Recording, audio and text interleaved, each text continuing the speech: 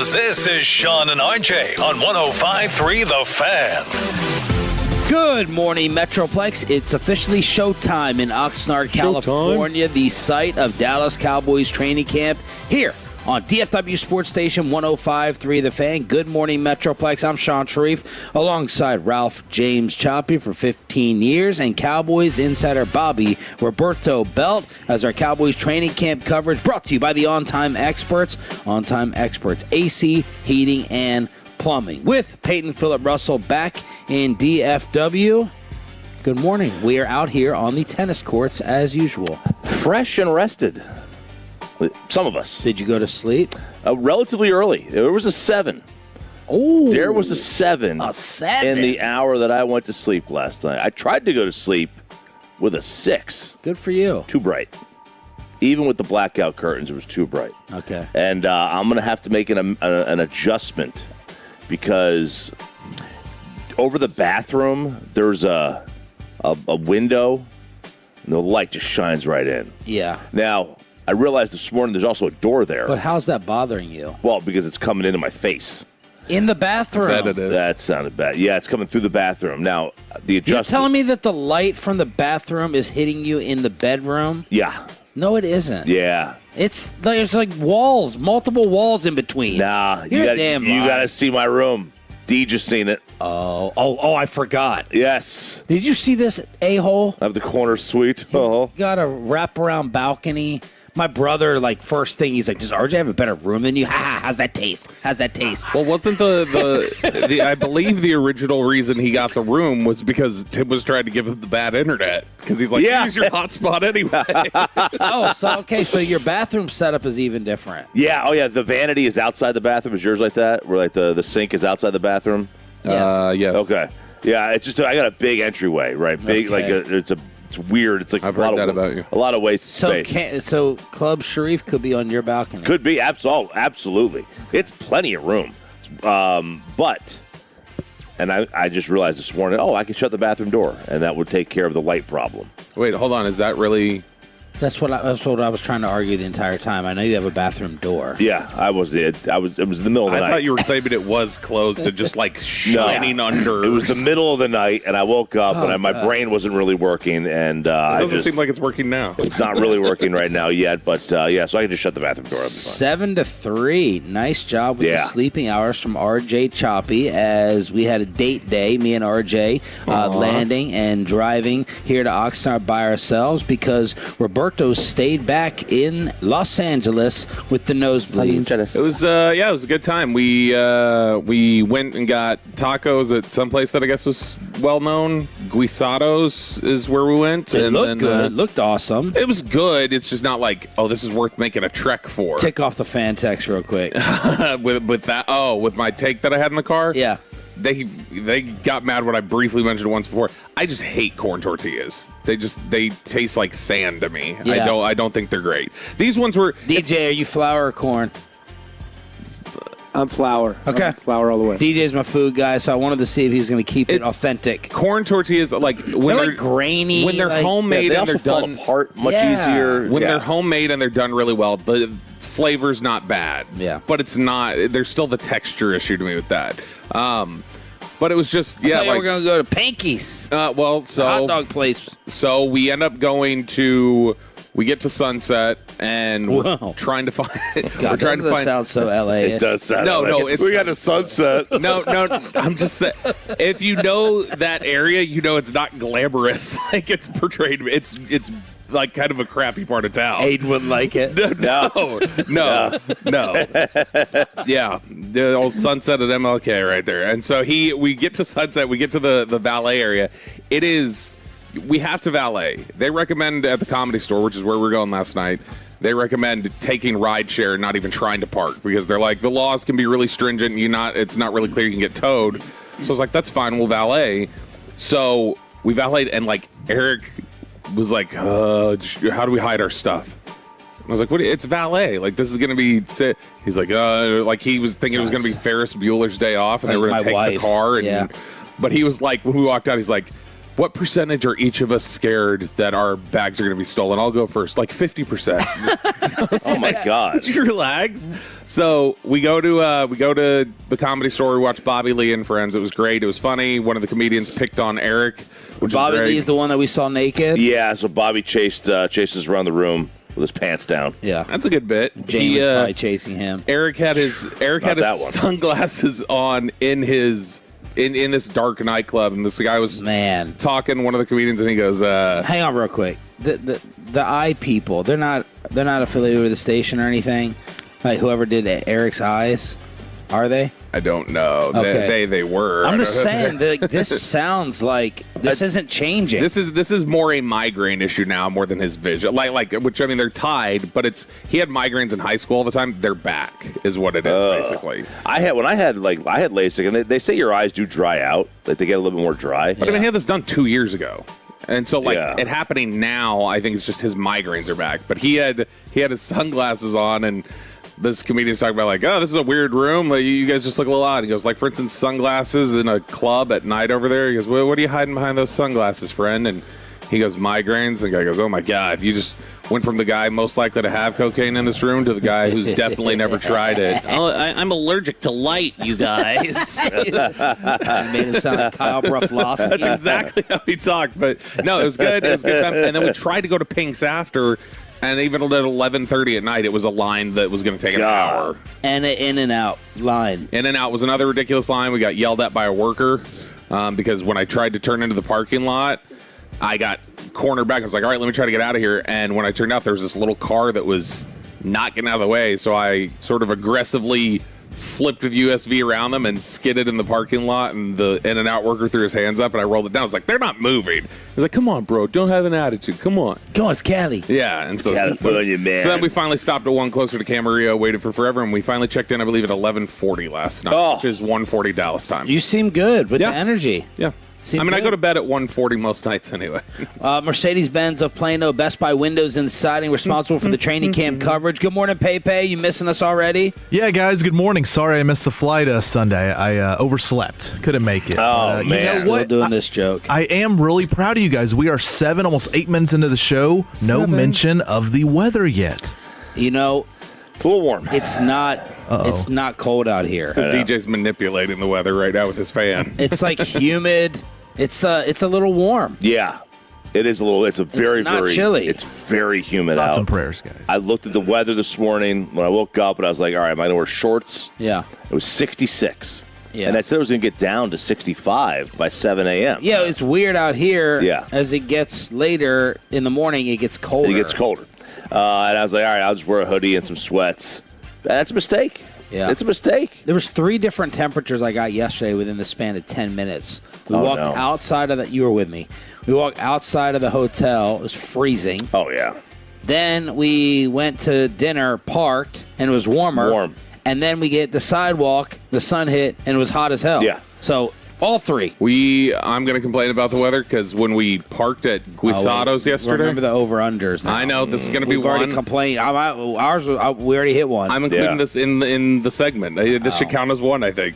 We parked at Guisado's, and then Eric was like, hey, let's walk down the block for something that's not available in Texas. And so I was like, okay. And so then we go walking, and it's like, I mean, it's not ridiculously hot. It's like 89 degrees or something like that. But, this is a hilly area. So we walk down there. We find out whatever he was looking for on the map is a vacant lot, and there's nothing there. And he goes, whoops, okay, I guess this is not here. Let's just walk back. After we had walked like a mile or something, that is walking back uphill. And he's like, boy, this is steeper than I thought it was. And it's hot. And we were like drenched in sweat before we even got to the show last night. 877-881-1053 in order to hit us up more and best and worst of the weekend and throughout the entire show here on your home of the Cowboys and Rangers.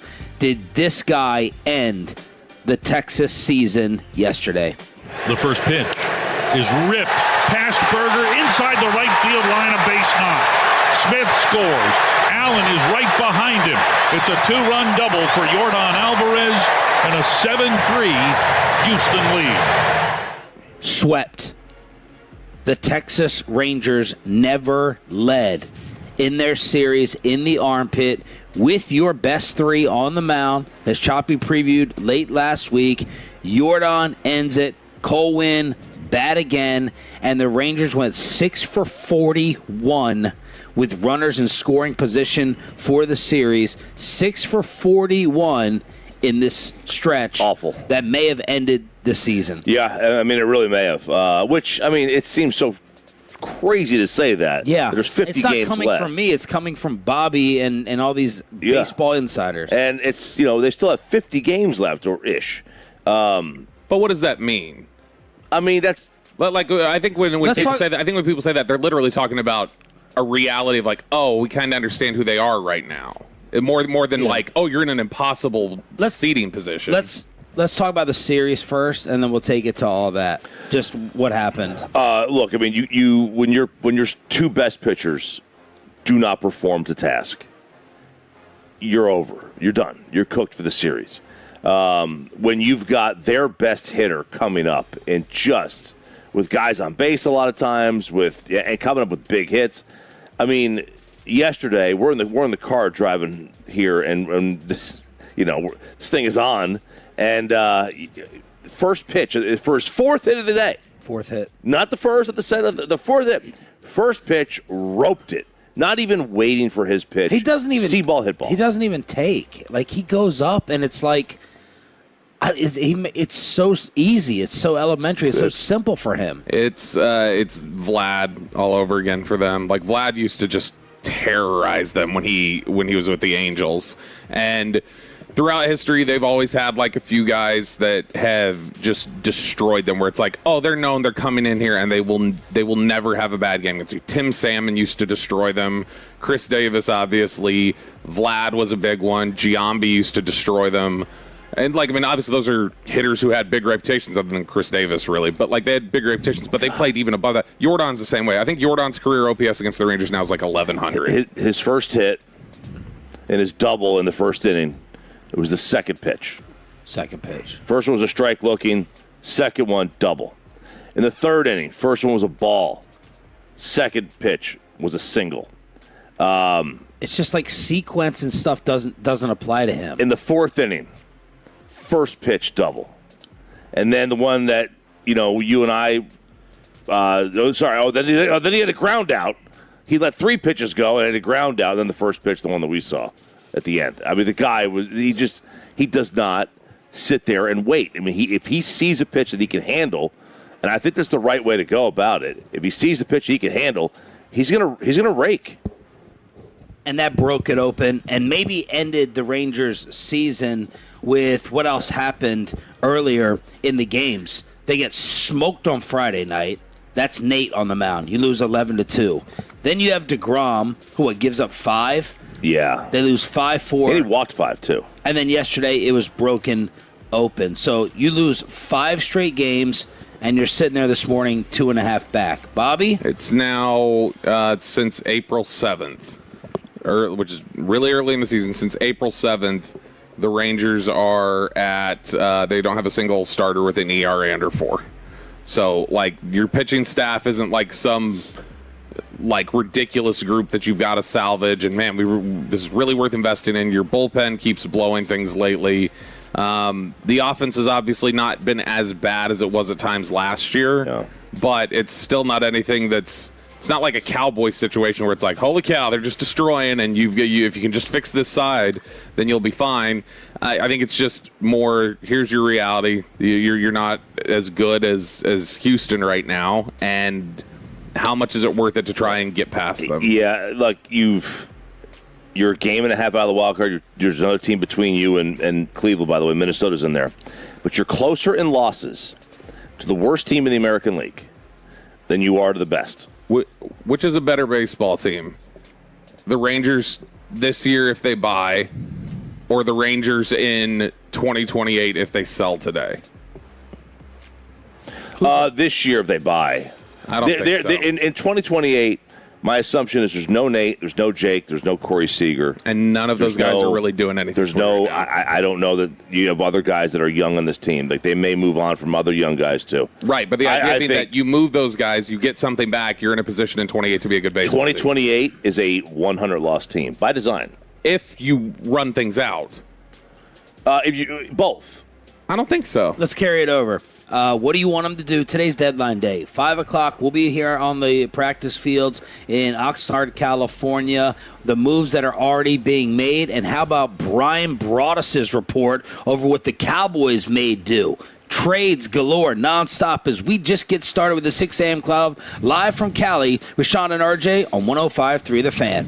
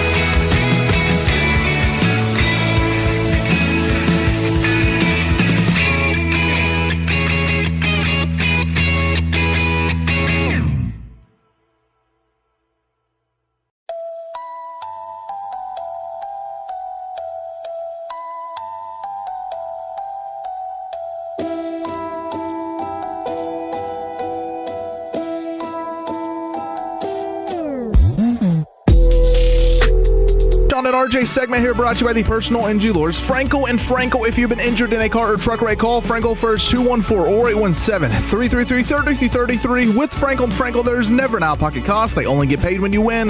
Frankel and Frankel, the go-to car and truck wreck attorneys in Dallas. Shout out to the 6 a.m. Club, show number 1, hour number 1 in Oxnard, California, brought to you by Wild Fork Foods, Zero Res, and Window Nation. Sean Sharif, RJ Choppy, and Roberto, live on the Fan Cam, Twitch, and YouTube. Thanks for being the total. That stands for turn it on, leave it on. Let's pick it right back up with the Rangers. Today's deadline day. They get swept by the Astros. They never led in this series. They're 2.5 games back. And I put up the poll question, what do you want them to do now? Because after the Mariners series, it was bye. Bye. We feel good. And now you get swept, and 1,500 Tolos voting. The options are buy big, buy small, sell big. And 66% have come in to dominate this category with sell big. 66%. Sell small 13%, buy big 10%, buy small 9%. Now, let's talk about this, what I thought, and I think Choppy agreed, Bobby disagrees, this crazy notion, I thought, that this is a make-or-break series, and yesterday was a make-or-break game for the Rangers decision-makers, according to Ken Rosenthal, who's been doing this a long time, and he's got Ranger connections, and Rosenthal writes this piece in this column saying that Sunday is going to be like the determining factor, and I'm like, whoa. What world are we living in? Yeah, because that's 1 out of 162. And that one game, now I know it's not one game because it's you ended up getting swept. You got swept. It's also 112 games of a season of where you're 112 games in, and you're basically a 500 team. And you've been a 500 team for 20 years. And look, I understand the thought process that, hey, we really kind of essed the bed as it got closer to the deadline. But to put all that and to be buyers last week, yeah, and sellers a week later, yeah, is there a chance that Silseth becomes the first person to get bought and sold in the same deadline? They bought him and they're going to sell him, that's so. Last week, this time you were buyers, and now this week you're a seller. Yeah. There's no conviction. I mean, have some conviction in your decision to be a buyer or sell. What changed? Did it change because you hit a slump? Guess what? This is not the last slump you're going to have the rest of the year. Every team goes through a slump. When are you supposed to make a decision then? I would say who cares about a slump? I mean, I would say losing 4 out of 5 series out of the All-Star break is enough. But after the Seattle series, wouldn't you? Well, you were out, but the sentiment was positive. Yeah, it was, and totally at the time. I totally get, but that's also the one team you beat is a Seattle team that's now selling pieces off too. Yeah, I understand what you're saying. But if you decided a week ago to buy. Now all of a sudden, so you no, we don't know, right? We don't know we don't know that they were feeling. By. Yeah, fan sentiment. Sentiment was. But Rosenthal, for the Rangers, their trade deadline approach might come down to one game. It's shocking that a team's entire deadline strategy might hinge on the outcome of Sunday or even one series. But that's where the Rangers stand entering the series finale in Houston. The game is about as big as they come on deadline eve. So, what if they won yesterday and lost the series? Yeah, I mean, are they going to buy now? What is that? What are we missing, Bobby? Because you agree with this. Yeah, I agree. I just in general agree, or less so with it has to be that one game and nothing else. I understand what they're saying. It's just if you're teetering that close, and it's all right, when we're at the point of making a decision, there's a big difference between we're a half game out and we're 2.5 out and just got handily swept by the team that's ahead of us. And that's something that where then I think they look and go, it says something to us if we can't even win a game going into that, coming out of that series. After you handled Houston fine a month ago. But again, now it's 4 out of 5 series that you lost, and the one you won was a 4-game series against a team that's been really bad lately. To me, it's just fickle. It's very fickle. I was arguing with Jared about this all weekend long, and he's like, I think it could come down to, and I was like, this sounds so stupid. This isn't a football season with 17 games. Right. It's so now, let me be clear. Let me be very clear. I don't think the Rangers are very good. I have never thought the Rangers are very good. I'm not saying they should buy. I want to be clear. I'm just saying I want to talk about the decision-making process. Yeah. If it is this, and Ken Rosenthal is right, that they were like, let's see what happens against Houston, and then there's 50 damn games left. People can get hurt and injured. It just seems I just can't recall hearing, okay, Sunday. Like, I almost don't believe Rosenthal's report. Dude, the Astros. But Jared was arguing with me over, like, I really think this series is going to do it. I really think this is going to decide. And I'm like, it's a series. Yeah. The division is mediocre. If I told you at the start of the year you're 2.5 back at the deadline, that was at the beginning of the year, you're like, okay, we have a shot. We're in this thing. So I don't get it, the wishy-washiness and the fickle nature of it. I'm totally fine if the Rangers don't buy. I think you're buying for basically nothing. You're like wasting resources. Do they have to do something, though? Like, do they have to either buy or sell? You don't want them to just, like, ride it out? I mean, I would prefer I would, if you're going to buy, go all in. Buy big. Jeff Passan last night said that he's hearing that the Rangers could make Seager and DeGrom available. Like, now that I prefer that. If you're gonna buy big. If you're gonna sell, don't dip your toe in. I mean, sell. And Jock Peterson and Jacob Junis could also be part of it. There are teams out there that need bats. Part of like a deal. Part of just like, hey, we've got these options for you guys. If you're gonna sell, go ahead and sell the whole thing. Right, just sell it all. Yeah. But you mentioned injuries. Houston's team ERA is the high 4s. All right, it's bottom 5 in the sport. They are one Jordan oblique away from going on like a 7 of 10 losing streak. You're like every team. And you mentioned the easy schedule for the Rangers. And the Rangers have an easy schedule. Are you beating anybody in the postseason? My guess is, unless short of DeGrom and Eovaldi figuring out how to pitch again, the answer is probably not. So it's like, although the American League stinks. But it's like, what are we really competing for then? You're competing to hold on to this. But Bobby, who are you lose. terrified of though in the American League? You're not. You were head to head back and forth with Tampa, Chicago. They're slumping. Are we really scared of them? Cleveland's 1 game over, and the Astros are 3 games over. The American League we know is terrible. They're all saying that about you.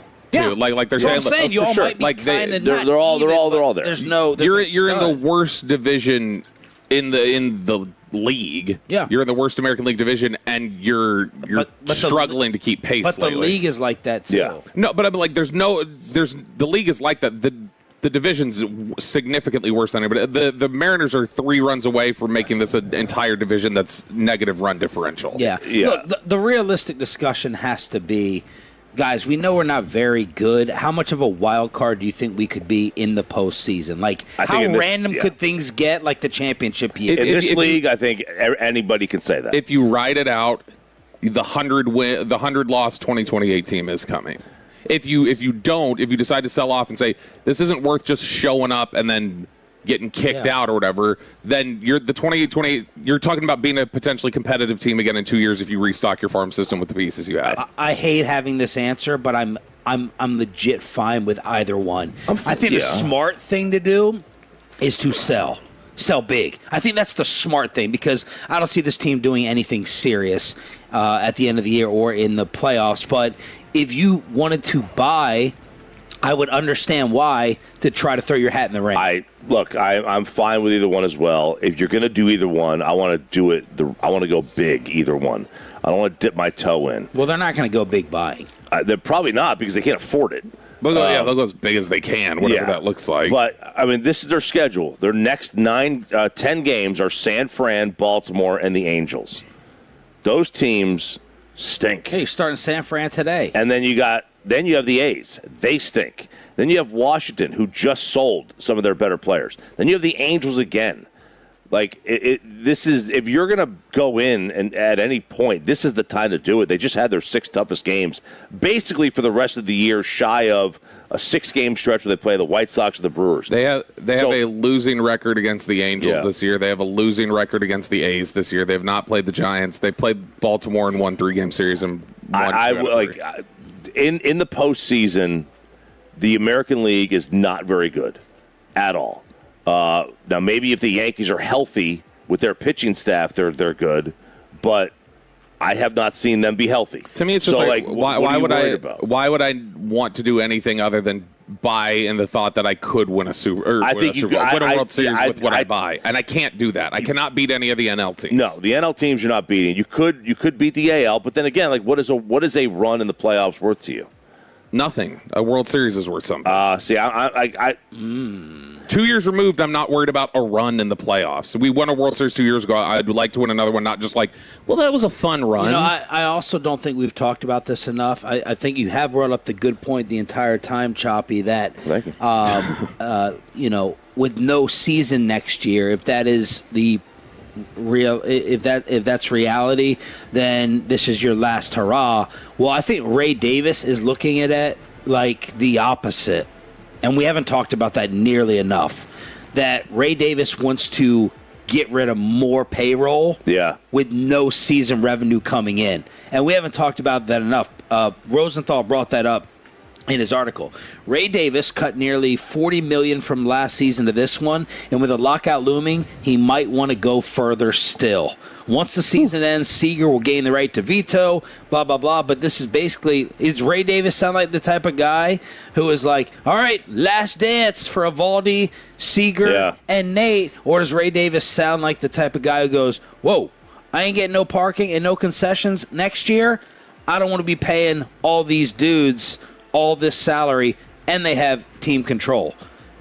It sounds like that. The latter. Like that. The latter. He would want to shed. Yeah, and that's something that you got to play with. In terms of like what you want to decide to do. But to me, I mean, if I have a chance to make a little bit of a run and make a World Series or make a League Championship Series, I want to take that. I mean, like those are fun. Those are fun. To me, that's more fun than planning for a future that might not be there. Like, would you say if you won a World Series 3 years ago and so it's fresh still, you're going to say that postseason run was fun to lose 100 games and sit through all summer of that in 2 years? I think you're going to lose 100 games regardless in 2 years. I think if you sell off enough major pieces, you've at least got a shot. Tolos, right now today, want to sell. Again, it was totally opposite after the Mariners series. I'm okay either way. Choppy wants to buy, and Bobby, if you cannot tell, wants to sell. How about Brian Broaddus starting the Dallas Cowboy trade rumors over the weekend? We'll update you on that live from Oxnard on the home of the Cowboys next.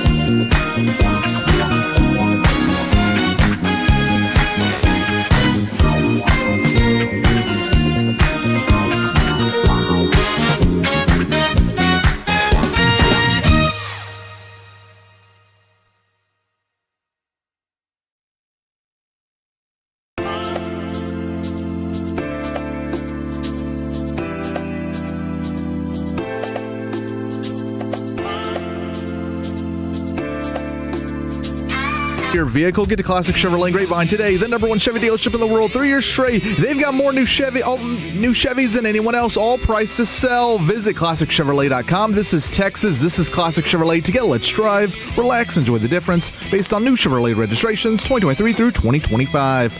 It's Sean and RJ live from Cali, brought to you by Academy Sports and Hurtado Barbecue. Hurtado's a little Tex, a little Mex, a whole lot of damn good barbecue. Bobby Bell trying to get me to break. Too much of a professional to do that. He thinks he's little Bobby Lee here because he went to a comedy show last night in Los Angeles. All right. We have a brand new giveaway all week long in the Expressway. Everyone's wanting to hear best and worst of the weekend with first-class plane seats, travel, running into Babe Laufenberg. Everything is coming at you. Good Charlotte and Avenged Sevenfold. Oh, baby. Is that Avenged Sevenfold? Yeah. I don't know any Avenged Sevenfold. I do know Really? Good Charlotte. That was Kristen's favorite band growing up. Oh, Avenged Sevenfold's good, man. Good Charlotte and Avenged Sevenfold all week long. Well, Brian brought us, disrupted my car ride to go pick up my lovely daughter on Friday when I was sitting there checking out the KNC Masterpiece sit-down with Stephen Jones. Very good interview. And Stephen was, I agree with Gavin Dawson, Stephen was a little more forthcoming and felt like a little bit more free with the information. And Kevin Hagelin was grilling him as much as possible. Here's part one of what set everything off over the Cowboy weekend. When I see Dr. Daniel Cooper, who I know is part of the Cowboys, but was also part of the evaluation of a player who did not get traded to the Ravens last year, I start to connect dots and wonder, was that part of a conversation yesterday? Yeah, we're always looking at things. I mean, that's just part of it. And, you know, we don't need to be putting names. I was very vague on that. I specifically. You did better than the reporter the other day. I heard. Yeah. I like her. I like Jane, but she's trying to get us in trouble, I think. We love Jane, too. Yeah. But anyway, no, I think, we're always looking at situations and, I think, we've got several things that we're considering right now. Some of it trade, some of it, signing guys, because a lot of these older players who've still got some tread on the tire. Maybe play linebacker. Can come in here and help you. And so, it may come in the form of a trade. It may come in the form of a veteran signing as you move into camp, because a lot of these veteran players a lot of times don't like to go to the first part of training camp. So that's Steven really talking about a veteran with tread on the tires. That's why Kevin was asking about Bobby Wagner. Could he be referring to Von Miller? That would not seem, though, to be the splash that Jerry reiterated on Saturday while out here at practice. By the way, first padded practice, not a ton going on Friday and yesterday with a day off. That's why we're not recapping practice, but we'll have more for you in just a little bit with a lot of red zone work on Saturday. Steven also said in that interview, I'd be surprised if the starting players on this defense don't change over time. So they're just coming out day one talking about adding, and I don't think it's the usual hype and bluster, although nothing has really happened, and we still haven't gotten a name until Brian Broaddus opened up G-Bag. I think they're going for a bigger fish. They're going for a big, and please take the word fish in mind here when I say this, but yeah, I think they've got a linebacker in mind. And Chief, help me on this one, okay?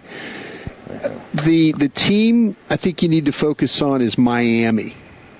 And I'm kind of getting some whispers about Miami that maybe Miami realizes that they're not going to be very good, and through the blessing of Stephen Ross, that maybe that they're going to go ahead and absorb a bunch of cap.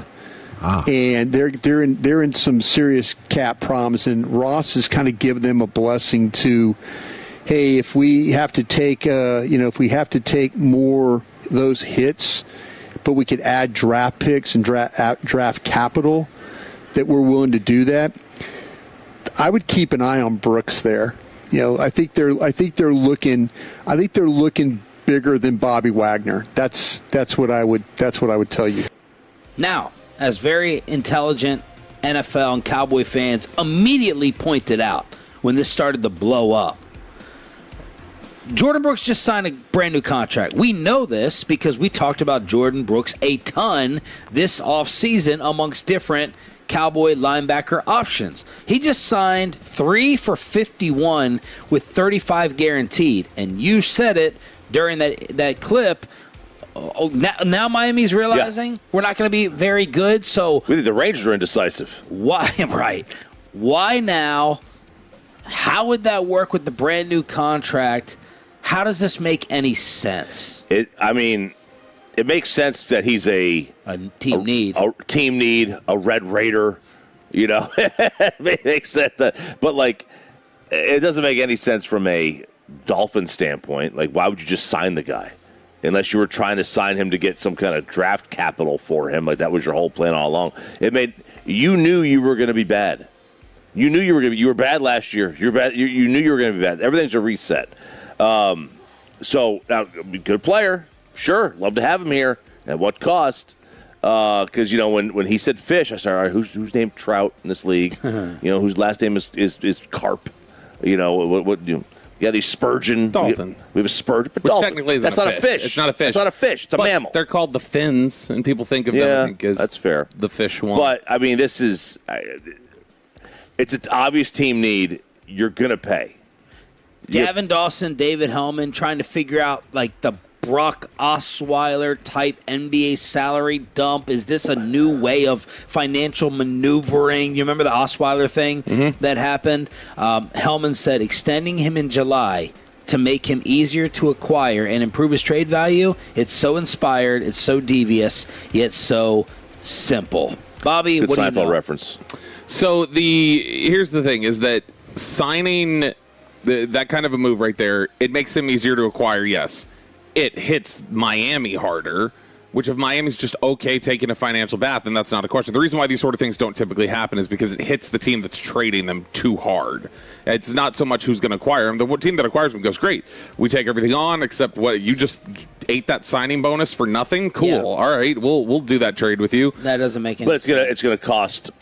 You're probably going to have to give up more draft pick for him, unless there's some financial maneuver that's brilliant that we usually don't see.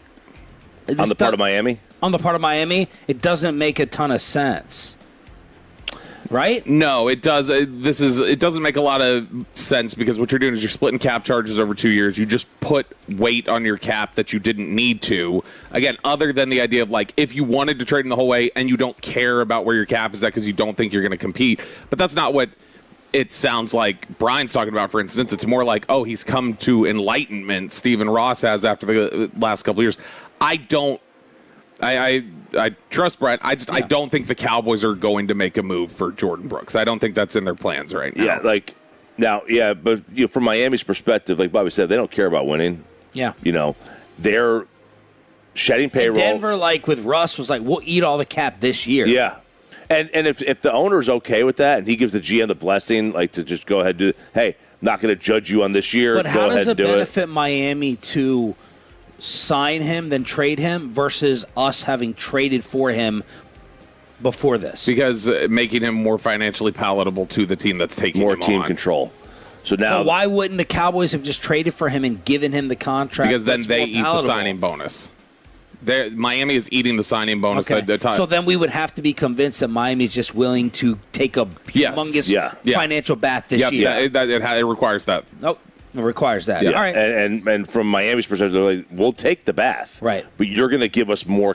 Now you have 3 years of team control with this guy. So maybe the draft picks that you have to give us are more enticing. Right. So now you got to get, instead of giving us, let's just say, this could move you from a 3 to a 2, from a 2 to a 1, right? It would move you to give up more. And from Miami's perspective, that's interesting because the cap hits 2026 is 6.2.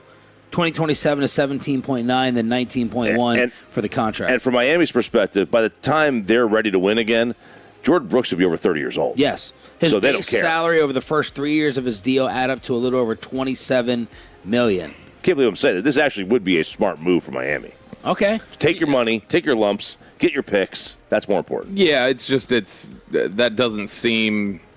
Again, what Brian's talking about there would be not like some master plan from the Dolphins. That would more be like, oh, we've changed our mind on something. So even that structure wouldn't make a ton of sense. And that's really weird to be changing your mind at this point. Yeah, it's been what, everyone 3 weeks or however long it's been? People think you have the worst wide receiving core of all time, and you have Malik Willis throwing to them. What awakening happened? Unless someone on the front. Now, it is a new regime, so maybe they are trying to do something very creative financially with the books coming over from Green Bay. I don't know. I mean, I'm hopeful for it. Would this cost you a second-round pick if it was on the table? Yeah, probably. Yeah, because I mean, he was an All-Pro last year. It probably does. Are there any other names that you're thinking of when local is being thrown out?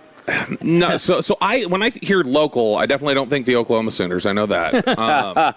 But no, when I think local, I immediately, my head just starts going to like, okay, who played at TCU, who played at SMU?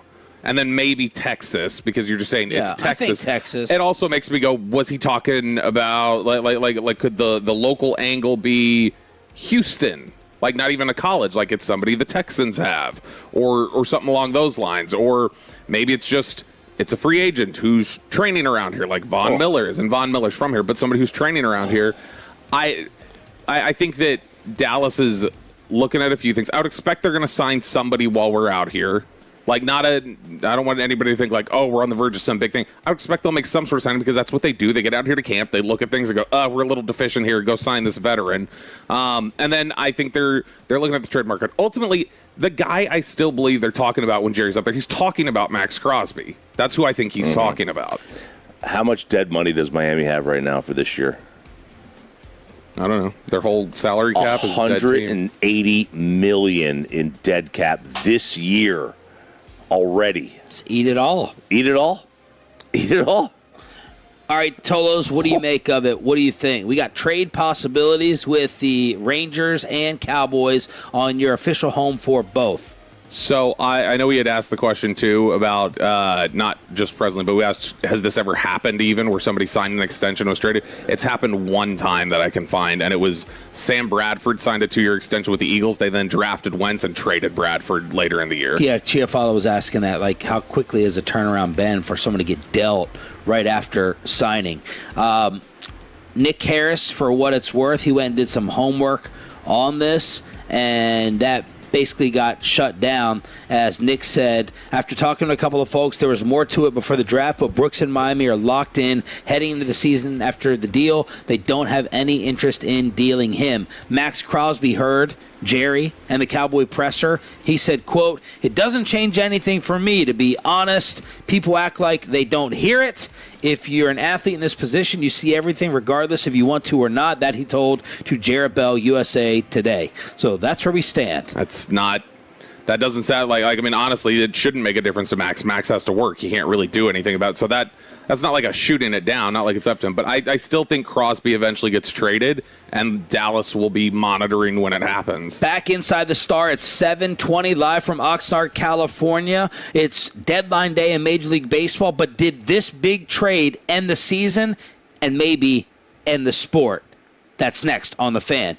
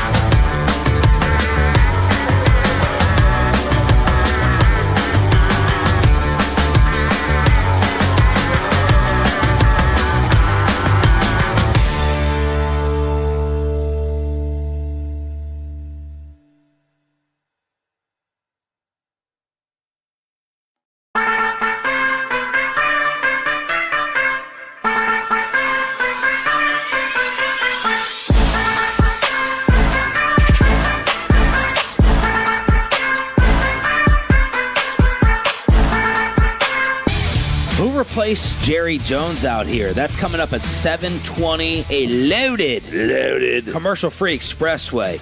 We got Cowboys practice recaps. Pads go on today. We are in Oxnard for show number 1. We have a giveaway all week long. Good Charlotte and Avenged Sevenfold tickets, and everyone is waiting for all the travel stories in Best and Worst at 7:40. Thank you for being a Tolo. No other place to be here than DFW Sports Station. We got the barbecue representation, of course, Hurtado leading the way, helping to send us out here. Matt Pittman was texting me nonstop. I was good enough for Pittman to talk to once again once he found out we were in first class. So he hit me up. He's like, we got to connect. I'm in first class too, and I'm cooking for the team on Tuesday. Well, so let's go ahead and link up. Chris from Panther City's up right now listening, my main man from over there in Fort Worth. So he's coming out to practice today. Barbecue and football. That's why they're my boys right there. So here we go. We are also your home for the Texas Rangers. They get swept. They never led against the Astros. They wake up this morning 2.5 back. If you believe Ken Rosenthal, Baseball Insider, the Houston series and yesterday's result would lead the Rangers towards selling. Today's the deadline. It's going to be fun as hell, following with each other, and we'll have all the immediate reactions on social media along with the rest of the shows. But some other deals did get done. Yeah. One that may have shut down the sport. Oh, man. Yesterday, Yordan Alvarez may have shut down the Rangers season, and this may shut down the sport. Tarek Skubal has been dealt from the Detroit Tigers to the L.A. Dodgers. There were a couple of teams that were in on this. The Brewers were in on him. The Cubs were in on him. The Braves, the Yankees. And then ultimately, it wound up being the L.A. Dodgers. And the Rays were in on him, too. The Dodgers, to their credit, have a very good farm system. Very good farm system. Go home, Dodgers. And it's like, how? Yeah, I mean, well. Is that what we keep asking about Philadelphia? How do you keep spending the money? The Dodgers keep making moves. Where do you keep getting the young talent from in addition to paying them? How? Right. Yeah, they have a really good pipeline, literally, and you go to MLB Pipeline, and they have the fourth overall prospect in the sport. In a related story, they did not give him up in this deal. Oh, gosh. They also have the 11th overall prospect of the sport. In a related story, they did not give him up in this deal. They also have the 19th rated prospect, and they did not give him up. And they have the 24th rated prospect, and they did not give him up. Oh. Now, a lot of that is because Skubal is going to be a free agent. He is. So people were thinking you were limited in what you were going to get back if you were Detroit. But no one is sitting here saying, oh, my God, the Tigers got a haul. No. They got the 25th ranked prospect in Zaire Hope. They got the 68th ranked prospect, which is just wild that they got that low, in River Ryan. And they got another one who's an up-and-coming pitcher. Nothing of massive deal. So they get Tarek Skubal for basically, the Dodgers' 5th and 8th ranked prospect. 6. It was 5 and 6. 6 is Zazueta. So I guess it's 7th. A terrible haul if you're considering that in the offseason, Detroit demanded Cam Schlittler and Ben Rice from the Yankees to get Tarek Skubal. That's a terrible haul if you're talking that's what the comparison was. And now the whole sport has lost its mind. There's a couple of reasons. One is obviously the elephant in the room is that the Dodgers already are the best team. They already have the most money. They already have the best farm system. And now they've got the best pitching staff too, or one of the best pitching staffs. Here's my favorite stat of the day. Baseball Reference. Both you guys will love it. The Dodgers have the hitters ranked by wins above average, okay? By wins above average, they have these hitters right now. Okay. The second best, the 7th, the 15th, the 25th, the 30th, and the 33rd, okay? Mm-hmm. Their relievers are ranked by wins above average, 14, 28, 32, and 38. Terrible. Not even having a top 13 reliever. That's by ERA+. Their rotation also by ERA+, 2, 4, 5, 7, 24. Oh. 2, 4, 5 in the sport. In the sport. They have 4 of the top 7. 2, 4, 5, 7, and 24 in ERA+. You could trade that 24 and get a massive haul to a playoff team.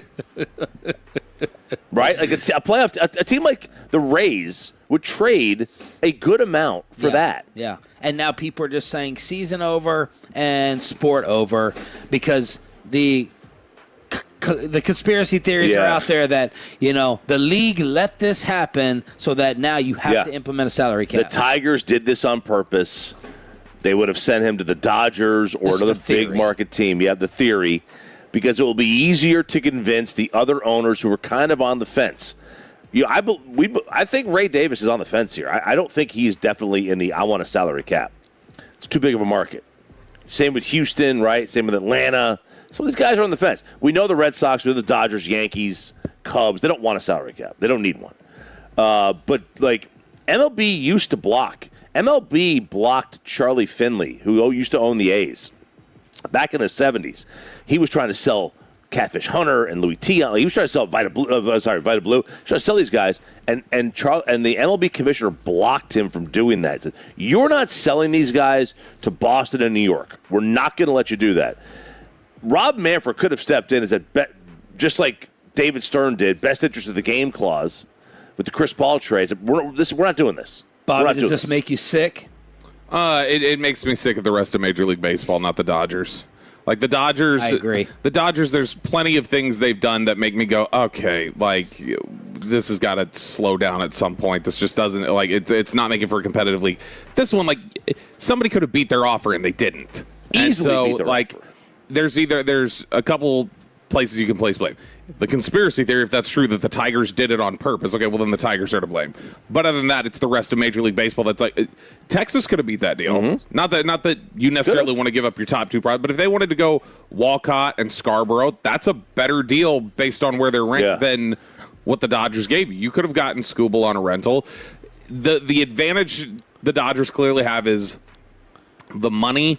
The player capital they have and other things allows them to take the risk that Skubal won't come back. And look, the scariest thing is they may actually not just be the richest, but the smartest. Yeah. They're the ones who are going to be credited with the Ohtani deferred payments. And working out. You were talking about this trade being in the works from years ago. Like James Dolan, the Knicks, you could say, and the Lakers, they've been the richest, but they haven't been the smartest with the Buss family and James Dolan before the championship. Well, and the Dodgers...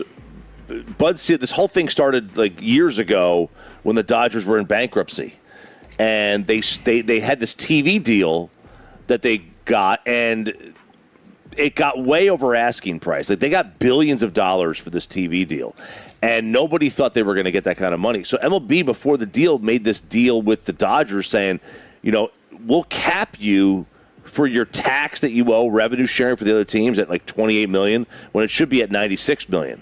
So the Dodgers are getting an extra $60 million that they don't have to pay to the other teams in terms of revenue share that they're just keeping. They're just pocketing this money. But this trade was in the works for years.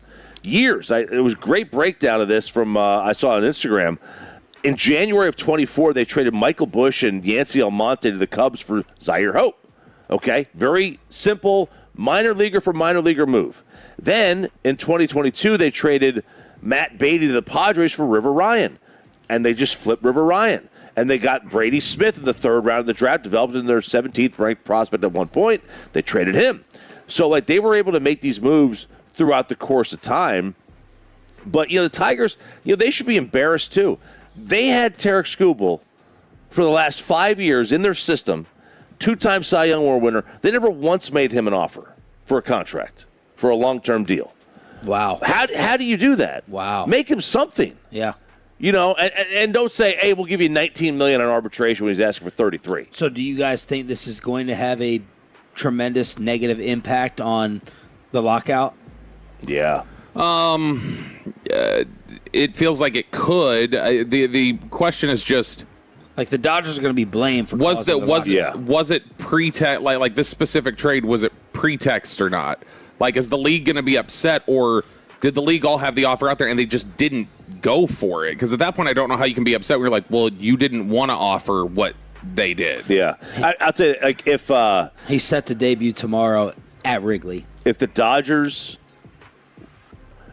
Your saving grace for baseball next year is Milwaukee winning the NL. If Milwaukee beats the Dodgers... Yeah. The players can go and look... We don't can't need buy a a title. Can't buy a title. I mean, you don't need a cap. Back-to-back. You don't need a cap. Yeah. Like the worst case would be if it's like Dodgers Yankees in the World Series again, and like the Dodgers win. But it's the two biggest markets. Like that's the worst case for the players, or for having baseball next year. But I mean, this does not look good for the sport right now. To have, I don't like salary caps. I don't want one, but I don't know how. Finally, for the first time, the fans are on the owner's side. The Dodgers have $102.3 million in deferred payments they're scheduled to make in 2039, 13 years from now. That's larger than the salaries this year of the Pirates, White Sox, Athletics, Cardinals, Nationals, Marlins, and Guardians. 7 teams. Their 2039 deferred payments would rank 23rd in team salary this year. 2039 is when their TV deal expires. What are the other deals that have gotten done? Deadline today, 5 p.m. All right, so you saw... Let's start with Seattle. Like, are they selling? Kind of. So Castillo's having a down year. Yeah. A significantly down year. But Castillo... They traded him to the White Sox. If Castillo had pitched a little bit better this year, or Evaldi had pitched a little bit worse... Numbers-wise, it's as if that deal was just made. It'd be like if Evaldi had an ERA that was 5 instead of whatever it is this year. That would be like trading Evaldi because Castillo's ERA is at 5, but he's a guy who's been like a 3.5 ERA for 10 years. The Cubs get Gausman from the Blue Jays. The Rays get Freddie Peralta from the Mets. The Yankees get Luis Garcia from the Nationals. The Braves get our boy Tyler Mahle from the Giants. The Blue Jays did trade for Jameson Taillon, and the Cubs get a player to be named later. Obviously, the Dodgers get Skubal. Obviously, Bobby mentioned the White Sox get Castillo. The Braves got Lane Thomas from the Royals. This was interesting. He was on the field. He was playing the outfield. They stopped the game. They call him in. And he's like, what's going on, man? And obviously, all the hugs. They tell him where he's going. He's going to the Braves. That's cool. The Pirates, they actually make a move. They get Camilo Duvall from the Yankees. Brewers get Bo Naylor from the Guardians. So those are like, teams buying and selling at the same time. So there's been some moves already, and today, we got a lot. All right, we got a lot today. First, Cowboys padded practice from here in Oxnard, so we arrive with perfect timing on your home of America's team. Tyler Guyton playing right tackle, the breakout rookie everyone is talking about, and who replaced Jerry Jones. We take you inside the Star, best and worst of the weekend, all the travel stories with G-Bag, and a Good Charlotte and Avenged Sevenfold ticket giveaway, next on The Fan.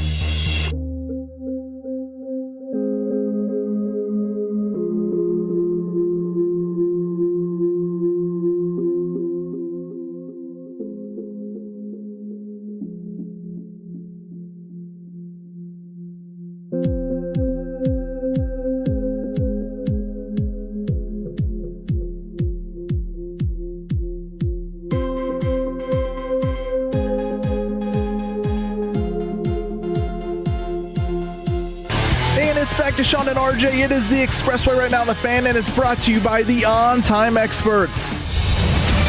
From news and notes to the coaches and players for America's team, let us go inside the Star on 105.3 The Fan. And it is brought to you by Mercedes-Benz of Plano, Best Buy Windows and Siding, Zero Res. Call Zero Res for the fan special. Just some of the phenomenal, fantastic sponsors that are responsible for our training camp coverage. Day number one, show number one, all the travel stories coming up in best and worst of the weekend after our brand new giveaway, Good Charlotte and Avenge 7-fold tickets. Look, so far we've talked about Stephen Jones. Is there an older tread on the tire veteran that they're looking at? Is it Von Miller? Is it Bobby Wagner? Brian brought us with his report that they could be looking at Miami linebacker Jordan Brooks, who just signed his fresh contract there in Florida, so we are staying on top of that. We have padded practice number one today, and we're going to have Tyler Booker at 9:20, who got a little tough with me last year. He did. Was it last year or the year before? It was last year. He was a rookie last year. Yes, he was. So hopefully he's settled down. Hopefully he's matured a little bit. Hopefully he's come to his senses before coming at me like that. 9:20. I hope we get the race. That's what I hope. I hope we get the race that he challenged you to last year, that you tried to bypass by saying, well, I don't think the Cowboys would appreciate it if you're doing off-the-books races. You could injure something. Yeah. I would get run out of town if Tyler Booker pulled a hamstring while smoking me in a race. Yeah. I'd have to leave. Would you throw the race? Just so I can't beat him, number one. I can't beat him. But that kid almost did. Well, yeah, kid's not 44 years old. Kids are quick, right? Because they're low to the ground. Tyler got mad at me because I said he shoved the kid and cheated, which he did, and he got mad at me for it. Yeah. So he was a shover. We'll see what happens. What else can we get on him about? You know, maybe we can trick him and ask him about their new right tackle. Segue, huh? Let's talk about practice actually on the field because Tyler Guyton was taking snaps at right tackle on Saturday, Bobby. Now, is that just the Cowboys in their position flex? Best five. Everyone needs to be versatile, and you know we're gonna have guards playing tackle and tackles playing guard. In college, of course, at Oklahoma, Guyton had over 1,000 snaps at right tackle, so he's familiar with it. But I thought he was supposed to be our left tackle, as Dak Prescott kind of let slip in his press conference the other day when he's like, "Yeah, Tyler Smith is playing guard, and Guyton will be holding it down at tackle." Which they've got the. So Guyton was taking reps at right tackle. It was second team right tackle, so it wasn't with the first team. Even it wasn't like he subbed out for Steele. But this is the cover that Shoddy gave himself in the first press conference when he goes, "Yeah, you'll see everybody. You'll see Booker take some snaps at center. You'll see this. You'll see we're just mixing some things up, giving people a little bit of flexibility." I do think that that's something that Connor Riley. It's important to him is like cross training in the event that they get into these pinches in a game where it's like, well, somebody went down, we need something to happen here. So I think that that's part of what they're doing. They're just covering bases and giving him some reps to keep him sharp and familiar. And there's nothing wrong with that. I mean, that's been a thought process for your last two offensive line coaches. What else jumped out from practice over the weekend? The guy who keeps getting a ton of praise, from everybody for the practices he's having out here is Jayshawn Barham. It's gotten crazy. The hype has really started. In fact, after we left LAX, there was a road over here, Barham Road. And then Eric and Zach were already like, look, they're naming roads after him already. They love him so much out here. But he has had a great training camp so far. Saturday was apparently just like the real standout practice for him. Todd Archer was glowing about him out here for his first practice. And Todd said, hard not to notice he's active in the run game, filling holes, but he also showed good feel for zone work, knocking down a Dak pass near the goal line. And Nick Eatman is and he'll join us at 9 this morning. He's very excited to see this violent wrecking ball with pads on today. Yeah, this is when you'll start seeing anybody who's been a training camp winner or whatever else that you've watched so far. Today is the day where they start saying, all right, let's see if it sticks. Because you see a lot of people fade starting today who were stars the first week, and it's because it's different. It's real football at this point. But Barham is a guy who I don't anticipate would drop any with the pads coming on. Like, he's a physical, strong player, and he's somebody who plays really violently. At Michigan, he had obviously started at linebacker and then switched over to edge last year. And so there were a lot of teams that had viewed him as an edge and thought, all right, that's where he's going to be moving forward. Dallas was one of the teams that said, no, we're still going to focus on linebacker. He can do a few different things for us. And so far, it looks like he's shining, kind of dropping back to where he had been at linebacker. And he's granting interviews everywhere. Yeah, he gave a really in-depth interview to Joe Hoyt of the Dallas Morning News. Joe had written a profile piece, and I guess walked up to him after practice, was like, could I get some quotes for my story? And so he has this great line in there. No. That was his quote. He said no. Right. Which, man of many words. I told you in the offseason he looked like a serial killer. He's all ball. That's what he's about. He's out here to just talk ball, play ball. It's only ball for him. I feel like we need to get him on. No. I feel like we need to get... That's what he would say, no. I feel like we need to get him on just to experience the coldness.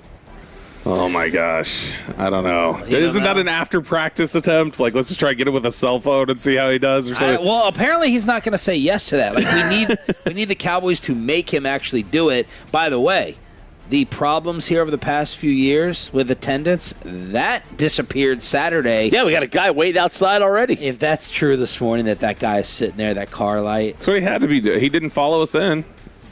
He had to be extra security. No one has that lack of a life. Why did he make the guy from the far truck open the gate for us then? Bobby, it is... What time did we pull in? About 3:45. The practice is when? 11 a.m. That car's not sitting here for 7 hours. I don't know, man. I've never seen security. I've never seen, like, extra security. Like, usually security is like a pickup truck or something. There's one I've never car. seen security in a Maxima. This isn't Snow's barbecue. You're sitting there overnight camping. I don't think. But Machota and others, everyone else said longest line of fans I've ever seen for a Cowboys training camp practice. Yeah. It would not surprise me. They're just sleeping in their car. Why would that be the case this year that all the fans came back? Because like anybody who's local here who was just in protest last year or something like that. Probably Protest of what? Just about the off-season. The Schottenheimer. I remember the Schottenheimer hire was not popular. There was a whole just dejected feeling. There's a lot of optimism this year. There's a lot of there was a video I saw cut up, and they were like, ESPN talked about the Cowboys Super Bowl chances every day on TV this week. Yeah. And so like they had this cut up. So that's kind of where we're back to now. And a big part of the draw and interest that we're finding out is Caleb Downs. And Downs being a guy that people really, there's just so much hype around him that people want to see him out here. And he had the viral moment from Saturday. Yeah. Just sticky coverage. Staying in his hip pocket. God. Literally, I think he had his hand clutching his hip pocket. Yeah, I had people come back on me and go, it would have been a sack. Jesse Holley put out this play of Lamb versus Downs, and Downs pass interfered with him in the end zone, and then all the angry Cowboy fans came at me and said it was a sack anyway. It would have been a sack. And he knew the route. Yeah, he clutched a little bit, but iron sharpens iron. You can't say who won the rep, but he was defending Lamb. So he carried the route really well into the end zone. Like the first part of the coverage is really good. When it turns into backyard football, we're extending the play, and CD was going to get past, and Downs held him. Overshown was on doing an interview with CBS, and they asked him about Caleb.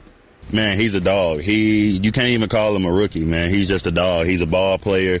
Wherever you look up and the ball's there, he's going to be around it. So, that's already a plus. I love a guy that, if I'm racing to the ball, he right there next to me, then I can already tell his love for the game. But, he takes every day as a new opportunity to get better. And like I said, we're not even looking at him as a rookie. We're looking at him as a guy that's going to change this defense around, going to change the culture. He don't win at every level of football. We talk, we joke, but he don't win at every level of football. So we're looking for him to bring that into our locker room as well. They worked on red zone Saturday. Yeah, there was a lot of red zone work on Saturday. Todd Archer, that was one of the things that he really highlighted and worked at. And that's something that we've talked about. If there's anywhere to get margins on offense this year, it's going to be the red zone. And he said that Archer writes that red zone's an area, obviously, that they want to improve upon. Dak Prescott had touchdown passes to CeeDee Lamb on the post, 2 to Ryan Flanoy, and a bullet of a throw low to the outside that receiver George Pickens corralled for the score. There was one interception when a Prescott checkdown was tipped by running back Jaden Blue into the arms of safety Malik Hooker. Prescott finished the day unofficially 11 of 18 in team drills. Last year, the Cowboys converted a touchdown on 37 of 65 red zone drives. So what makes a good red zone offense? CeeDee Lamb says finishing in the end zone, executing when you need to, third downs, sometimes on first down, just being able to not really bat ourselves in the foot, those self-inflicted wounds or penalties that'll really bring us back or kill our momentum. I wouldn't have read the 11 of 18 part if I were you. Wow, that's the whole point. No need to say it.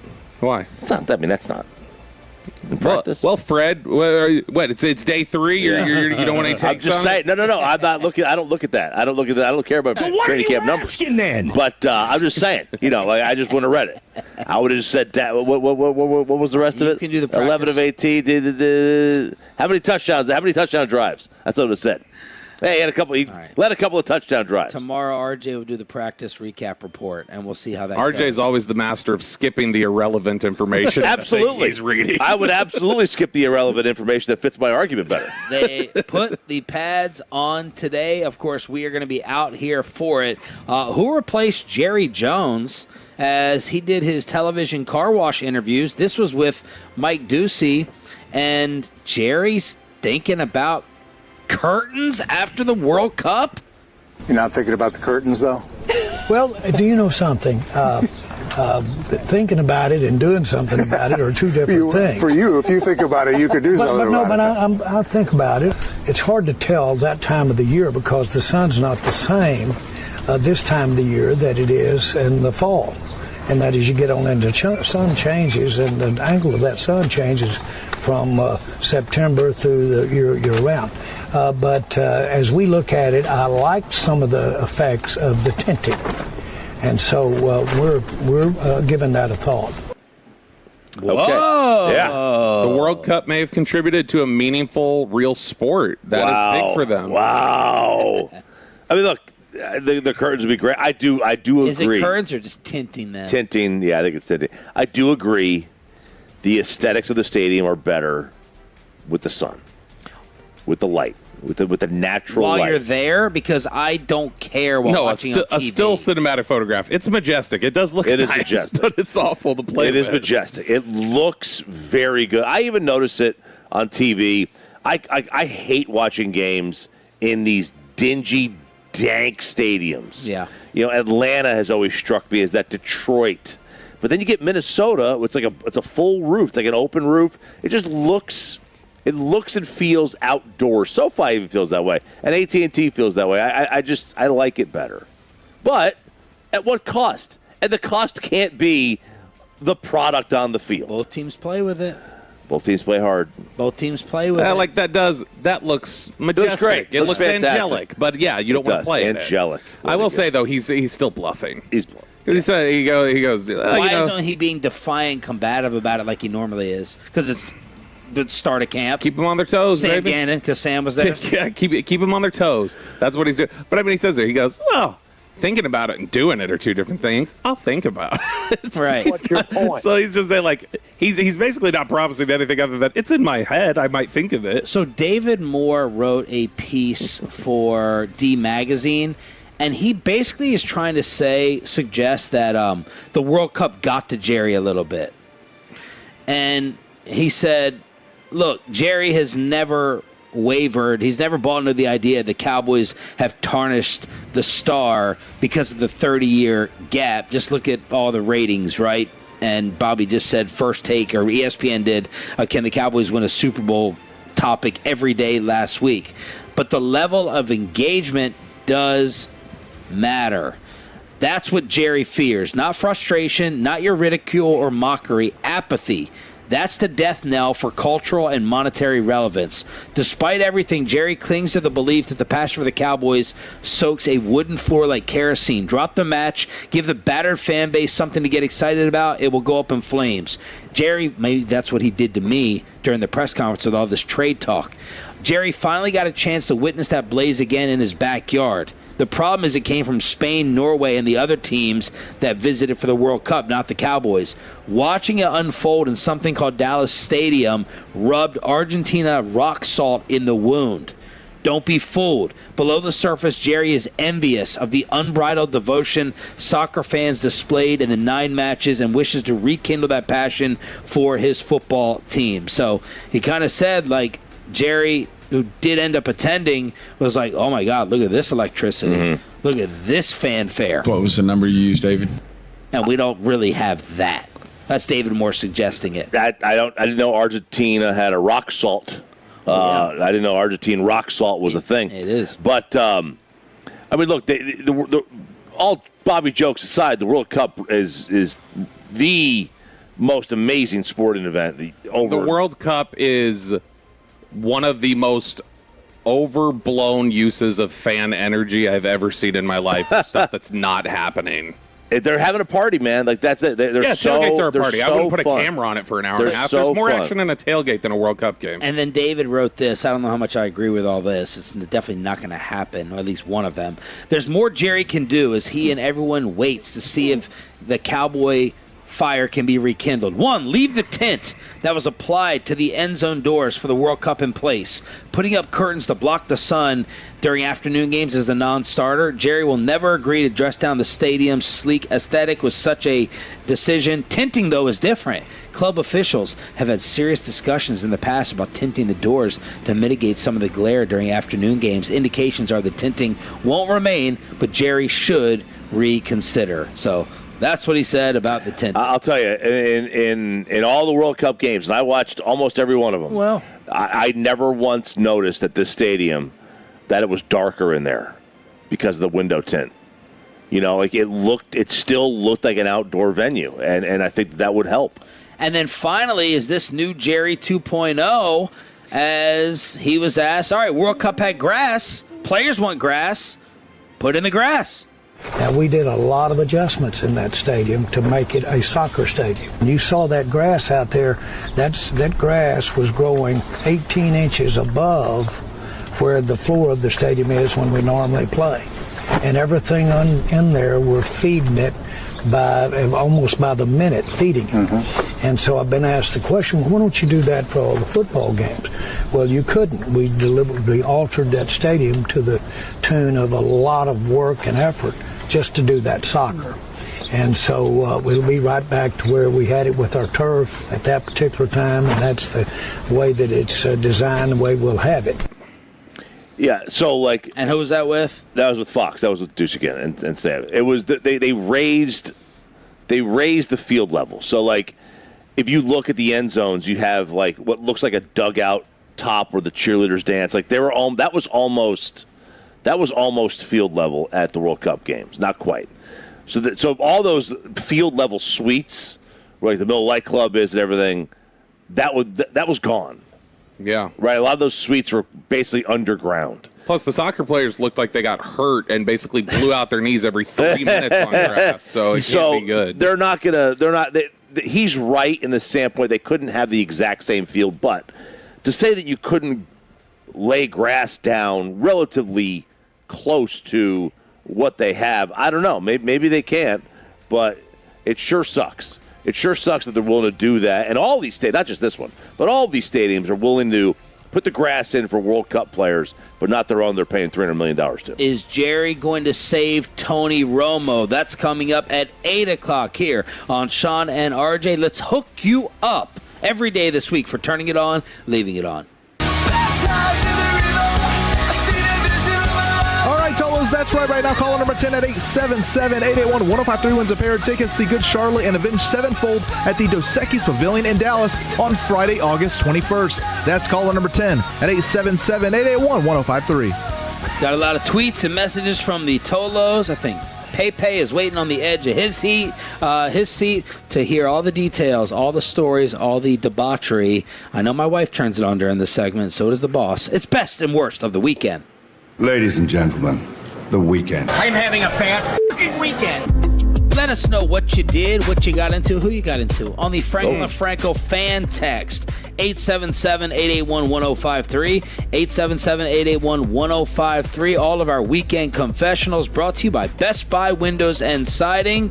Choppy, start us off, best and worst. You know, the best, I had the best beer of my life on Saturday. Really? Yeah. Well, was it a craft beer? No, it was just a Corona. Just a regular Corona, man.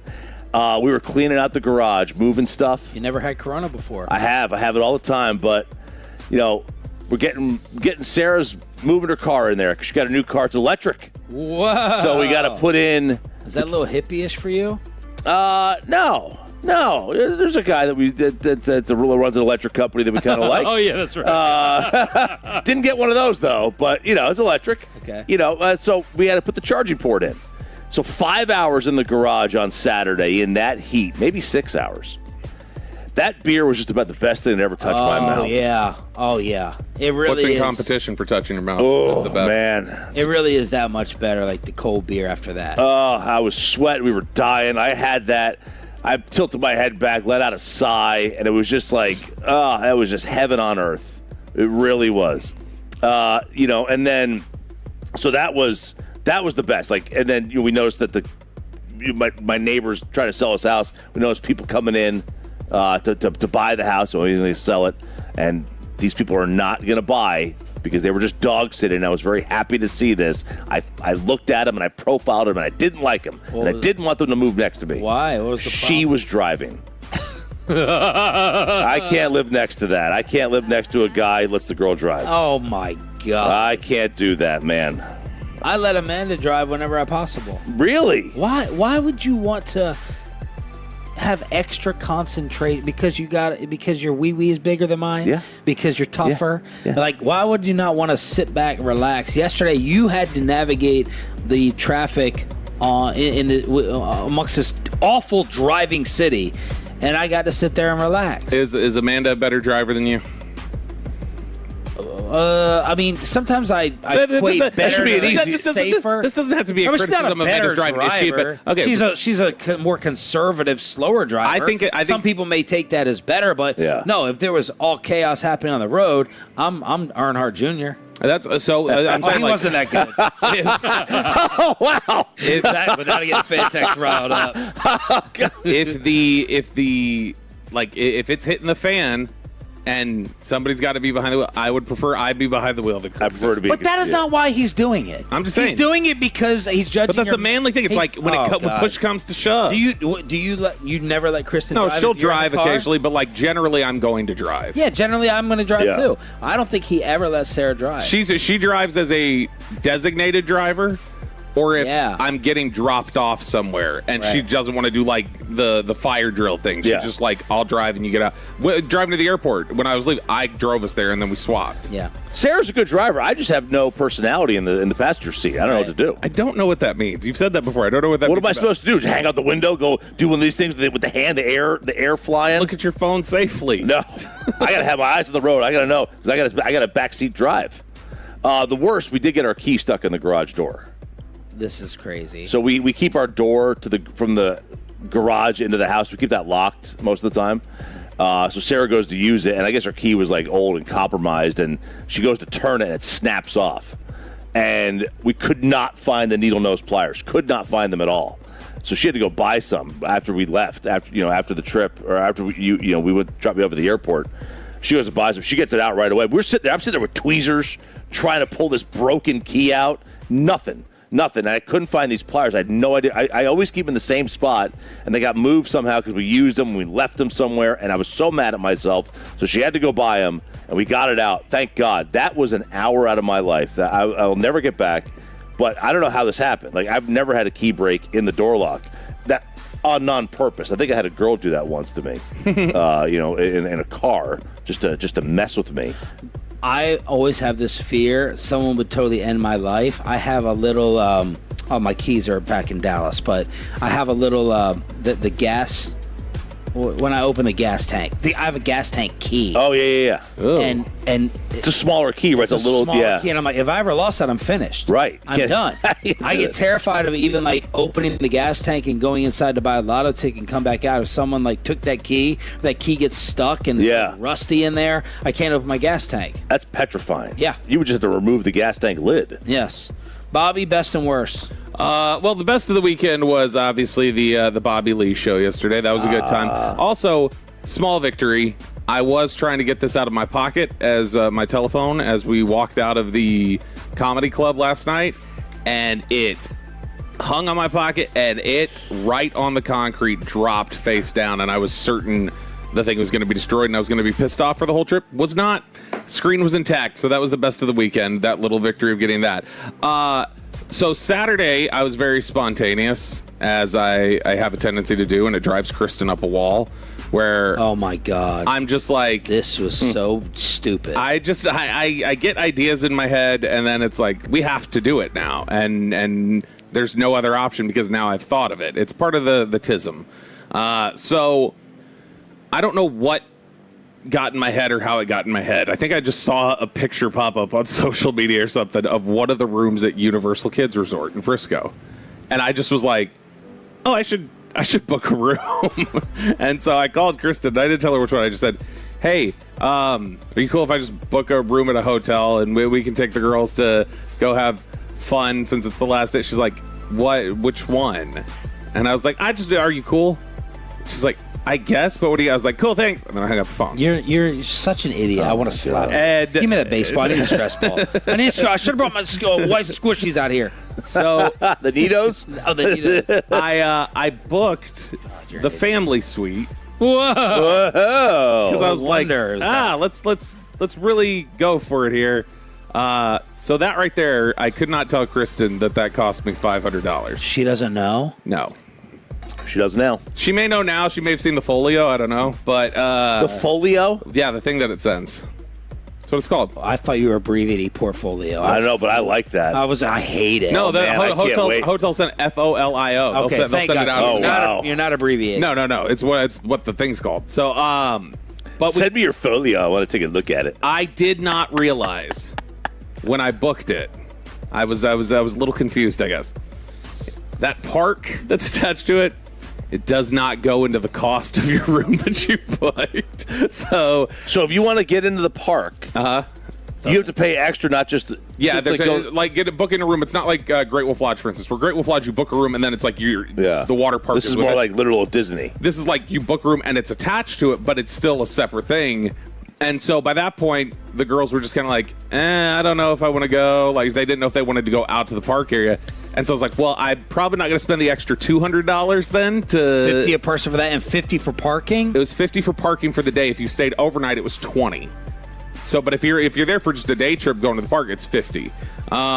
But so we're up to $550. Yeah, and so and if they would have wanted to go to the park, what time did you get there? 4:00, and check out. Well, it didn't matter. So you got there 4 p.m. with the thinking that like we're gonna walk it when it's cooler, like for the sun to go down. Yeah, like so initially, like when I thought the park was included in there, it was gonna be like, all right, we'll go around, like we'll go hang out at the room, we'll do so.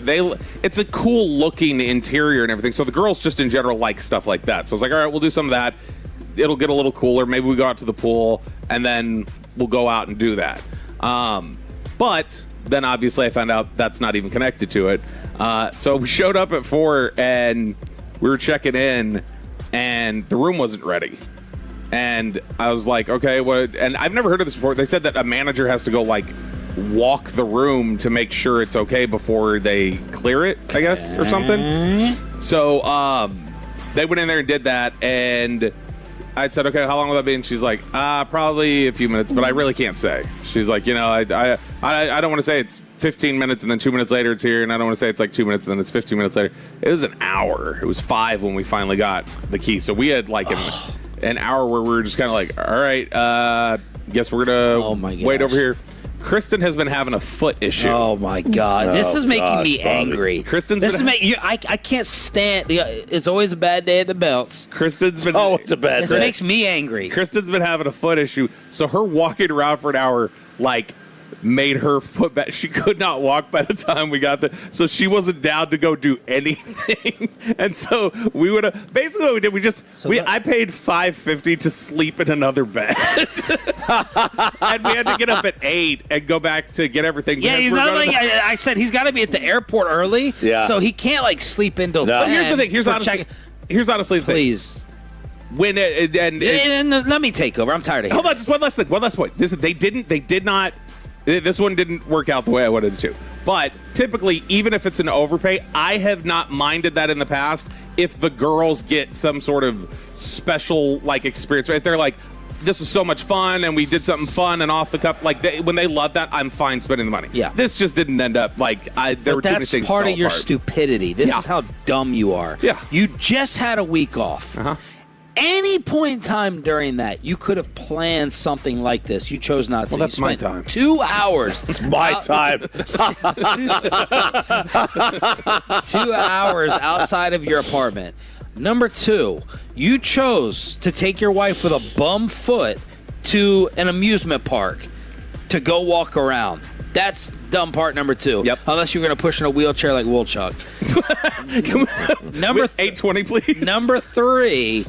You didn't even know if the girls were going to be interested in the destination. No. And they weren't interested. So you're sitting there in the room after $550 in, and they didn't even want to do it. No. They enjoyed, like, the whole thing to them is like, we get to stay. It's like a sleepover to them. This is a cool room, and like they like that, and they want to do the pool and different things like that.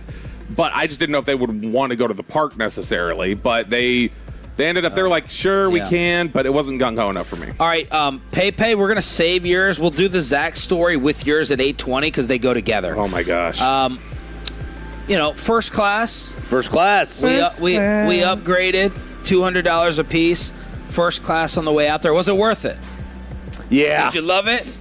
Yeah, my seat was a little broke, but it was pretty good. It was comfortable up there. Yeah. It's not the leg room. It's the width of the seat.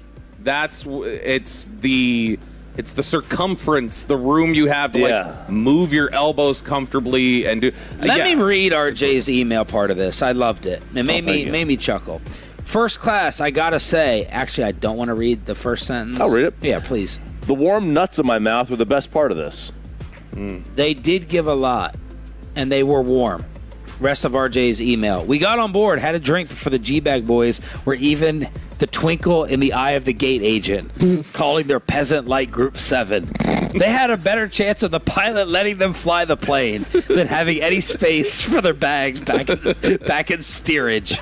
But the joke's on me, I guess. I got stuck with chicken enchiladas for lunch. What a Richie Rich, uppity Robin Leach paragraph. I was dreading it. I didn't want the guys judging us and taking all the videos, but I did put on my sunglasses to be an extra douchebag. But I know, Choppy, the amount of Woodford Reserve. Like, I used to feel like they judge you on flights if you got a third drink. In first class, there's no way that plane has any Woodford Reserve less after the drunks up there, none, including Choppy, consumed all of it. They're just trying to pour it down your throat. Yes. They want you calm and relaxed for the flight. I mean, we had one before the flight even took off, and then as soon as it's off, she just comes around. There's no cart.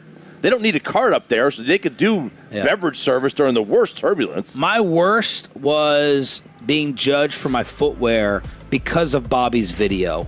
And I did not realize, and maybe I'll do my confession on this today, I did not realize that wearing sandals or flip-flops out like this, I don't even know whether it's the airport, but wearing the sandals out would be judged so in a nasty nature. Oh, I'm so glad you did. I was able to spot you guys looking for the baggage claim when I saw your flip-flops in the distance. I was like, that's Sean. Like, I had, like, Nike sandals on, and, like, I'm getting destroyed. Why? Because is it because of dogs? Is it because of exposing the looks of your toes, or is it because of the filth of the airport? Which one is it? You know, I don't mind. So you're telling me I, as a guy, can't ever wear sandals anywhere? It's you, yeah. That's that. Because people wouldn't go naturally like, ew, gross. Why would you allow yourself to be exposed to the elements? I think it might be about the dirt and the germs of the airport. Do you? Man, people. Because either way, screw all of you. When you were taking your either way, when you used to take your shoes off, there were some people that put those little booties on. Yeah, Jasmine Sadri always. Yeah. Jasmine did that. The filth of the airport, it is what it is, right? It's filthy. I mean, I got home yesterday. My sandals are in the shower right now after drenching, getting them. I think most people, when they get back to the hotel or wherever they're going after the airport, after a plane ride, they hop in the shower. It's dirty. Yeah. I think it's like, I got grief for shorts. People get grief for shorts on it because my shorts are a little short. Yeah, they were. It wasn't shorts. It's because they were John Stockton shorts. Yeah, which is not an accident. They were a little bit short, and people give grief. They don't want to see they don't see thigh. Yeah, skies out, thighs out is what I always say. I got a problem with it. I got a major problem. People don't want to see your dogs. All right, wait till you hear 820. That's Bobby's most anticipated segment of the day. I've never laughed harder in my life than reading that. Going, there's no way. 820. It'll go along with Peyton's best and worst of the weekend. Tony Romo suspended. And is he going to be done? And is Jerry trying to save him? That's next on Sean and RJ from Oxnard right here on The Fan.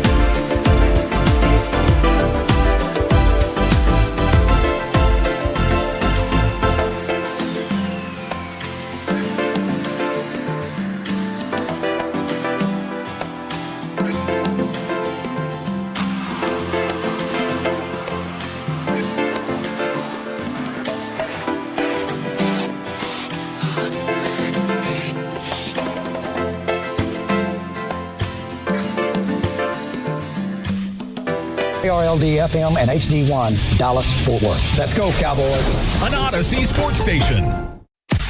Driven by our D&M Leasing Studios. This is Sean and RJ on 105.3 The Fan. 8 o'clock hour here, live from Oxnard, California, the site of Cowboys training camp. We are here all week long, along with the G-Bag Nation. 8:20. Bobby is begging you to please tune in for that. We are brought to you in part by the On Time Experts, AC Heating and Plumbing, and of course Wild Fork Foods, your number one go-to for meat and seafood. For everyone that joins us in the hot seat, Nick Eatman, 9 o'clock, and Tyler Booker, the offensive line stud, at 9:20. Here on Sean and RJ, we are live from the tennis courts, and Friday, after our show ended, the news came out that CBS is putting Tony Romo on leave. I think it's just a nice way of saying suspension, and my initial response was, wow, this is a college football punishment. Whoop-de-doo. You're going to miss, the symposium. Yeah, the CBS symposium, and you're doing your media rounds until week 1. What is he being suspended from? Whatever. I'll see you when the season starts. But then CBS announces that J.J. Watt is joining Nance and Tracy Wolfson on the lead team during his absence.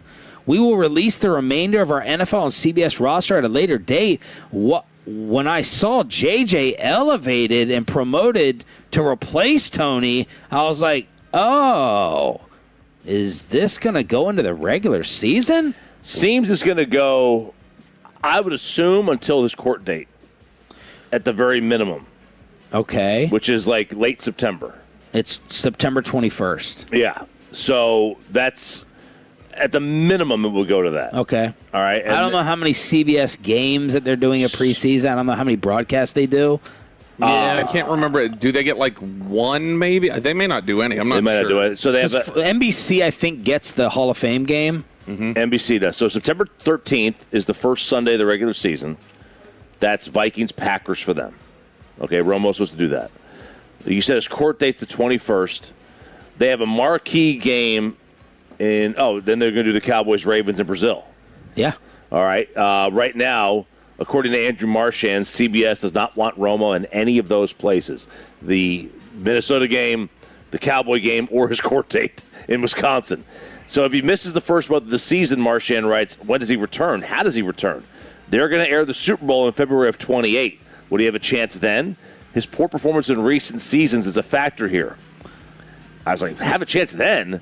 So they're even saying, like, could he return on the number 2 crew with Ian Eagle? Or could CBS tell him he has to go even further down the lineup, convincing him to walk away? Appearing in the studio could become an option, but that might be too out front for CBS. When he signed his deal, he had a major TV executive tell Andrew, this is the worst contract in media history. That was a top sports media executive called and immediately said that back in 2020 when he signed that deal. Yikes. I would have skipped that part. That was irrelevant. Well done. 10-year, $180 million deal. That was his contract. Man, this seems, on the surface, Mike Ducey's the one who tweeted. He goes, I'm sorry, did I miss a conviction here? My bad. Like, this seems overly harsh. Even if he is found guilty of it, how long are we going to suspend him for a DUI where no one ended up getting hurt? And then you factor in perception. DUI when we don't even know, do we have his blood work? No. Do we even know he was drinking? We don't know. We have an open container, which could have been from months ago. There's no actual proof that he was drinking in that moment. Right. Now, it could be, the guy could have been. Did you think he miserably failed the field tests? Did he miserably fail them? I don't know. As a player or as a like in the we have a guy who was just walking 54 holes with a bad back. Yeah. Chances are he. I think he more failed it verbally with how annoying he was. He was definitely annoying. He was annoying and asking stupid. He was over talking.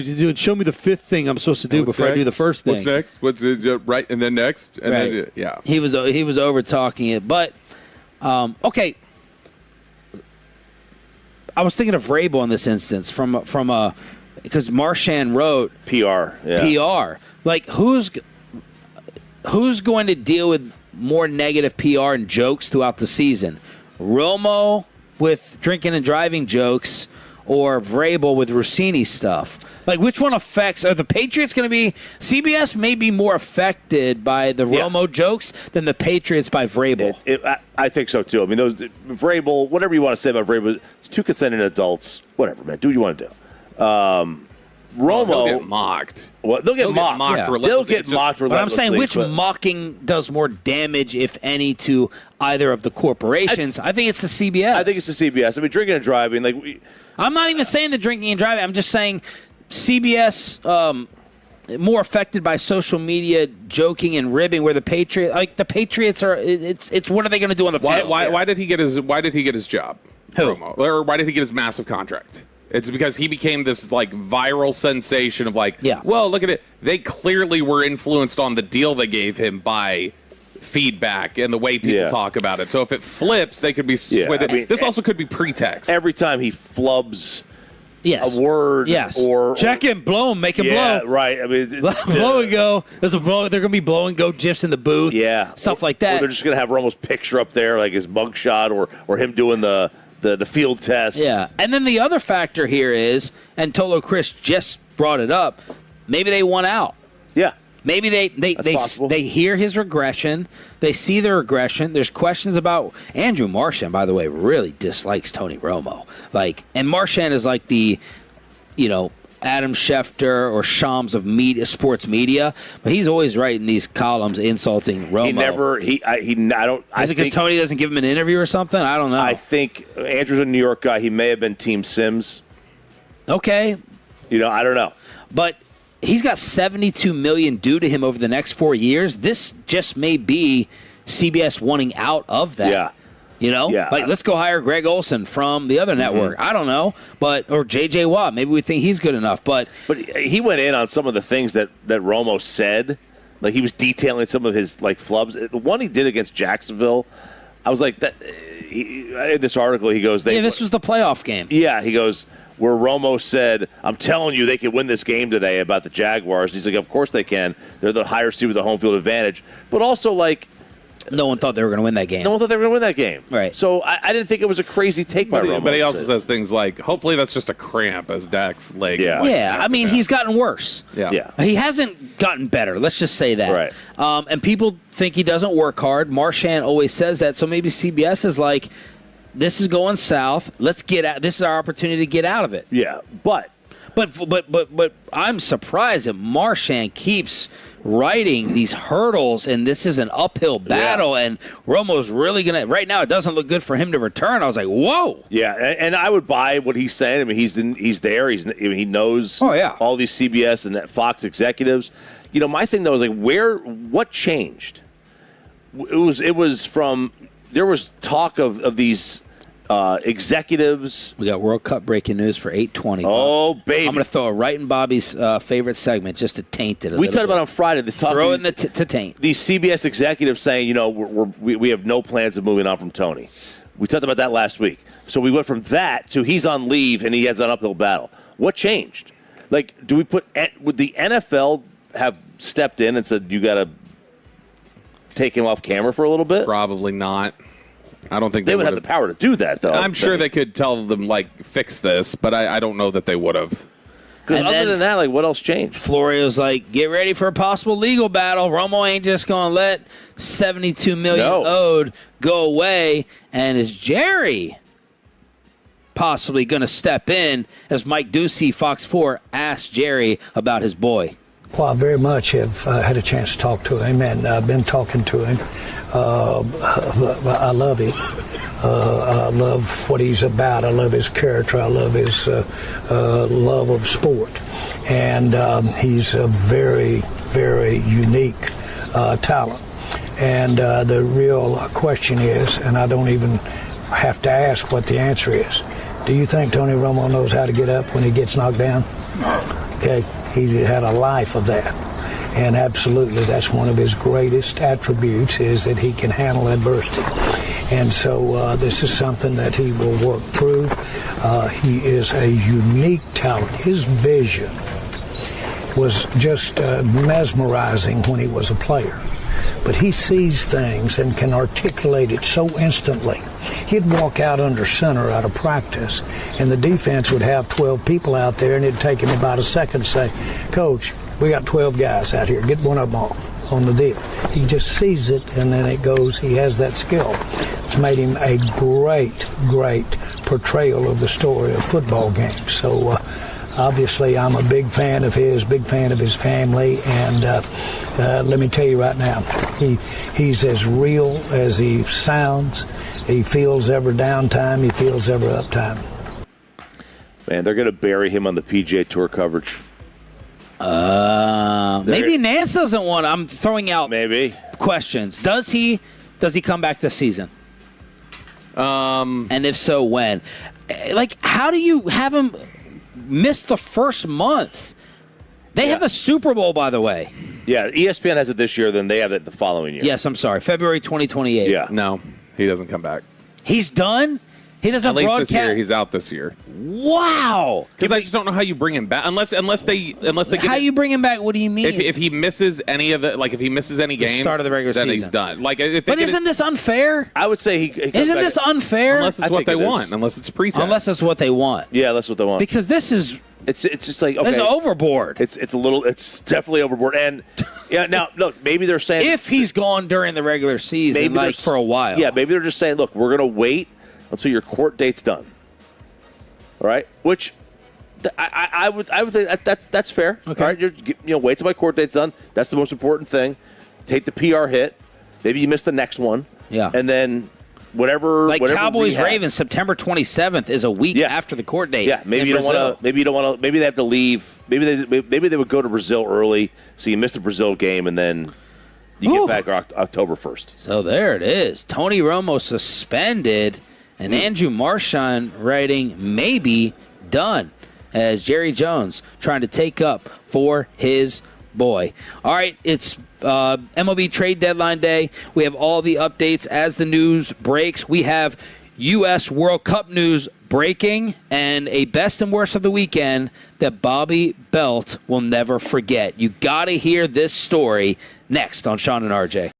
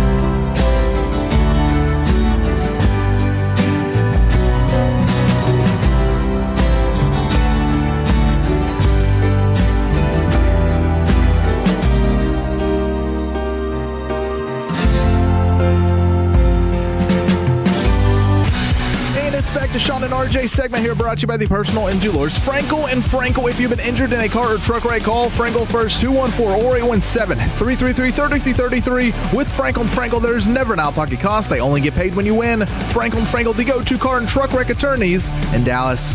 Montgomery's immediate future may depend somewhat on what happens at the trading deadline tomorrow. There's Pena, and he rips one down the left field line. It's way back, and it is gone. Pena's stays sizzling hot with a 2-run homer, and the Astros extend their lead to 3-0. Swept. Never led in the series. 6 for 41 with runners in scoring position. That good? Cole Winn, not good again. In a 4-game stretch, they've been shut out once, scored 2 runs twice, and 4 runs in another game. They've lost 5 straight. They're 2.5 back. And Ken Rosenthal and others saying this was the series over the weekend and maybe the game yesterday to decide their direction with the baseball trade deadline today at 5 p.m. This is Sean and RJ live from Oxnard. They've got, to me, it's settled things for you. You're 4-9 against the Astros now. You're 2.5 games. This is about as far, I think the furthest you've been back in the division all year was 3 games. You're now 2.5. It's not trending the right way. You've lost 4 out of 5 series. What do you think they will do today? You think they'll attempt to sell big? No. What do you think they'll do? Because I just think Chris Young fights so hard to always stay competitive and add things that I could see them either getting stuck in this standoff where then nothing happens, which would be the worst possible outcome here. Oh, yeah. Or boy, they do nothing today. He wins on getting a infield bat, or maybe it's just like a decent one, or he goes and gets another reliever. That's the kind of thing that I would expect. I'll tell you this. I imagine, my guess is they have put a lot of their resources into buying in terms of the research into buying, who's out there. I wonder how much they've done into selling and what they could get. Because it would be a very fast and quick pivot to sit there at 5 o'clock yesterday afternoon and say, you know what, guys, we need to sell. So we need to figure out what the market is in 24 hours. I would hope for Jake DeGrom. I would hope that they had done that work. I don't know. When you've been examine all of your options, both sides. I would think that no. I think if you know you're going to buy, if you think you're going to buy, you're going to examine. 90% of your options would be on that side. Yeah, but I feel like we've been 50-50 this whole way. We have. I don't know what they have been. There's no way of knowing what they have been. If they've been on the buy side, then that's a quick pivot, and then you're going to have to pivot in that situation and know exactly what you want to be able to get in return. Look at all the prospects. I'm sure they have people that are doing that anyway, constantly monitoring. But what could you get for them? What could you get for DeGrom or Evaldi or Seager? The Tolos today want to sell big. 67% out of 1,600 votes at 1053 SS on Twitter. There's nothing else even close. Sell small is the next highest vote at 13%. But then Ken Rosenthal and The Athletic, they lay this out, that maybe Ray Davis, if there's no season, wants to cut payroll even more. Seager's contract enables him to block trades to 8 clubs, the vast majority of which likely would have no interest in acquiring him, said people briefed on the provision who spoke on condition of anonymity to describe ongoing deliberations. He's owed the balance of his $31 million salary for this year plus $155 over the next 5 years. He's made 6 trips to the injured list in the past 2 seasons. Seager will gain the right to veto any deal as a player with 10 years of major league service. And unlike Seager, DeGrom has a full no trade. But it's not out of the question he would waive it to join a contender closer to his home in Florida. The Braves, perhaps. Evaldi, too, enjoys the full no-trade protection.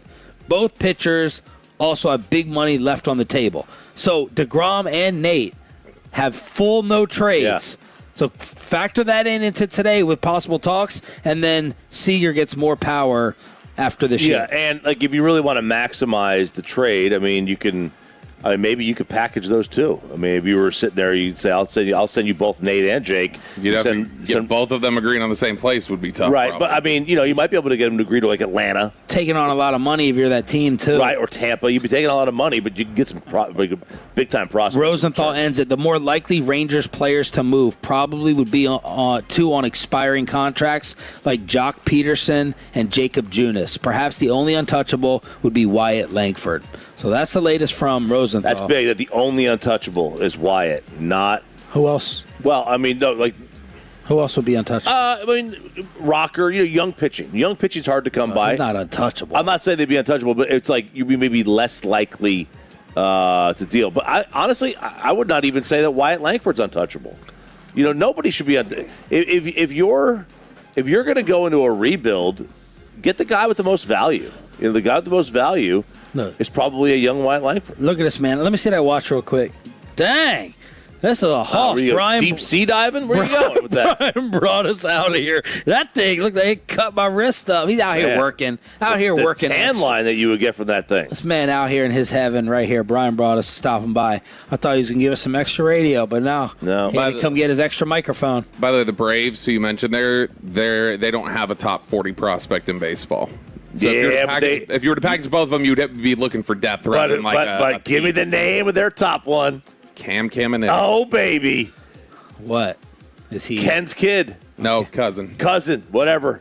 Just inject me with all the Ken Caminiti stuff that I could get my hands on and then bring him up here. I wouldn't put it like that. Why, are you in love with Ken Caminiti? Oh. Some crush on him I don't know about?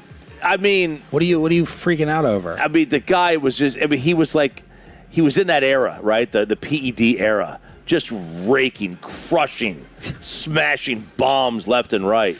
Breaking news, United States World Cup. Mauricio is back. Oh, they're bringing him back. Who's that? Poch. Pochettino. Pochettino signs new contract to continue as manager of United States World Cup team. And Daily Mail, I don't like your attitude. Oh, no. And what are they saying? I don't understand this sentiment that I hear from others. Pochettino finally agrees. Huge new contract to stay as USA head coach despite World Cup disaster on home soil.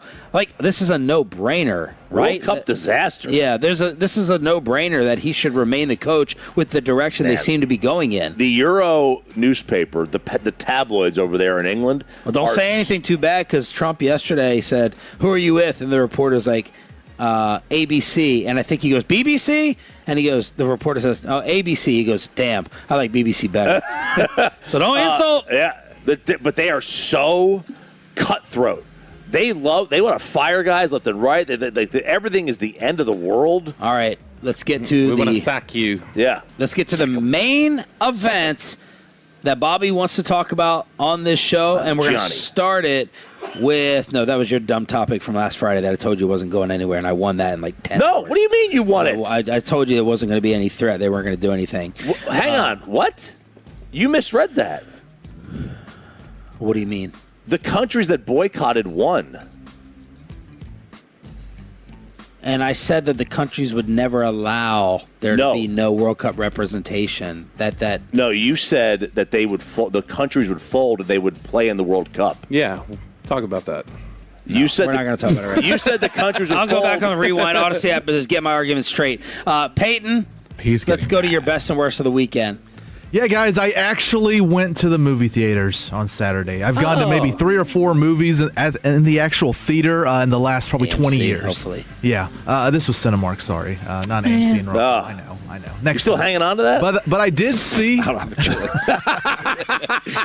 I did see The Odyssey Saturday. And I don't usually go to the movie theaters, but, the hype was real. We both wanted to see it, and the movie was absolutely amazing. I actually sat in a seat, not like Zach Wolchuk did on Friday when he saw the exact same movie. But it was close to a 3-hour movie, which I was like, am I going to get bored with this? But I loved it. There was action start to finish. It was amazing. So go see the movie. It's awesome. The hype is real. Fantastic stuff. And then my Edger also I haven't came heard in anyone Thursday. say anything negative about this movie. Everybody said it's great.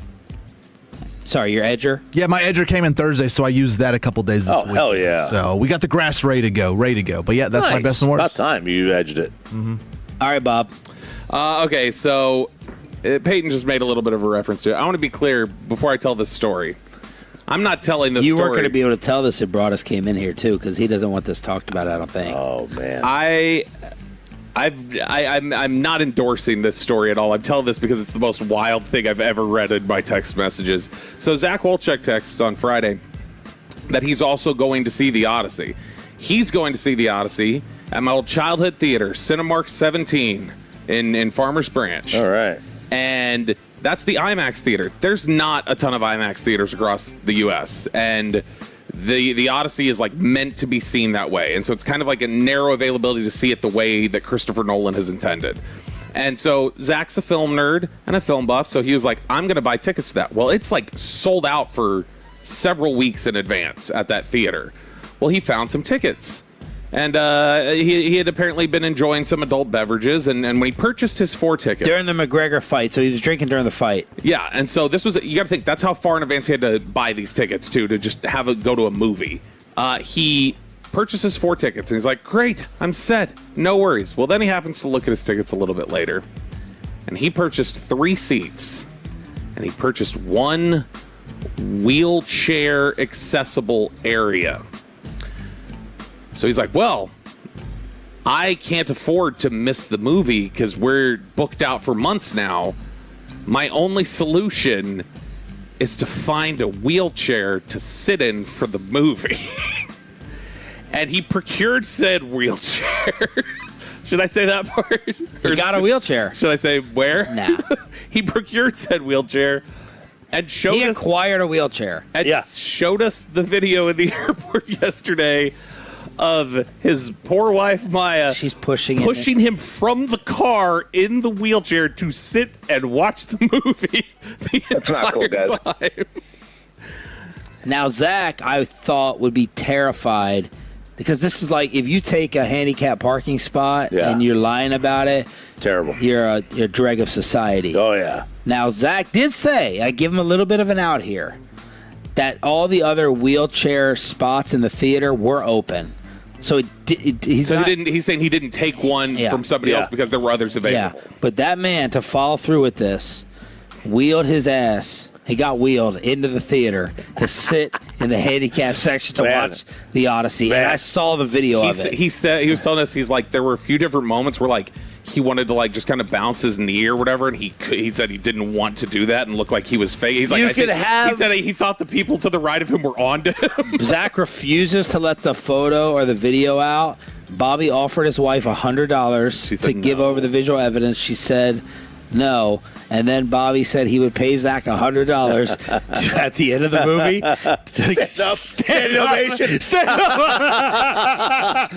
to stand up and give an ovation. Yeah, I wanted him to do the ovation and then start walking out and go, whoa, and then go, oh, wait, chair. And then like turn around, like do a big show of like turning back to go get it, too. I don't. Gosh, Peyton, this isn't your basketball competition at Sandlot. I'd have brought one of these. This is a Curb episode. I'd have brought one of these chairs. Oh, a Brad I'd have brought chair. one of these folding chairs. 3, 2, 1. Are y'all going to talk about how Dawson has said that anyone should be able to get the handicap seats in the theaters? What? This is just a show perspective, I think. This is just like you know how they're like, oh, it's a different culture. I think G-Bag's just a different culture, and they think things different from the rest of us. I mean, like, if you booked it by accident, right, which you did, bring one of your folding chairs in there and just sit in it. 817 says that was genius. I gave him a pass because it was an accident. I would not have used the wheelchair to walk in, to ride in. Or I would. You would have walked in carrying it, folded up? I would have walked in carrying that thing. But that you're going to get stares at that. That's offensive. Oh, it's more offensive not to have that chair without wheels on it. At least sell it. Yeah, I don't know. You're gonna break out a folding chair and put it in the handicap spot? I might have. Dang. You might as well take it to a grocery store and unfold that chair and put it in a handicap spot right there. All right. What? 443 says that G-Bag did make a brief reference as to where he got the chair from, though. I don't care. Just let it be. Let it be. You got the story out. You got your victory of the day. You don't need to do it. I don't feel like hearing it. Oh, it's the greatest story of all time. Oh, that's impressive. Where does Brian Schottenheimer rank among the league's best play callers? And Bobby with what he's hearing about Broadus's Jordan Brooks trade rumor. Below the belt. Next on The Fan.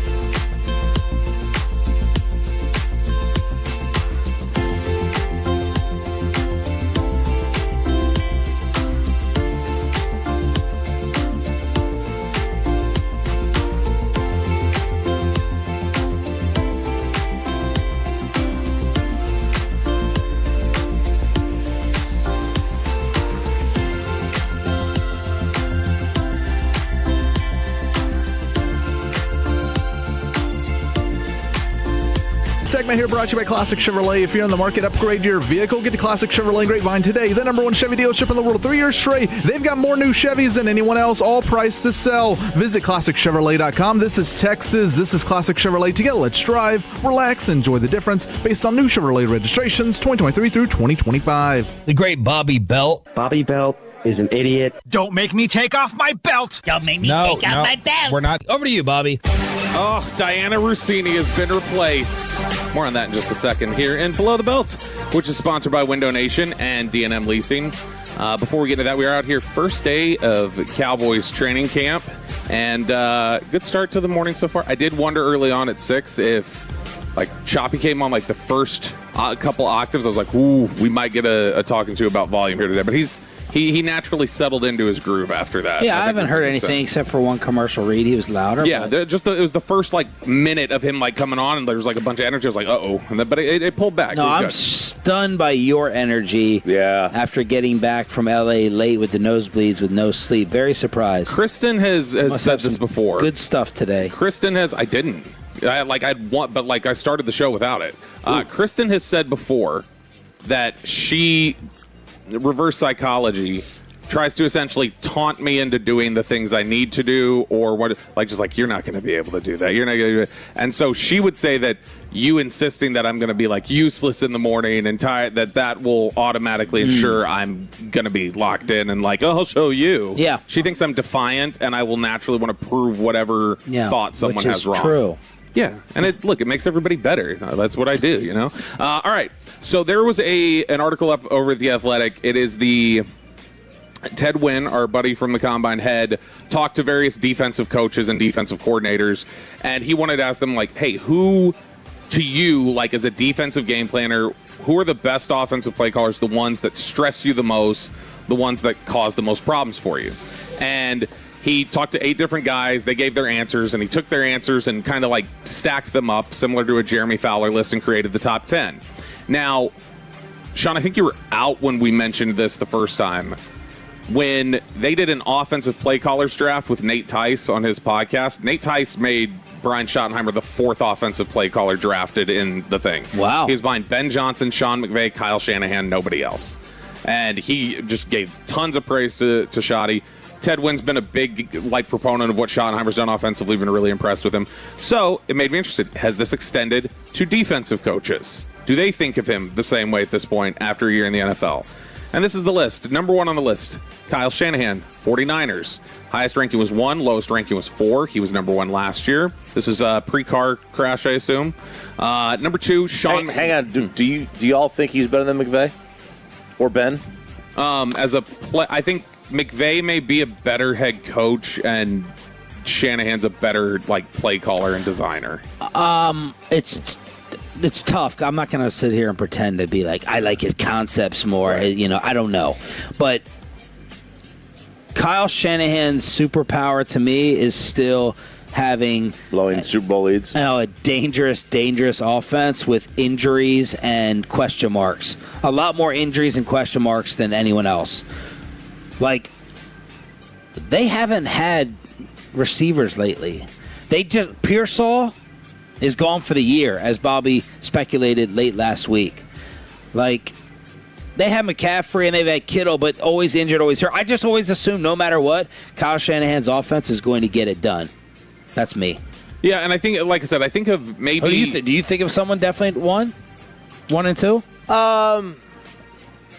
I really like Ben Johnson. He's gotten great things out of multiple quarterbacks. But McVay, it's hard for me to separate McVay, the coach, and the play caller because they just win all the time. He's just so good. Yeah. I'm not saying Kyle's definitely 1. I just think Kyle can do more with less. I think he's proven that. And I can't stand Sean McVay. It's hard for me to say this. He's phenomenal. An AFC defensive coach said he's the best in the business because he can adapt better than anybody. It doesn't matter who's lining up, whether you got Juwan Jennings. He's a good player, but he shouldn't be your best wideout. Shanahan's finding ways to get guys open and win games with no Kittle, no Juwan, no Purdy. He does an incredible job. Number 2 is Sean McVay. He was number 2 last year. In fact, the top 3 on and by the way, list, Shanahan doing it with Mr. Irrelevant. Yeah, freaking impressive. Mac Jones, people think Mac Jones can go somewhere else and start. Yeah. Because of... Yeah, McVay's only had the number one pick in a draft. Like he's at Goff or Stafford. Sean McVay is number 2 on this. The lowest ranking he got was 6. The highest was 1. An AFC defensive coordinator said, I love the fact of how he is actively trying to go opposite the trends in the league. He's been adaptable personnel-wise, formation-wise, and schematically. Number 3 on the list is Ben Johnson. And he's only had the number 1 pick in the draft. Ben Johnson is 3rd in the rankings like he was last year, so the top 3 is the same. He had been ranked number 1 by at least one voter, as low as 4. Number 4 on the list, this is where you get a little bit of a change. Matt LaFleur from the Packers is up from 6 the year prior.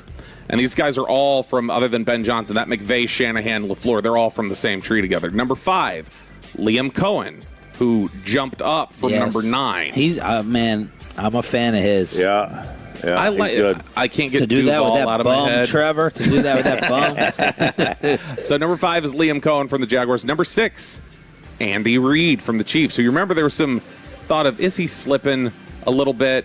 And he's down from 4 where he was at last year. And it's some coaches still consider Reid one of the NFL's best. And the sentiment is that Reid belongs on this list out of respect, but his system needs an upgrade. Yeah, He's got a super long track record of success. There's no doubt about it. Like he has done great things offensively with multiple different quarterbacks. But something's just not the same. People are scared to say it. He is the most. He's the most likable. He's the most Teflon. Yeah. He's the most Teflon that. No offense to Jason Garrett's last year. I remember every night, football night in America, every Sunday. Down them. Go ahead. Watch. Bet against. Don't bet. That's their favorite. You don't bet against the Chiefs. You never want to get a bet against the Chiefs. And then, of course, when they stink or they come up short, everyone goes silent. But everyone's just scared to say it. They don't have balls to say it. Which is funny because his reputation 11 years ago, obviously, was kind of the opposite. He's a loser. Always bet against Andy Reid. Yeah. Like he's not going to figure it out. And now it's become Teflon because By the way, Mahomes. Mahomes is running around a lot more than I thought. How did this happen?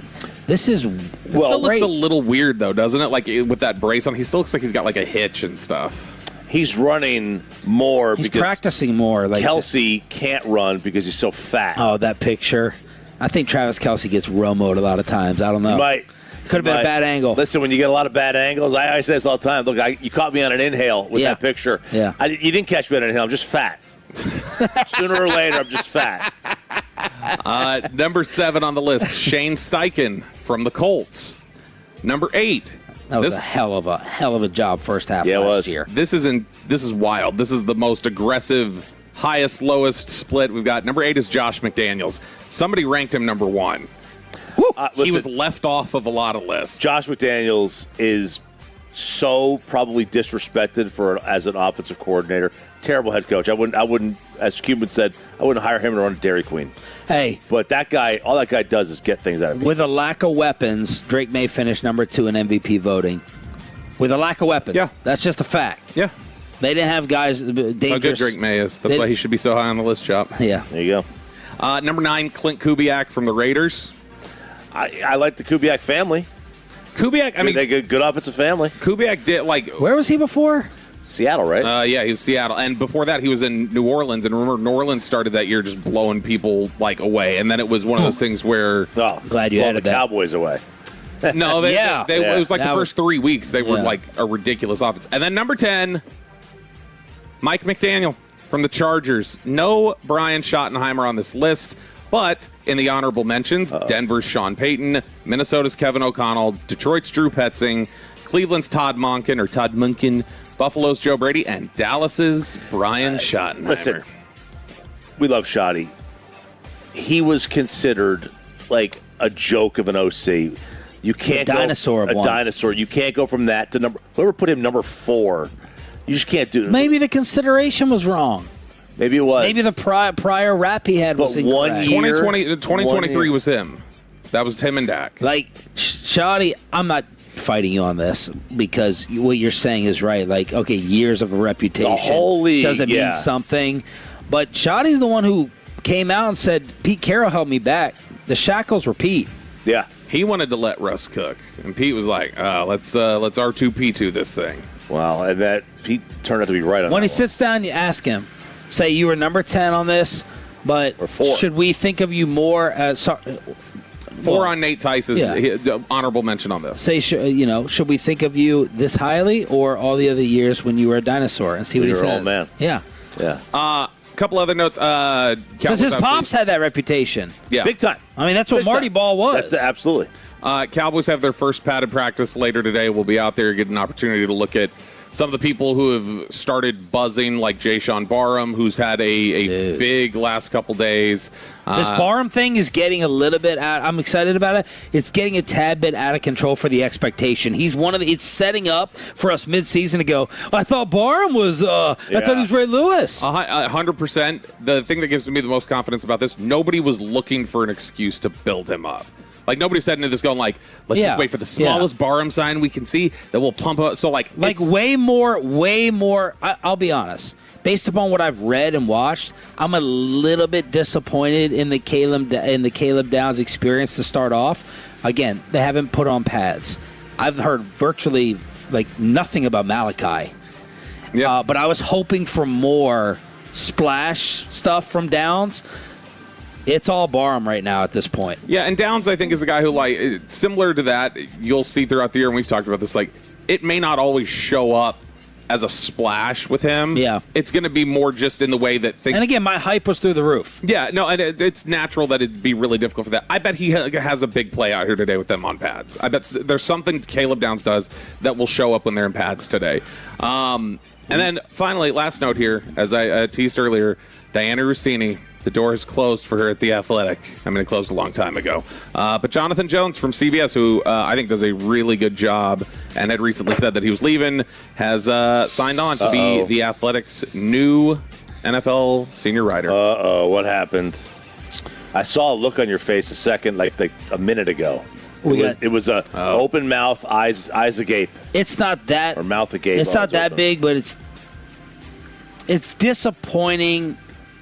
If you wanted the Rangers to buy, we have 2 trades. I saw one of them. 2 breaking trades in Major League Baseball. Today's deadline day. Let's talk about it next with Nick Eatman and Tyler Booker. Final hour from Oxnard for show number 1 next on The Fan. But the only thing that can make me happy again, just like that, instantly.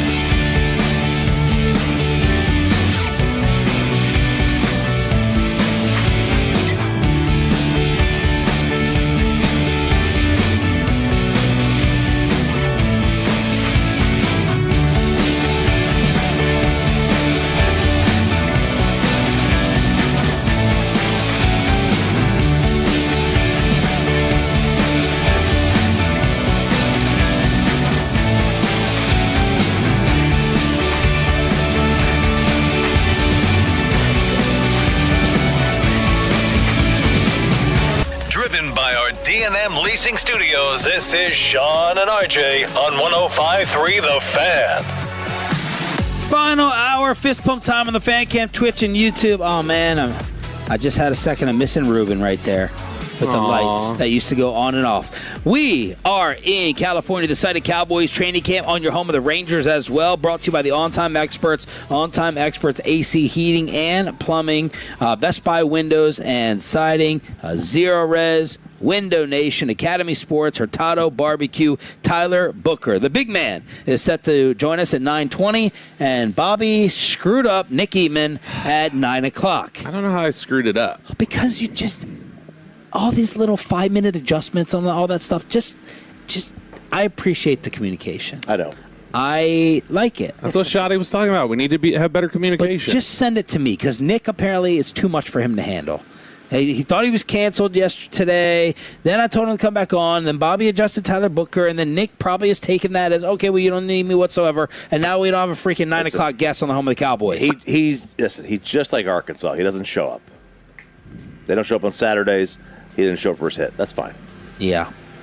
I'm gonna voice trades. I'm gonna voice memo him right now. Get your butt down Where here. Are Where are we with the hit? Where are you, Nick? Boom. Now he'll come back in here and be aggressive at me, like he was. Hang on. Did you put a question mark on that? Yeah. Okay. Because you didn't say it, so I wasn't sure if you added it. Yeah, put it on there. Nice. We have breaking news. The great Alec Medford is sending me the trades. Now, yesterday, some Ranger fans said that Astros ass whipping was a blessing in disguise. And I agree. RJ and I are kind of both ways on this. If they buy, I get it. I understand. You're 2.5 back. If they sell, I get it. You're not really that good of a team. RJ's a little bit more buy and optimistic than I am, and Bobby's like, just get rid of all of it. Just go ahead and sell. Ruben heard that. He gave me the heart thing with the emoji. Aww. So shout out to so sweet Ruben, who loved our Jason Garrett interview the other week. Louis Arise is not coming here. Alec Medford sending it on over with the breaking news that Louis Arise is going to Philadelphia. Oh. Bryce Harper asked for help. Dave Dombrowski usually gets it. The two of them apparently don't like each other, but Louis Arise is leaving the Giants and going to Philadelphia. Okay. Giants absolutely were blowing it up anyway. This is a good pickup for Philadelphia, man. Really good. Yeah, this was a guy that kept getting connected to the Rangers as somebody that they were interested in, somebody that they were potentially in on. But the wildest thing to him, I looked this up earlier, 2021, Joey Gallo strikes out 213 times that year in 153 games. Since the beginning of that same year, Louis Arise has struck out 196 times, 20 times less in 820 games. Oh. He is a throwback.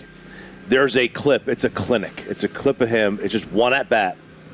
First pitch comes in. He just puts the bat down, lets a strike go right down the you-know-what. Second pitch, same thing. Third pitch says, okay, 0-2, I'm ready to swing, serves it in the left field. It's just a clinic. I mean, the guy is so seasoned. He's so skilled with the bat.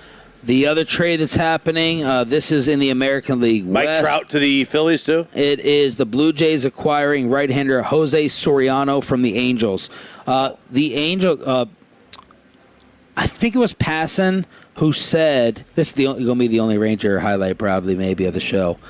The Angels, people are asking them about some trades, and their asking price on a couple guys was so absurdly high, and insiders are thinking that's in response to the Rangers getting over on them in the deal. So now the Angels feel burnt by what the Rangers did with the return, and are like, oh, for this next deal, we're asking way, way more. So that's the update on the home of the Rangers trade deadline today at 5 p.m. Nick Eatman is joining us live here on Sean and RJ. Good morning.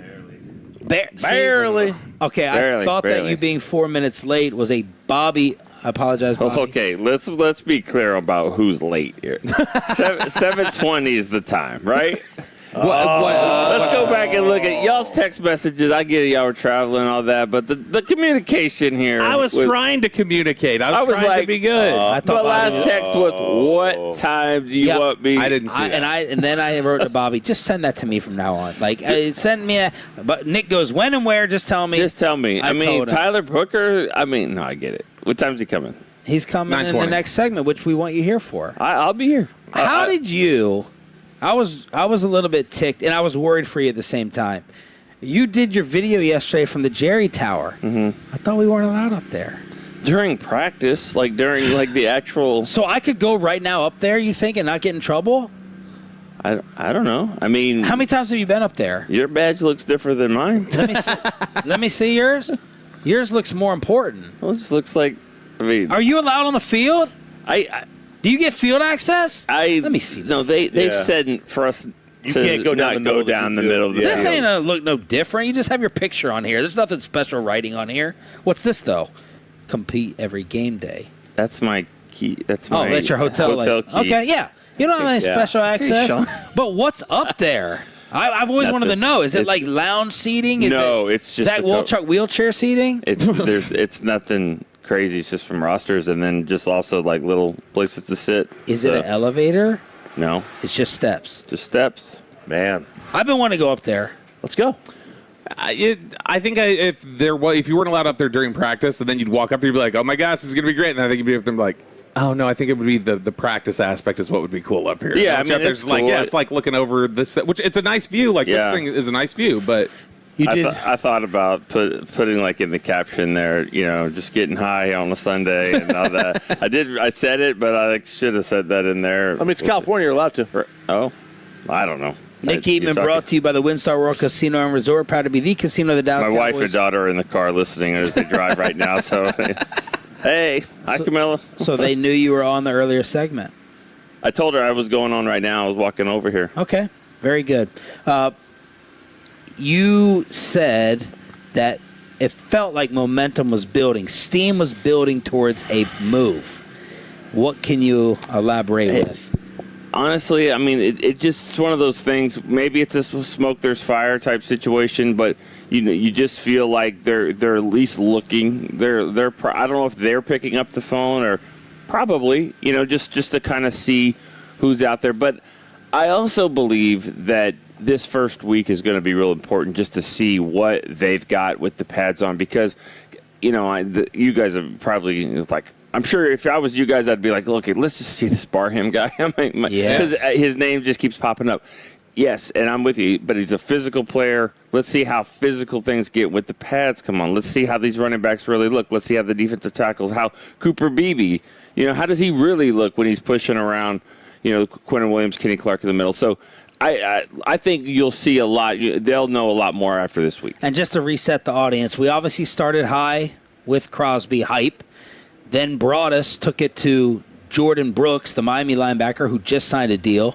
And then Steven was talking about people with wear and tear and age on the tires, which had us thinking maybe Bobby Wagner or Von Miller. So we got three different levels to this thing. What do you think? Because I know Nick can't speak specifically. What's the reality right now, Bobby? I think because I need a splash. I've been hyped to get a splash now. I think whatever the next move is not what Jerry was talking about in the opening press conference. I still think that's something when he's talking about being on the phone with somebody and things like that. I think there's multiple things that could be happening. I would guess whatever their next move is going to be something similar to years past where it's like, we got out here in the first couple of days, the safeties didn't look like what we thought. We got Malik Hooker. All right, the linebackers don't look like we thought. We're going to go get Anthony Barr. I would assume it's one of these veterans that they're kind of talking to. That separate thing about I was on the phone, substantial deal, all that, that's more something that I think is just simmering rather than this deal's about to go. Nick, what is it about Barham that has everyone talking? Well, he scares the crap out of people. Yeah. Just by the way that he looks. Is this Jay Ratliff 2.0? Maybe. Did you see Joe Hoyt's? Joe Hoyt went up to him. He's like, hey, yeah. He told me what happened. I didn't see it, though. He told me right afterwards. He was like, that didn't go well. That he went up to him and he's like, hey, can I do an interview? And he was like, no. Yeah. Have you talked to him at all? the first weekend, like the first weekend afterwards, and we did a lot of stuff. I saw the social media team tried to talk to him, and he was pretty good. He did smile, so I've seen it. Yeah, I've seen it.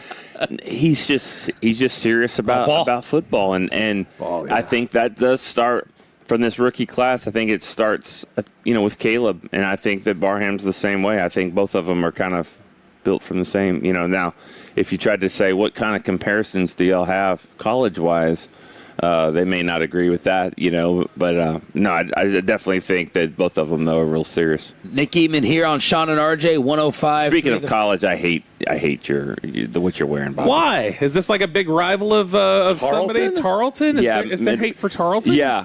What? Midwestern State? Are you serious? Okay. Not anymore, because now Tarleton's done what like a good college should, and they've moved to Division I. But for when you're in D2. That was the school. That was the game. Midwestern versus Tarleton. Football, basketball didn't matter. No. You didn't go to Arkansas? No, I went to Midwestern State. That's how I got here. I was out of training camp. I was 21, 22 years old, and Cowboys come in, and the internet was something that was building and that was also growing, and they said we need somebody to write on the website. So they called my professors and teachers and said, "You got any interns that could come help?" And this show is full of people who rep the school they didn't go. They didn't go to. Peyton, Bobby, and Nick. But Arkansas, I grew up in Arkansas. My family's there. It's a cult. Yeah, you're in bandwagon. But at least you can feel good. Because if I'm going to bandwagon a team, let's do it to Arkansas. That's what I said. You clearly did. We always win. Track. No, I'm saying baseball's pretty good. Track's pretty good.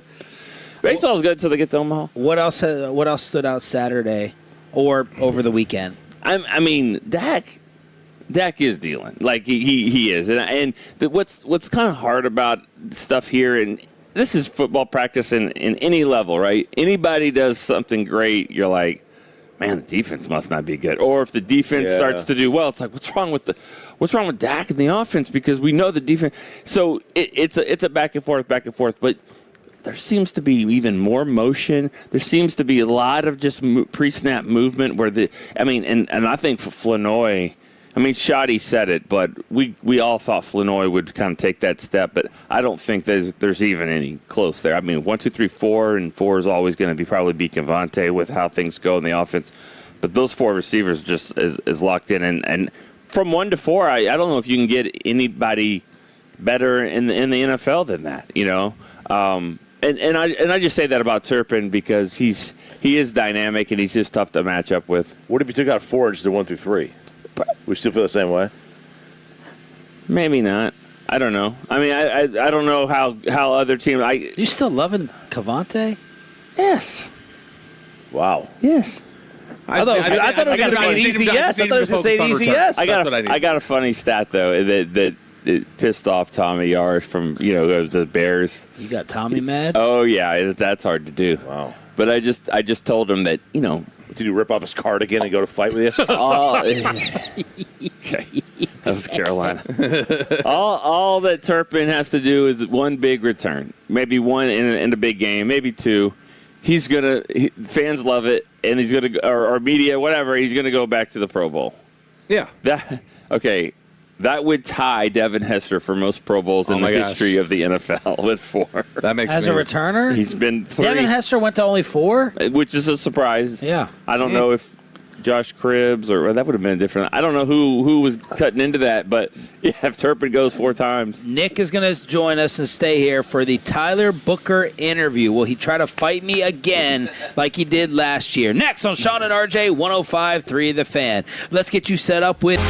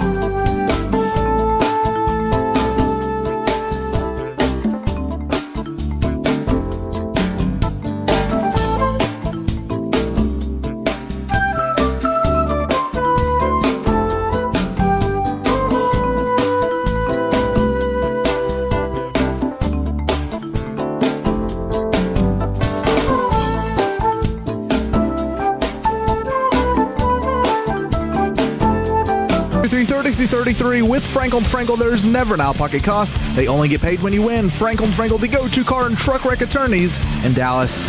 He is back with us for another year in the Wild Fork Foods Hot Seat, your number one go-to for meat.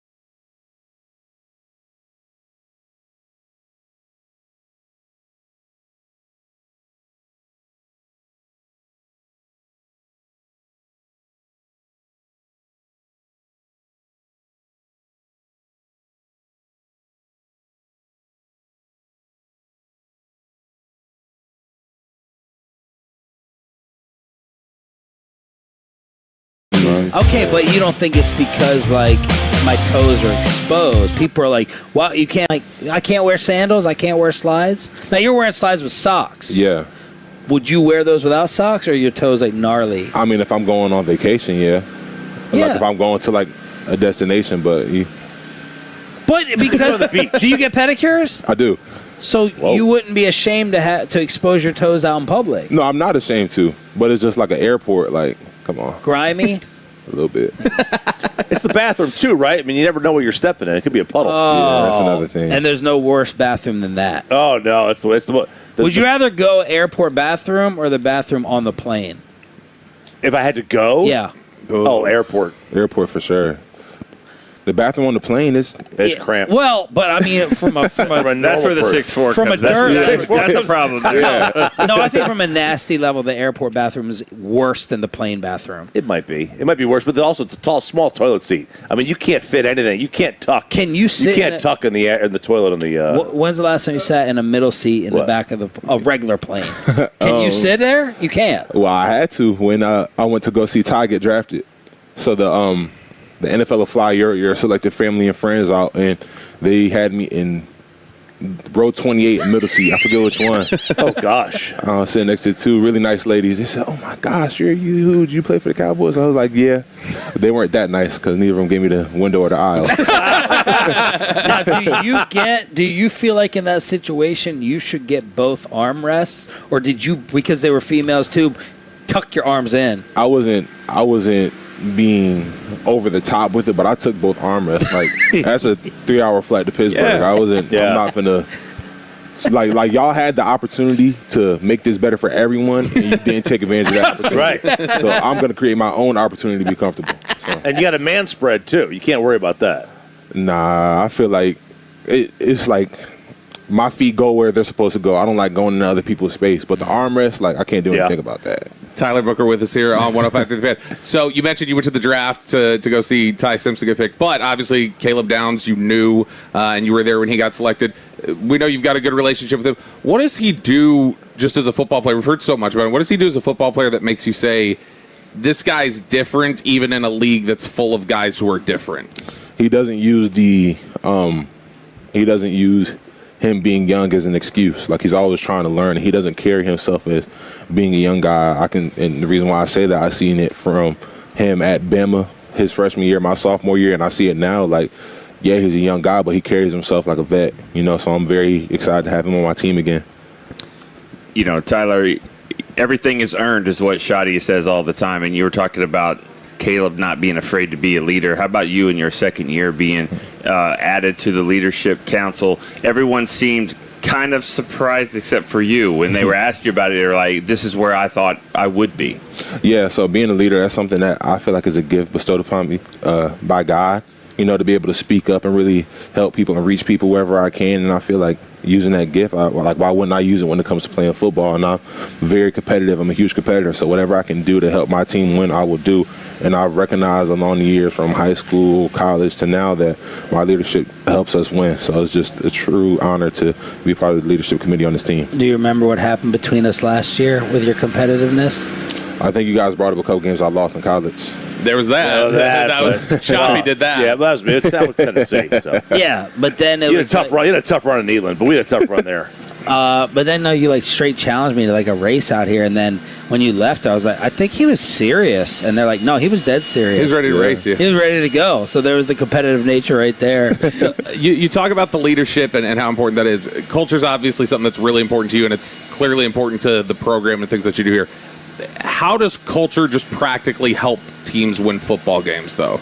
I feel like culture helps teams win football games because the culture that everybody takes on the culture. So if you have a competitive culture, everybody will be competitive. If you have a winning culture, everybody will want to win. But it also works on the other side. Like if you have a culture of laziness and letting things slide, that's what everybody is going to take on. So if we create a championship culture, everybody's going to want to live and be a champion. So that goes on all facets of life, on the field, off the field, recovering, make sure you're eating the right stuff, taking care of your body. So, like, just creating that culture, that's where culture comes into play when it comes to playing football.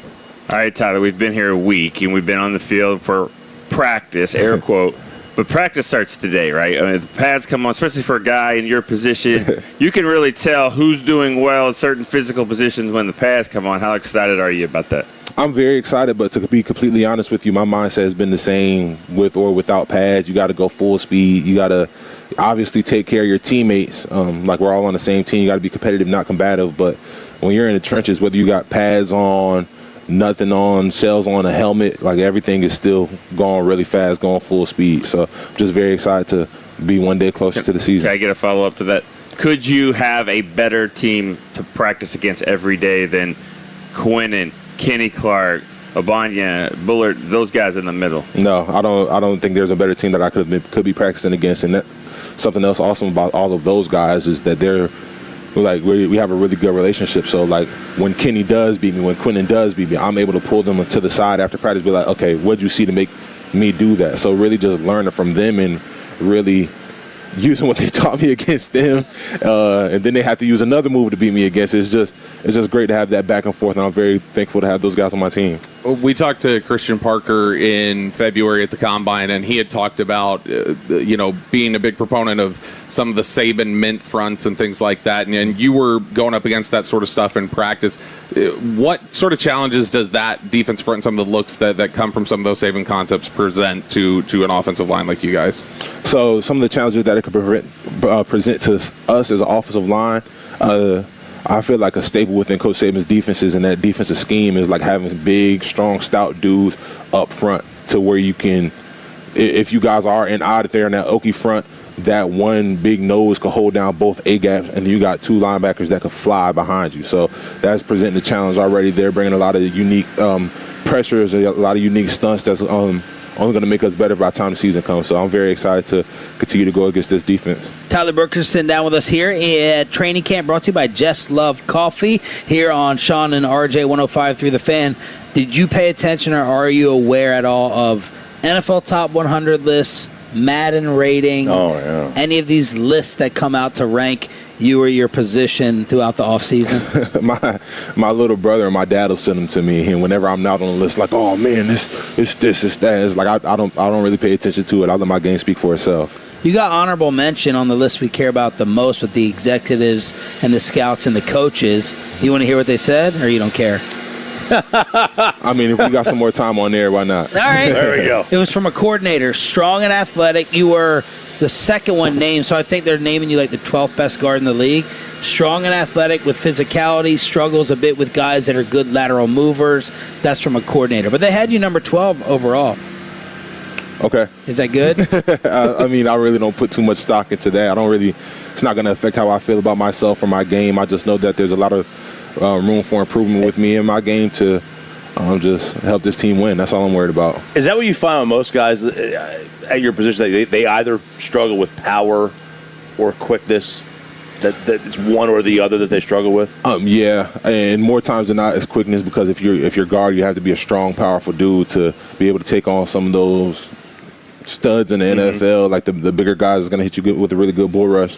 So lateral quickness, that's always something that I'm working on, something that I've been working on. But like I said, that doesn't affect how I feel about myself, my game, and I've been working on my own stuff this offseason to improve upon what I feel like I need to improve on. Same thing from my coaches and just listening to them because they're the ones who are with me every day. You know, in our opinion, and I know we could do this every single year, it feels a little more like legit around here in terms of Shawty's confidence. It doesn't feel like cockiness with, you know, he's talking Super Bowl, but I don't think he's being cocky about it. Even Jerry and Steven, the opening presser, and the way guys are just talking, it feels like it's not that usual Cowboy bluster.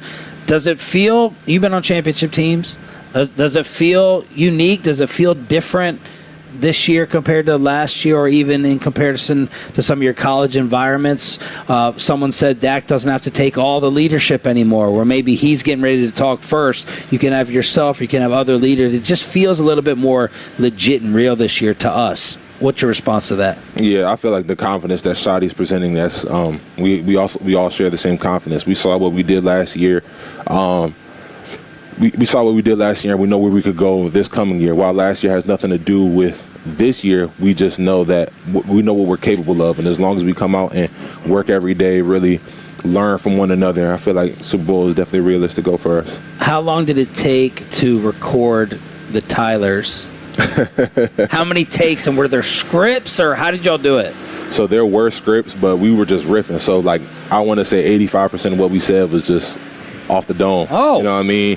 And if we didn't really have anything, then we went back to the script. So. Were there any team insults where you're like, I don't know if I should say that? I don't know. Did you hear back from any fan base on any one in particular? No. I haven't heard back from any fan base on one in particular. But what do you think was the number one shot, Bobby, that you remember? Nick, it was your colleagues. I'll tell you that this building. is the guy right here who would have heard about it. Right over here is Braun. But no, I'm trying to. I was just floored at how direct it was, throughout the whole thing. Is that there's all right, we're going gloves off here. It's been about time. We've been taking shots on these schedule releases, on our way, for 10 years. Yeah, especially for teams like the Chargers and stuff like that. So, but that's all they've got. So, but we've finally kind of fought back a little bit. You mentioned that you guys were basically riffing. Who would it have been most dangerous to have in there riffing off the cuff about another? Who's just all right, that dude's like a roast master. That's dangerous if he was in there. We might have gotten in some trouble if he was taking off the top shots at teams. Ooh, probably TG. I know they had to cut a lot of TG's parts. So. All right, I got a couple of questions here. Okay. When you make the middle finger, do you put the thumb out or do you leave it in? You know what's crazy? I had a very similar conversation. As somebody asked me the same question. I feel like when you leave it out, it's more casual. But when you put that thumb in, you mean it. like you really mean it. Like that's personal. That's a good one. Personal. Would you rather never listen to music again or never taste food again? Ooh, never taste food again. I love music. I've had the same answer, and my wife's like, "You're insane," because people love food. I'd much rather taste food. I could get music out of here. But you'd be living in just silence too, right? You listen to music more than you eat. You should at least. What? You listen to music? He maybe does. I don't know how much he that's why I said you should. All of you are picking music? Yeah. I would rather. Well, you have no taste buds. You have no palate. You say food is fuel. Food is fuel. Nick, you're from Arkansas. What is that? They don't have either. And then you got one more? You get to hack into one teammate's social media. Who are you hacking and what are you posting? Oh, who am I hacking and what am I posting? I would probably hack Cooper Beebe, and I'll post a picture of him from Halloween. Nacho Libre. For sure. Hey, there he is delivering with us. We love having you. 2 for 2, man. Thank you for showing up with us again here on the home of the Cowboys, and have a great and safe camp. We appreciate you. Appreciate you guys as well. Thank you. The big foe, the great Tyler Booker, sitting down the Wild Fork Foods hot seat here on Sean and RJ. Red Zone brought to you by Just Love Coffee and the WinStar World Casino and Resort. And thank you to Nick Eatman as well. Let's crosstalk with the KNC Masterpiece on Deadline Day after this.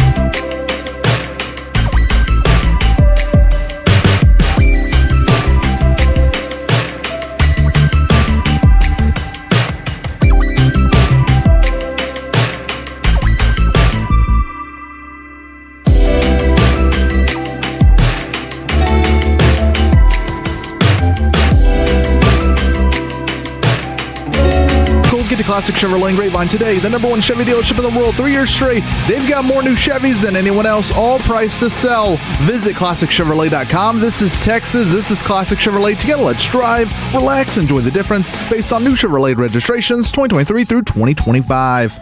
Great Zoom name from Kevin Hagelin, thumb in or thumb out.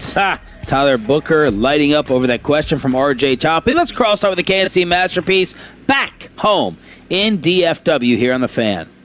What's going on, guys? How we doing? We're doing well on... I got it. It's all right. I fixed it, guys. Don't worry about it. It was all me. Okay. I'm not very good at muting whenever I do this Zoom stuff, so it's all right, man. Kevin, you look like you were about to say something. Yeah, and you're in my seat. I mean, you're in your own seat right now. Yeah, like you have a seat. You're in California. You sound like Brad Pitt in 12 Monkeys. You're in my chair. Get out of my chair. Never seen it. That's a good movie. Yeah. Well done, Friday. Messing up my Friday night and my Saturday, paying attention to all the trade possibilities. As Stephen Jones was even, unusually forthcoming with you guys. I was thinking Bobby Wagner too. Old tread on the tires. Then brought us all hell breaks loose with his Jordan Brooks mention. Then we're chasing down possibilities, and it all started with the Stephen interview Friday. So nice job. And it's going to end up being Von Miller. Oh yeah, that's where it's going to be. Why you say that? You can sign one of them veterans out there. I don't know. But that's not the splash they were referring to, I hope, right? Otherwise, I will never trust them ever again.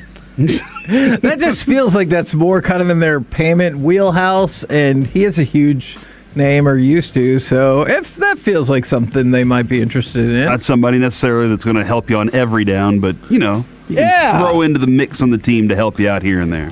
What's your feeling on the Brooks talk? I still think it's alive and well. I know what people are saying or what some people are saying. I think it's alive and well. I think Bobby Wagner's a few slots down in terms of their preferences. But I still think Brooks can be had because Miami's like, screw this season. And he's from Dallas, right? He's a local product, so that kind of fits some things that I heard regarding that. And that would be... I love that player. Get a leading tackler with that kind of intelligence to be right there in the middle of your defense. It is just whether or not you believe like an Overshown can fill that role and be that guy.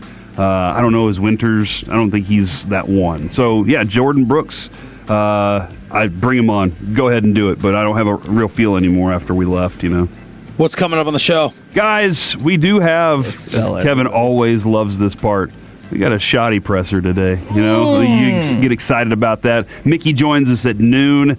And after a disastrous weekend, do you want the Rangers to go all in on selling right out of the gate? And I think during our show today, we're going to have a couple of significant moves. We trading DeGrom to Atlanta? Probably. Oh, my goodness. Wow. Really? What about Seager to the Red Sox? Or San Diego. Ooh. Yeah, there are a couple of teams. There are a few teams out there that I think are very interested in some of these players. What's that scuba follow-up you had? So this was a report out there that some of the teams were shy to trade for him because there was a report out there that they knew he was going to sign with L.A., that was his preferred destination in free agency anyway. So they're less likely to give up a major haul for a guy who was going to be a rental. I totally get it. He's going to be a rental regardless, unless you're obviously the team that signs him. But, any team could sign him. He's going to get a bag of money. He got up only at $400 million on a guy who may or may not have a bulky elbow. But if you didn't want to trade for him, the Rays, they want to hand over a massive haul for a guy that was going to be a rental. I get it. The problem is the Dodgers didn't even give up a haul. Yes. They didn't even give up one of their 4 biggest prospects. Do you guys both want the Rangers to sell? Hell yes. Sell everything. Let me ask a follow-up what Corey's thinking, because I know Corey's struggling with it. The notion that yesterday's game, according to Ken Rosenthal, had the weight of a make-or-break decision on what to do. Because Bobby kind of agrees with it in the series, but it's embarrassing a little bit that we're sitting here after Seattle going bye. Yeah. And then after you get swept by the Astros, we totally flip-flop. No conviction. With 50 games left. Like, if I told you last week that they were going to get swept, would you have changed your mind? And to make the decision based off that series or yesterday, I feel like I'm crazy that could be a possibility, as Ken Rosenthal is reporting. Am I nuts? I think Sean, and yeah, by the way, my kid's back in football, and has to go to football early in the morning, so I'm back to being a member of the 6 a.m. club. So yeah, baby. I love it. That's right. If you at the beginning of the year, if you told me we were in this position 2.5 games back, I probably would have said this. But I probably would have been like, no, let's go ahead and keep trying at this thing. The AL is so bad, and the Rangers don't look good against them either. And then you add into the idea, maybe Chris Young was like, hey, look, last year I kind of got fooled by this team. And we made a couple of trades to try and push us over the top, and that wasn't it. Let's give ourselves a deadline of whether or not we believe in this team. And that thing right there probably just gave it that was probably that deadline of we need to make the decision at that series. Probably before the season started. They probably already had the conversation of by this time we need to have the discussion or be ready to make a move, yes or no, either way on this. And I think there's some pieces of this thing that they're kind of tired of and kind of would love to move on from, and they're probably in that place right now. So I understand what you're saying, Sean, of the flip-flopping part, but I think that the front office was probably at a point where they said, we got to make a decision by this time, and what happened over the weekend didn't help at all. Kevin, don't you think this is a little fickle?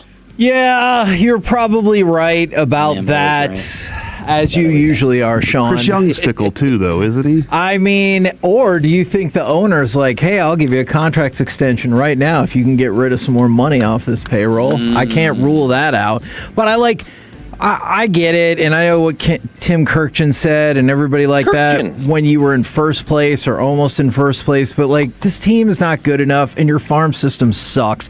And let's face it, the Rangers have shown no desire to take their farm system or their scouting department seriously. So why don't you go ahead and trade with other teams who do take it seriously and try to get some real prospects back in your system, because this team ain't good enough. Why get real prospects? You can't develop them. They're not going to be any good under your system. Shoot for double and triple A prospects that are hopefully mostly already developed by somebody else. As we continue to reward the just lack of production from our scouting department. You're 15, 20, 25 in the money you spend to try and make your farm system any good. And the person that's been running this thing is here for the last 30-something years. Yeah. And it still has never been any better. And over the last 15, 20 years, you haven't developed jack. So I don't understand, even adding prospects. I need potential young MLB caliber players. You're not getting that for the likes of Seager and DeGrom.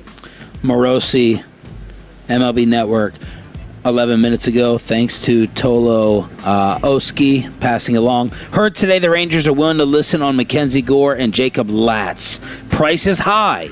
Because neither is a pending free agent, but the 5-game losing streak has nudged them into a buy and sell posture, as I mentioned on MLB Network. So throw Gore and Latz in the possible mix. If you're going to sell, you got to sell more than that. I think he's adding those names as names that have. Oh, just those are adding. Yeah, that's fine. Latz is the thing is Latz can. You could easily convert him to a starter. If you move on from DeGrom and Evaldi, you can easily next year move Latz back in the starting rotation. Gore is, lefties have value. You could probably get something. Are people going to be mad when the Rangers get less back for Gore than they gave for him? Yeah, they gave him a lot of volume. And those prospects seem to be doing okay. The Rangers are they? Yeah. The Rangers are now, by the way... Did you see, real quick, what happened to Walcott? Yeah, he got hit in the face. On a pickoff throw. Yeah, that bounced off the dirt and into his face, right? That was crazy. So now he's on the IL, so that's just wonderful time. But on the whole talk about, what are you competing for? And, you could beat any one of these teams or whatever. I was just looking it up. Against teams that are currently in the playoffs in the American League this season, the Rangers are 12-20. And it's not last year. You can't just say, oh, man, our starting pitching will come through. Your starting pitching has been weak as all get out this year. Yeah, if it was last year, I would have been like, fine, just get in there, see what happens. You can't depend on your starting pitching to get you through. And do you think that the future of the DeGrom Evaldi is going to turn back into anything? No, or the future of them is retirement. Fortunately not. I do want to push back. The idea that this team isn't developing players, I think, is faulty. I mean, Carter, Young, Rocker, I'm sorry, Leiter, they're all up. Hang on. We need to have a change in how what we decide or define as a hit in a major league draft pick. Those guys are considered hits. Carter? Is he at the major league level? That's the definition of a hit. That's the definition of a hit. He's a 112 hitter. The development when they get to the major league level is a problem. The development to get them to the major league level has not been a problem. And there is a difference. Bruce Bochy does not do a great job of developing guys at the major league level. That's never been his job. That's not his job. His job wasn't to do that. His job, because he's an older guy, not a developmental manager. Kevin. All right? Getting to the major league level is the job of the player development department. Yes. Having them continue to succeed at the major league level isn't necessarily the same department. Kevin, he just blew your mind, didn't he? Dave Raymond is appalled by what you just said. You have to have a different definition of like what is a hit as a draft pick, because the major league viewpoint of what is very big on redefining words. Well, a hit in a major league baseball draft is different than what we consider a hit in the NFL draft. Just the reality of it. This is winning worst take on Friday. We don't even need to do the segment. It's not. I'm sorry that you guys can't comprehend this. I know baseball just got here 3 years ago. For you guys that you just don't understand. But this is how the sport has viewed draft picks for a century and a half. Choppy is Grady Fuson. That's what we're discovering. I think Choppy's right. That's why the Rangers right now are in the bottom 4 of minor league systems, and that's why last year they were in the bottom 5. Yeah, all their minor leaguers up here at the big league level because they do such a good job at that. Sometimes you do they move them progress? up. Do they graduate them? Did they graduate them too early? Yes. Maybe they did with Carter. Maybe they graduated him too early with Carter. All right, let's let the fellas take over. What a spicy ending to the Monday edition. And Bobby has just confirmed Caleb Downs for 9 a.m. tomorrow here in Cali. Caleb Downs tomorrow. We recap the first padded practice. And did the Rangers do anything? We'll have it tomorrow morning. The Kansas City Masterpiece is next.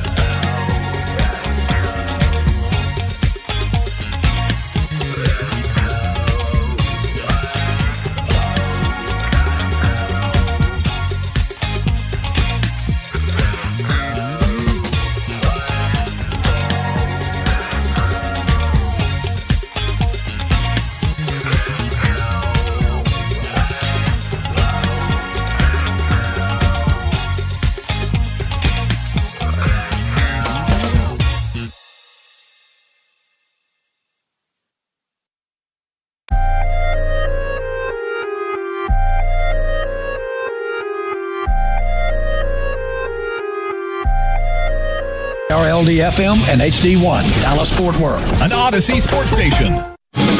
Driven by our D&M Leasing Studios, it's the KNC Masterpiece on 105.3 The Fan. KNC Masterpiece right here on 105.3 The Fan. We're back in the Metroplex. You got me, Kevin Hageland. You got, Corey Majors. Oh, man, give me this 100 degrees over 70 every time. Oh, no. And, of course, the famous Alec Medford. Gentlemen, welcome to the program. How the heck you doing today? How the heck is everybody out there in Radio Land? 877-881-1053, Franklin Frankel Injury Attorney text line, or the Twitch, or the YouTube. Kevin, I'm doing great today.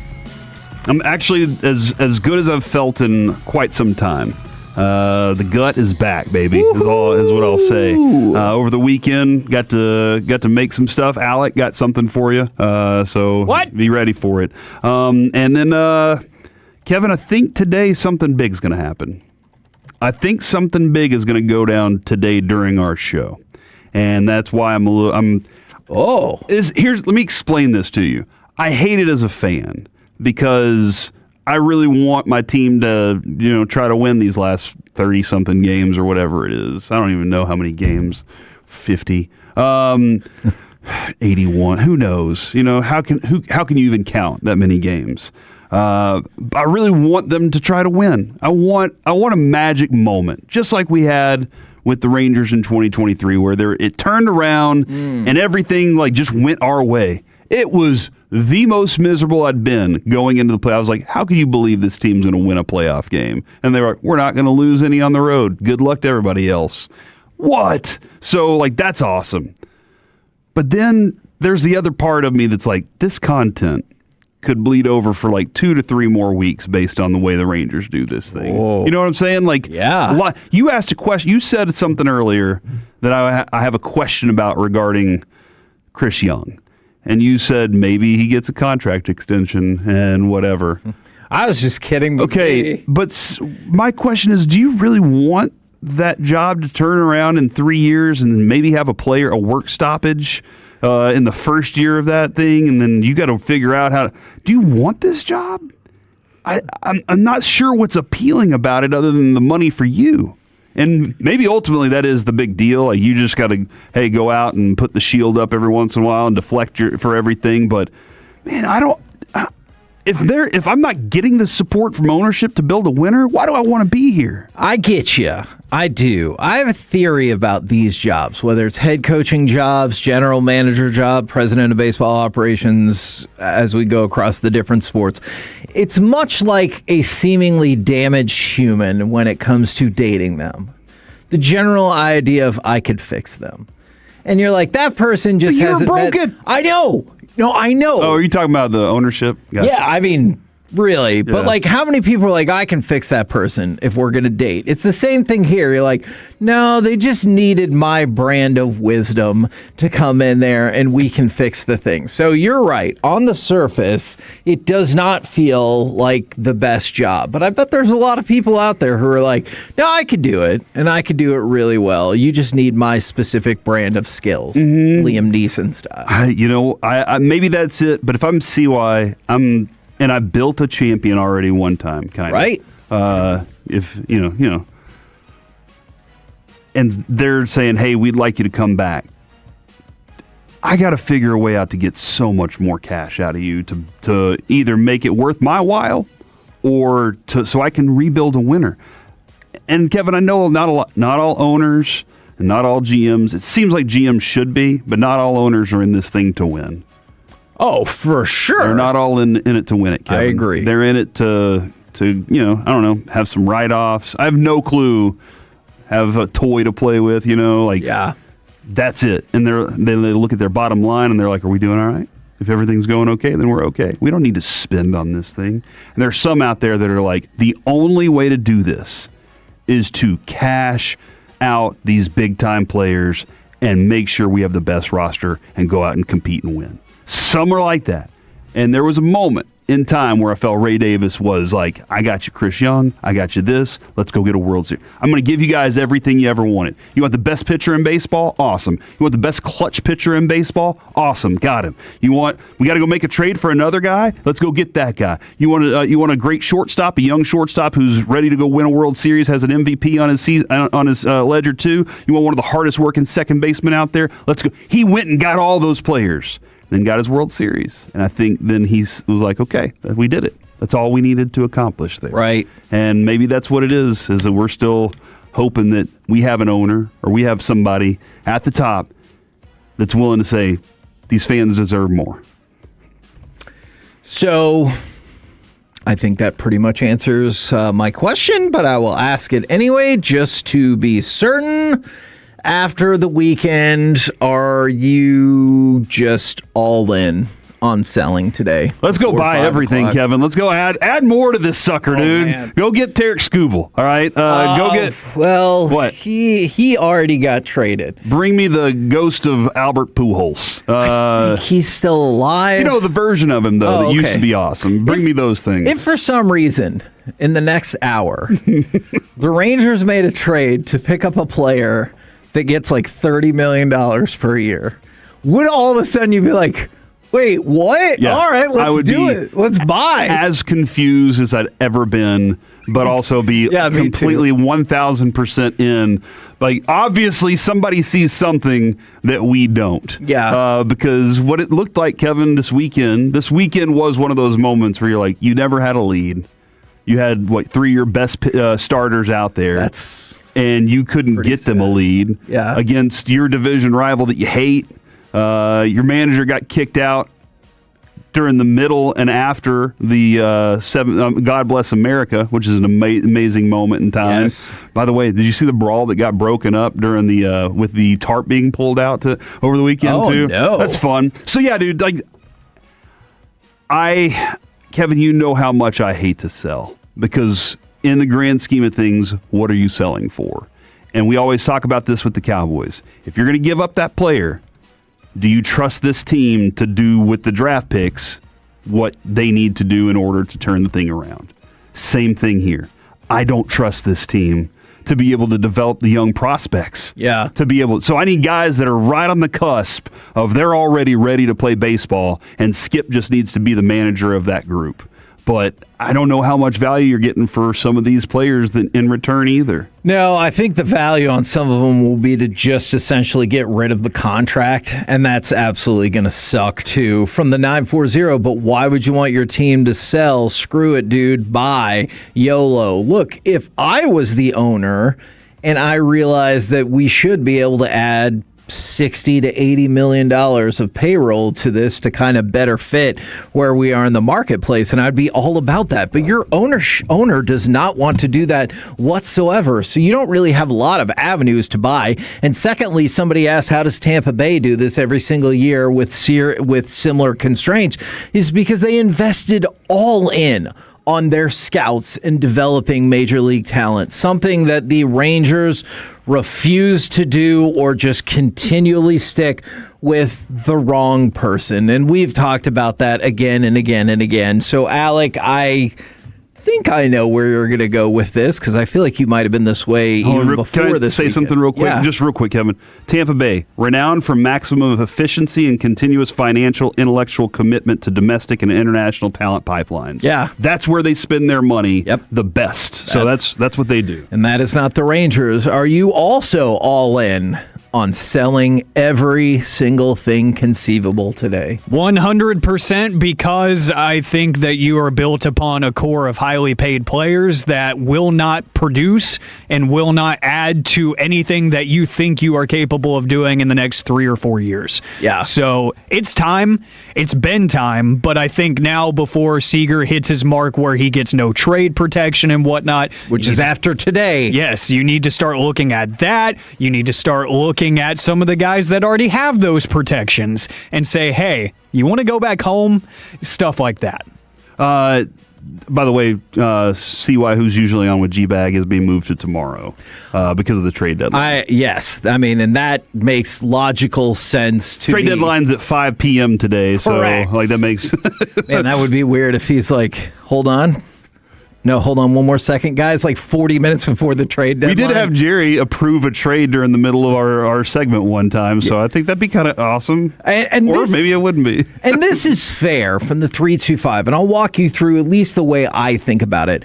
Why do we think selling will guarantee this organization knows how to build for the future? It most certainly will not guarantee it. But the way I view it is, you keep going along the way you are. Right now, it feels like either you'll miss the playoffs or you'll get dusted pretty quick in the playoffs, and then you'll go back to the drawing board with a bunch of expensive, declining players.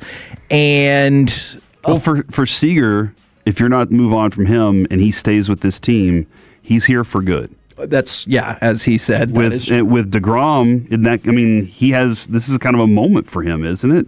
What do you mean? Like, he wants to be with a winner, with a contender, for sure. I think so, yeah. He's not quite the pitcher that he was. Right. Now, what are you doing with the money, though? I mean, look, that is a concern that I have.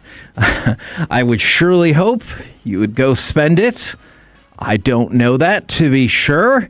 And that feels like that would be a tipping point for the fan base. If you got that money off your payroll and then decided to do nothing about it. I don't know about that. Because they did that a couple years back, right? When they went and got Simeon and Seager, they had money and they went and spent it. So I wonder if that helps.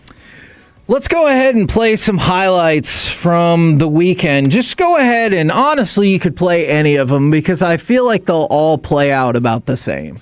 That included a home run. And here, a high drive deep out into left. Langford turning to look, and this one's gone. Almost onto the track. For Yainer Diaz, his 8th home run of the year. It's the 3rd home run for Houston tonight. And the Astros lead it 7-2. And so I think if you just kind of look at, we've been talking a lot about sell.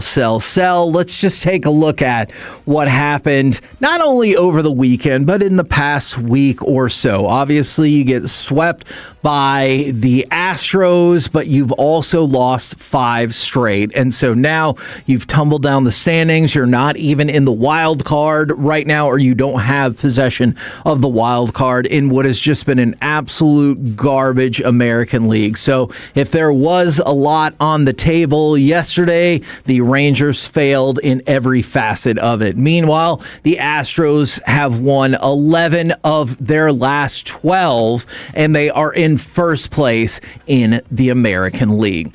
We're the KNC Masterpiece right here on 105.3 The Fan. Coming up next is Scooble to the Dodgers. Another example. Baseball needs to be overhauled, or just further proof that LA knows what it's doing. We'll do next right here on The Fan.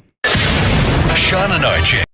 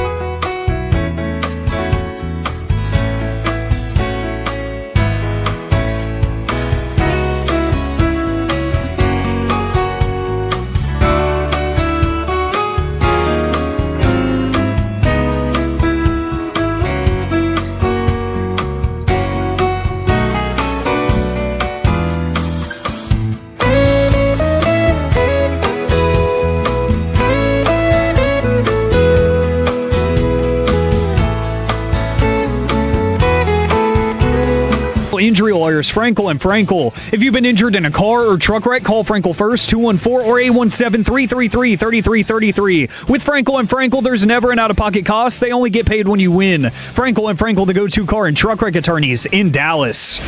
Swing and a miss. Fastball blitzed Wong, and that's strikeout number 5 for Skubal in 8 batters. KNC Masterpiece back here on 105.3 The Fan. We'll talk about the move for Tarek Skubal while adding more to the Rangers. John Heyman throwing Nathan Eovaldi in the group as well that teams are talking to the Rangers about. Add in Mackenzie Gore, Jacob Latz. We have wildly speculated about perhaps Jacob deGrom and Corey Seager. We will see what the Rangers do. Trade deadline is at 5 p.m. Central today. But also some other news in the worst-kept secret in the Metroplex. The Dallas Wings are moving to the American Airlines Center for 2027. Head coach pretty much told us that a couple months ago before the front office was like, well, hold on. We're not totally sure about that just yet, but now it is locked in. Tarek Skubal gets traded to the Dodgers in a case of, well, they didn't really need him, but maybe they wanted him. Is this the end of baseball as we know it? Just further proof that the Dodgers are really good at what they do, or probably somewhere in between? I think baseball survived big trades before, and baseball survived when the Yankees had all the good players. True. Actually came back. So I think it'll be okay. But, I mean, the Dodgers have the ability and freedom and desire and creativity to want to do something like this. If you have ownership that's that committed, I don't know why baseball would want to hold them back. Do you think it's I agree with you. Do you think it's the fans and social media that hate it, and baseball's like, that's fine? We are jealous. I am jealous. Whenever we see another team do what our team refuses to. Very true. So, yes, I think the fans are definitely the ones that are the loudest about this. I think some media guys get involved with it too, because they're probably, they probably have contacts. They're like, F those guys. Right. And so they're like, no, let's watch out for the little guy too. Right. But there's no little guys whenever you're dealing with this many millions of dollars. Man, so this trade has not been favorable for the Tigers.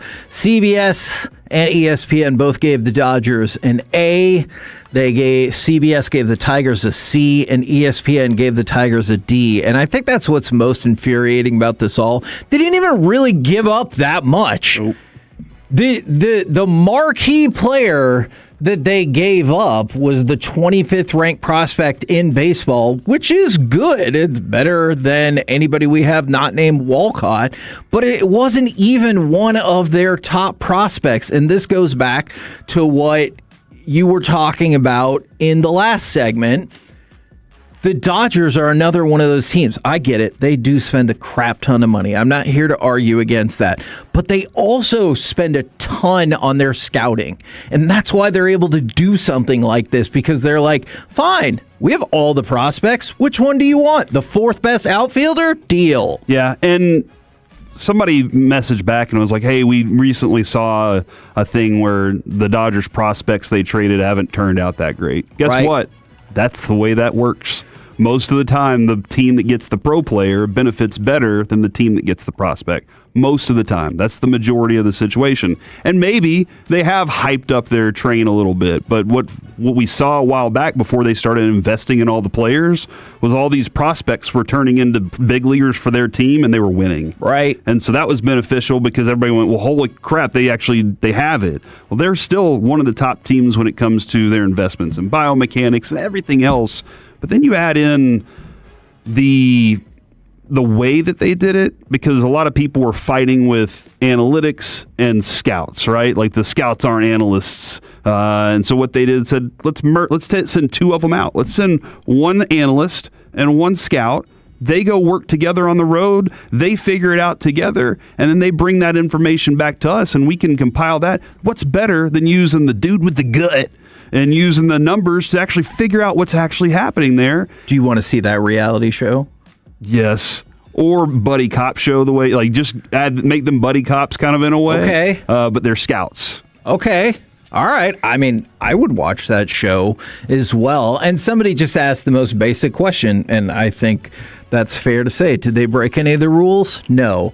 But from the 817, baseball is over. Can we just start the offseason now? Well, it's not coming back next year. Maybe. I think you're probably right. I'm sure that both of these sides can come to an agreement before next season. It sounds like it. But, Kevin, I guess my question is, with what the Dodgers are doing, they're saying, let's get a couple of World Series before this thing hits. Yeah. Does that feel kind of right? Like, they're like, screw it, let's invest everything, win a couple World Series, and when baseball comes back after what could be a work stoppage, we're going to be that team that people want to play for again.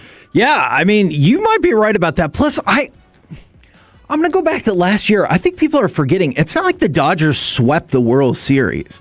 The Dodgers were like part of a toe away from losing the World Series to the freaking Blue Jays last year. So it's not like they slaughtered everybody's sports, speaking, of course, in that maybe it was a poor choice of words, in the playoffs on their way to back-to-back World Series championships. They've had their own set of struggles. So I'm not saying that this season is over. I get it. If you think it is over, that I certainly understand that point of view. But I mean, baseball hasn't had a back-to-back-to-back World Series champion and going on 26 years now. So it's not like this happens all of the time. This has not been a huge problem for baseball over the last quarter century. I think they got creative with the Shohei contract, and that's concerning people, I think, because they were like, hold on, how can we do this? Well, do you think that part is fair? Yeah. They're using the rules. Too. They're using the rules to play the game. They have loopholes. I mean, you saw the thing Choppy posted this morning with like $66 million they got in like tax breaks because of some stuff that happened. Oh. Yeah, I'll have to go back and revisit that because it's pretty interesting, and I know you love taxes. I do. They found they got creative. And if your ownership can get creative, then they should. Yeah. Now, do I think it's fair that this state has this and this state doesn't? So therefore, it makes it more likely that you can trade and make that Shohei, because the taxes in California are so high. They said, we won't pay you while you live in the state. Right. Well, the taxes in Texas aren't. So that's the benefit. So does it balance out? Or does it give them an advantage for 3 years right now? I don't know exactly how to feel about that. Yeah, no, it's not often that I would think that our lower taxes were a disadvantage, but here, yes. Somebody texted in and said prospects are a lottery ticket, and I ask you this, Kevin, because I know you like both money and lottery tickets. Which seems to go against one another. I'm going to give you a stack of $100 worth of lottery tickets. Mm-hmm. Which is a lot, or $100 bill. I want the $100 bill.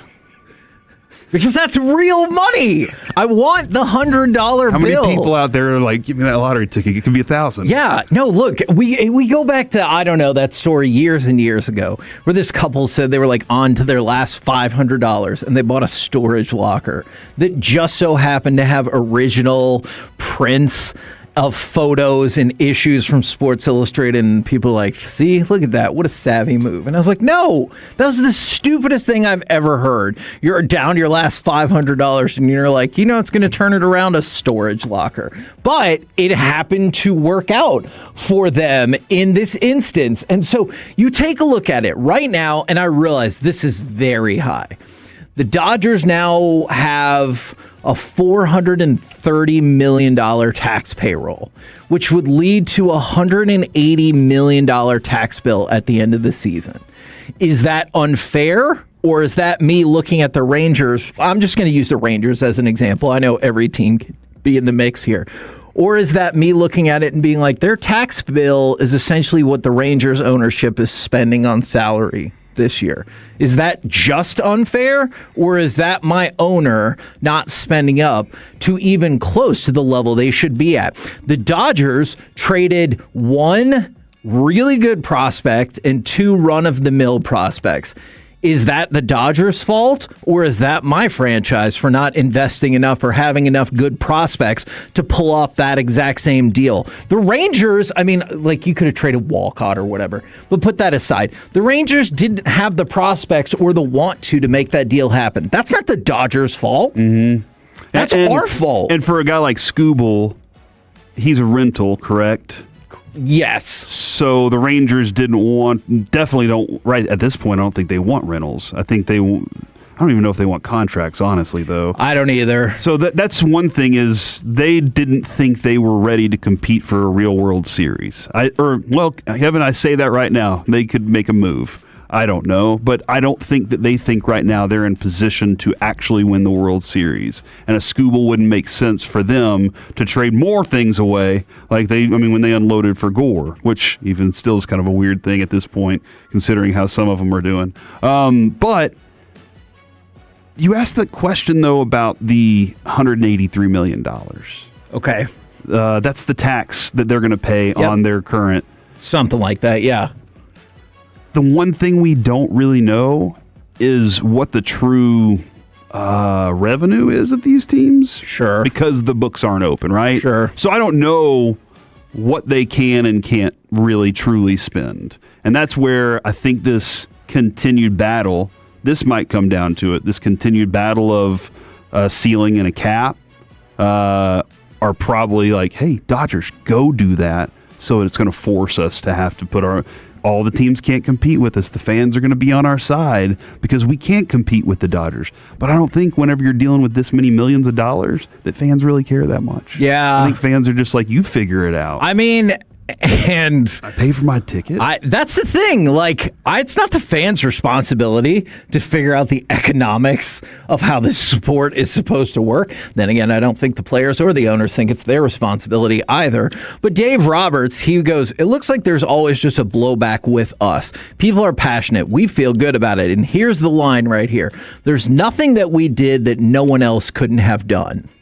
I just love our front office. And not surprisingly, the president of baseball operations for the Dodgers feels the same way. Friedman was like, passionately disagree when people were like, they're ruining baseball. And he goes, it's a special group. We're not going to be flippant about the moment in time and how special this group is. This era can be in history of this incredibly storied organization. We're going to do everything we can to keep winning like we did last year. Did the Miami Heat ruin basketball by building the Big Three? No. Some actually do say yes. I mean, they were like, super teams is this? And you're like, come on, dude. Some teams are already super. Yeah. Throw some blame for the Celtics in there. But for the most part, you're right. Yeah, with going and getting Kevin Garnett. Yeah. And Paul Pierce couldn't do it himself. He needs Ray Allen. Right. I don't think that trying to build a winner is anti-sports. I just never will whenever somebody goes out and uses all of their potential, all of their assets, all of the things they can, their arsenal of being able to build a winner. I don't think that I'll be jealous. Yeah. Wish my team did it, but I can't say that it's going to ruin the sport because that's what sports is. Yeah, no, I'm with you. Look, do I think they were smarter than the other guys in the room when it came to the Ohtani deal? Yes. Once you move past that, though, they just continue to show more want to. Whether it's the ability to say we want to win right now, whether it's the ability to spend extra money or cash in on their prospects or whatever else the case might be.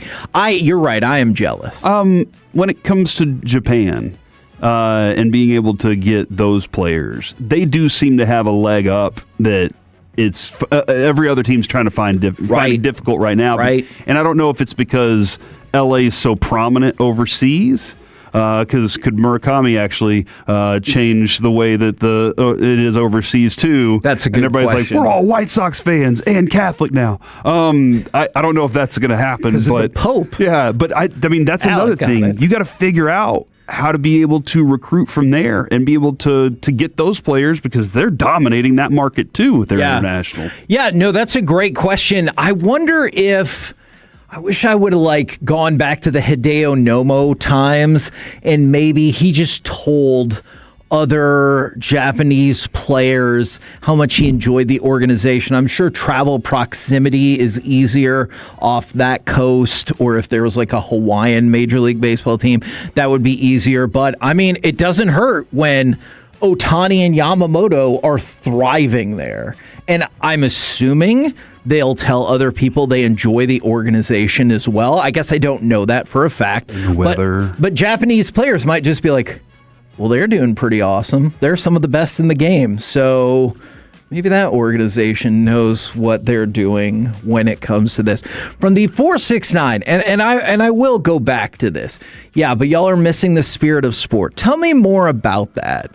Because if you think the spirit of sport is you shouldn't be able to outspend everybody, that's fine. And I get that. That's not what the Dodgers did over the weekend. They out-prospect and worked everybody. All right? You did not have to give up a haul for Tarek Skubal. You can see it with the prospects right there. But guess what? One of the organizations that cares more about scouting and investing in their farm system than anybody used some of those chips to get a player. How is that not the spirit of sport and investing in your team? We're the KNC Masterpiece right here on 105.3 The Fan. Coming up next, it's time for some baseball nuggets, as you notice the theme of the hour. Trade deadline day has arrived, and the deals are already piling up. We'll do it next right here on The Fan.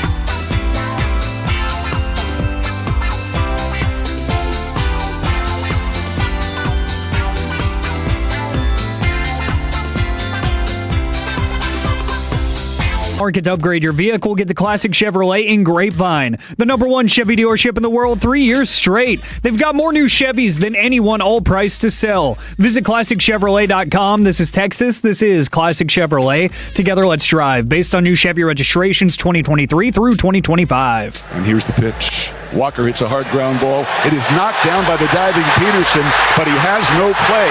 Tries to shovel it to DeGrom. It's late and it's wild. And a run is home, and the Astros regain the lead at 4-3.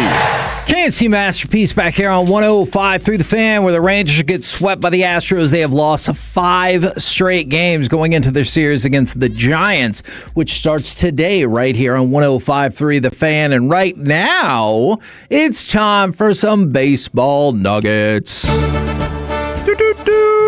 Once upon a time, we had dreams of either signing Luis Arraez, who I believe signed a 1-year, $11 million deal in the offseason. It was too rich for the Rangers, but he has been traded to the Phillies. Now, I get it probably wouldn't make sense to bring on a 1-year player who is going to be out of contract after this year, but Luis Arraez on the move to the Phillies. Other deals that have already taken place: Freddie Peralta has been traded by the Mets to the Tampa Bay Rays, another team that does an outstanding job with all of their scouting. The White Sox have picked up Luis Castillo from the Mariners. Luis Garcia is on his way to the Yankees, so already a whole lot of moves being made. I just saw Evan Grant say that a lot of moves, based on the potential lockout, are going to be factored in for the Rangers, especially. That's a great point. When it comes to anything beyond a rental. Yeah. Or anything that's just a rental, I guess. Or maybe beyond, too. Like I'm trying to figure out what's more important to the Rangers, because if you have something beyond, you have a full season where you have a guy that you don't get the benefit of whatever it was you got for him. So would you prefer a rental then at this point, knowing that what we don't know, I guess? Yeah, and that's kind of what I'm wondering is right now, are a lot of guys that are rentals more valuable for teams that are in contention, because they look at that future and they're like, well, let's try and win now, and then we'll worry about 2 years from now. Yeah, no, I think that is a very savvy point, and I guess we'll get more information about that as the day goes along. If you just see a plethora of those kind of players get traded, you'll be like, somebody mentioned this in the last segment, and I would be inclined to agree with that. Maybe he'll get you a lot, I don't know, but I think I would also be irritated if Jacob Latz got traded today. Why? Is that just because he's still under contract at a really low number for quite some time? And I think either you could use him as his closer. RJ, I know, suggested you could transition him back over to a starter. I don't know if that's my most favorite idea, but you could do it. And he is just now going into arbitration, so you could have him for pretty cheap for the next 3 years. Does that go against the idea of selling, though, if I'm like, except for that guy? Yeah. I know what you're saying. I don't know if you can transition him back to a starter, because maybe that train has run its course and this is what he actually is. But do you need a closer in the next 3 years? Right. If your team's not that great. If you're just not that good, why does it matter to have a good closer if you can utilize probably the most valuable piece to acquire something else? Yeah. But I understand, too, though, like, you want to have players that you love and can root for. This kind of feels like what the Mavericks have done, though, right? Like, I don't even know, is Wyatt Langford a player that they would consider moving from, too? If that's the case? Guess, I have to admit, I would be pretty shocked if he moved. That seems like a player that you say, just go ahead and stake him in the ground. Yeah. And then everything else you build around. Right. Because he's shown, I mean, aside from injuries, he's shown the commitment to this thing. But, yeah, if you're going to try and just rebuild the whole thing, you have to have, I think, the Cooper flag to build around that you can hold on hope to, hopefully. Now, I've seen multiple people text this in. The Astros have interest in Nathan Eovaldi. He could accept a trade to the Astros. What is your thought on the Astros offer you the best package for Evo, but, you see the rest of that conundrum. There's got to be a package that's close enough. Okay, is it 15%, 10%? Is it 25%? 25% okay. difference. Like, I'm just like, yeah, dude. And we talk about the Philly tax, the division tax. Yeah, I get it. Like, that tax right there is too much. I don't. That would be gross. I wouldn't want to see a year where they should be down, dude. They should their be farm system's down. worse than ours too. They should not be good. All right, like they shouldn't be this year. But the American League's so bad that they're kind of in the hunt, and they're just good enough to beat you. And then you're going to be like, well, we'll give you our best pitcher. Good luck, go win y'all a World Series. No. Do you know how sloppy I would feel if I saw Nathan Eovaldi, like the drunk sloppy Kevin is what I probably feel every day. Is just like watching him in that uniform going, that's the heart and soul of what I wanted my club to be for the next 3 years. From the 214. All right, I'll take Yordan Alvarez for Eovaldi. Yeah, deal. I mean, obviously, I know he was just kidding, but from the 561, zero interest in helping the Astros. Screw those guys. From the 214, you got to charge the Astros an a-hole tax. They got to pay 30% more. They just have a worse farm system than we do. 91% more. Sure, that's fine. Okay. 105.3% more. Kevin, did you mention the Brent Suter trade from the Braves? Oh. Brent Suter, former Dallas Stars defenseman. I don't think that's the same guy. Was traded for Nacho Alvarez, and I just love. That's my favorite part. Is a hockey player got traded for some nachos. Okay, but you will admit it was the names involved, as opposed to the baseball worthiness that led to your mention of this trade. 1,000%. All right, that's fine. As long as you admitted it, that's good with me. All right. So as long as we're talking about baseball, well, if the Rangers didn't have bad injury luck, they would have no injury luck this year, as Sebastian Walcott went on the 7-day concussion list after he got hit in the face with a pickoff attempt that I believe actually fell into the dirt and missed the glove and then ricocheted back up into his face as he was diving back to first base. So is he only wearing the left hand, the left ear hole, or does he have the double ear hole? I never remember. I thought it was only a one ear hole, but I'm not positive. If he's got the one ear hole, then this is now the case for the double ear hole. Ricocheted off of it. And if it bounced just like upped into his face, I don't know. I'm not going to ask a dude to go put a face shield on. Right. But man, that stinks for him. Yeah, that was unfortunate. How long is he out? I'm sorry. It's on the concussion list, so who knows? It's 7 days. But it's just another kind of S sandwich for this organization. All right, I want to see what you think about the unwritten rules of baseball yet again. Gavin Williams, man, he continues to deal.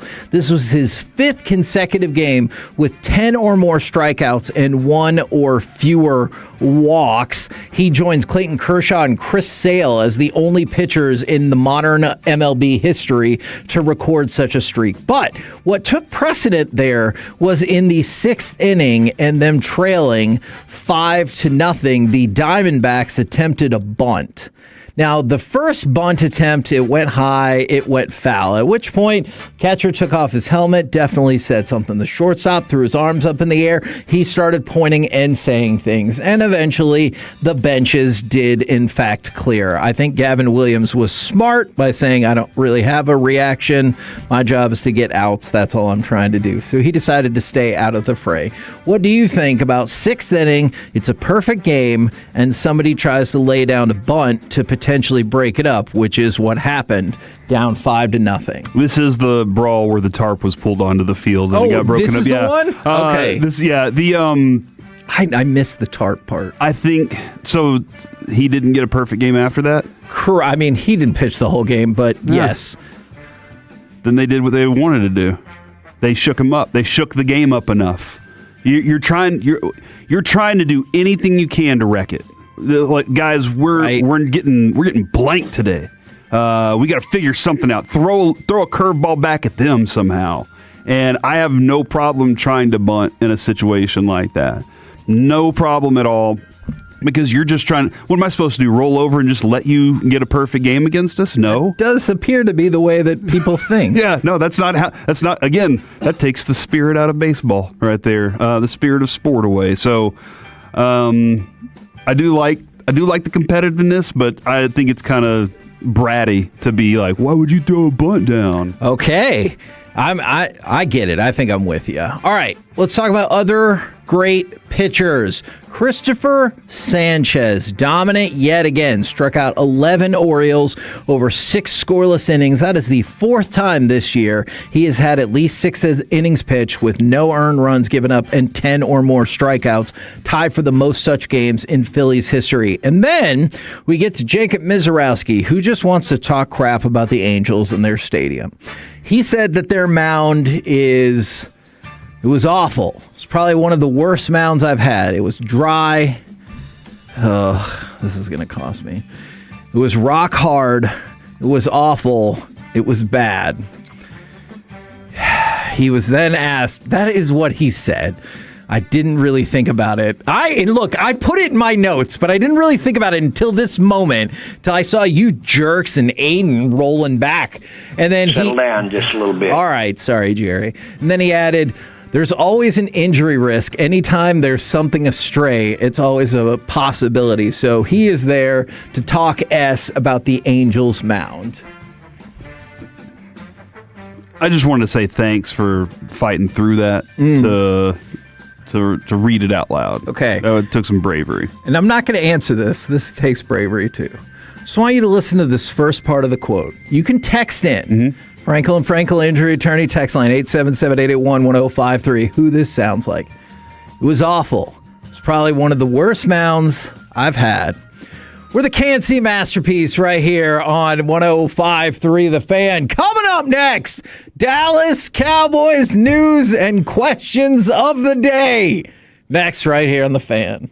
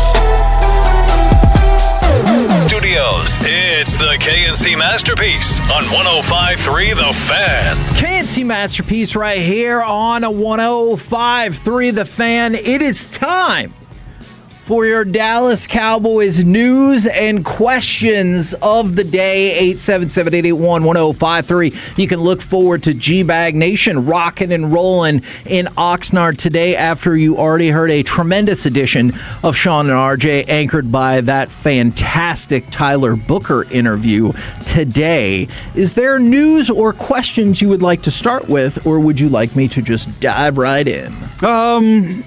No, man, this weekend seemed to be a productive practice weekend for you. Yeah, aside from Guyton and Ezeraku being pissed at each other, that it happened. I saw some really good production from Flanoy over the weekend that I was excited about, and I thought that there was some good production while we were there from him. But Kevin, after we did our interview with Jalen Thompson, which, Alec, were you proud of us after that interview? Mm-hmm. Thank you. Then I saw him pop up on the injury report. And with a hip, something. And I got scared that we were cursed. Surely not as bad as the Rangers injury-wise, though, right? But we were told before we interviewed him that we had a certain amount of time with him, right? Because he had a treatment that he had to do. So maybe it was already. I just assumed it was because of that. If I need to freak out, I will. Fingers crossed and hope that he's fine. So that's my only over the weekend stuff. That's all I'm fresh on right now. So okay, what you got? All right, from the 858, give you something good in this segment, boys. I just offloaded 4 pallets of tile by hand in this heat. I need to pick me up. All right. The next phase of training camp, it is about to begin. The Cowboys were off yesterday, but the pads come on today for the very first time. So this does feel like the next step. Yes, you are definitely right. The next step in the process for the Dallas Cowboys. They also signed an offensive tackle, Sebastian Gutierrez, who tried out for the team, I believe, on Saturday, and the corresponding roster move, which I can't imagine people are too surprised about. They waived the injured defensive end, Charles Snowden, who I believe was also suspended for the first 3 games of the season per the violation of the personal conduct policy for the NFL. So a minor move there, but a move nonetheless. That's because he was not on a big enough contract nor as significant of a piece? I think that's fair. Okay. And it has to be one or the other, right? You can maybe be suspended for a few games, which we could have anticipated, but you're good to go.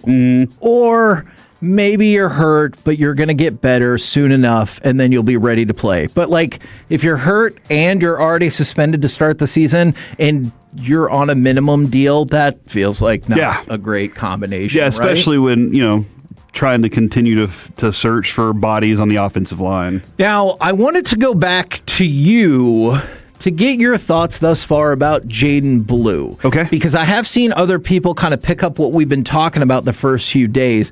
Jaden Blue had a great start to camp after a good off-season, and he already looked, again, no pads to start, like he was running with more discipline. What did you think about early insights into Mr. Blue? Well, Kevin, I did see one video from our friend John Machota where Jaden Blue, the ball hit his hands and went up in the air, and Malik Hooker picked it off. So now I'm a little concerned about that. But, hey, listen, you can't catch all of them. I don't know anybody that has a 100% catch rate. Man, it felt like George Pickens. It was Mingo until that one play. Dude, Pickens, he's on a mission. That's all. I mean, that's all I will say is that dude is on a mission. Yeah, I think what we watched with Jaden Blue was a guy who he understood the playbook. Everything that I saw out of him during the few days that we were there, and obviously this is where you got to figure out how to be able to see more of this, because I need to consume more of what they're doing. I love it. I really do love this part. But he you said it best whenever he looked disciplined in knowing what his plays were supposed to be. Yeah. I think coming into it, there was a little bit of immaturity last year. Sure. He'll admit that, which is good. And a little bit of maybe entitlement to, like, that should be my job. And not having to work that hard for the job whenever it's not necessarily working the hard for the job and then getting that. It's really just working that hard because to stay at this level, to be good at this level, to be great at this level, that's just how you have to work. And Javonte, we watched the way that he works. You see why he had the year that he had last year. Offensive line provided it for him. They gave him the holes. But that dude worked hard to make sure he was in that playbook and understood his assignments and roles.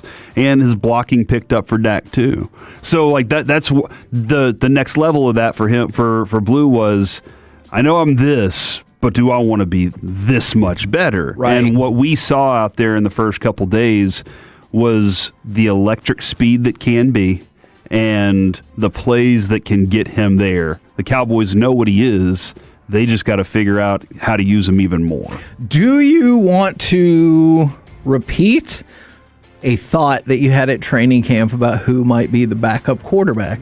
Or do you think it's far too early to say such thing? I think Sam Howell's making this team. Okay. And it's because I think this is, and this, again, that was 2 days into camp that I said that, but I know Joe Milton can make some beautiful throws. It might be the most beautiful throw coming out of his hand. Not always going where he wants it to go. Right. So that is very fair.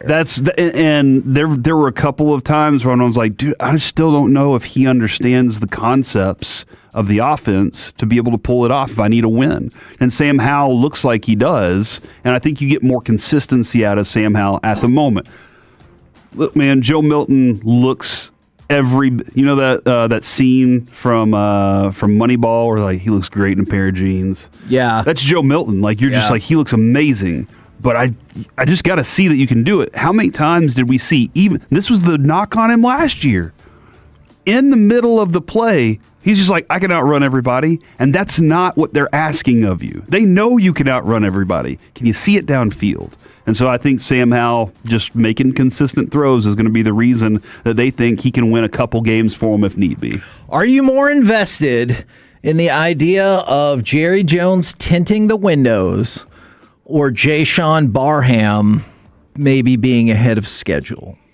Well, all of this is on a curve, of course, because we just really started. But if there's been another guy who's kind of been the talk of camp early on, Barham has caught a lot of people's attention. But obviously, I know people love to talk about those windows at the stadium.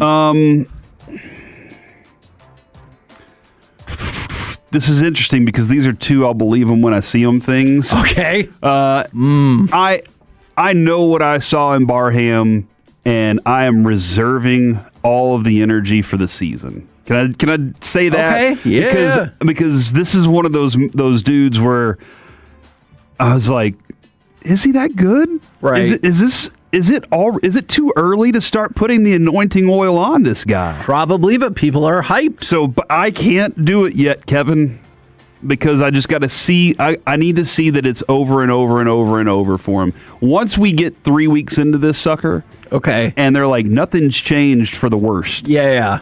Then I'll go, guys, screw the windows. All right, Barham's where it's at. We're gonna be just fine.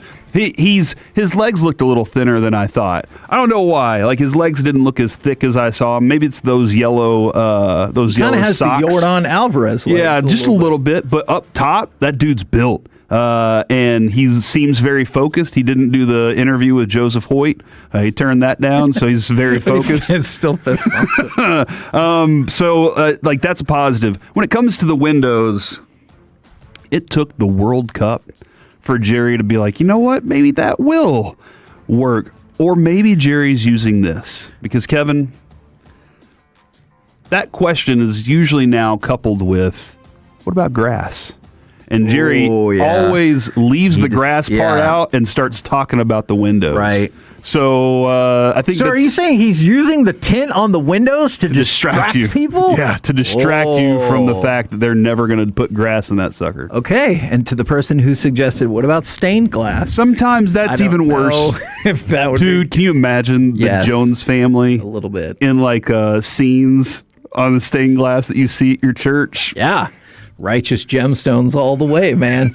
All right, so if you missed it, towards the end of the 2-minute drill in Saturdays, I can see it. Jerry floating down with wings. Of course I can see it. Towards the end of the 2-minute drill during Saturday's practice, Tyler Guyton slammed Ezeraku to the ground. After the play, the two exchanged words. With practice nearing its end, Guyton stormed off and didn't finish the practice. Guyton later said he got hit in the neck by Ezeraku, and after practice, the two men walked past each other without saying a word. Ezeraku had a very different interpretation, and he was like, I love it, man, just that competitiveness and everything. Do you like hearing those things that, like, it's going to get a little bit feisty at training camp, or would you have loved that Tyler Guyton was the one who was like, I love it, let's get competitive? Guyton is probably very concerned about anything that could be an injury to him. Yeah. Especially a throat injury. How awful would that be? Tyler Guyton has a throat injury. Yeah. So but he needs to not take it personally. Like I don't think it's Ezeraku like personally trying to throat punch him or rip his throat off, Gruber style. I think again I go back to that. I don't think in competition it's like that. That sounds like Ezeraku. Yeah. Everybody we talked to about him was off field. You have a very locked in, mild mannered dude, but on the field he turns into a different bit of a player, and he is very focused on competing and ripping through you. So I would like to see. Hey, you know what? I'd like to see more of Tyler Guyton slamming people to the ground. Yeah, more often. Use that rage, dude. Let the hate flow. If you guys can all be mature, I would like to read you another quote. There is no way, but all right. This is what Ezeraku said after the fact. We're competitors, that's all it is. I'm a hot guy. He gets hot too. We compete. We go back and forth. That's what's going to make us great. That's a quality quote. If you can ignore that one part that I know has clearly caught your attention. Is that a little arrogant of him? I'm a hot guy. How hot I am. I think he meant more We're from hot together. I think he meant more from a temperament standpoint. Just two hot men. I don't think doing our thing out there. Is what he meant. I think he meant temperament is all I'm going to say. All right, that's fine. All right, and then did you like Jerry Jones standing up for Tony Romo? And he said, look, he's a unique talent. Obviously, I'm a big fan. And one of the things that he talked about is like, do you think he's gotten to this place without getting knocked down and without getting back up? And, you know, I appreciate it at a time where Tony might kind of feel like he's alone to a certain extent. I appreciate people stepping up for him and being like, hey, he made a bad decision. He'll come back from it. That's probably the speech Jerry gave if he called him too, right? I could Tony, I've seen you face adversity so many times. You know how many times I've faced adversity. Probably having that conversation with him. This is not the most criticism Tony Romo has ever even gotten, though. No. Would if losing a playoff game is the worst thing in my life? Yeah. Then I've led a pretty good life. That criticism never let Cabo. Like those, there are things that on a Cowboys local level were there. Is this bigger because it's more national and it's now not, he can't go back on the football field and prove himself? Yeah, it is a little bit different. Yeah. So he's got to figure out a way to get to that next place and prove himself to the people who do love it, because there's a significant amount of fans that do love Tony Romo, the announcer, the broadcaster, as well as what he was as a football player. And is the frustrating part about this and so many other mistakes we've all made in life is it just takes time. Like, you want to prove it the next day, the next week, but you can't. It's just going to take some more time. Yeah, it takes some crafting of what your goal is. Sure. And being genuine about it, too. You can't BS it. Because over time, that'll come back and bite you if you BS it. And you're like, hey, I can't say you can just go out and fix it by teaming up with Mad. That's not going to just fix everything, but you can do some things along the way that show that you genuinely are going to make some differences and want to help other people make differences too. I think that's always been the big deal, Kevin, is whenever guys screw up and they're like, you talk about Michael Vick, seemed to have completely done a 180 on that, and you gave him a lot of credit for that. I think there are other players that go through these things and you're like, all right, now show us. But you're right, it does take some work to be able to get back to that, and CBS isn't willing right now to let him work that out in front of an audience. Which I don't think is the worst idea. I don't either. We're the Can't See Masterpiece right here, golly, on 105.3 The Fan. Kevin is nailing these quotes today. And from the 858, Easy calling himself and Guyton Hot Guys was enough of a pickup for me, boys. Successful segment, in my opinion. Thank you. Thank you very, very much. We're the KNC Masterpiece right here on 105.3 The Fan. Coming up next, it's time for AM on the FM. What kind of program is this? We got the question of the day, plus this is why the details matter, fellas. Next on The Fan.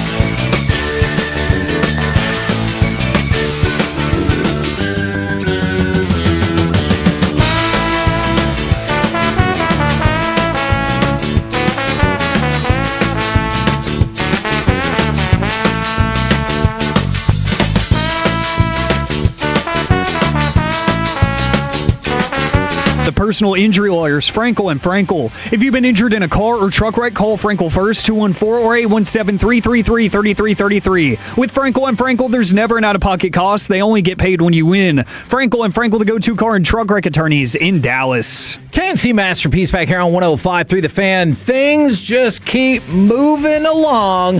Joe Adell on the move, the man who had maybe the greatest defensive game in Major League history this season, and then also had a home run ball bounce off his head and over the fence, is on the move from the Angels to the Cleveland Guardians, as we're about 5 hours and 36 minutes and change away from the MLB trade deadline hitting. And right now, it's time for this. What does this button do? Please, please, do not push the button. You have no idea what it... Alec, you be quiet. Alec, that was awful. 1 for Alec, 0 for Peyton. Don't you dare touch that dial. Don't you dare do it. It is time. 4 a.m. on the FM. My name is Alec Medford, the man that they call. Yeah! The pride of Mansfield, Texas, and the mayor of the Medfordplex. 877-881-1053 is the Frankel and Frankel Injury Attorneys text line, where you can answer today's question of the day. My question of the day for you, Alec. Do you want SummerSlam to go back to one night? Man, this one kind of made me like it. I'm not going to lie. Okay. Because I seriously went to bed Saturday night saying it's going to be hard to top this. Yeah. And then they absolutely beat the brakes off of night one with an awesome night two. And it was an all-around awesome PLE. So SummerSlam was awesome. And Chef's Kiss way to end it with Roman and Seth putting the beef to bed. I thought it was beautiful. Yeah, who would have thought when Gunther came out for the opening match on Sunday, there was even a bigger surprise waiting like 45 seconds later. I got chills up and down my body when I heard Kevin Owens' music hit.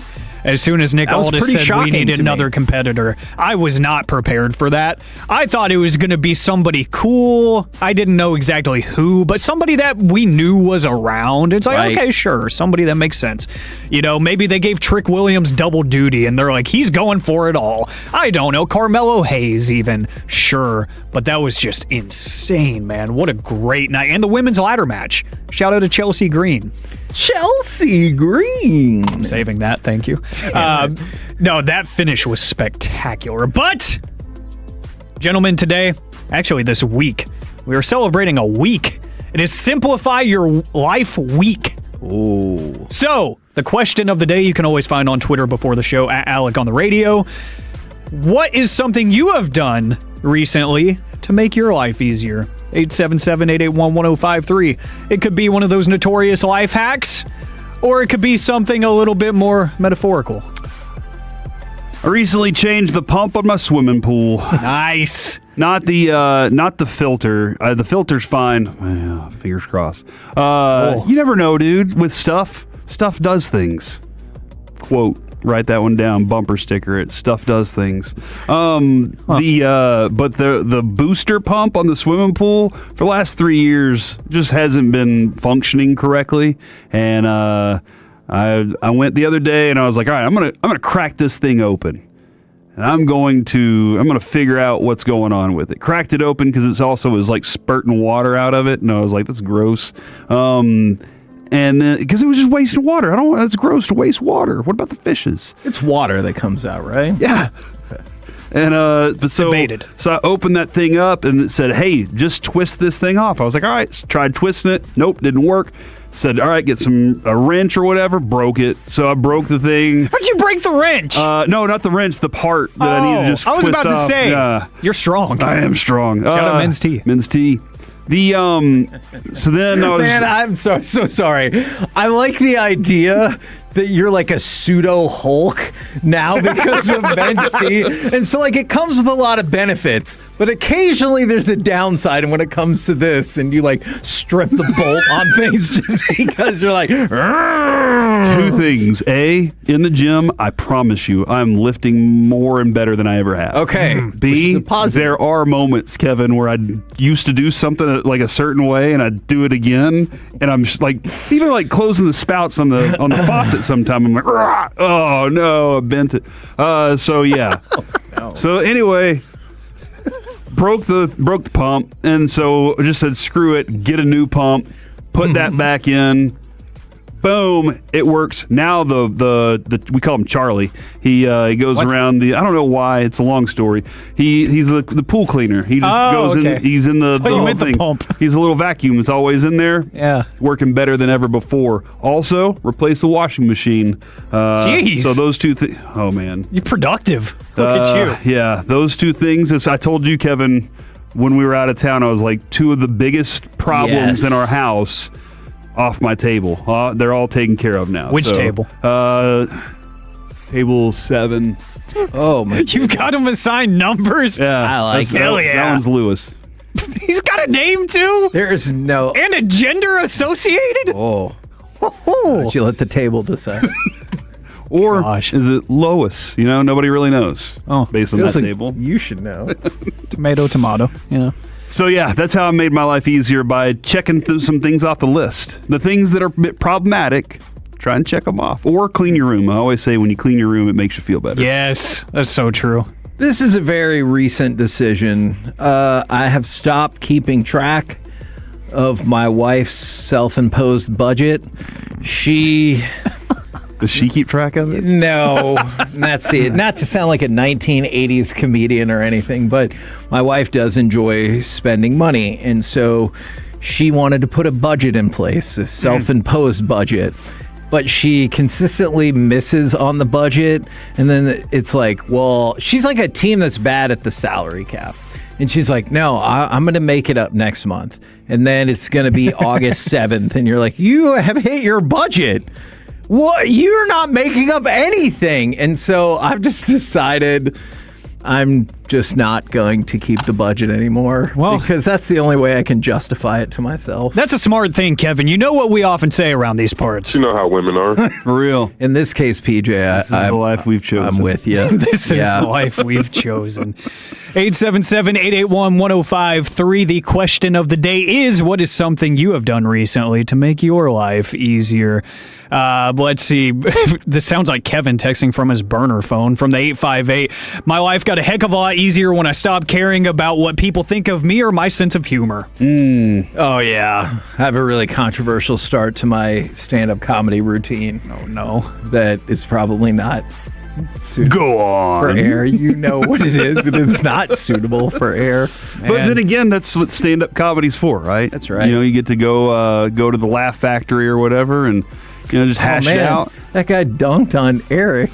What's with the shades? Migraines. Ugh. Oh, hey. Look like you either could have had cocaine or have never done any before. Do me a favor, when we get to Crosstalk, ask Wolchuk if he got to see the Odyssey.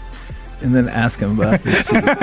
Yes, please. Oh, do I need to go check Twitter? Oh, I bet he didn't put it on Twitter. Oh, yeah, no. He was offered money to put it on Twitter and said no. Yeah, ask him. Yeah, please lead off Crosstalk with that. Absolutely. I'm so ready for this. The Mariners have acquired Taylor Ward from the Orioles, by the way.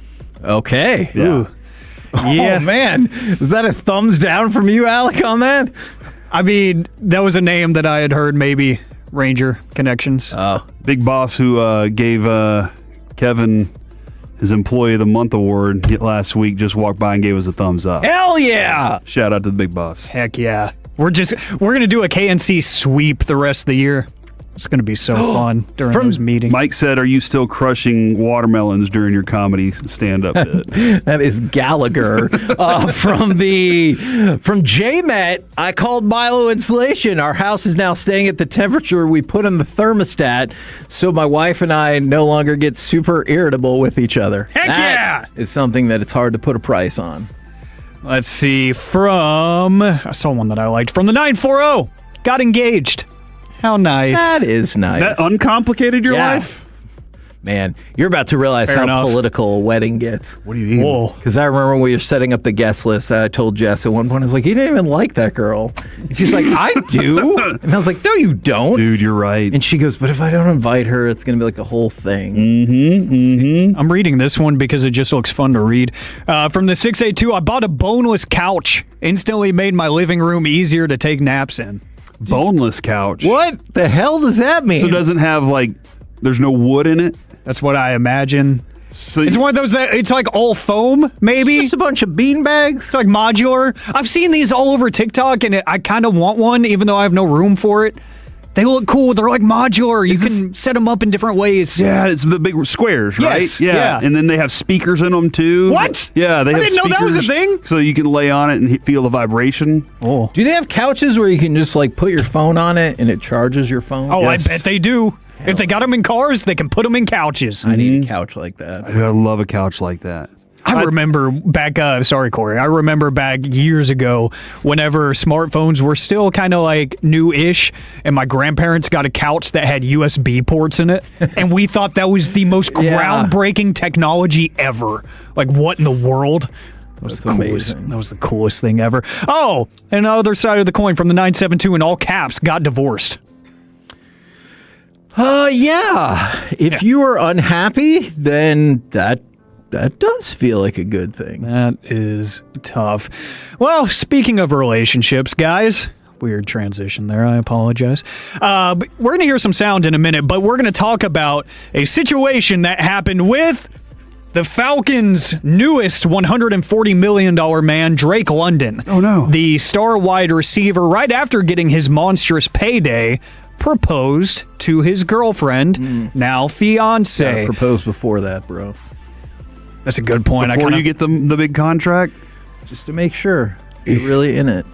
So this is literally right off the heels of a 4-year, $141 million extension with the Atlanta Falcons. Very good player. I'm a huge fan of his, and whoever's throwing him the football this year is going to have a great time doing so. But he made it official with his now fiancée, Sophia. And this is why I always say the little things and the details matter, fellas. Take a listen. This is from Sophia's TikTok page. She talked a little bit in depth about what exactly happened on the day that he popped the question. He gets down on his knee. I blacked out. I could barely recite to you anything he said. After he proposed to me, he pointed out the table setting that had all the Taco Bell sauce packets. I have a crazy love for Taco Bell, and this detail that he included in the proposal was actually something I had mentioned on one of our first dates. It could not have been more perfect. So he was asked about this after practice the other day, and he said, yeah, I think she freaked out more than when she saw there was a taco sitting on the table and I handed it to her than when she saw the ring. So this is true, and there are pictures of the setting. It's a beautiful mountain in the background and everything, but there's a table with 2 chairs, all the roses and stuff set up, and there is a Taco Bell order sitting on the table because on their second date, according to Mr. London, she mentioned that she has a massive addiction and love for Taco Bell, and that was her dream date location because she loves it so much. So he remembered that all these years later, and he brought out Crunchwrap Supremes, a cheesy gordita crunch, the hot sauce packets, everything at a desert ranch in Los Angeles. This man paid attention to the little details, and that's why I always say the details always matter, because she didn't care about this Super Bowl-looking ring that he got her. She was like, give me the freaking Taco Bell, and they ate the Taco Bell together in the middle of a desert. All right, she is in it for the long haul then. That's commitment, even though Taco Bell's got more expensive. That's right. It's, And that was Taco Bell in L.A., too, so it probably ran him $50 for all that food. Oh, that is a good point. Devontae Adams put a Taco Bell in his house. Yeah, maybe that's the wedding gift. See, people need to talk about that kind of money. Dude. I want to have Taco Bell in my house. You put a Wild Fork in my dream home, so yes, I'm pretty happy. Indeed. So much meat. We're the KNC Masterpiece. Right here on 105.3 The Fan. Coming up next, it's time for Gridiron Gravy, ranking the starting quarterbacks based on what they add to the point spread. Next on The Fan.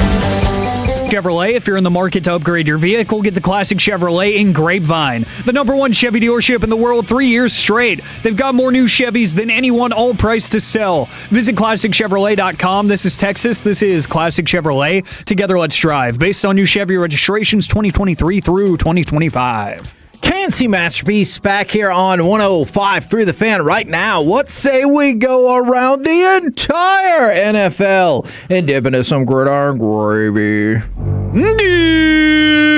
Dip it and make some trades. What? I have a question. Do I just have too much of a tinfoil hat on here, or have you become more and more intrigued as the week goes along or days go along of the Kyle Shanahan car crash? Now that they said they're not going to release the 911 call or body cam video, and I know people were like, this is obviously a DUI or whatever the case might be. It's just the more mysterious details we get from this, the more I'm like, was he doing something bad? I mean, I heard what his story was. So not releasing the footage in addition to the clerical error. Yeah. Like that could be so clear that it was a cover-up. That would be my No, I'm with you on. So that's why I'm asking if it's tinfoil hatty. No, I don't think that it is by any means. Go ahead and get the truth out there. The coach though, man, that's another good question. Did something happen and he was like, I'm going to go ahead and get out in front of this thing, but they're like, but if you guys can't release the footage because it's going to make me look bad. Yeah, and I just think about how much everybody has been dumping on Romo. I mean, and don't drink and drive. Fact. 1,000%. Full stop. Yeah. Don't drink and drive. But all of that is coming out, and then with all the Shanahan stuff, we're like, nah, you can't see it. And they're like, huh. Weird. Yeah, no, that's a really good point. Wisconsin felt very open to releasing that footage. And that's his home state. I know. He was going to see his grandma and grandpa. Me, mom, be pa. Something to... Grammy and Grampy. We do need to do a segment at some point about what you call your grandparents. Kobe Bryant, with a C, the football player, was carted off at Bears practice. Now, this doesn't always mean the worst, as we've already seen just in the last week. Sometimes it can be hyperextension of the knee or a variety of different things. But he signed a 3-year, $40 million deal to join the Bears as a free agent this offseason. He was with the Seahawks as part of their Super Bowl team, and now we'll see, but the potential is there that he might unfortunately be out for the season. Roma Dunze told Kay Adams he should be fine. Oh, great. But what does he know? As a receiver, I think the cart always kind of tells the story of should be fine is probably not going to be the case. Yeah, but I mean, that's good to hold out hope like that. By the way, speaking of should be fine, Xavier Worthy has a sprained shoulder, but he is expected to be back at practice this week for the Chiefs. And Jahmyr Gibbs was asked, hey, when are you going to be practicing again? He said, quote, only time will tell. That was the end of the quote? Yeah, when he's going to be practicing. It's a good answer. It is a good answer. Like, that really is a good answer. Because it is what it is played out, Like, we've used that enough. Yeah. But only time will tell. It's true. That's a good one. Because what else can? Right. In that time, somebody's going to make a decision. Yeah. I will either accept or deny that decision. And that's a good one. I like that. Per a report from Yahoo Sports, which quarterback do you think adds the most to a point spread? Like if they're playing or if they're not? You got to feel Stafford. Okay. Well, then I guess this kind of comes down to their backup also and how terrible their back. Sam Darnold. In your face, Drew Lock. Sam Darnold is in the middle of the pack, more or less, at 15. He adds 4.6 to the point spread. You mentioned Matthew Stafford. He is third on the list at more than 6 points added, 6.16 to be specific. Number one, Josh Allen at 7.23, followed by Patrick Mahomes. So it goes Josh Allen, Patrick Mahomes, Matthew Stafford, Drake May, Lamar Jackson, and then 6 is Herbert, and 7 is Dak Prescott. Huh. Very interesting. Like, doesn't that sound like some quarterback rankings? Definitely. Like, it really does line up a lot of ways. Especially when we get to the bottom of the list. Oh, yeah? Now, these quarterbacks are technically still in the positive, so that is good. Are they in the league still, though? Yes. All right. Which starting quarterback or supposed starting quarterback do you think adds the least to the point spread for their team? Shedeur Sanders? Shedeur Sanders is not listed as the starter for the Browns. I'm just going to say Daniel Jones. Daniel Jones is 23rd on the list. By the way, Deshaun Watson is 30th. But there are 2 starting quarterbacks, or supposed starting quarterbacks, that are lower. Deshaun Watson adds a robust 1.7 points to the spread.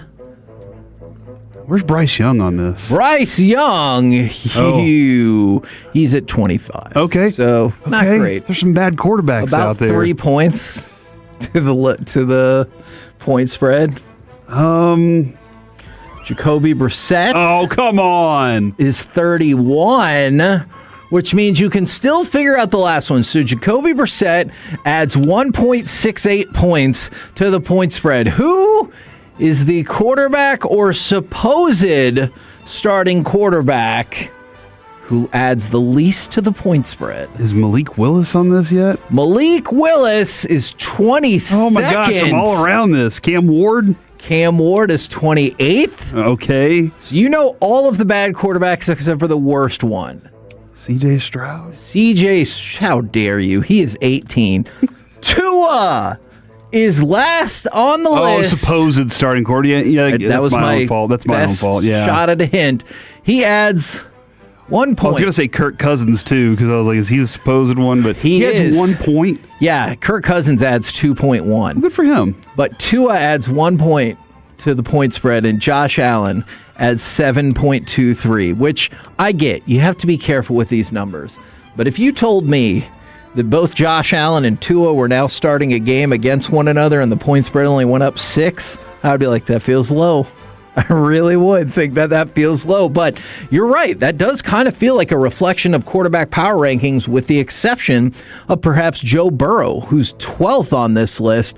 I don't know if that has much to do with Joe Flacco being his backup. Yeah, dude. I mean, Flacco could basically start for 31 other teams out there. Okay, well, now you're talking about Will Levis, who said that there are absolutely not 32 quarterbacks better than him in the NFL. Do you think that's just confidence, or do you think he meant because the number is much higher?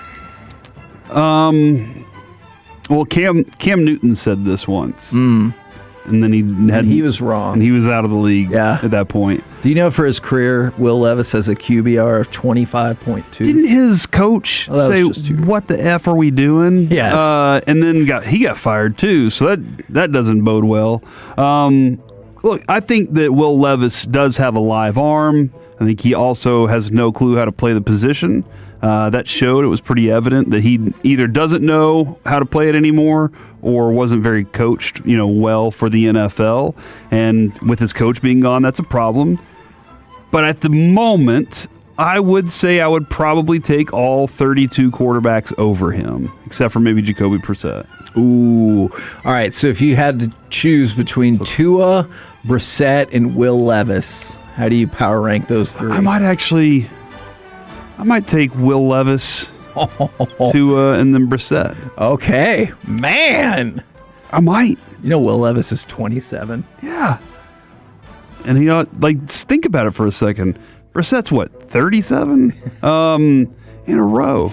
And then Tua, we've seen enough to be like, right. With Will, you're just like, it was a bad team. You were on a very bad team. I'd give him a shot. The Lions signed former All-Pro Devin White to a 1-year deal. The Texans signed Jadeveon Clowney to come on back to the place that drafted him in, I believe, another one-year deal. And Jalen Polk from the Saints, I believe they just drafted him 2 years ago, was placed on the retired/reserve list. From the 858, I would take Jonathan Mingo as quarterback over Will Levis. Oh, man. That just feels rude. Okay. I'll take Floney, yeah. No. And from the 940, Tua is going to be a Pro Bowler this year. Oh, that would be interesting. You put that on Kalshi. What? Door. I bet you could get good numbers on that, just like you could on this one. Travis Hunter. He's looked really good in practice so far. He put on 15 pounds of muscle, didn't he? Indeed he did for the Jags. He now said, well, how many snaps do you want to play? And he said, all of them. I can't stay on the sideline. I realize he's excited, and I get all of that. Do you think there's any chance a really stout training camp and his body being in even better shape could significantly up the amount of snaps that he gets this year? Yes. Okay. Yeah, I do think that it could up those for sure. This is the thing that's fascinating me, Kevin. I don't know if we talked about this last week. He was reached a top speed of 22.6 miles an hour last week or during camp. He's aiming for 23 miles an hour. Like, that's his goal, is to get to 23. Okay. We were averaging at the Cowboys 19 miles an hour, and this dude's out here. That's pretty damn fast. So yeah, I do think what he's done to it. It's so important to make sure your body's right in the NFL. It just is, man. So I'm glad to hear all this from him for sure. We're the KNC Masterpiece right here on 105.3 The Fan. Coming up next, we will check in from Oxnard with our Dallas Cowboys insider, Mickey Spagnola, right here on 105.3 The Fan. They've taken a...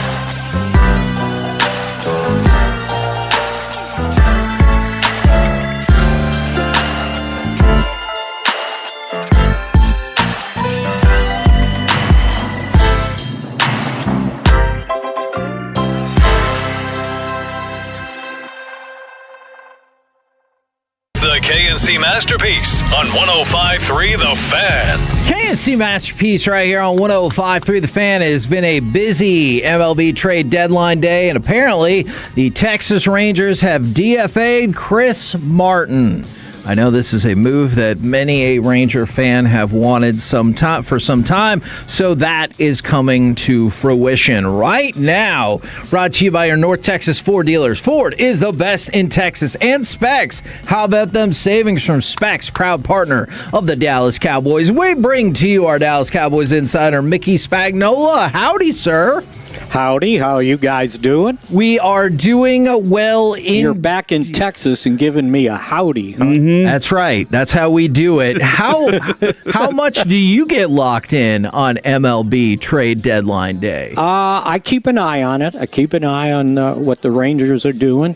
And, of course, keep an eye on the White Sox, what they're doing. Well, you know, us media people, we like to overreact to everything. And how would you feel about the Rangers just selling it all, man? I hate that. Thanks, Mickey. I hate it more than anything in baseball. I hate it. Ooh, can you tell me more? Well, I mean, okay, you sell off, right? Right. And what do you get? Bunch of draft prospects. picks? Yeah. How many prospects in Major League Baseball the percentage make it? Yeah. It's a low number. It is. It's a very low number. Right. And you got to start over again. So next year you're scrambling to replace positions that you had, but you sold off because you can't win a World Series or get in the playoffs, right? Mm-hmm. So how does that help you? Perpetual rebuild. So I guess I guess my concern on that front is if your owner just doesn't really seem to want to spend the money anymore, does that hamstring how you build your team? Well, how do you build it then? You got to raise all these guys from the farm systems? I guess so, and we do not have a great farm system right now. Well, I mean, even if you do, it takes time, right? Look at the White Sox went through. And then they kind of got lucky this year, I think. Came out of nowhere. Because they got the Pope. That's right. Absolutely. From our old neighborhood, by the way. Really? He would have been going to a high school, not when I mean, far after me probably, but that was in our conference. That Interesting. Close. Well, that's kind of cool. Fact, so we probably never got a chance to talk about this since you brought it up. In Homewood, Illinois, which is right next to Chicago Heights where I grew up, there's a pizza place called Aurelio's, and it's really good. And on the wall of that place, they had a group shot that he was in because he ate pizzas there before he became a priest. Wow. And so when that picture got put on social media, all the network stations from Chicago descended on Homewood, Illinois to do a story on where the Pope used to eat his pizza. Dude, that's pretty cool. And it's they your came neck up, of the woods, yeah. And they came up with the specialty pizza, the Poperoni. Thumbs up to that name. Absolutely. Thumbs up to that name. All right, that's a good enough history. Could they serve it at a pizza place called Jesus Crust? Okay. They probably thought of it and probably thought it was blasphemous. That is a concern that I have also had. Now, going into camp as we move into the padded practice part of training camp, did you have a strong feeling going into camp about who the fifth wide receiver would be, maybe the sixth wide receiver, and has the first few lighter practices changed your hierarchy at whatsoever? No, I don't think so. And I thought that the fifth wide receiver would be up for grabs. And then if a young guy kind of stepped up, like Anthony Smith, they could force a sixth guy because you think you can't waive him and get him on the practice squad. And I think, a seventh-round draft choice, maybe I can get that by. But from what I've seen out here with his speed, I'm not sure you can get away with that. So it's going to be interesting when those guys get to the preseason games, because you're not going to see Pickens out there that much. Right. You're not going to see Lamb out there that much.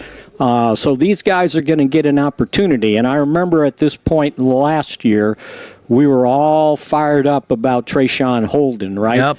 And then he got to the preseason games and goes, where's Trayshawn, right? Kind of disappeared a little, and he ended up on the practice squad.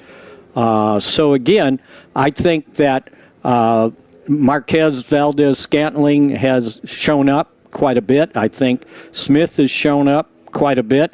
And at times, Mingo actually has shown up. So I think there's some competition for 5 and 6. I agree with you on that. There definitely seemed to be more pep in his step, and it felt like he was rolling this week until I think it was a Thursday practice in the last or next to last period where he had that pop-up drop that could have been intercepted, but obviously it was not. Right. And that's why you practice, right? You can do all the throwing and catching and that, and when you get into the game, and now it's changing because the wide receivers are going to get hit, and sometimes the arms get a little shorter. Yeah. I said Pickens looks like he's on a mission from what we saw while we were out there, and then from stuff I've been watching over the weekend. And then maybe I'm wrong about that. Maybe that's just what Pickens is. Can you help me differentiate? Does he look like he's on a bit of a mission to prove something this year again? Well, he needs to, number one, because that's what they're looking for, right? Before they invest in the future. Yeah. And number two, no, that's him. Yeah. I thought he was that way last year. So, the only thing I knew about his history before he got here was what I read. And it couldn't have been more wrong. And he acclimated himself into this team, and I saw it in the offseason. He and CeeDee Lamb, they were like a hand and a glove. They were together. They celebrated each other together. They built a relationship, and it sounds like, it continued through the season, and then this is, a full off season together, and I think it showed. And he's having fun, right? He's having fun. You see him catch a pass in the, padless practice, and he's going to run the extra 40 yards to get to the end zone. No one's around him at all, and he's going to celebrate, right? And it's like, okay, that's cool, and teams need that. This is football practice, right? And football practice, for the most part, is not fun. It's grueling, especially, in another week or so. Right, and, yeah. And if you ever played and had to go through these things, they're not fun. They're excruciating. And he's one of those guys that kind of silently brings that, and in the locker room, he's really funny. He doesn't go out of his way to talk, but I remember last year at one point we were talking college football, and he loves college football, and he loves talking Alabama, Auburn, Georgia, the whole bit, and he knew all this stuff too. So he's an interesting character for sure. Now, can he keep everything in line, not miss any buses, and do what you're supposed to do, and do it again. And I think that was the Cowboys' hesitation, that, did we catch lightning in a bottle, or is this the lightning for his career, playing with the people he's playing with that he didn't have when he was in Pittsburgh? Mickey, can you tell me a little bit of what you've seen on the rotation with Ezraku, James Houston, Sam Williams, that group? That kind of what's that looking like? Do they have a guy there, or is it a collection of guys? Don't forget Rashawn Gary. Mm-hmm. Yes. See, he's the most forgotten guy because he won the draft choice, and they traded for him so early in free agency. It's like, I think everybody thinks he's been here forever. So they're working when they go to a 3-4, and sometimes when they're a 4-man front, it's Gary and Ezraku. Okay. Sam Williams is getting some play, and he looks like he's more attached. We're starting to see that speed that we all thought he had. And, I just think, when he first got here and I read about his history and talked to some of my friends that closely follow Ole Miss football, and I was expecting big things for him. And I think after his first year, I was sitting there going, okay, this is the guy that's going to be, come from nowhere and make a name for himself. And then I think he ended up either getting hurt or was disappointing. So the next year I said the same thing about him, right? And then he gets hurt. And I said, okay, I'm not going to get seduced and say, okay, this is the guy that's up and coming again, because he's got all this talent. He just has to put it together. And, on a one-year deal, you better do it, because I think, you might be playing for your NFL career this year. Fascinating. And with the other guys, they know what James Houston is, right? He's going to be a designated pass rusher. He's not big enough to set the edge in the running game. I think he would probably disappoint you. I think Ezraku is healthy. He's got all the talent in the world, did a nice job against the run. Now he's got to do a better job as a pass rusher. And I think, and we saw that in college, right? So it'll be interesting to see just what they can get out of him. And think about this, and I saw where Clowney just signed with the Texans. Is that right? Last year, going into the last game, Clowney and Houston were tied for the team lead with all of 5.5 sacks. So I looked it up, and since the sacks became an official stat in 1982, the Cowboys team leader never had fewer than 6 sacks. And that was a rarity, right? Mm-hmm. That guy always had 8, 10. They were sitting at 5.5 last year until that last game, and Clowney got 3 to take the lead, finish with 8.5 sacks. So, again, that was kind of a sore point on team sacks last year. They just didn't do it. But the thing that, when I looked it up, Quinnen Williams, had 33 pressures in 7 games. So I factored it out over 17 games at that rate, and I came up with 80. And that's probably not going to happen, right? Yeah. But that's the pace he was on in just 7 games as an inside guy. Boy, if you can get that, think about how much that helps the outside guys, right? Oh. Because you can't, and I think it's one of the reasons why Parker said, well, we're going to be in a 3-4 base. because now you got 5 guys on the line of scrimmage. How many offensive linemen are there? 5, right? Yeah. So now everybody's probably getting a one-on-one block unless you're going to use up your tight end or your running back to help double somebody. Well, you can't double more than 1 or 2 people, and if you do, then you're taking the running back out of the routes and you're taking your tight end out of the routes. So I'm going to be interested to see how defense react to them with a 5-man front. Because that could definitely, that kind of confidence from Parker would insinuate he's like, I have faith that I can make this secondary cover well. Yeah, and we got it'll faith help, there. Yeah. right? Yeah. And maybe create some turnovers, takeaways that they were second to last last year to the Jets. Gross. So I think that's what he's trying to do, create mismatches. And I saw a couple practices. Maybe it was Saturday's practice. So they had Barham getting in the nickel. He was one of the 2 linebackers and inside. And then before the snap, I saw him go outside and put his hand on the ground as a 5th defensive, a linebacker on the line of scrimmage, right? So now you got your 4 down in the nickel and him. Now you got 5. So again, who's picking him up? Because that guy's a load, by the way, and his name is starting to come up over and over and over again in interviews.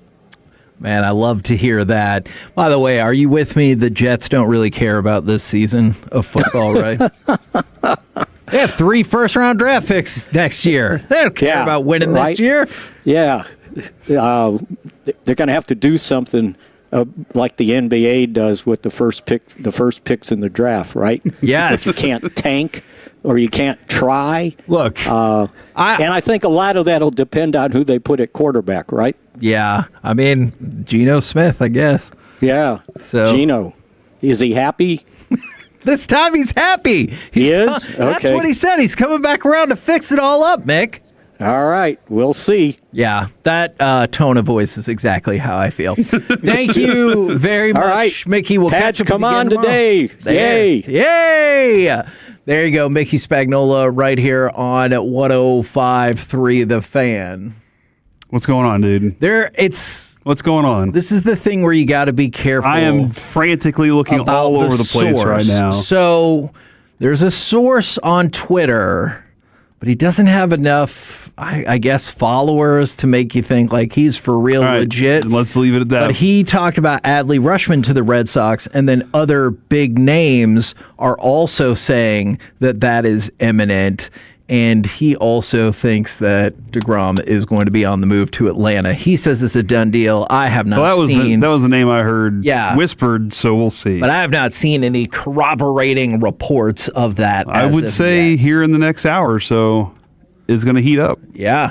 I mean, there's been a lot of happenings. We're the KNC Masterpiece right here on 105.3 The Fan. Coming up next, how about we do some NFL overreaction or reality and an earlier C Block starring Corey Majors as part of the Expressway next on The Fan.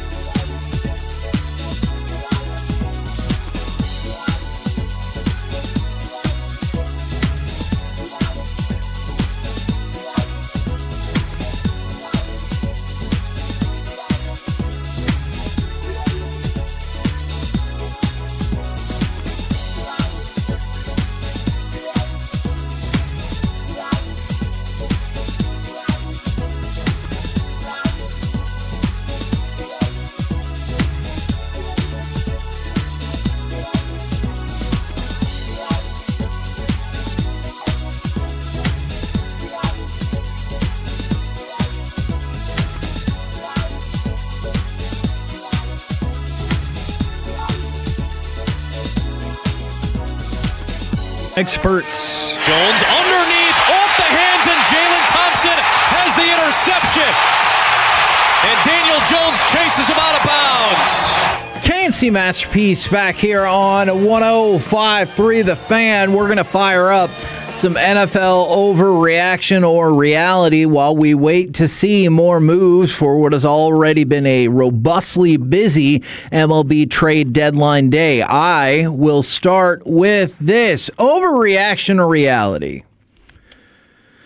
Shoddy is good at calling offensive plays. Now, Ted Wynn, throughout the study, we've talked about it, and I just see that, well, Brian Schottenheimer falls where Cowboys do in a lot of these different things, and he was number 14 on the list. So, just a slightly above average. So I'll start with y'all. Overreaction or reality? Shoddy is good at calling offensive plays. I don't know. It's fair. Kyle Shanahan's number one. I think, Kyle Shanahan deserves to be number one in calling offensive plays. Driving with his phone being a distraction, 0. Right. And here's the reason. Like, Dak's at a point in his career where Dak has the freedom to adjust a lot of things at the line. And I don't know how much he changes the play and it goes positively, or how much he keeps the play the same and it goes positively. I just don't know what that is. But you see Dak make adjustments at the line. It felt like they knew how to pick up on things after the first 15, but didn't it feel like the first 15 was a bit of a struggle for this team last year? Yes. Like, it looked like they were trying to gather information in the first 15 rather than gather information while also pushing the ball to create touchdowns. And I would love to have seen that a little bit more. Now, maybe that's something that he looked at and wanted to work on this offseason. Maybe they are really going to work under center a little more for Dak, and that's going to be beneficial and help them in that respect because they can run the ball a little more effectively. He's called plays before for other teams, and it didn't go completely great. Yeah. Last year was what I thought an effective offense. I think he's good at calling plays, yes. And I also think that Dak's good enough to adjust and make some of those plays work in his favor for something he's comfortable with. Alec, overreaction or reality? Shoddy is good at offensive play calling. Oh, that's an easy reality. Ooh. I think we saw a very large sample size of incredible play design. I think you saw consistency within his system. I think the only thing that we've talked about a lot, especially while you guys were at camp, was maybe switch things up and spice it up in the red zone. That might be our one thing that we would like to see some consistency with. But other than that, I think he is one of the premier play callers in football right now. Interesting. All right, overreaction or reality? At some point in his career, Caleb Williams will win an MVP. Man, if I'm forced to take the field, I'll take the field. That's just a better one. But I'm going to say reality. Okay. And here's why. Listening to Ryan Poles talk about Caleb Williams and the escapability factor and how that kind of disappeared for him for a little bit, especially his rookie year. His rookie year, he looked like he was running with no purpose. Right. And that's what I talk about a lot of times. Running with no purpose is stupid. running with an idea of, I just need to get the 7 yards for the first down to keep this drive going, much smarter. Aaron Rodgers would get 12 yards on you and be like, dadgummit, we thought we had him. And now he's pushing. He's got you figured out. And for Caleb Williams, that's what he needs to figure out. You don't have to make it a highlight reel on every play, but you can.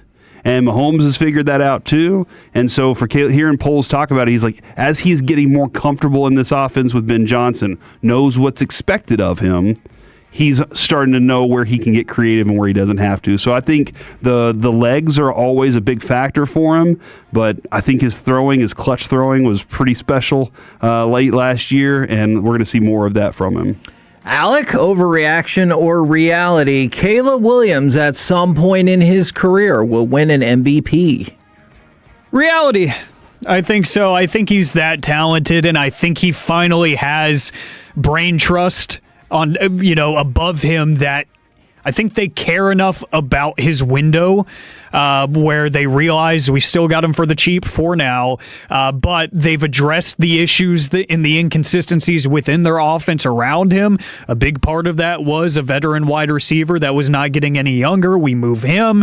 We get a little bit younger in the pass-catching core, focus on the tight end position a little bit more in this offense this year maybe, and I think they're just going to evolve with their quarterback, which is the right thing to do, and it's going to lead to a talented player like him winning big time. By the way, just an interesting thing to keep an eye out on for the Rangers. So, Punch Out Pitch, which was reposted by Big League Digest, said that the Rangers are willing to listen to offers for Wyatt Langford, and none of their players are off limits. And then 5 minutes ago, Evan Grant posted that he is hearing the Rangers are not motivated sellers. So, not to say that they wouldn't sell, but they are not at that level where they're like, everything must go. So it didn't feel that way from Evan earlier this morning. Yeah. And I can see where the Rangers, like, once it gets out there that you are listening to everything, everybody's like, oh, we don't have to offer them jack. They're going to take whatever we want. Right. And the Rangers are like, hey, that's not, you want to you want to turn that table a little bit. So you can be like, no, we have to figure out how to hold the upper hand whenever we're trying to negotiate some of these deals. So I'd say just keep an ear out. Okay. And keep an ear on one place. 105.3 The Fan. NFL overreaction or reality. You've already seen enough to know that the 49ers won't be healthy this season. Now, this is a very early decision. We talked about it. Was the re-signing of Debo because they knew Ricky Pearsall wasn't going to be able to play? Well, guess what? Ricky Pearsall isn't going to be able to play, and unfortunately, they have had issues with injuries for years. So, overreaction or reality. You've already seen enough to know the 49ers won't be very healthy this season. Kevin. Right as you said that, Adam Schefter reports 49ers receiver Mike Evans is not participating today due to a quad strain. Oh, my good night. The second you said that. Like right as you dropped that nugget of over. So, Kevin, reality. I was going to say, this feels like it's a strong, it better be reality for y'all. And that's like this. Damn! Quad and hamstring, those soft tissues have been problems for Mike Evans the last couple years. So, like, that's just add another one to it for him. Now, maybe this could be one of those where the quad strain, hey, dude, it's not that bad. We just need to give you some time. But it just feels like it does not set the right precedent, right? Do they do their practices next to that electrical? Yes, they do. Right, there you go. I mean, like, I would think that would be positive for the 49ers because they identify the problem. They're like, we need to get the F on out of here and just go somewhere else, and hopefully it will turn around. The 806 substation took out Mike Evans already? Golly. Well, Alec, this feels like it should be fairly easy. Overreaction or reality. You have already seen enough, including the happenings of the last 2 minutes, to know that the 49ers will not be very healthy this season. I can't fight the football gods.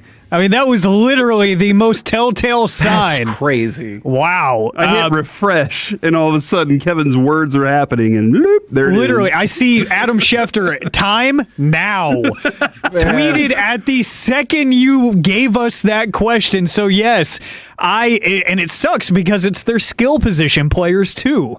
So, it's going to be a massive impact on them, and it's just going to be a trend that continues. See, and if I could manifest those things, it would be Seager and DeGrom both traded for massive hauls. Like, that's what I would have manifested onto Twitter, not any injury against Mike Evans or anything. Well, actually, wouldn't you rather say, like, Seager and DeGrom both confirmed to be healthy for the rest of the year, and one will hit 35 home runs before season ends? Sure. And other pitcher will throw 2 no-hitters. Uninjurable for the rest of the season. But that's what I'd prefer, Kevin. That's fair. I understand how things are going.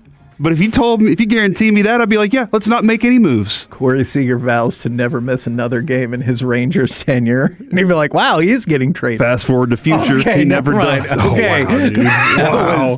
That was inappropriate. Overreaction or reality? Considering his ability, or excuse me, let's try this again.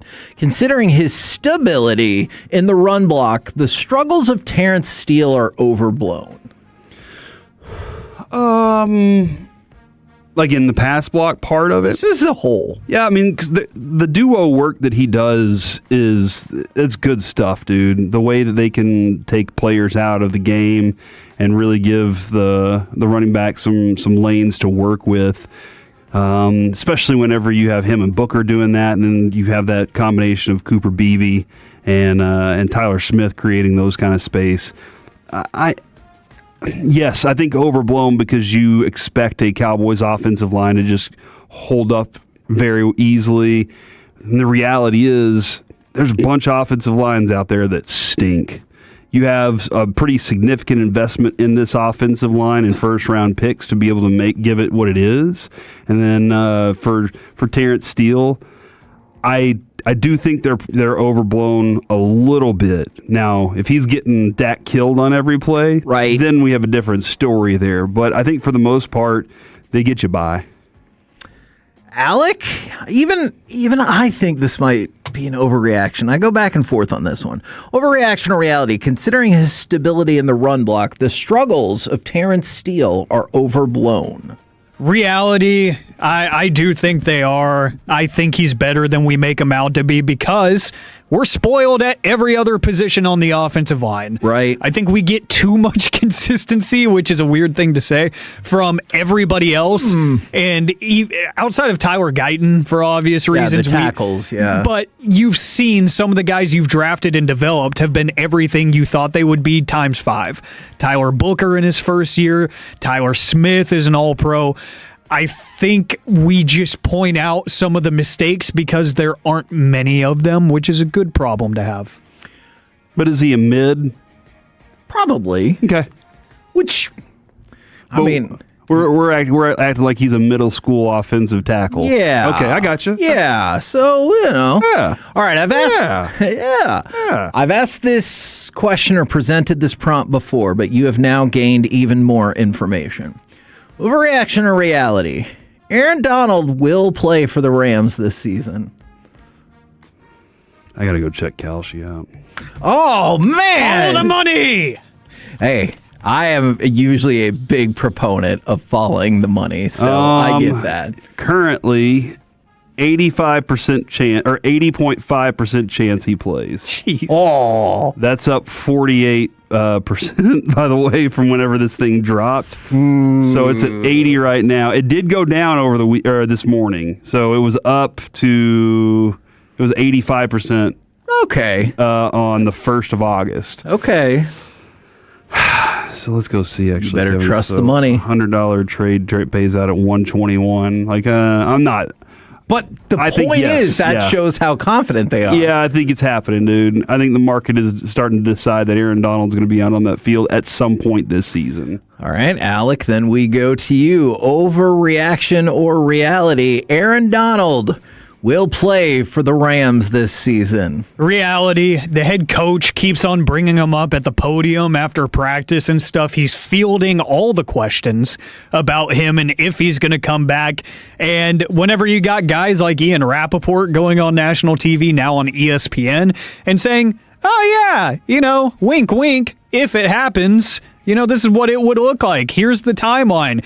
They're hinting at it way too much. It's got to happen. All right, I got you. I wish I'd put some money on a trade for that when we brought this up initially. I got a trade for you. The Texas Rangers are trading Josh Smith to Toronto per Evan Grant. They are getting Adam Macko in return. So, Evan Grant had just said a couple of minutes early, he goes, maybe some small ads for the Rangers, and I don't think this is a monumental trade or anything like that. But yeah, the Rangers are trading Josh Smith to Toronto and getting lefty Adam Mako, or Mako, if you fancy, in return. So there is 22 starts this year, or 22 games this year, 1 start, 4.91 ERA, 1.545 WHIP. He has been dreadful this month. Yeah, but Josh Smith hasn't been amazing. Good point. So his ERA this month is 12.27.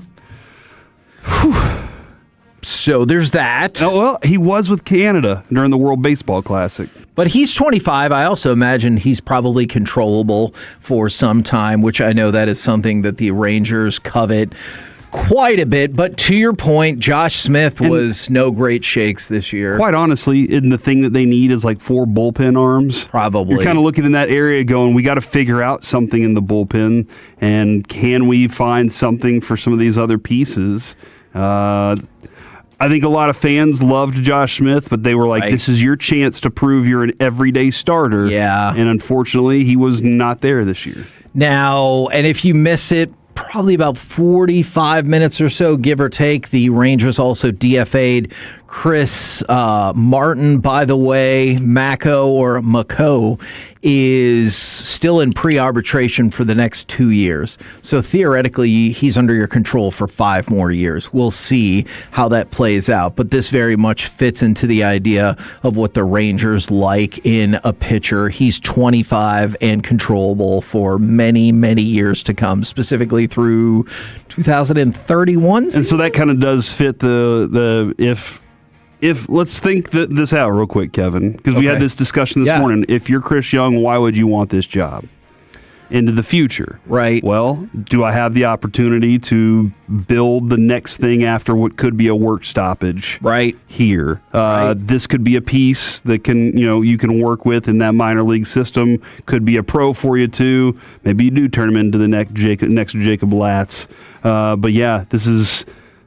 It's definitely a small move, but it's something on the other side, the future, and many more, as you said, many more years, not that would allow for after a potential work stoppage and after maybe a potential run here. Yeah, and I see somebody jumped in with, man, we're just trading every guy who led us to the World Series in 2023. I understand your concern about that, but it also feels like you gave them time. Like we said, 2 things can be true. If you trade off Corey Seager, I think it's a good decision, but I also acknowledge there's no chance in hell you win that World Series without him. Absolute fact. Both of those things can be true.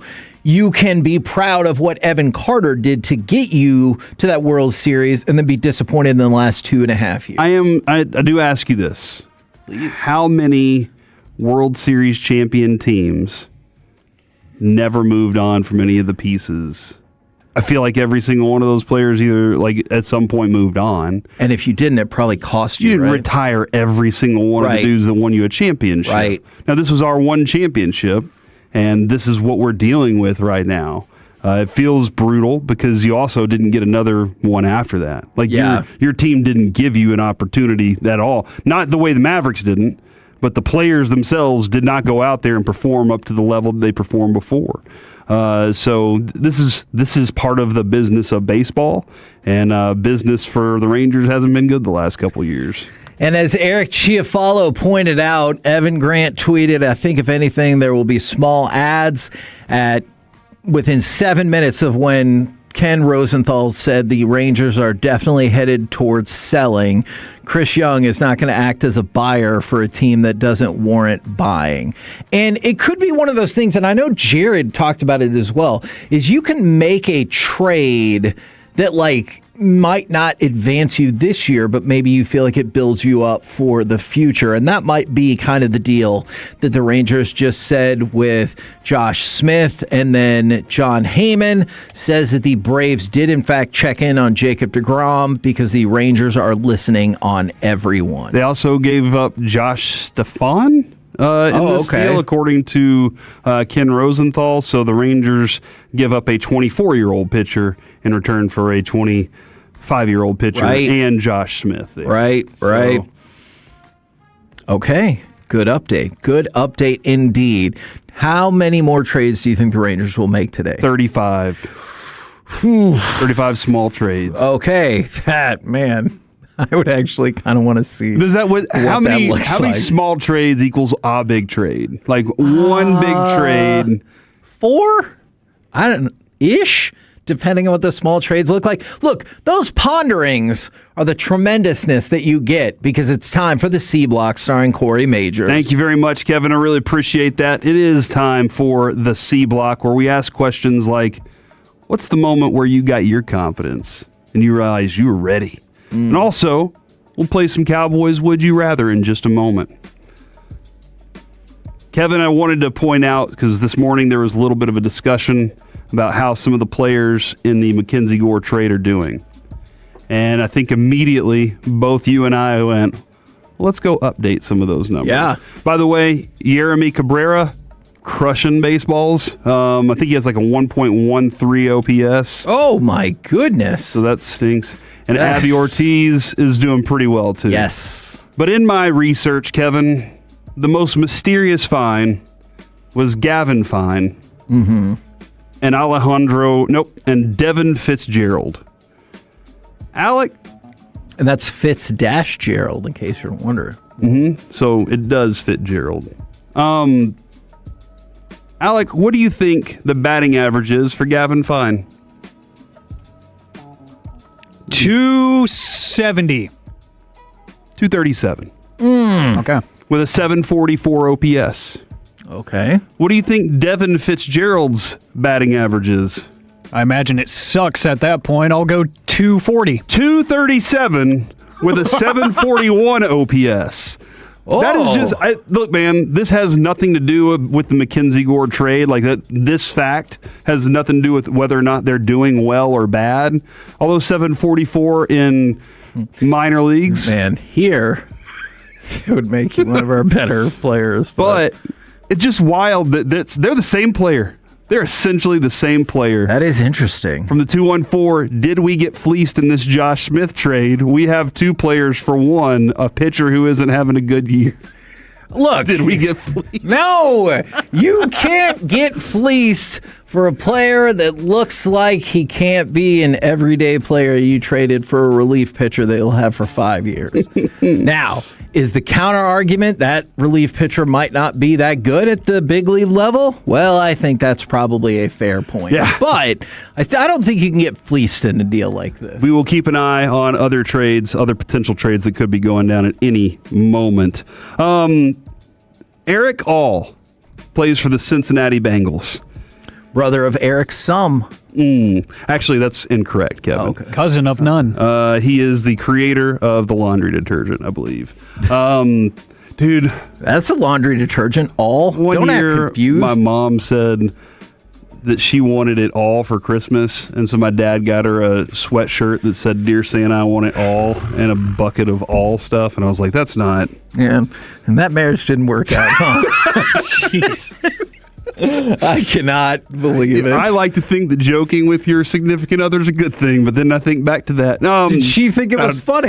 She did, actually. Oh, okay. Well, then never mind. Yeah. Never mind. I changed my opinion. But, now that I think of it, though. But Eric All plays for the Bengals. He was hit by a car in the offseason. Jerry warned us. While he was in Greece. Yeah, Jerry did say he could be hit by a bus. And here's what Eric All had to say about that. When I was away on vacation, I got hit by a moped, but I got up and was like, I'm ready. And it didn't hurt me at all, but it was just it kind of gave me that confidence, oh, I'm back. You got hit, I'm sorry, a moped. I thought he said a car. He got hit by a moped. But still. And he said, I'm ready after he got hit by a moped in another country. I want to ask you two gentlemen and you Tolos out there, 877-881-1053. What's that moment that gave you irrational confidence in life? Where you're just like, I am ridiculously confident that I can do anything right now. It was after summer band my junior year. I was surely getting into the best shape of my life with a combination of factors. I was playing the quads in the drum corps, And I had a smart mouth back then, and our drum captain did not care for it. Now, luckily, one of my best friends was the drum captain my senior year, so it turned out okay. I did so many effing push-ups that summer, and guess what? It's always hot as hell here in Texas. I felt like going into my junior year, I was in incredible shape because of my S-talking. Yeah. And I was doing good at the drums. The S-talking is, do you still believe that to this day? Yes. The better the S-talk, the better confidence you have. I do. Now, on the flip side, confidence doesn't always work out for you. Because I was also extremely confident the day that me and my friend went to the Tom Thumb and we stole a jumbo box of Donruss baseball cards. But we got too confident because we decided to go back to the very same Tom Thumb the very next day and do the very same thing. And that's when our dumbasses got arrested. So just be careful with that level of confidence because it can backfire. Although teach you important life lessons. 480, the first time I broke 90 on the course, I tried to get a buddy on the next game and got smoked. From when a girl I like confessed to liking me. Unfortunately, she's already married, though. Oh, man, hold on. At the time? I'm the most confident after winning a round of ranked Apex Legends. Hey, look, dude, I think everybody understands. Anybody that plays knows those moments. Usually, when my manic episodes start, I have unearned confidence. Oh, yeah. What kind of Spider-Man is that? I just get hit by a moving vehicle, and now I feel like I'm a superhero. I kind of get his point though, because you hear people talking about like I saw my life flash before my eyes. Or every time you get tackled, it's like going through a car The crash. adrenaline starts pumping through you. So even if it was a Vespa or a moped or whatever, he was able to bounce back up. That means he was ready. Every time I turn left across an intersection that has 6 lanes, 3 going one way and 3 the other, I have an irrational confidence. My day is going to be great. The other day I did that, and Adrian was like, "We need to go buy a lottery ticket right now." Let me ask you this, because it may or may not have almost happened. Would you get irrational confidence if you made the left turn and you just got the green for yield, but noticed that everyone had their thumb up their butt on the other side and they were just sitting there and you're like, I can make it.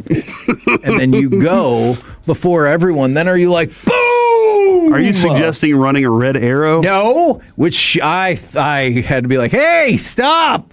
No, you had the green yield and nobody else was going. Okay, look, Alec.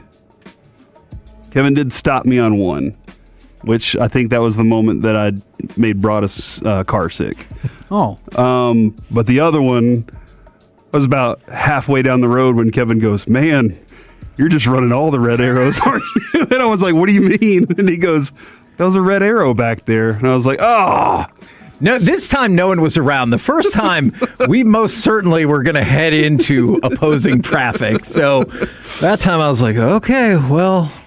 Alec, that moment where you always feel like you have something's happened to you and you have a rational confidence in life. No, it's every time intramural football season comes back around and we're down by like 21 already, so we're just like, screw it, throw the ball downfield. They tell me to run a sluggo, and this is a true story. Former fan teammate Justin Honore was our quarterback last season, and he told me, I don't know, dude, run something deep. So I did, and he threw the ball into double coverage. I stopped, back-shouldered it, and I juked 2 defenders out of their shoes, and we're down by like 20, but I'm still barking at everybody in sight, telling them how awful they are, and I went home feeling like I could do anything. Doing the Dez, you can't cover me. I did. Kevin and I showed up to camp as Dez was doing that. Like, we walked out, and they're in the middle of practice, and he's just pointing at everybody, and we're like, that right there, that's earned confidence. From the 940, swimming right after eating, not waiting 30 minutes and not cramping, confidence at 100. See, and I like it when it's like 20 minutes. You're like, I didn't even wait that last 10 minutes. You're like, oh, good job. We're the KNC Masterpiece right here on 105.3 The Fan. Coming up next, we'll give you a trade deadline update for Major League Baseball, including another intriguing Evan Grant tweet. Plus, we will hear from Dallas Cowboys head coach Shoddy. Next, right here on The Fan.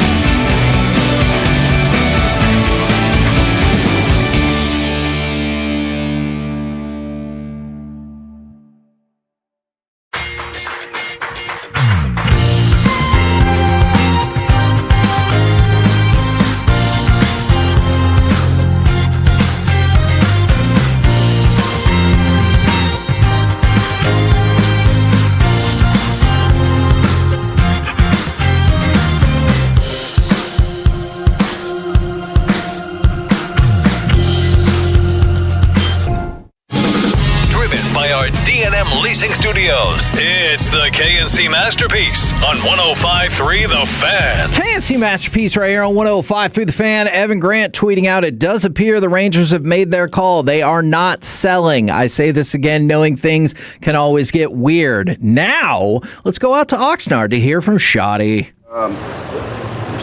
Pads, what's the message? I mean, obviously there's no tackling. How do you want them performing in pads? Yeah, again, I think, we want to get our pads down. We want to be able to strike. There's things that you teach, in terms of we're a leverage tackling team, so the way you work and get your leverage. The difference is from going from a tag-off thing, Clarence, now we're actually going to wrap. We call it wrap and release. So you get down low, you strike, you wrap your arms, and then you release. Because if you don't have the ball carrier running, you can't get the conditioning and training, the pursuit angles and things like that. But, the guys working together. The big thing we say is, hey, stay off the ground, protect your teammates, but play with great pad level and urgency. Not just studding up, just studding and wrapping. It's going to be a little bit more of a wrap, yep. Last week was a lot of teamwork. Will you do any pass rushing drills, one-on-one drills, any of that sort of stuff? That's coming tomorrow. Yep, that's coming tomorrow. So today, again, first day in pads. You want to get these guys used to carrying their pads. They're all probably making sure they fit right and things like that. But tomorrow we'll get into some of that. Brian, Todd Archer with ESPN. Welcome back. Thank you. Appreciate it. There's a lot of talk about Gotti, greatest offense there is, and things like that. In your mind, what has to happen for that to become a reality? One, we got to evolve. I mean, we have to change the things that we didn't like last year, that we didn't do very well. We got to find ways to complement the things that we did well. We need, a couple more guys to continue to step up, not named Pickens and Lamb, and that's the Flournoys of the world. It's some young tight ends, Jaden Blue, things like that. And then, I've been very open and honest. I really do believe that this offense is going to be driven by our offensive line.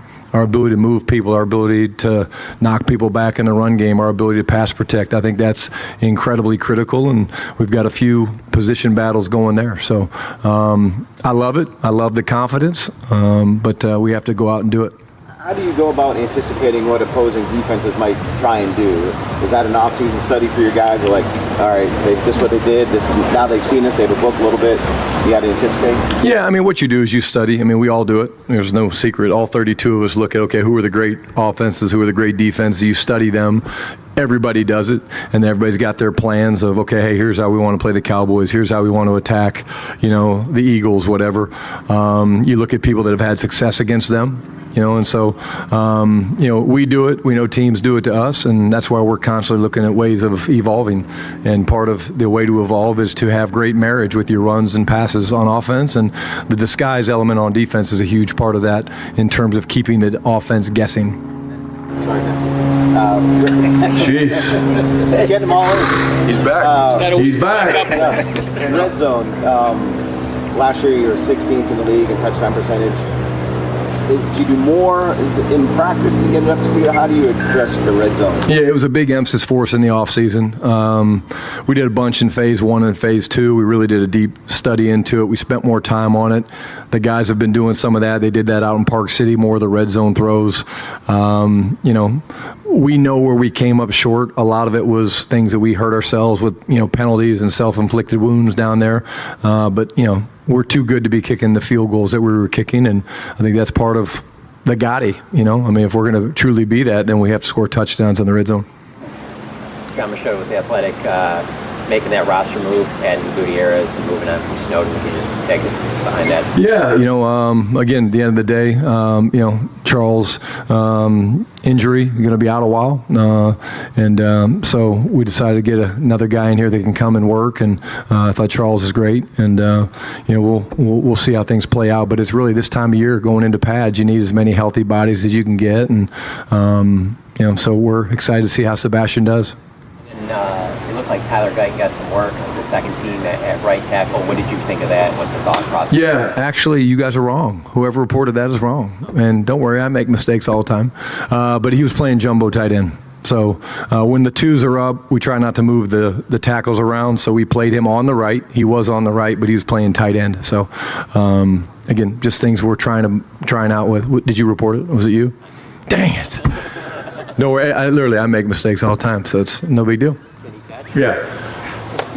Until I see it, I told the O-line the other day, especially Terrence Steele, I said, Hey, Kellen Moore is a way cooler coordinator than you, Clayton.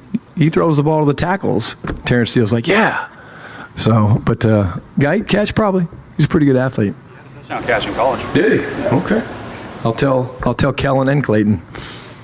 Nick Harris, Forward Star Telegram. These young safeties obviously getting a lot more opportunities with the injuries. What have you seen from these guys, and specifically Caleb Downs getting some work out deep as well? Yeah, I mean, that's what the one positive that you get when you get guys that are slowed by injuries is you get to find out some of your young players. Big shout out to Julius Wood. He and Elijah Clark have been flying around. In this defense, the ability to come out of the shell, the second half of the defense, and fit the B gap, I think, is really, really important. Those guys are showing a quick trigger and getting up there and getting set fast. Shout out to Reddy Stewart. I mean, he got moved to safety the other day, and that's the versatility he gives you. Here's a guy that's really a nickel, but he's going back there and playing there. But what I really do like is also the guys that have been out. I mean, you watch them in practice. They're watching, they're communicating, they're coaching, and that's part of the deal as well. But it's a deep position for us. Marquise Bell, he's played a lot of great football for us, and we feel really, really fortunate to have that type of depth at that position. Going back and watching the film from these first 3 days, is there a specific one-on-one battle that's been really fun for you guys to watch and that you're excited to see in pads? There's been a lot. It's been fun for me, maybe not Beebs, Cooper, going against Kenny and Quinnen every time. But I would pay money to watch Quinnen Williams and Tyler Smith play football. If it's just the two of them on a field, run blocking, pass blocking. I would pay admission for that. So, but really all of them. It's been fun to watch CD and George go up against Kobe Durant and Bond and Kalen. So a lot of matchups that we look forward to seeing. Tommy Arish, DallasCowboys.com. Brian, you kind of mentioned it a little bit, but offensive, defensive line, when you put the pads on, it's very different. What's telling for you when you watch them with them on versus when they're not on? Yeah, again, I think the biggest thing is just the pad level, the ability to sustain blocks. Combinations get a little bit, thinner because linebackers are coming downhill. And when you put pads on, Tommy, you want to make sure you keep your fundamentals. You can't just, start flopping around and going and losing technique, because at the end of the day, it's going to be the technique that allows you to get your pads down, get your feet in the ground, lift the opponent up by getting with your pad level and hitting with a 6-inch rising blow. So I want to see these guys still continue to use their fundamentals, even though the pads are on. The pads just really give you a chance to, be a little bit more physical. And we've been really big this offseason and even early in camp using our hands. You'll see more shoulder blocks and things like that today. But the thing we're trying to prevent is side shots. We don't want any side shots because it usually puts guys on the ground, and we don't want that. You said last year at this time that Sam Williams was barking when you told him the pads were coming on. Is there a player you've seen? There's not been any barking yet. They might be waiting for you guys to be out there, but someone you're excited to see in pads specifically? I think all the guys. I love this day, but it's the first step of a long journey, and it's going to be a fun practice. Like I said, it's going to be 2 scripted periods and then 2 competitive periods where we let the coordinators call it. I'm just going to be the head coach and let CP and Clayton call it. And you'll see the threes get some more work today. I think that's important. Get those guys some reps. They'll be playing real football here in a couple 2 weeks or whatever. So it should be a fun day. Joe Hoyt, Dallas Morning News. Malachi Lawrence made it a big emphasis during minicamp to work on his false stepping to make sure he was going forward first. Seems like that's still a little bit out there with him. How hard is it to break just kind of the muscle memory of a false step, and how has he been progressing? It is. It's very hard. We have some receivers that are elite and they still false step. Have a few other skill players on offense that, again, you would love them to eliminate the false step. But when you're a pass rusher and every inch counts, I think it's really important, but he works tirelessly at it. He actually had a rush the other day, I think it was against T. Steele, where it was an edge rush. T. Steele had a really good set, and he had a sweet hand swipe where he beat T. Steele inside, and that was one of the things that I'm excited to see Malachi, but it was a really cool counter. Part of pass rushing is your initial move, but what's your counter and what's your toolbox that you use to defeat the blocker, and he's learning all those from Chidera and BT. Extra conditioning. Tyler Guyton was talking about how when you're that tired and you have to run again, it almost makes your mind lock in a little bit more. It helps with the end of game and keeping your fundamentals. For a guy like that specifically and just in general, how much does that help with the discipline, late game discipline, and the extra conditioning? Yeah, I think it's important. I think it's good when the players are saying that. I think they understand. My big thing from them is I wanted them from the very beginning to understand that it was not punishment. This was the plan all along. We're going to, plan on doing some running today. Everything we do, though, is based off of the science and the catapult numbers and things like that. We know exactly what type of practice output we want to have today, and there'll be times that they reach that output, and I might take conditioning off, or I might add conditioning based on the numbers, and it's all done for a purpose, and it's something that we studied at length during the offseason to give us an advantage going into not just the start of the season, but the latter part of the season and into the playoffs. Joe Trahan, WFAA TV. Coach, well, this is the first step of the long journey, as you mentioned. It's also, by my count, one of only 10 fully padded practices, including working with the Rams and the Saints. What's the message to your team about the urgency that they need to work with as well? Yeah, maximize it for sure, Joe. That's really important. Again, I think I use the word here a lot. Some of it's mandated by the league, some of it's mandated by us as a staff. But like the ramp up, why do you not do one-on-ones today? Well, they're just getting the kind of feel for their pads. But we'll have a few more two-hour practices. The joints against the Rams and Saints will be really important for us. But today is just one step. And again, these guys put these pads on. They don't think twice about it. They've been doing this since they were 5 years old, 6 years old. They look forward to it, and it'll be our job to, like I said, make sure they're playing to the edge without going over the edge. Is there anything you have to reaffirm with some of the younger players on this day?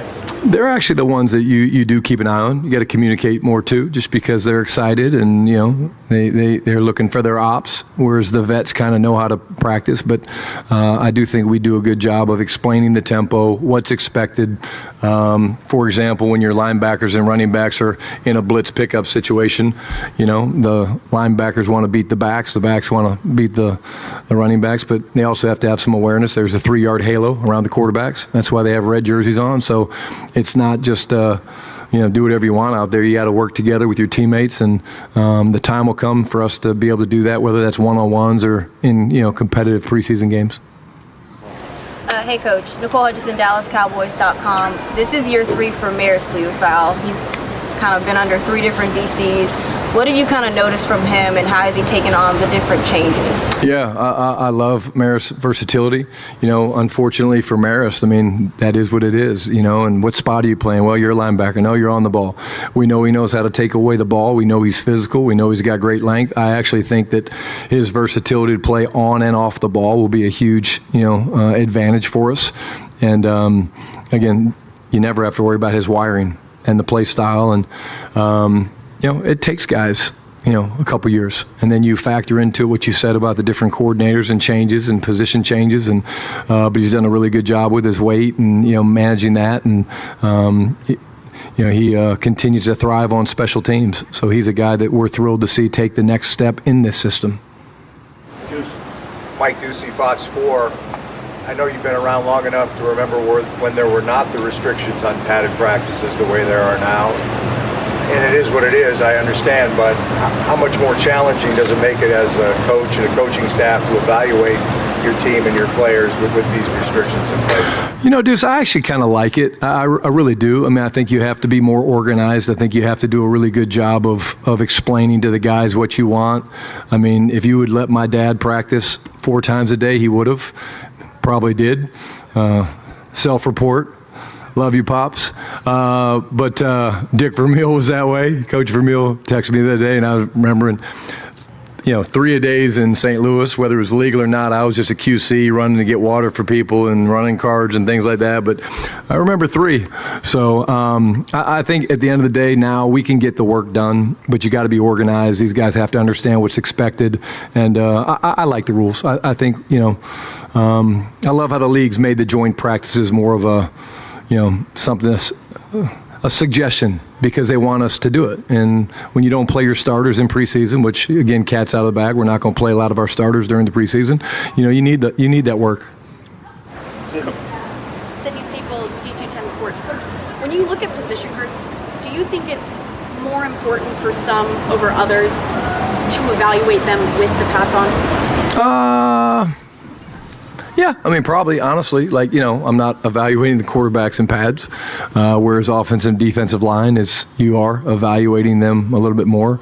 We've talked about the edge rushers versus the tackles. We've talked about the matchups inside. But I do think, Sydney, that there's a point where these guys do still have to work together to get done what we want to get done. But yes, the answer to the question is yes, there are certain positions that get more out of being in pads than others. And, that's just part of the way the game's played. Brad Sham, Cowboys Radio, 105.3 The Fan. Since you opened the door to talking about preseason playing time. Why did I figure you would take that, Brad? Yeah. I don't write them, I just read them. Oh, okay. Yeah. Well, you got to have your depth chart. I get it. You got to be able to speak about this stuff. How do you, as a staff, balance rookies who you think are going to be starters, who you don't want to overexpose but have to play some? How do you strike that balance? Yeah, it's a great question. I'll answer it. So we put players into 4 groups, A group, B plus, B minus, and C. And in that group, that tells us whether they're playing 0 snaps in the preseason, whether they're playing 10 to 15 snaps in the preseason. 25 to 35 for the B minus and kind of unlimited for the C's. I have a list in my mind. The coaches get with the coordinators and they debate those things. Caleb Downs, for example, do you play him? Do you not play him? We're having those discussions, and good news is we don't have to make those decisions for a while, but there's something to the young guys playing a little bit, and, we do it in the first 2 games. I think that's part of it. Usually don't play many of those guys in the 3rd preseason game, but it's something that, we're very serious about. Coach Charles Robinson from Front Office Sports. Once you put the pads on, how long does it take to tangibly really understand where the roster deficits are? Charles, that's a good question. I think it's different every year. I think, we have an idea right now of where we feel we're strong and maybe where we feel like we've got great depth, and then, hey, we're a little thin here. But I would say it's after that 2nd preseason game. I mean, we got to see these guys play real football, and even out here, it's the closest thing that we can do to real football. But, we're not tackling, taking guys to the ground and stuff like that. So I think you got to probably get through the 2 joints, the 2 preseason games. Once we break camp, head back to the Star after the Arizona game, I think we'll have a better idea of kind of where we stand. But it doesn't mean that we're not always looking, for potential, additions to our roster.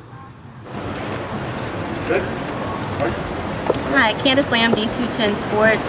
Speaking of pads, what players have you seen looking for or heard looking forward to so far to being in those pads and being a little bit more physical in practice today?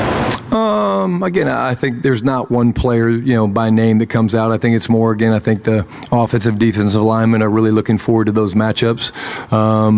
Tomorrow will be a fun day because we'll match up, in one-on-ones, certain guys against certain guys because, we want to see those guys work and they enjoy it and that competitive spirit comes out, which is a big calling card for us.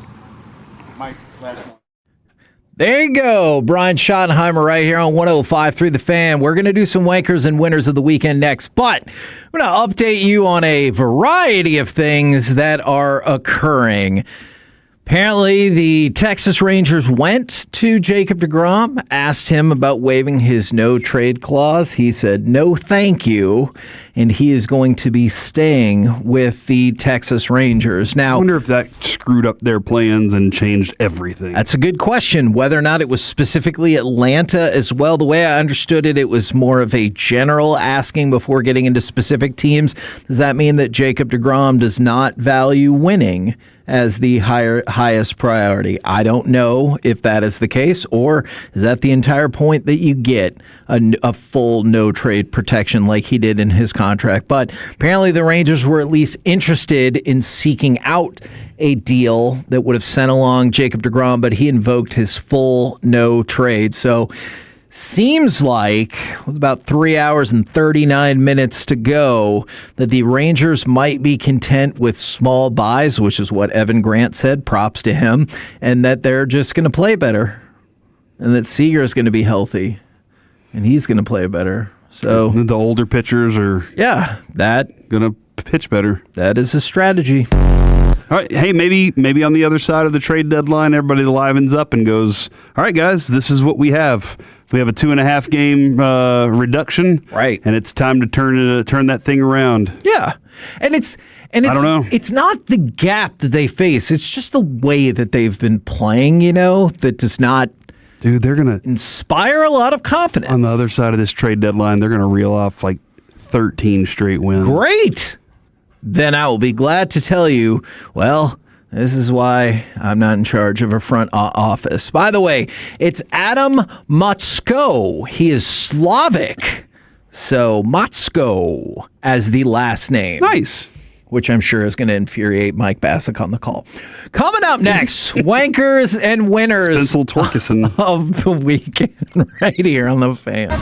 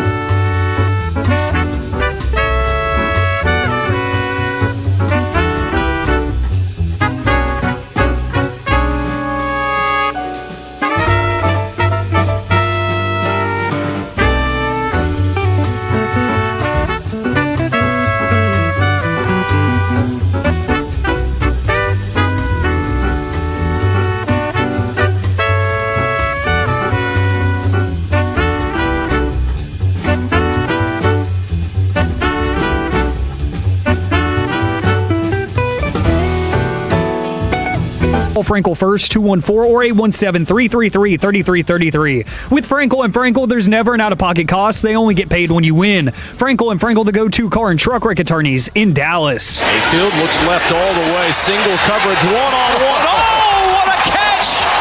Mike Evans fighting through Benjamin St. Just for a 17-yard touchdown.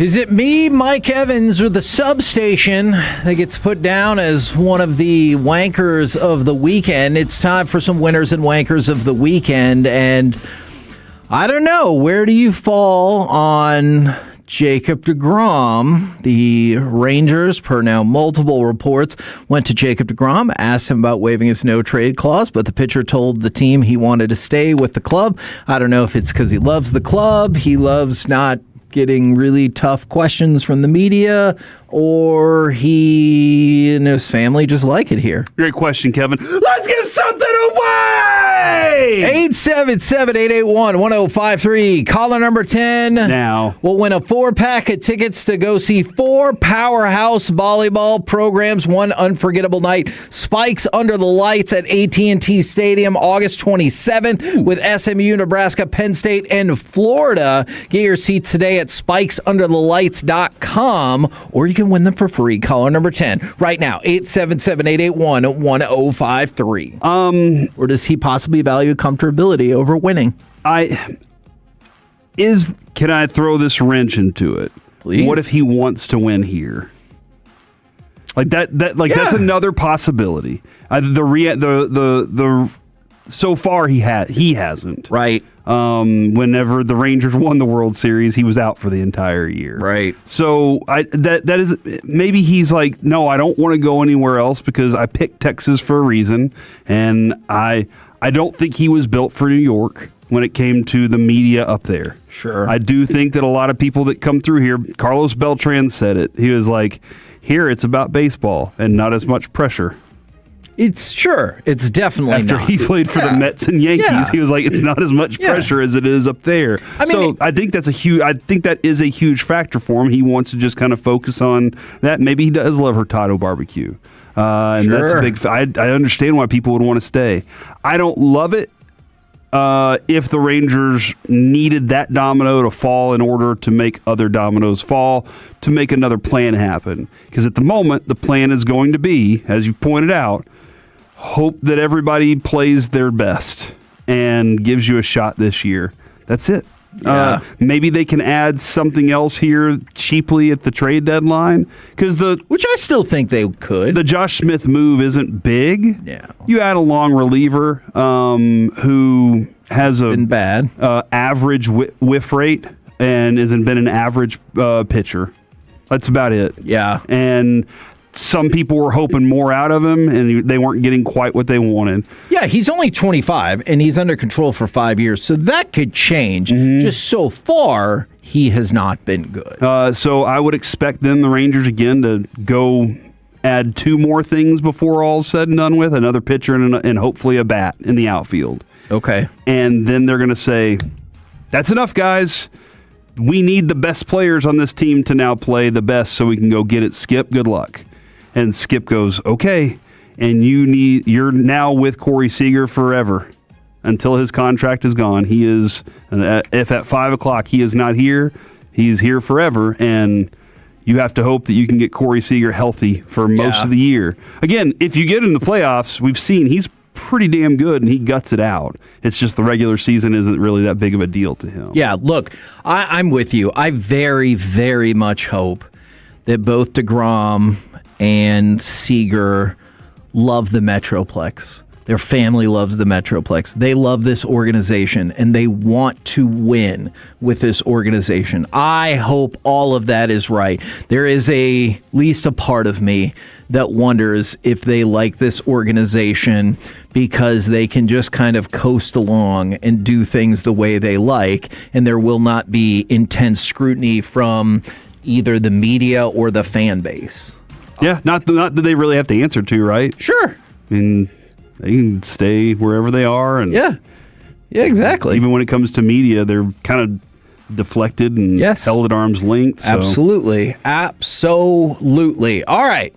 Now, do you think the United States Soccer is one of the winners as they're getting Pochettino back through 2030? That's a long next World Cup cycle. That's a long time.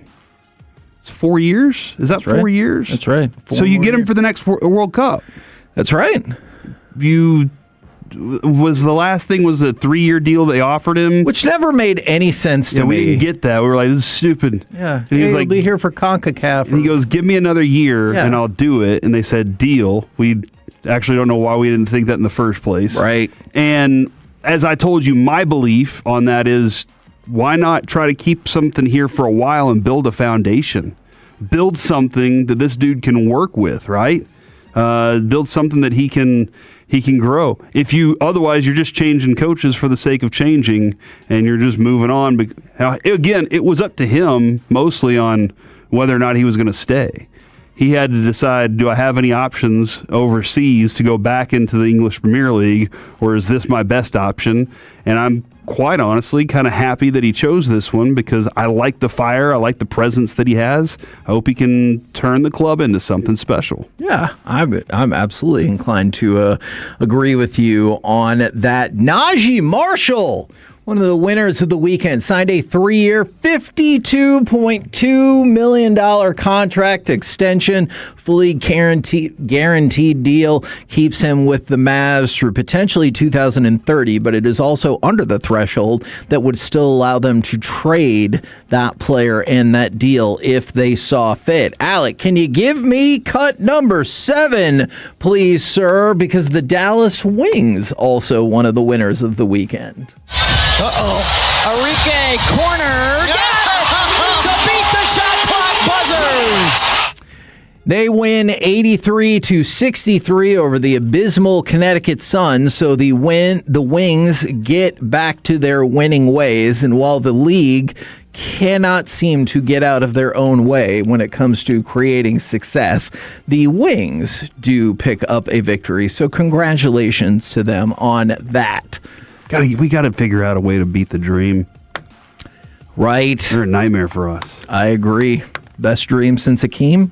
Ooh, I like that. Or since that one, wherever everything went all right. But that was even further back. Yeah. So, and Eric told us we weren't dreaming, though. That's true. So that's a good point there. That's true. Oh, yeah. I thought you meant a different dream. Wanker of the weekend, Paul Skeens Velocity. Now, it has left him. I'm going to give you a sampling from starts about a year or so ago. 98 miles per hour or higher number of pitches in his starts. 32, 40, 28, 30, 30, 25, 49, 35, 26. So you get the idea.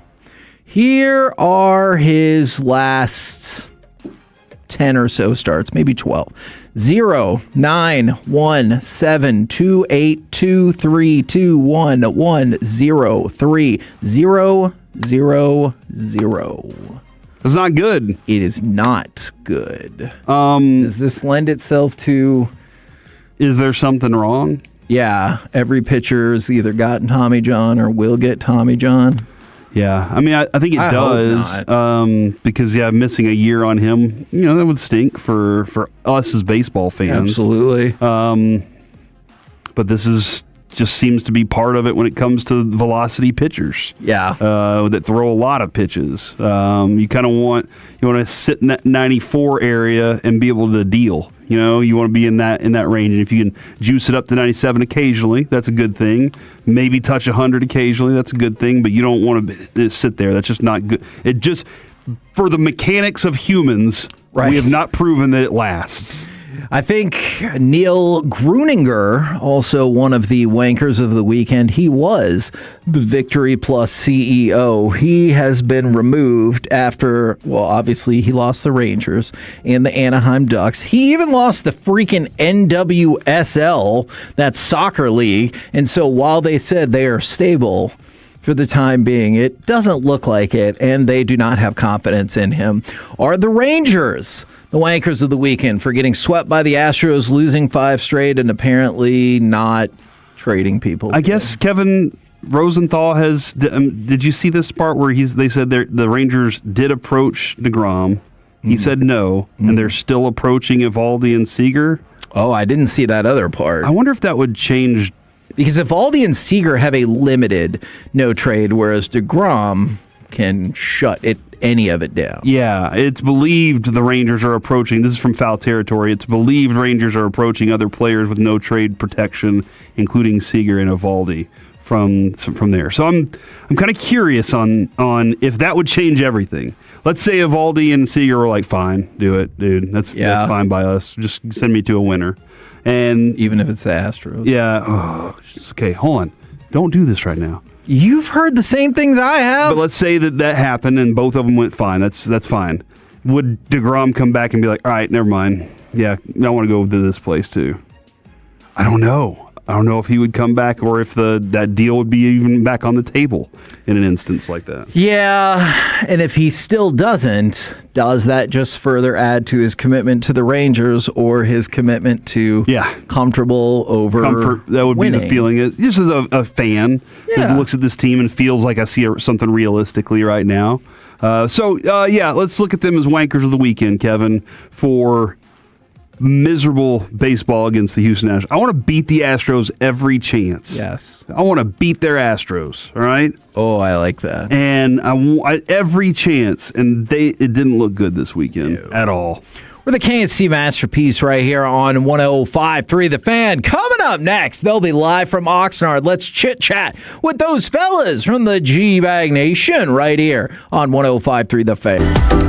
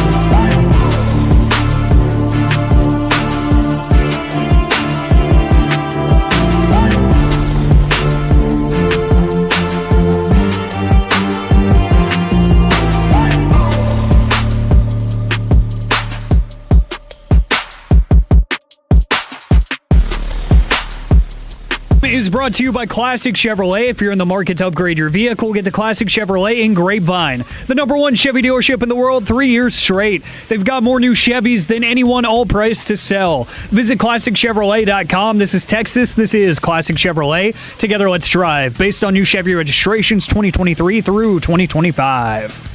KNC Masterpiece back here on 105.3 The Fan. Got all kinds of info coming out. Kobe Bryant with a C. Looks like he'll be out 8 to 10 weeks, so not season ending for him. Schottenheimer said no surprise they probably won't play any or many of their starters in the preseason, though they're still making that determination for Caleb Downs. PJ Locke is back out on the field for the Cowboys as well. So we bring in, courtesy of D&L Leasing, let's chit-chat with those fellas from the G-Bag Nation live in Oxnard. Gentlemen, how is ya? Terrific, Hagee. How are you? Man, I have to admit I'm kind of irritated at the lack of moves from the Rangers. I probably should have known better. At least they tried to get DeGrom to waive his no-trade clause. Looks like that's a no-go. We'll see if they can do anything else in the next 3 hours and 12 minutes. But looks like it's going to be a quieter day for them. Yeah, and I'm okay with it because I don't think they've done anything horrible. It's not like they gave guys away or traded guys just to cut payroll or do some like Scrooge McDavis type of stuff that would really get under my skin. But I'm with you. I'm a little bit disappointed. Hey, yeah, I think this team is close enough, and the general lack of commitment from ownership is concerning. I'm side-eyeing Ray right now thinking he is likely the guy that I most want to sell in DFW sports right now. As much as blood is still on Patrick DeMont's hands and is not totally dried, I feel like he is, moving things in a good direction as far as leadership, and they're committed financially.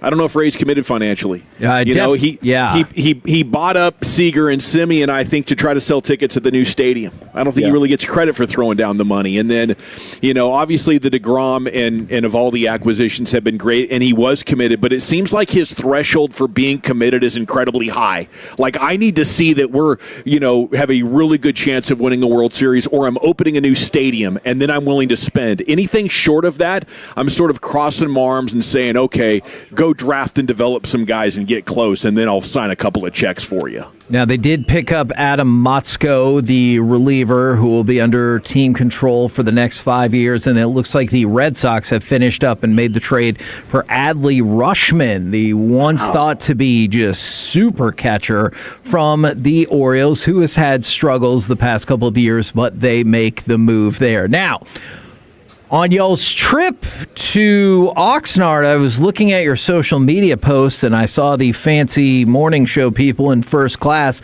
And then, Mr. Chiafalo, can you help us out? Did you get roasted at the comedy club?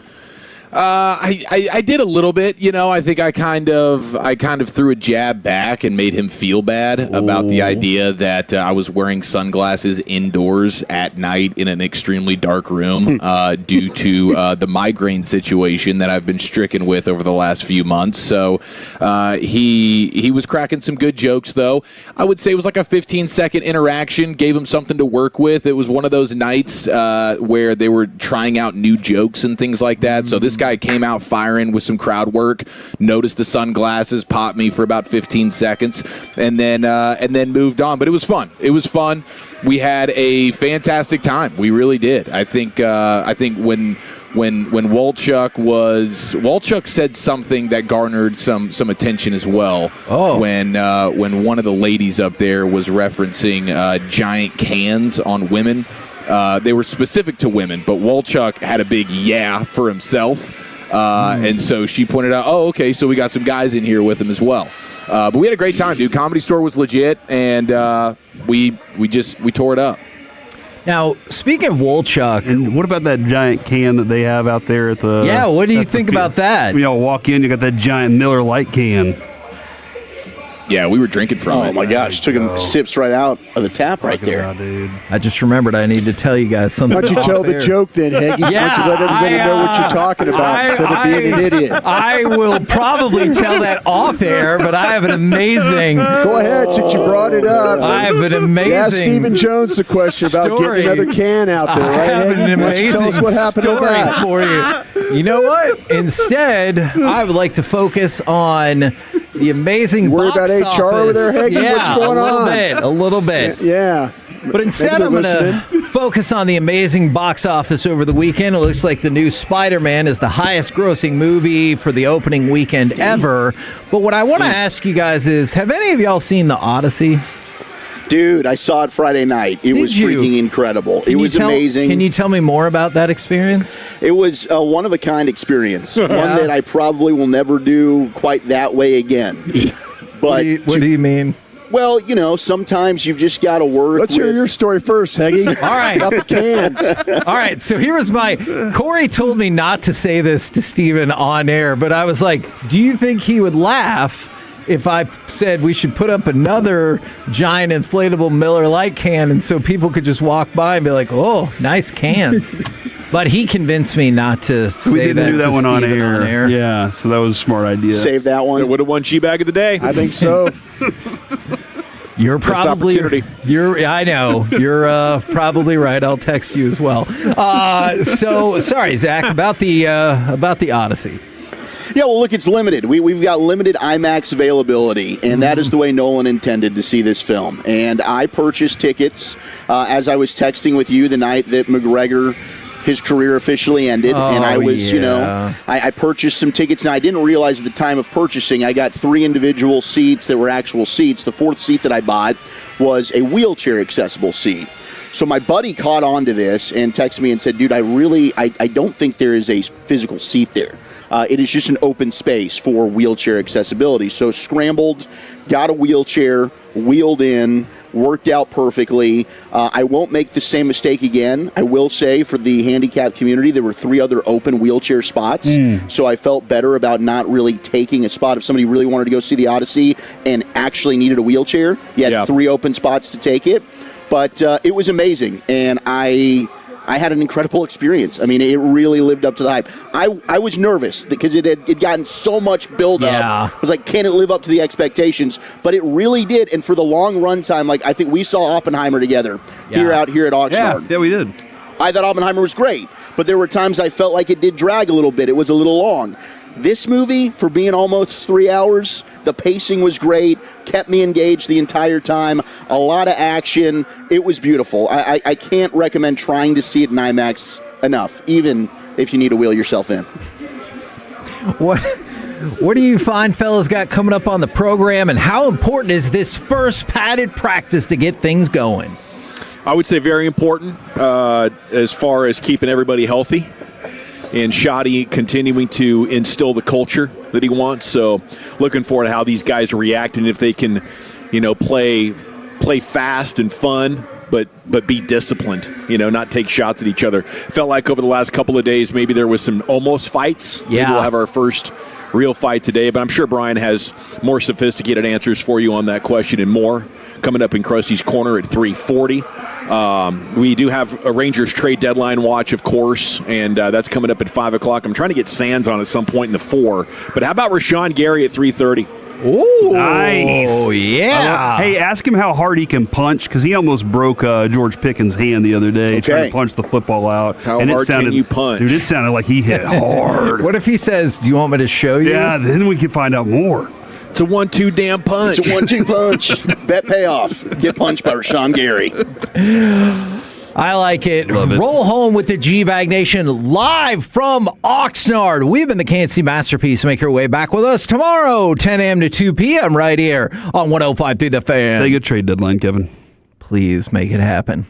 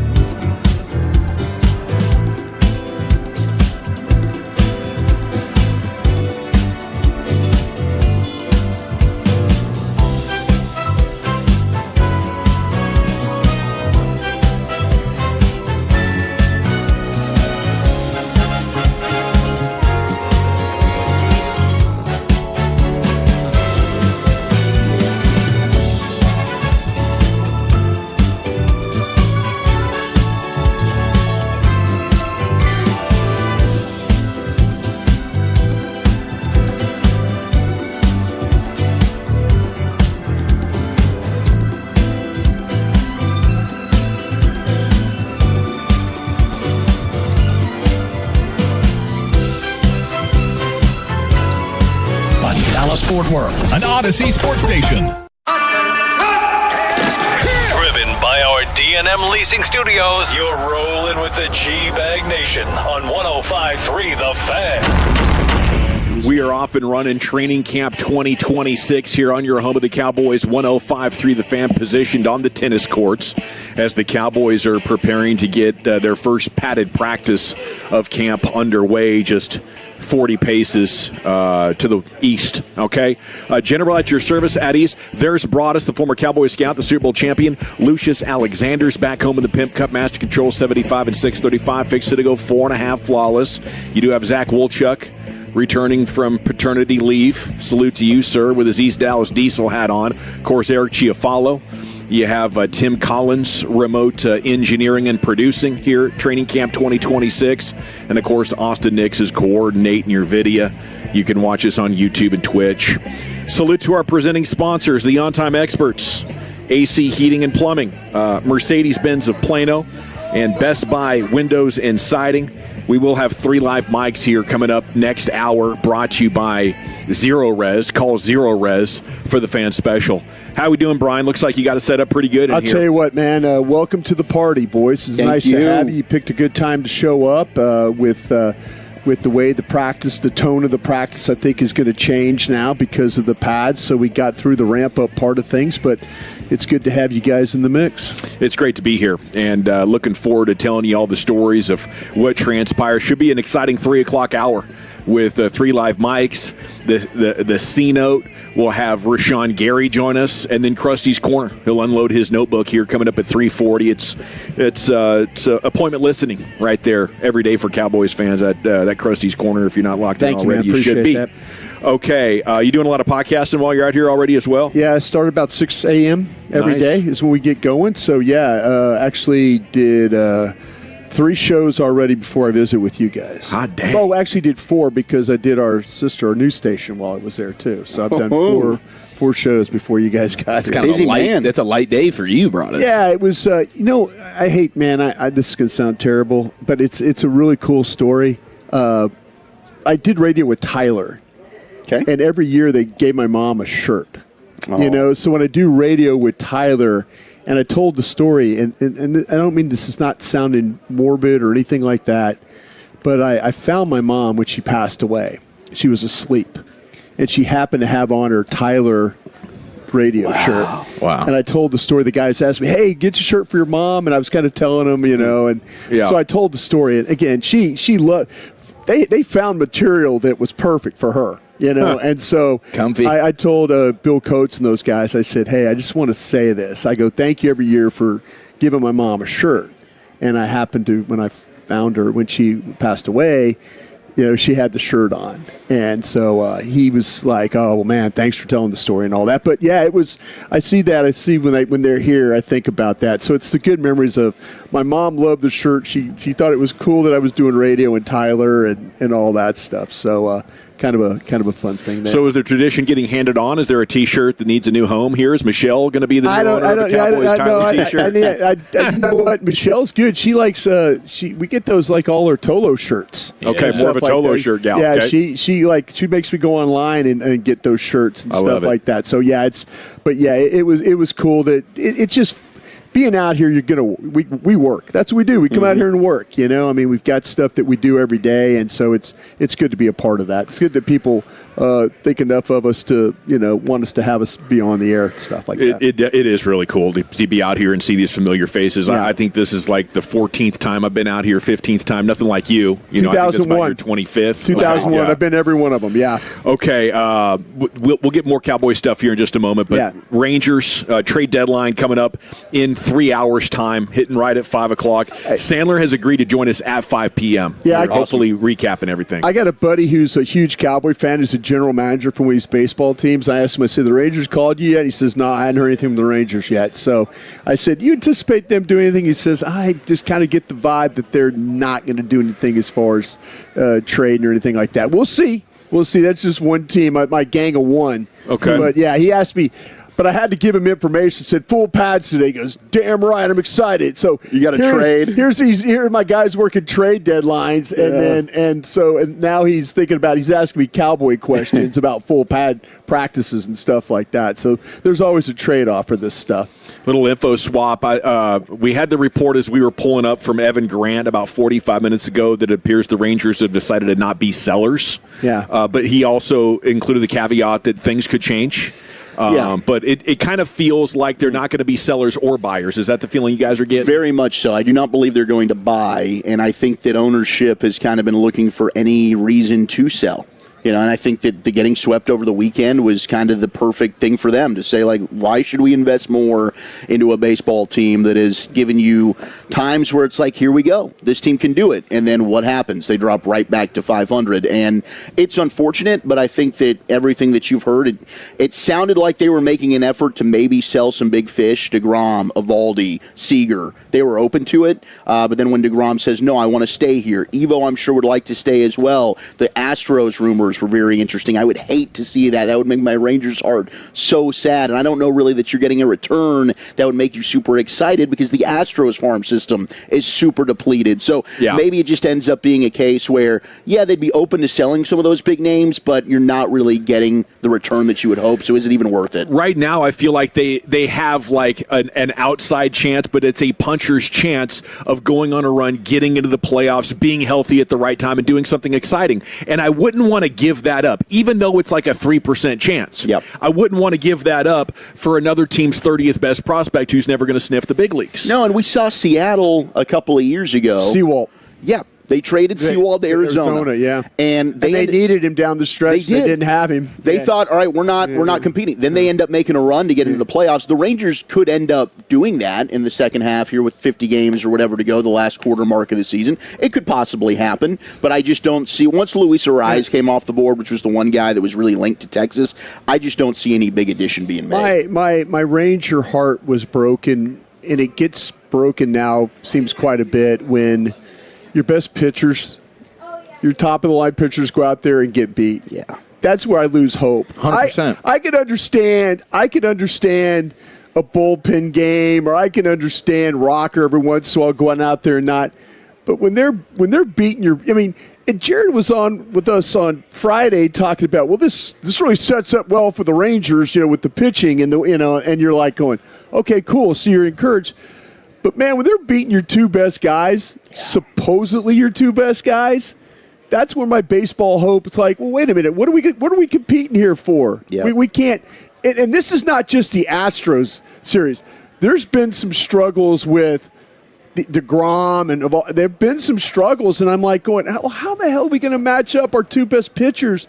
Aren't just mowing them down like they, especially Eovaldi. I know that DeGrom wasn't a part of it, but it's just hard to justify being a buyer when your best players, your best pitchers, the things that you're hanging your hat on are not getting it done. Yeah, that hurt, and they've lost 4 or 5 series since the All-Star break. There's a lot of signs. I just think they're better than what they've been recently. Maybe DeGrom will never have a season like he did in 2025, where his ERA was under 2 for 5 months. But somewhere closer to that with Eovaldi and, Leiter getting healthy and Monty and Bradford coming back. I think you could squint and see success. DeGrom being a 240 hitter on pace for a 30 home run season. Give me 12 home runs and a 250 average from Seager the rest of the way. That would be a plus. And I would hate to give it up because, we talked about this last year. Teams weren't willing to give up anything for DeGrom. Yeah. Like, selling these guys isn't making your future that much more interesting. I would rather just have what's left of the summer and what's left of DeGrom's contract than whatever else you're getting back for him. Because this Ray Davis isn't committed. Ray Davis isn't going to turn this into a big-time spending spree in December. Ray Davis is going to turn this into pocket money. He's going to turn it into stocks in other companies with what the savings it would be. And maybe it's desperate. Maybe I'm clinging on to a big old bag of nothing with no promise. But I would much rather see them at least see this thing out and wait to see if a miracle happens than go into Ray saving money mode. Because that's real. and it's concerning. And to trim the payroll as much as he has already, if you would take another step towards breaking up this team, it could be 7-8 years before they're competitive again. At least right now, they have a chance in hell, a snowball's chance in hell of Am I wrong? I mean, are you guys seeing? I'm asking this question in a way. I'm just seeing like if you're hanging your hat on these pitchers and they're not getting it done, what's your hope? I mean, if that's your well, last year it was the best. Right now it's average. Yeah, is reality but I'm talking inside about the top DeGrom 8 and Eovaldi and those guys. If they're getting beat by, and I understand the Astros are not a bad team. But my hope is like, damn, if they're how are they going to compete against the top teams in the conference or But I just don't know how. I'm not encouraged. I just feel like this is kind of just a down year for those pitchers that way. So why would you sell them at their low point? Why not wait to see if better baseball is coming? I am not saying sell them. I'm just saying though I have lost Ranger hope. Yeah, I've lost Ranger hope. They could stay, but I just kind of have a feeling we're treading water now. These guys. I mean, this staff. The staff has carried it. But now I'm kind of feeling like, man, how do you compete if your best pitchers aren't having success? I think DeGrom's been very disappointing when he's been available in the biggest games that he's pitched in. Yeah. It happened last year at the end of the season, I want to say against Houston, and then probably the best game that he's had to pitch in, biggest game this year against Houston, he goes 3 1/3 and gets shelled. And for a guy that they spent that amount of money on, and I think you're absolutely right, Gavin, he probably at this age, totally fair. He's not the ace, the Cy Young guy that he was, but it does kind of suck to see because in your mind, like as a Ranger fan, you're still hoping to see that vintage Jacob deGrom. And unfortunately, in the biggest moments in a Rangers uniform, I haven't seen that guy. Evo, I think, will always get the benefit of the doubt. Like, I still believe in Evo. But in a postseason game, I would be a little bit nervous about DeGrom going out there and getting the ball, and that's not something I ever thought I'd say. I think the guy to trade right now would be Seager because of the 5 years and $155 million that's left on his contract. That would be the one big sell-off that I would be looking to do because the risk is just too asymmetrical. The risk is, oh, my God, this guy could be falling off and will be an anchor on your payroll for the foreseeable future. So if they could figure out something to do there, I wouldn't fight them too hard. But at the same time, I like the idea of a compromise of not being buyers or sellers. John Morosi did report the Rangers are willing to listen to offers on Mackenzie Gore and Jacob Latz. So that would be interesting if you flipped Latz 5 months after acquiring him. But he's been unimpressive. I could just see that 45-minute flight home yesterday. Chris Young sitting in that seat, just all right, guys, this is what we're going to come in Monday morning. Everybody get ready because this is what we're about to do. We're going to listen to anybody that wants to talk about our team. I could see. He says, "I have faith, I have faith, I have faith," and all that. I think they shook him yesterday. I think they shook him over the week. I think they shook him on this road trip. He was with them in Tampa. He was with them in Houston. Every night he had to sit there and watch that. Come on now. That shook him. He's I think he's having a different approach, but I think that's why everybody's potentially available. Don't you think it's more Ray? I don't see CY as saying, okay, let's rebuild. I see CY as saying we need 4 better players than what we got right now. I think this is Ray saying, hey, Chris, this is not worth it. I'm gonna just throw money at something that's not I think it's hard. It would be very, very hard for Chris Young to walk in there and ask for more money. Yeah. I think it would be. I think the ownership group's made their mind up. They might be Scrooge McDuck guys and all that, but you know what? You got to prove to ownership that that you got the ability to make a run at this Absolutely. thing. Yeah.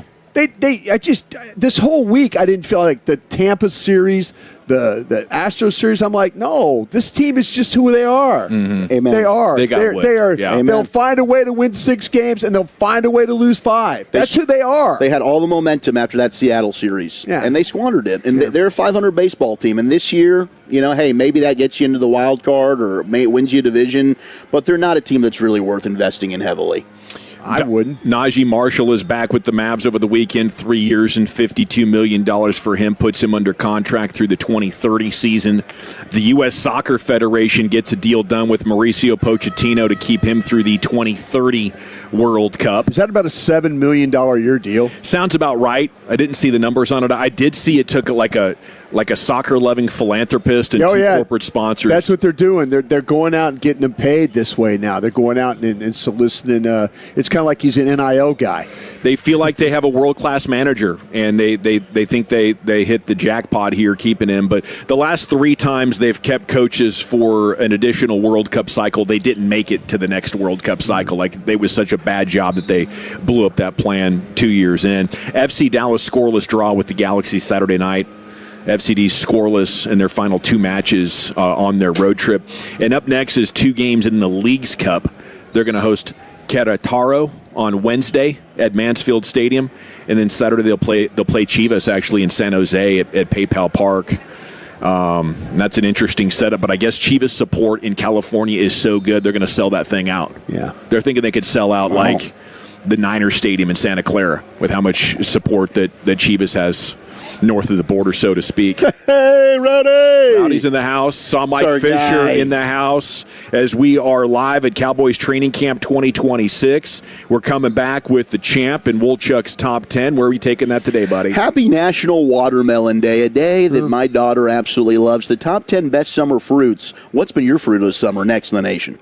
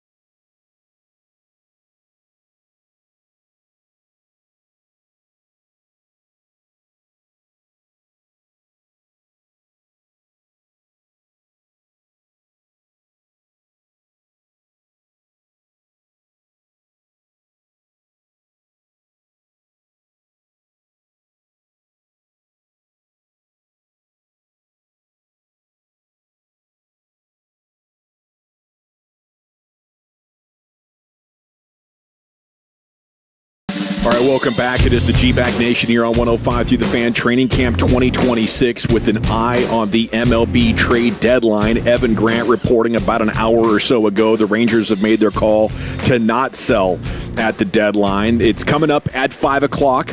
Will they be buyers? Will they buy more than what they already have? That would be fun. Okay, and Jared Sandler will join us at 5 o'clock, but keep it tuned between now and then. We'll get you updated on any breaking news as it happens. Cowboys practice is going on out here at the fields in Oxnard, and we'll be getting in a team here in the next 30 minutes or so. We'll take you live onto the field, 3 live mics, and cover that action as well. Segment's brought to you by the Frankels. If you've been injured in a car or truck wreck, call the Frankels first, 214 or 817-333-3333. There is never an out-of-pocket cost. They only get paid when you win. The Frankels are the go-to car and truck wreck attorneys in Dallas. It's time now to go into the Pimp Cup as the champ. Okay, going for 2, I believe, today at 5:30. It comes from the Fan After Dark, the night show here on 105.3 The Fan. Fred and Blake, they fell apart. They fell apart. The second day of training camp. Fools ain't even got their bags unpacked yet. You're already falling apart. I like Simone Ravel. I took the Maffa route because everybody else has taken the Jaden Blue route. Agreed. So And that's I it. appreciate you for that. No one's disagreeing. I brought it up and said, your guys are not playing well. And I assumed you would be so like, what hey, do you want me to say, Blake? I think you would defend the guys. Hey, I think he's And gonna... I did. I said it's day 2. Okay, what a defense. It's day 2. We'll just throw our hands up. What do you want me to say? I wasn't at camp, Blake. Yeah, but we're seeing the same videos. It's not like I was at camp either. Okay, and what are you saying? What's your point? What are you saying about Ravel and Maffa? Maffa fumbled. Okay, great. What's bad about Ravel? We'll just do that then. No, Just tell me. Help me understand. Help me, because you clearly had a point when you said it. I was saying it, hoping you defend your guys. All you said was it's day 2. That's a blanketed statement you can make about anybody. So what do you want me to say? What do you want me to do? Get in the weeds? You want me to get into some technical breakdown of them, Blake? Is that what you want? I thought you'd defend your guys. I thought wrong. And I did defend them. It's day 2. There's a lot of football left. We're 2 days into training camp, Blake. That's that's my defense. Let's give no football takes in. We'll do no football. We'll go back. We'll do no football. That's going to be a take all day. It's day 2. Could that not work for Dak Prescott? Could that not work for Shoddy? No, it wouldn't Could that not work for Ferguson? Could that not work for Caleb Downs? We could all just say, who cares? It's day 2. Good or bad. Don't listen to anything we have to say today on the Fan, guys, because it's day 2. It's day 2. Who cares? I love it. Don't listen to G-Bag. Don't listen to Sean and RJ. Don't listen to KNC because it's day 2. There's no takeaways. There's no takeaways. It is day 2. So guys aren't allowed to have bad days? They are, Fred. I didn't say the guy should be cut. When did I say that? So what are you asking then? Oh, he's getting mad. He's getting mad. Circles, man. Take us to break. Take us to break. Well, when we come back, we will continue talking about the Dallas Cowboys. Blake said, "Oh, he's getting mad. Getting? He's getting mad. Wow. That was a couple minutes ago. That might have been the most explosive statement uttered on these airwaves since Bassick told Broadus to shut up and cross Shut up! Oh, yeah, they did. Anything close to that since then? The Chief and I, did we go at it for the Sean Payton thing? We definitely. I stood up, and I don't know why. That was more in hushed tones. Because I saw my life flash before my eyes when I stood up, like I'm going to take this guy. Right, way to go. He had that finger right in my face. Yeah, he was. Sometimes when you do things I like live that, this, okay? Sometimes you're like, you stand up, and you're like, why am I standing up here? You just catch yourself in the middle. This is not the ideal situation to put yourself into. Yeah. No. Especially against a younger man. That's what I'm saying. Like he works out. He would have killed me. Yeah. He would have absolutely killed me. Well, it wouldn't take much. And then David, just get you off balance a little bit. Easily. It'd be like that, like the Don Zimmer, like I would have swung and I'd fallen on the ground. I'll just lay down like a speed bump and watch him get his ass kicked. God, I'd lose my ear pod. It's just an Avis parking lot repeat. An expert job by Blake trolling the hell out of Fred. Yeah, really. Oh God, he truly put on a clinic. As much as Fred was already 80 or 90% down that path on his own, Blake pushing him. That extra 15, 20%, whatever it was. It's beautiful work. And I love the idea of holding media members accountable who say, well, it's early. It's spring training. It's this. It's that. Have a damn take and stand on it. Let's have some takes. Yep, stay with it. Let's fire him. I would argue that no one in the history of America needed a cigarette in that moment more than Fred Davis. Absolutely. When he said go to break, in his mind, he's like, go to smoke break. Okay? Yes. Yeah. Someone hand me a heater right now. I think that's why he missed the next segment. actually. Buzzed over to the gas station. Jumped in the truck and heading over to get that Black and Mild. That's what the doctor ordered right there. It's time now for Wolchuk's Top 10 of 220 years after the age. Let's do it. All right, National Watermelon Day, which is a glorious day. I mean, there's nothing my daughter loves more than just chilling in the pool and eating some watermelon. She's living her best life if she's just got some watermelon and she's in the water, and it is a glorious way to spend the summer. So what are the top 10 fruits of the summer? 877-881-1053. Yeah. Do you have one that you thoroughly enjoy?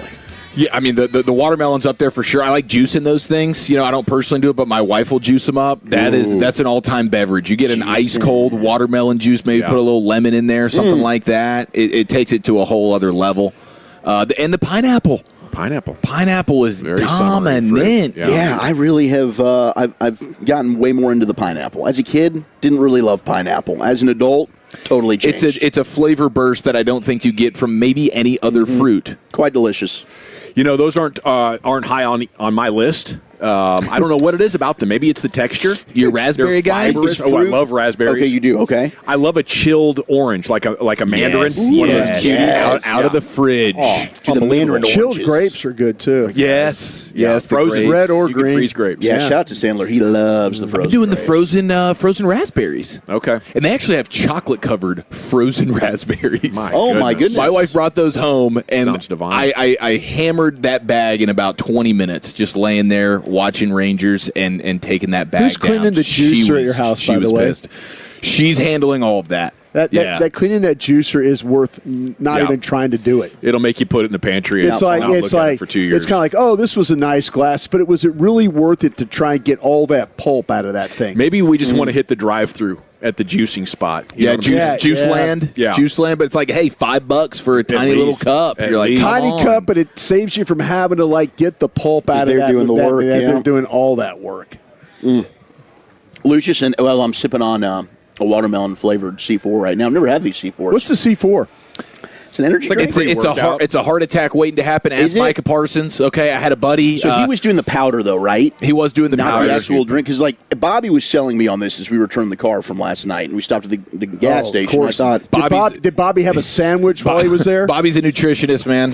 He did roll through the Jack in the Box. Got the ultimate sausage breakfast Was he sandwich. eating a vending machine bag of Doritos when he was telling you to get that C4 for breakfast? No, did not see that, but that is on brand. Maybe I should have really considered this. There is no sugar. That made me feel a little bit better. UT Southwest needs to call him for his body after. Bobby is the what not to do food expert. Okay, you bring him in to get all of his information so that you can do exactly the opposite of whatever it is. A man he is said. not totally worthless like Bobby. He could serve as a bad example. Oh, Any person in high school football has had a buddy pass out from C4. Okay, I had one in the middle of class, social studies. Okay, 20 minutes in, bang, there he is, Corey Allison hitting the deck. Oh, Corey did. Corey hit it. Well, and Corey is a freaking monster. Yeah, he was overdoing it. Oh, Yeah. okay. So did he punish more? Because now I'm freaking out. Should I have even you're had this? fine. You're fine. You've really not made me feel good about this decision at all. Just know one thing: if you're going down, nobody's helping you.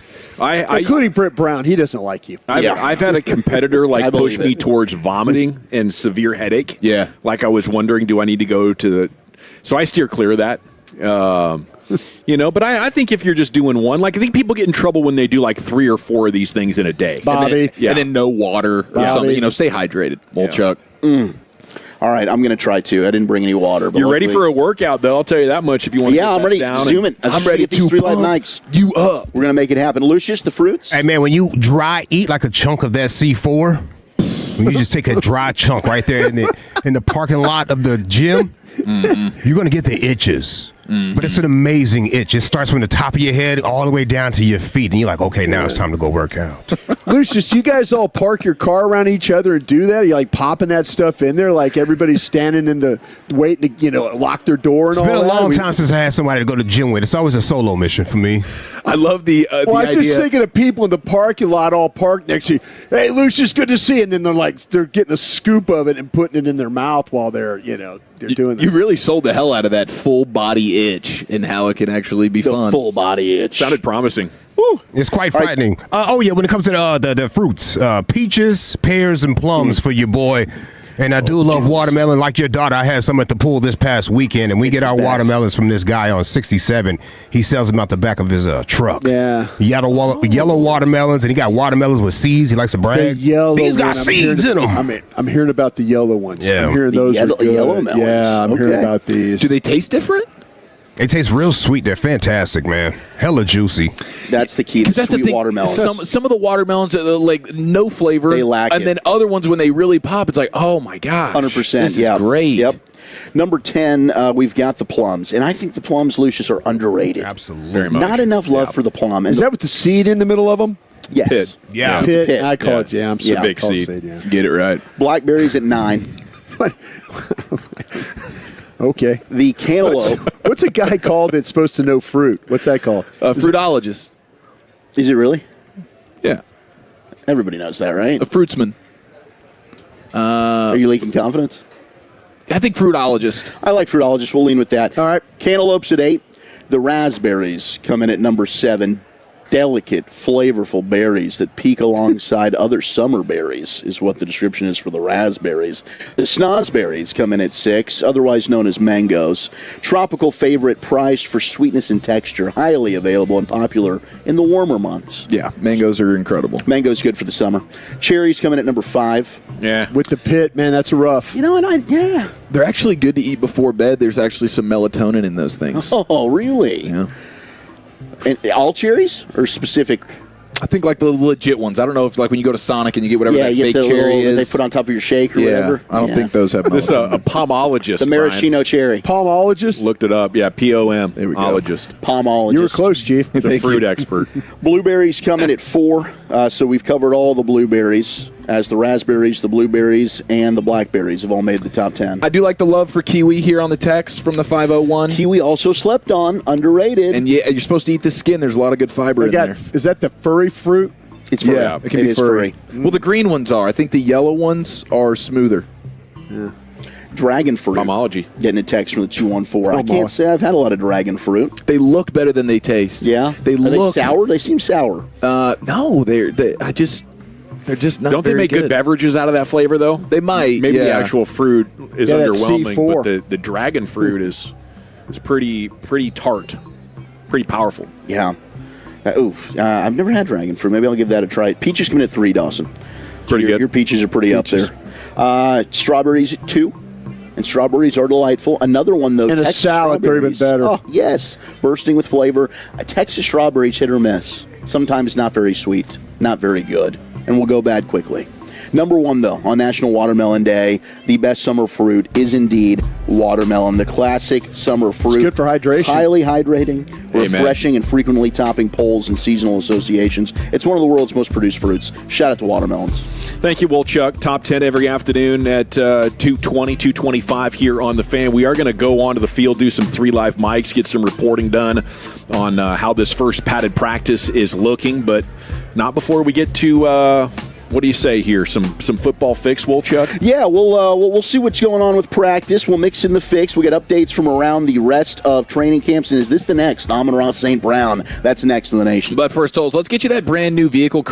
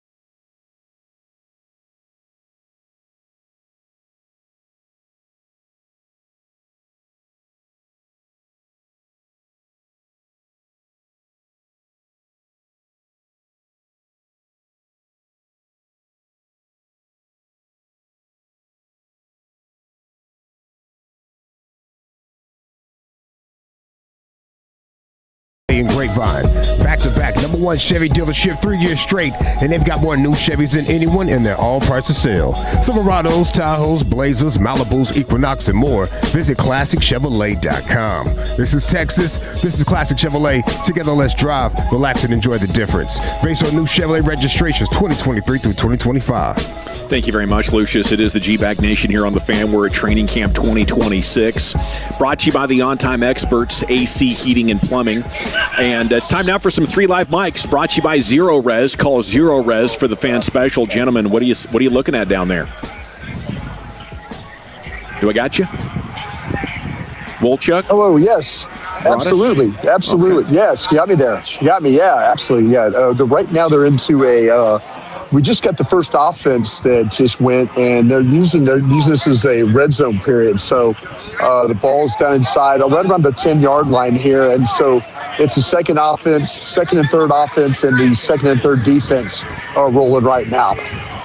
But when the ones were going, you just had Kobe Durant step in front of a CD Lamb pass. Dak just didn't see him in the far left corner of the end zone. Kobe Durant stepped up, got the pick. That would have probably been a pick 6. And then you had DeMarvion Overshown with maybe the biggest hit I've seen in training camp in the 4 or 5 years that we've been out here. It was a lead toss to Jaden Blue, and you had Hunter Lipke as the fullback. And Overshown just screamed in there and blew up Hunter Lipke in a way that makes you wonder if Lipke should be even out on this field. It was as hard of a hit as I've seen in a long time. And then D. Winters made a great play as well on an inside run to Maffa. So Winters, Durant, Overshown, all showing up there in the first couple minutes out here. And Quinnen Williams, because on that cutback on the toss, after Lipke gets blown up, Blue's got a cutback inside, and Quinnen Williams was just waiting for him. So now with the 2s running, we're getting a good look at some of these backup linebackers that might end up having to get some playing time. And I got my eye on Elijah Clark here, Brian, the second-year safety, and that was a drop by Marquez Valdez-Scantling. They tried to hit him in the back of the end zone.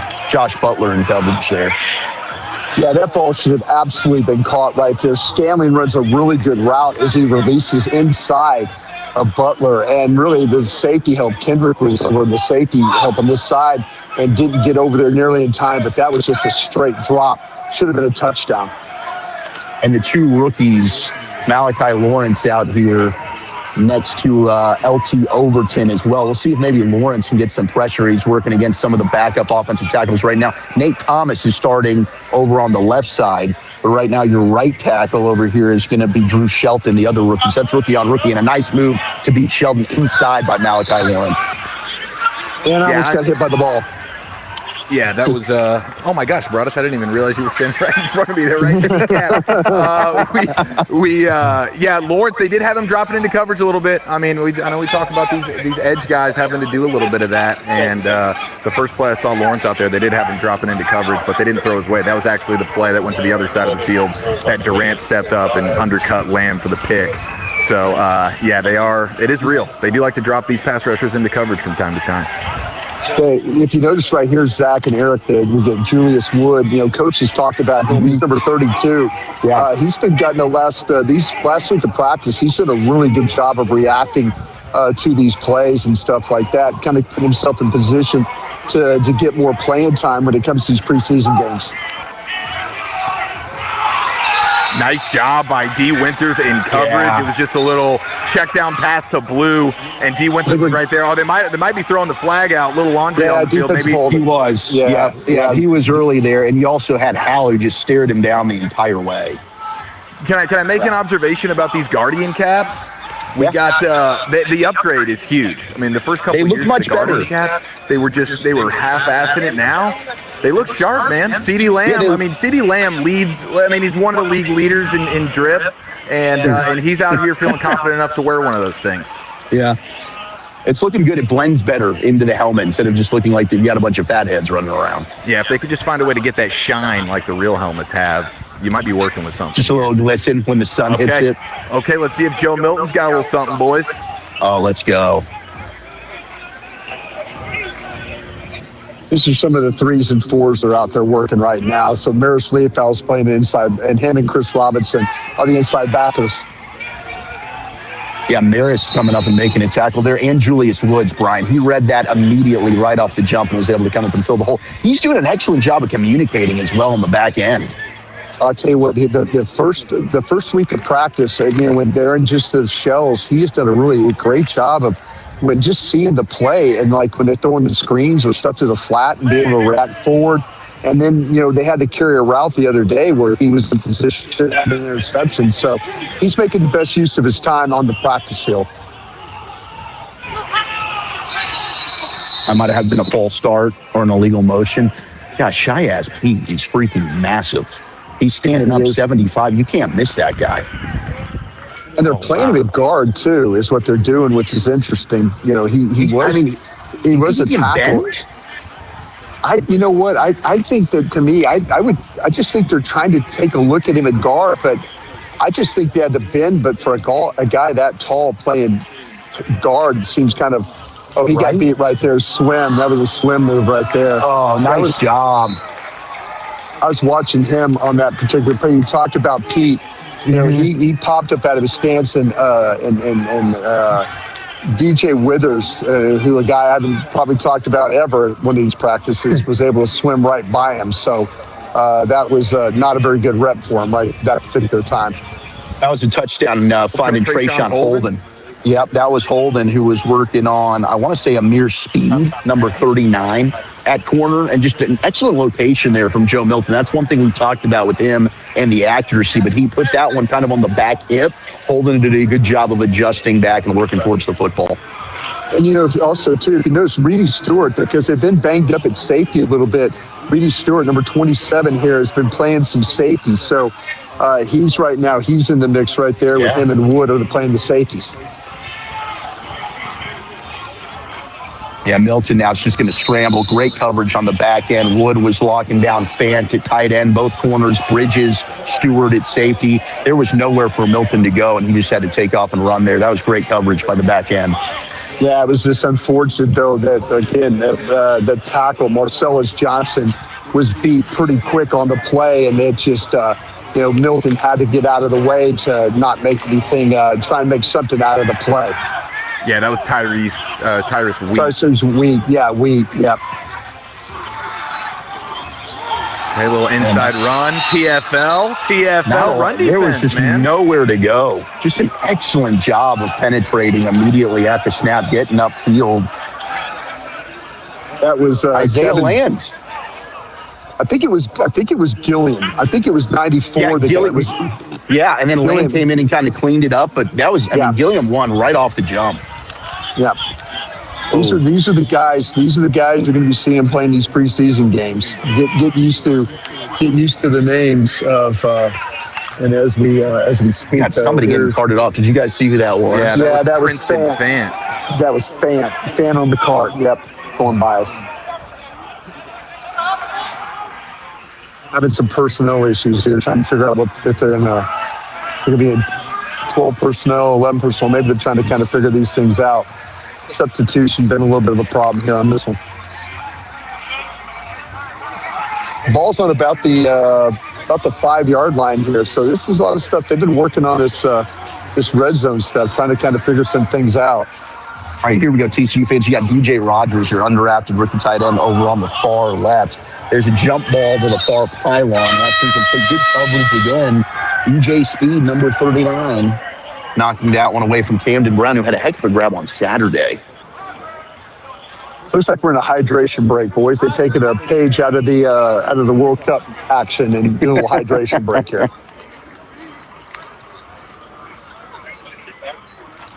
Should I run out some C4 to them?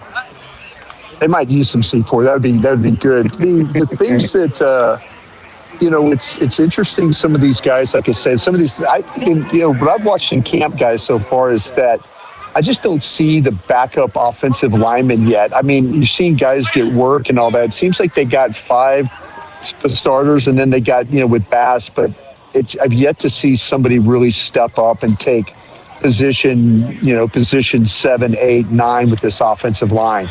Seems like it's been a little bit of a struggle for these guys, and saw a little bit of that, some of the breakdowns they had in the in that particular period there.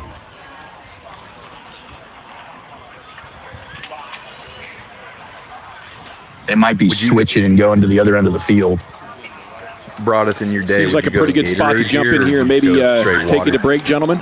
As we have Brian Broadus, Zach Wolchuk, Eric Chiafalo. 3 live mics brought to you by Zero Res. Call Zero Res for the fan special. And we're back with more of the Cowboys' first padded practice when we return right here. Training Camp 2026 on 105.3 The Fan.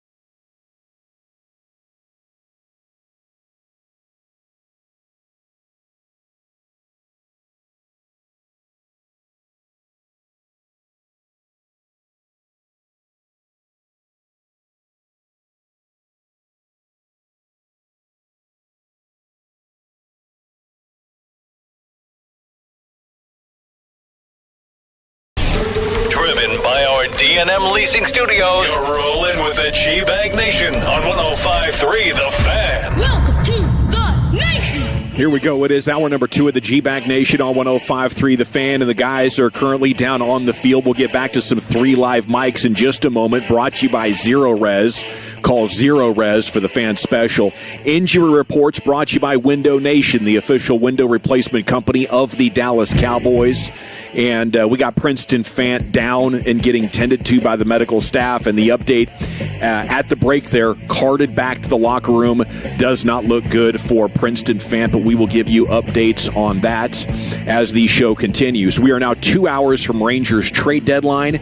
Jared Sandler is going to join us at 5 o'clock. We'll talk to him about what else the Rangers might do. They did trade Josh Smith to the Blue Jays, got a lefty arm in return for him. There have been a number of reports, and Joel Sherman has the latest. The Rangers are willing to listen to offers for Wyatt Langford. We have reports they're willing to listen to offers for Mackenzie Gore and Latz. But Evan Grant had the report about an hour and a half ago now that they have decided to not be sellers. So maybe some smaller complementary additions could still be made here in the next couple of hours, but that kind of sets the table on where we're at and where we're going next. Our training camp coverage this week brought to you by the On-Time Experts, AC Heating and Plumbing, Mercedes-Benz of Plano, and Best Buy Windows and Siding. And let's return you now to the field where the boys have some 3 live mics for you. Thank you, Gavin. We just had a nice run from Phil Moffa off the right side, some slipperiness and a little bit of burst to and through the hole there. We're perched up over on the opposite VIP tent area, and we are just surrounded by Tolos right now. During the break, I can't tell you how many people are coming up saying, I'm actually listening to you guys right now on the Odyssey app. Super cool to see everybody out here. Marquez Valdez-Scantling catching a pass there in the short flat as we've got Sam Howell and the twos working right now. Nate Thomas has been getting some work at left tackle. Trevor Keegan at left guard, and then Bass has been the center. Opposite side, I'm not really sure what's that right side of the offensive line. I'm going to try and move and see if you guys have anything to add there, Brian or Eric. Well, I just think just want to mention that the Moffa run was with the twos. So I think the first team run defense from what we've seen has been pretty dang solid. But nice Moffa run versus the twos. And then you had Flanoy 1v1 with a nice grab over the middle of the field. And then Revel with nice coverage on a slant versus Flanoy as well. And he had the nice pass break up. So that's what happened during the commercial break. And now we're back here with the twos. And who's that number 20 running the football? That was a nice little run Davis. there. Yeah, it's Davis. That's Malik Davis there. We're running the football on that right side for you there, Wolchuk, though. You've got Shelton, and then you've got Johnny Cornelius is playing the right, actually playing the right guard. So it's Shelton at the right tackle, and Johnny Cornelius playing the left guard right there. They're really hunting to try and find somebody else other than TJ Bass to give them some decent guard game. Yeah, that's the whole thing. I think they're really the whole thing is I think they have 6 guys. It's this, who's going to be the 7th and 8th guy out here too. We're trying to find not Wilbur. It's Sam Howell. I keep thinking Breeze, where he's over here on the sideline rocking the beard as ever. But Turpin was out there with the threes. Nice deep ball. Tried to shoot him down the sideline. But EJ Speed was running stride for stride with him. Ball was a little bit overthrown as Turpin started to pull away towards the end of that route. Well, Barham was in there for that one, and they took him out. Barham was just in there, and I thought he was going to get. They just put back in Amaris Leofau back into the mix. So it's Amaris Leofau and Justin Barron are the inside linebackers here. You got Malachi Lawrence out there on the far left side of the defense as well, rushing, and he's going to get to go on the rookie Bruce Shelton. I got pressure right there. That's 94 right up the middle. Yeah, that was 94. That was Gillum. Kevin Gillum was right there, and that was right over the right side there of that offensive line. And we're number 65 of Johnny Cornelius is working. So unfortunate right there to get beat as quick as he did. That's the second time we've seen Gillum get that type of penetration, get up the field. He did it as a right tackle, and that time he did it as a left tackle. Yeah, he's had some good run support as well, and you're right about the pass rush. That's another one of their UDFA guys. So that's one thing about this Cowboys front office. They've done an excellent job of finding some gems, undrafted rookie free agents. Maybe they got another one here with Gillian. We'll see if that translates to the practices next week and then in preseason games. Another guy, was that Malik Davis? Was that 20? Yeah, Malik Davis, number 20. No, that's his Bannock baby. Okay. Boy, 30. he is big. He is. He's a big boy. He is a bowling They come ball. up to the line. They're moving quick here with Milton under center now. They got a bunch to the right. Milton play action rolling to his right. He's going to throw into the flat here, and this one's completed to Trayshawn Holden. He's going to pick up what would have been the first down. Probably a pick up of about 15 there, and that was a third down play. Getting Milton on the move. Yeah, that's something they've been working on quite a bit, is that those boots, the play action, like really heavy play action, and not from underneath some of it's been from underneath center, but that one was just a fake handoff and just roll that thing outside, and then Milton was able to find Holton out there in space. Defense was slow to react. Yeah, that tempo, I think, helped catch him off guard a little bit. I like that, going tempo offensively. Little sneak attack the ball surprise. out quick here, and that's another slant to Trayshawn Holden. Holden's having a nice day today. Yeah, that was inside on Josh Butler. Josh Butler, the last few practices, once again, quickly to the line, but Josh Butler, the last few practices, has actually shown up to being a guy that you maybe want to get, they knocked that thing wide open. They did. That was a nice little quick draw right up the gut. Dominique Richardson, the rookie from Tulsa, with a nice run up the middle. But that's probably the best blocking that I think we've seen so far today. And we're going to go back to the red zone period here, boys. Yeah, we're down here. I'm at the end. Right, they're going to be right in front of me as we speak here. So should be able to get the good sights and sounds. But really, I'm glad to see that we're going to get a little of the first offense. We've been unfortunate. We're going to break a couple of different times where the offense has been already gone, and then when we come back, we got the 2s and 3s. But now we're going to get to see the offense, the first unit, first offense and first defense in this red zone period.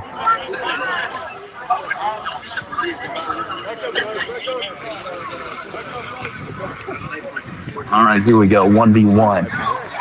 There's Wolchuk, and 3 Live Mics is brought to you by Zero Res. Call Zero Res for the fan special. I'm Gavin Dawson up here on the tennis courts in Oxnard. Boys down on the field as we take a little bit of a break between snaps there in the first padded practice of Cowboys training camp 2026. Saw some really good looks from Savone Revel down there, guys. Who else is standing out to you? Yeah, Rebels played well today. Brian? Yeah, no, I think that there's a couple of different times. I think the secondary, I think the run defense is actually, I know they popped a couple of runs. They just ran a play here where they got a straight up blitz, and Dak was able to get the ball to the outside there. Got it to Schoonmaker on the move, but really a nice blitz pickup by inside by the 3 guys. Like Obershone just coming, was firing into that A gap. They picked that thing up and allowed Dak to have the opportunity to get on the outside. But you mentioned about Ravel. I think the run defense overall, there's been a couple of times where they popped some runs, but not as many as we've seen in the last week of practice with these pads on. You got Downs now. Lamb might have picked that off. No, they're calling it a touchdown. Flournoy. Flournoy at the very end on the ground, but that was an excellent job. I'll tell you what, man. In position.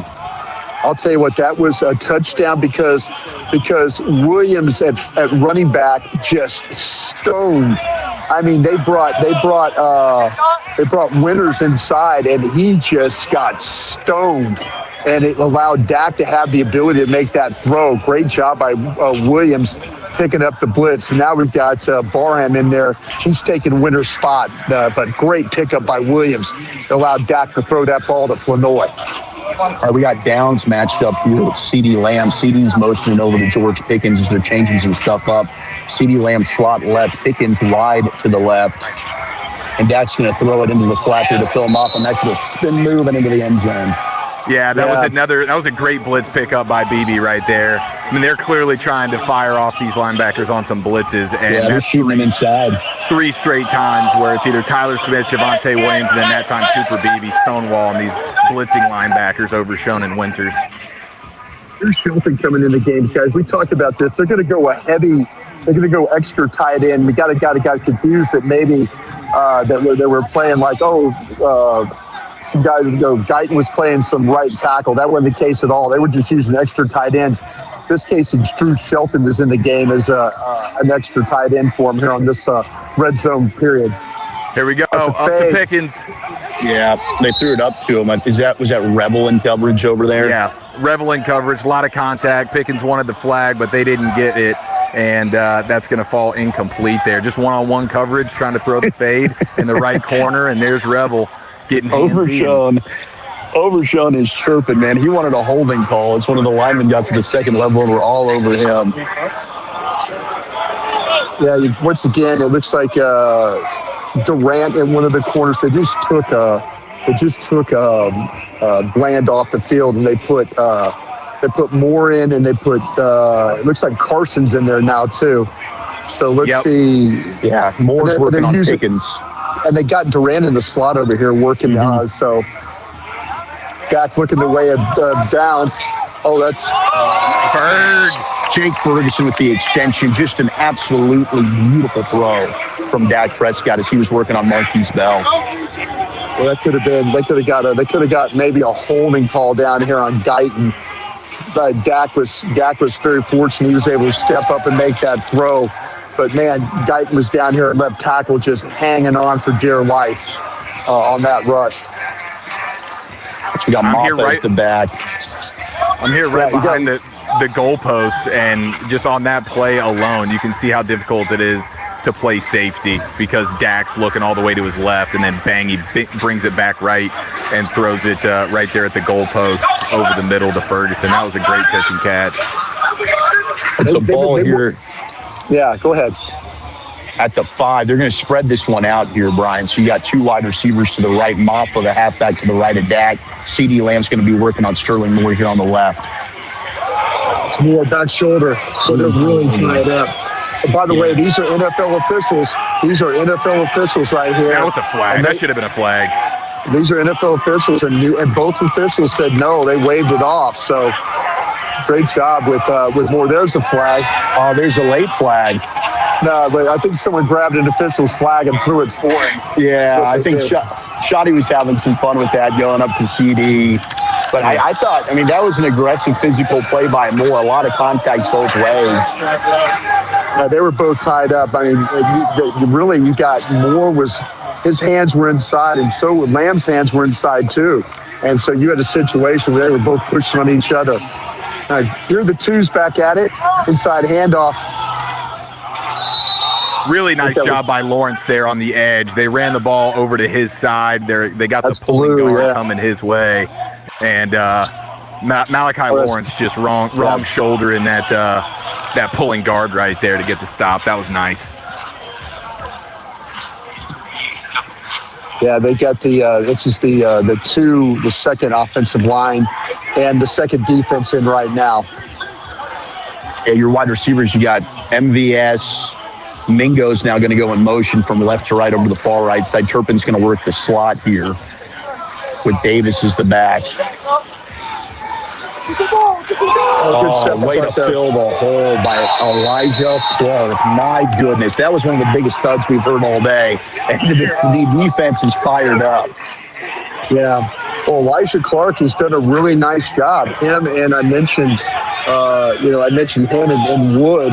Those guys have shown up. With the secondary being banged up, with Thompson being out and Locke being out, these guys have gotten some opportunities to get some work. And you love that. You love seeing some young safeties make plays. And hey, that's been a position that needed the overhaul, and they certainly got it. Good pressure. Again, that was Malachi. Was that Lawrence on the far side? No, it's Houston. That was James. James just clotheslined Schoonmaker right on the goal line here. And Schottenheimer's like, man, stay up. But, man, that was like 1970s clothesline tackle right there. My gosh. That was physical. I mean, this thing is, the practice is going on. Yeah, these guys are they're thumping a little bit harder. Yeah. This defense, I think they're getting after it a little bit more here. You know what I'm saying? They're with these pads You can see on. the confidence, absolutely. Like they're playing with a little bit of swagger on this, and especially in the secondary. And you'd like to think that's a little bit of attitude from Christian Parker. Here we go. All right, we got Leofau going to be rushing off the right side here. He gets blocked and absolutely dominated by Luke Schoonmaker. Another nice job by Julius Wood filling in the run game.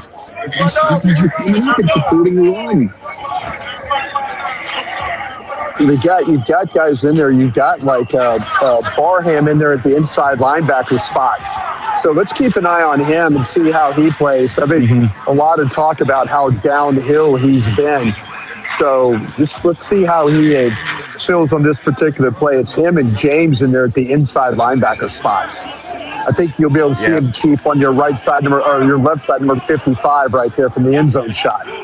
I got eyes on him. He's coming down. Coming down to the edge here. He switched pre-snap, and now he's going to rush against Shelton. Here he comes. Oh, it's going to be a touchdown to Terp.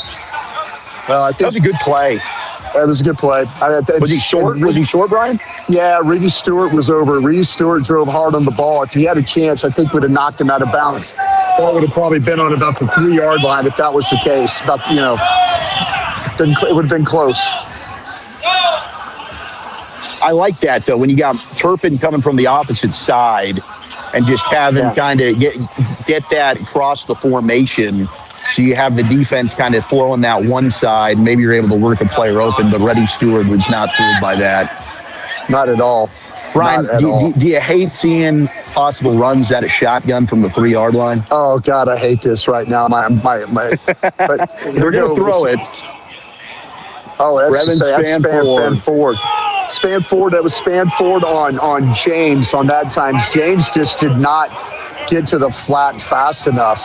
And so that was a nice pitch and catch there. The linebackers, coaches are all over these linebackers about getting out there fast enough in that flat. James got to read that faster is what he's got to do.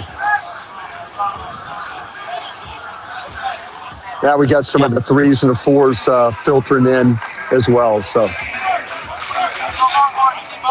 Joe Milton under center. Yeah, here's your traditional kind of old I formation. You don't see a ton. But again, I mean, just not a ton of push from this Cowboys offensive line. Yeah. Justin Barron, who we haven't seen a ton of from the inside linebacker, was able to fill that one. Yeah, these guys that are in there right now are the ones, like I always like to mention, they're playing, as they're getting practice reps, they're trying to convince the coaches to put them in earlier in games and not like 6 minutes left. You know what that kind of say? So if you show up in practice, they give you more opportunity. Here's another handoff right inside. Richardson. Oh, my gosh. Reedy Stewart. Reedy Stewart. Yeah, Reedy Stewart stepped up right there again. Maybe the smallest guy on the field, and he just Richardson was at a nice run through the middle there, and Reedy Stewart just stepped up and popped him pretty good. Yeah, that's a theme so far. Elijah Clark, Julius Wood, Reddy Stewart, these guys they're physical, man, especially in the run game, going downhill. All right, gentlemen, let's jump in here as you're listening to 3 Live Mics with Broadus, Wolchuk, and Chiafalo on the practice fields in Oxnard, brought to you by Zero Res. Call Zero Res for the fan special. We do have Rashawn Gary joining us after practice. That's probably coming up in the next 15 minutes or so. We'll talk with the Cowboys' first-year outside linebacker, C-Note. And maybe some more 3 Live Mics if practice is still going. When we return right here, it's the G-Bag Nation on 105.3 The Fan.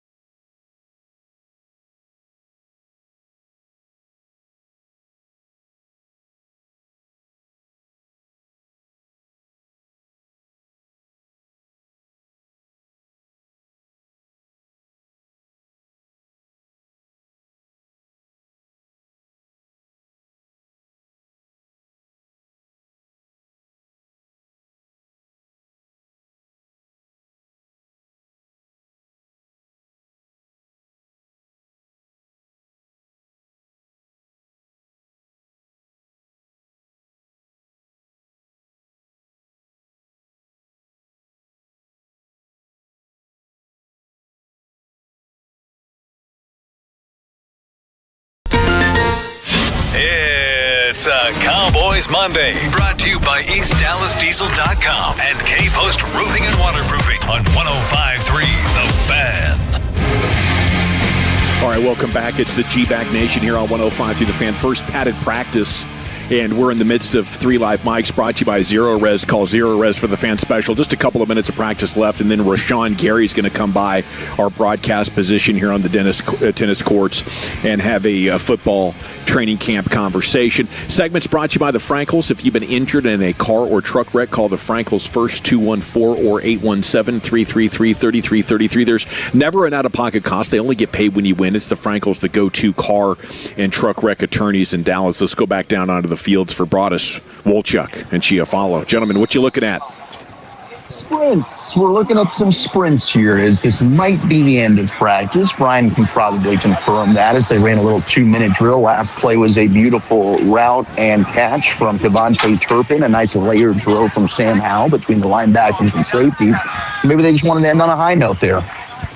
I would say you are exactly right, Zach. We're running like we're in the 1940s. We're running sprints off the goal line. So good opportunity for us to get back on air with Gavin Dawson here in just a second. We'll see you over here in just a minute as Eric Chiafalo sits down. I love wind sprints. You know, it lets me know that they're take conditioning seriously, and it gives me some nostalgia. What's your favorite memory of wind sprints, Chief?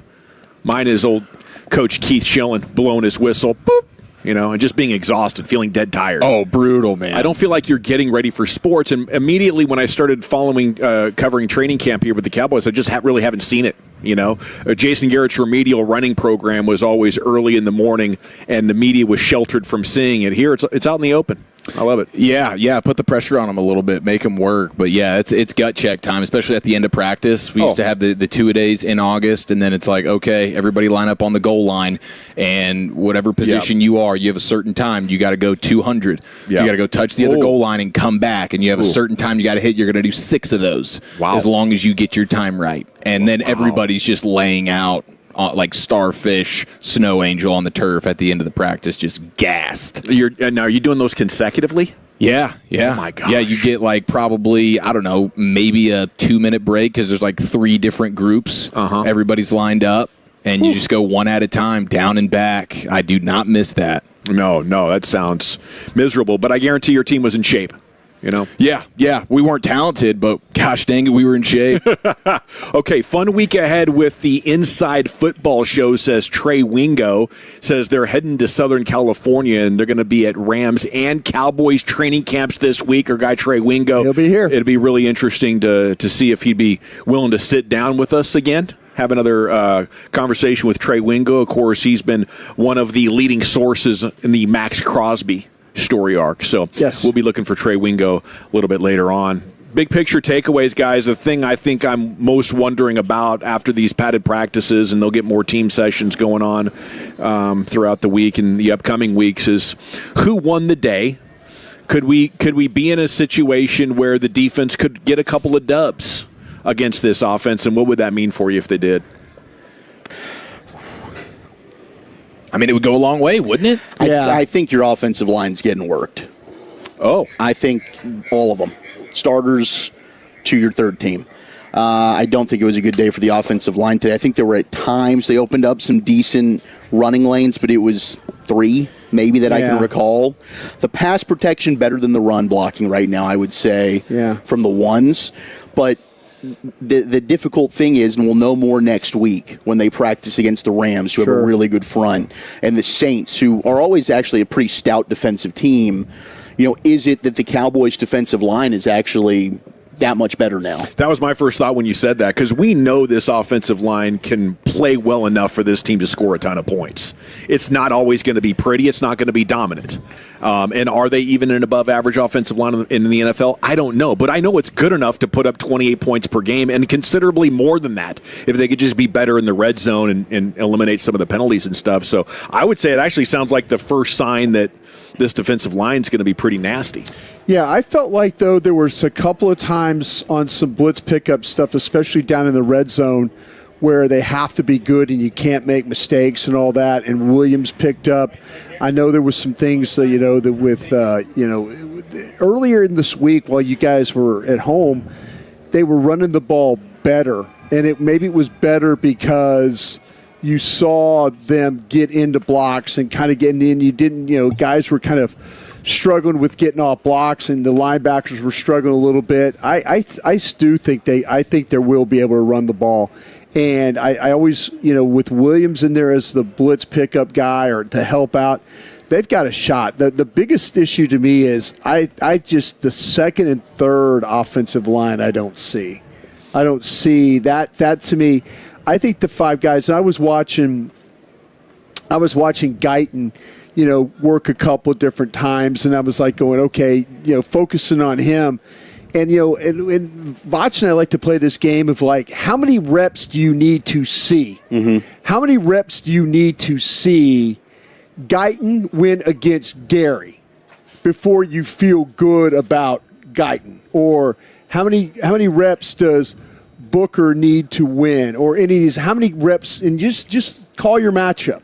Call whatever whatever the toughest matchup. And how many reps do you think you need to see to feel good about Caleb Downs when he's playing against Lamb in the slot? How many does Downs need to win out of 10 in order to make you feel good about that? Do you have a number in your mind, in your head? Like you're watching him, there's 10 reps of them going. How many times do you need to see Downs win in order to feel good about him playing slot corner? Or how many you need to feel about these offensive tackles blocking Ezeraku, or and you can flip it around the other way. How many times does Ezeraku need to win to be? That's the game you need to kind of play with yourself of like, okay, because there's going to be some wins and there are going to be some losses. I think for your edge, you're looking at about 15% pressure rate. See, that's would be the start of good. 10 reps. How many times do you need to see? Now, see, to me, it's a little bit different. Like with if all of a sudden it's Downs is covering Lamb in the slot, but then the next time around Downs gets matched up against Holden or somebody. He's got to win like 8, 10 times. But how many times do you feel good? Like if he wins against Lamb 4 times, do you feel good about that? Do you feel good about it 3 times? I'd feel good at like level? 6 or 7. Yeah, see, that's where I'm at. And I know that's going to be a hard. Quinnen Williams going against Tyler Smith. I'd like it to be 50-50. That's money. Yeah, right there, because you're going to have like Quinnen Williams is going to. Oh, wow, he got turned on that one. Smith got it. Oh, wait a minute. Quinnen Williams got him on that one. Those kind of matchups, you're thinking 50-50, So that's how I look at some of it. I mean, how many times are you going to feel like, damn, Downs has got to be better than that. He's got to be, if he's winning 3 or 4, 10 reps against Lamb out of the slot, you're kind of feeling like, oh, all right, that's, we could live with that. We could live with that. Yeah, I figure against a player like Lamb, you're going to get completions as long as you're there to tackle him and it's not too big of a gain. Right. I think that's kind of a win, against a receiver of Lamb's quality for you to be a rookie safety. Yeah. I would imagine that if the game played out with nothing but those kind of targets, Lamb would win that game big time. See, that's with Ravel. We've seen a lot of clips and been out here, and I'm watching Ravel go against Pickens, and it looks like that Ravel is getting his ass kicked. And you're kind of like thinking, there's some times where, he's not getting his head around fast enough. He's not knocking the ball down.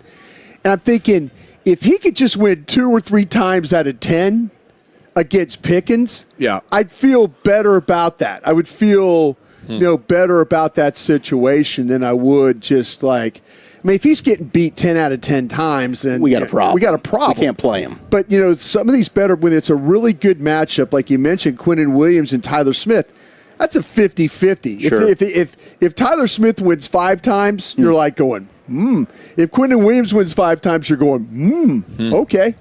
But there's certain levels out here at practice you have to gauge The expectation the expectation of who's winning and who's losing. And I thought overall Rebel was solid out there. I mean, he got physical, like the one in the end zone, the fade with Pickens. That could have been a flag, but they didn't call it. And then he had a nice pass breakup on a slant to Flanoy. And then there was one I thought it was a great breakup, but they flagged him on Pickens. So I mean, I thought he held his own. I really like this discussion though, because there's going to be moments on social media that are going to be very, individual to one out of, let's say, 40 reps throughout a day. I think the media and the fans react to it like he's playing great based on the one play that went viral on social media, but it's like, how was the rest of your report card? That's what I'm saying. If you watch those guys match up, not just the one, but you watch them match up, say how good do you feel? That's how when you watch these practices, it's like, man, that guy's just getting his ass kicked. But okay, who's kicking his ass? Is it a guy that he can't handle? Like I say, there's certain corners that, like Bland covering Lamb or Bland covering Pickens. There's a certain amount that you're like, I need Bland to win X amount for me to feel good about that right now. All right, we're feeling good about Krusty's Corner coming up, and Rashawn Gary joining us real soon. Brian, where are you taking the corner? Yeah, I've got some more thoughts about the practice we just watched. We'll get into that next. But first, I got to let you know that America Can Cars for Kids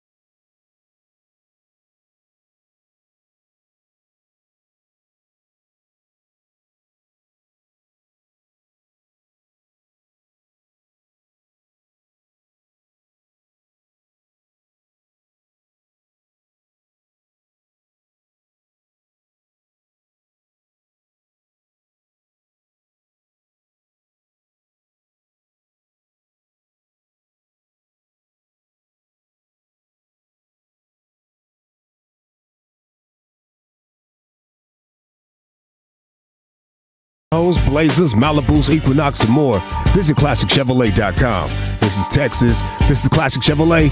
Together, let's drive, relax, and enjoy the difference. Based on new Chevrolet registrations 2023 through 2025.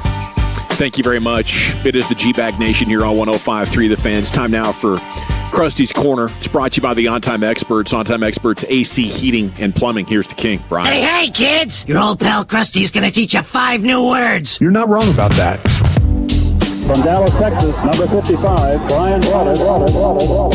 Thank you very much, Lucius. Always appreciate you playing that for us. Nice to have you guys out here now.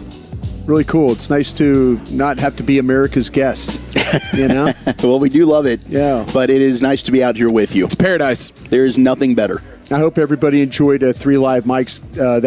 That's always a lot of fun. Did it sound okay? It did. There was a little echo with Eric in the first 5 minutes, but that kind of settled down. Okay.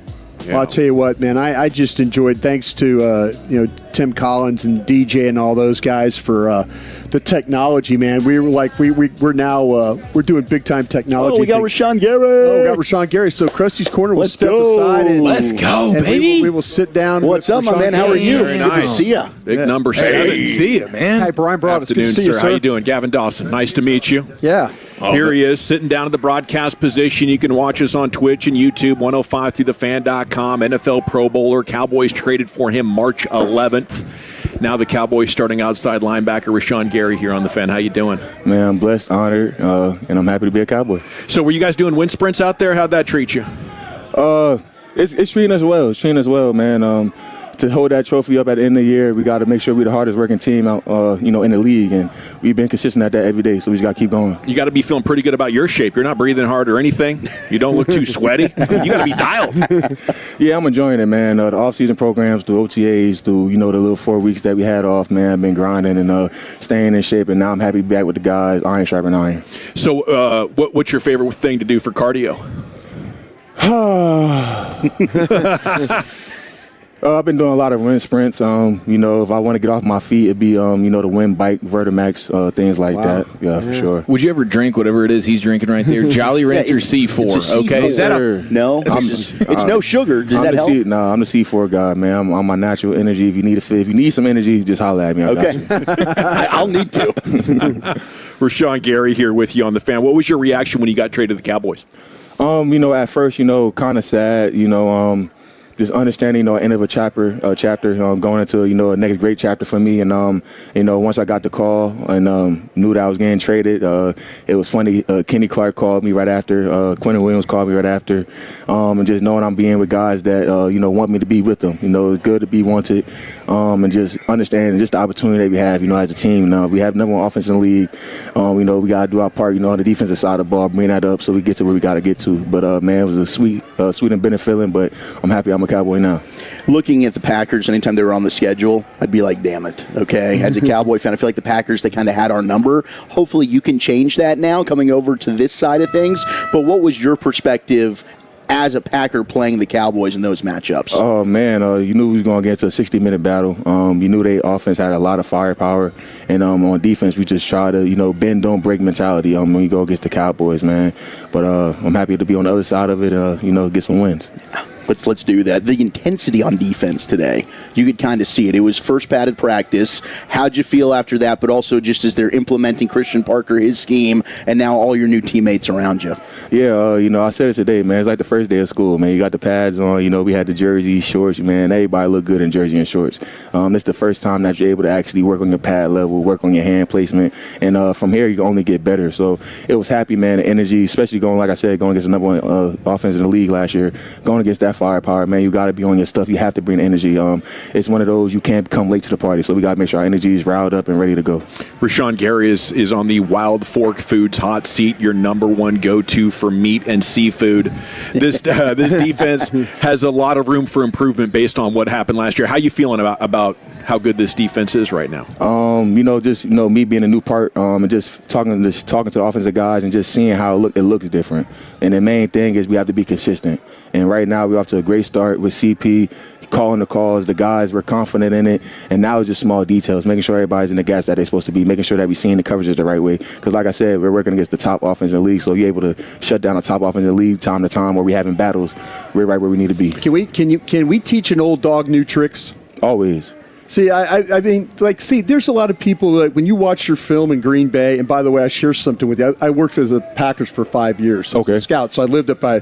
I appreciate being in Green Bay. Show them the ring, show them the jewelry. Force of the Super Bowl ring up there, in Super Bowl 31. We're going to get you one of those rings. Yeah, but I need it. But I watched you play a lot on film, and I'm going, man, you guys, he can rush the passer. Everybody's like, he's just a run player. He's a run player. He gets, But, man, it's like you have a lot of tools to your game. And so I was asking about the old dog, new tricks.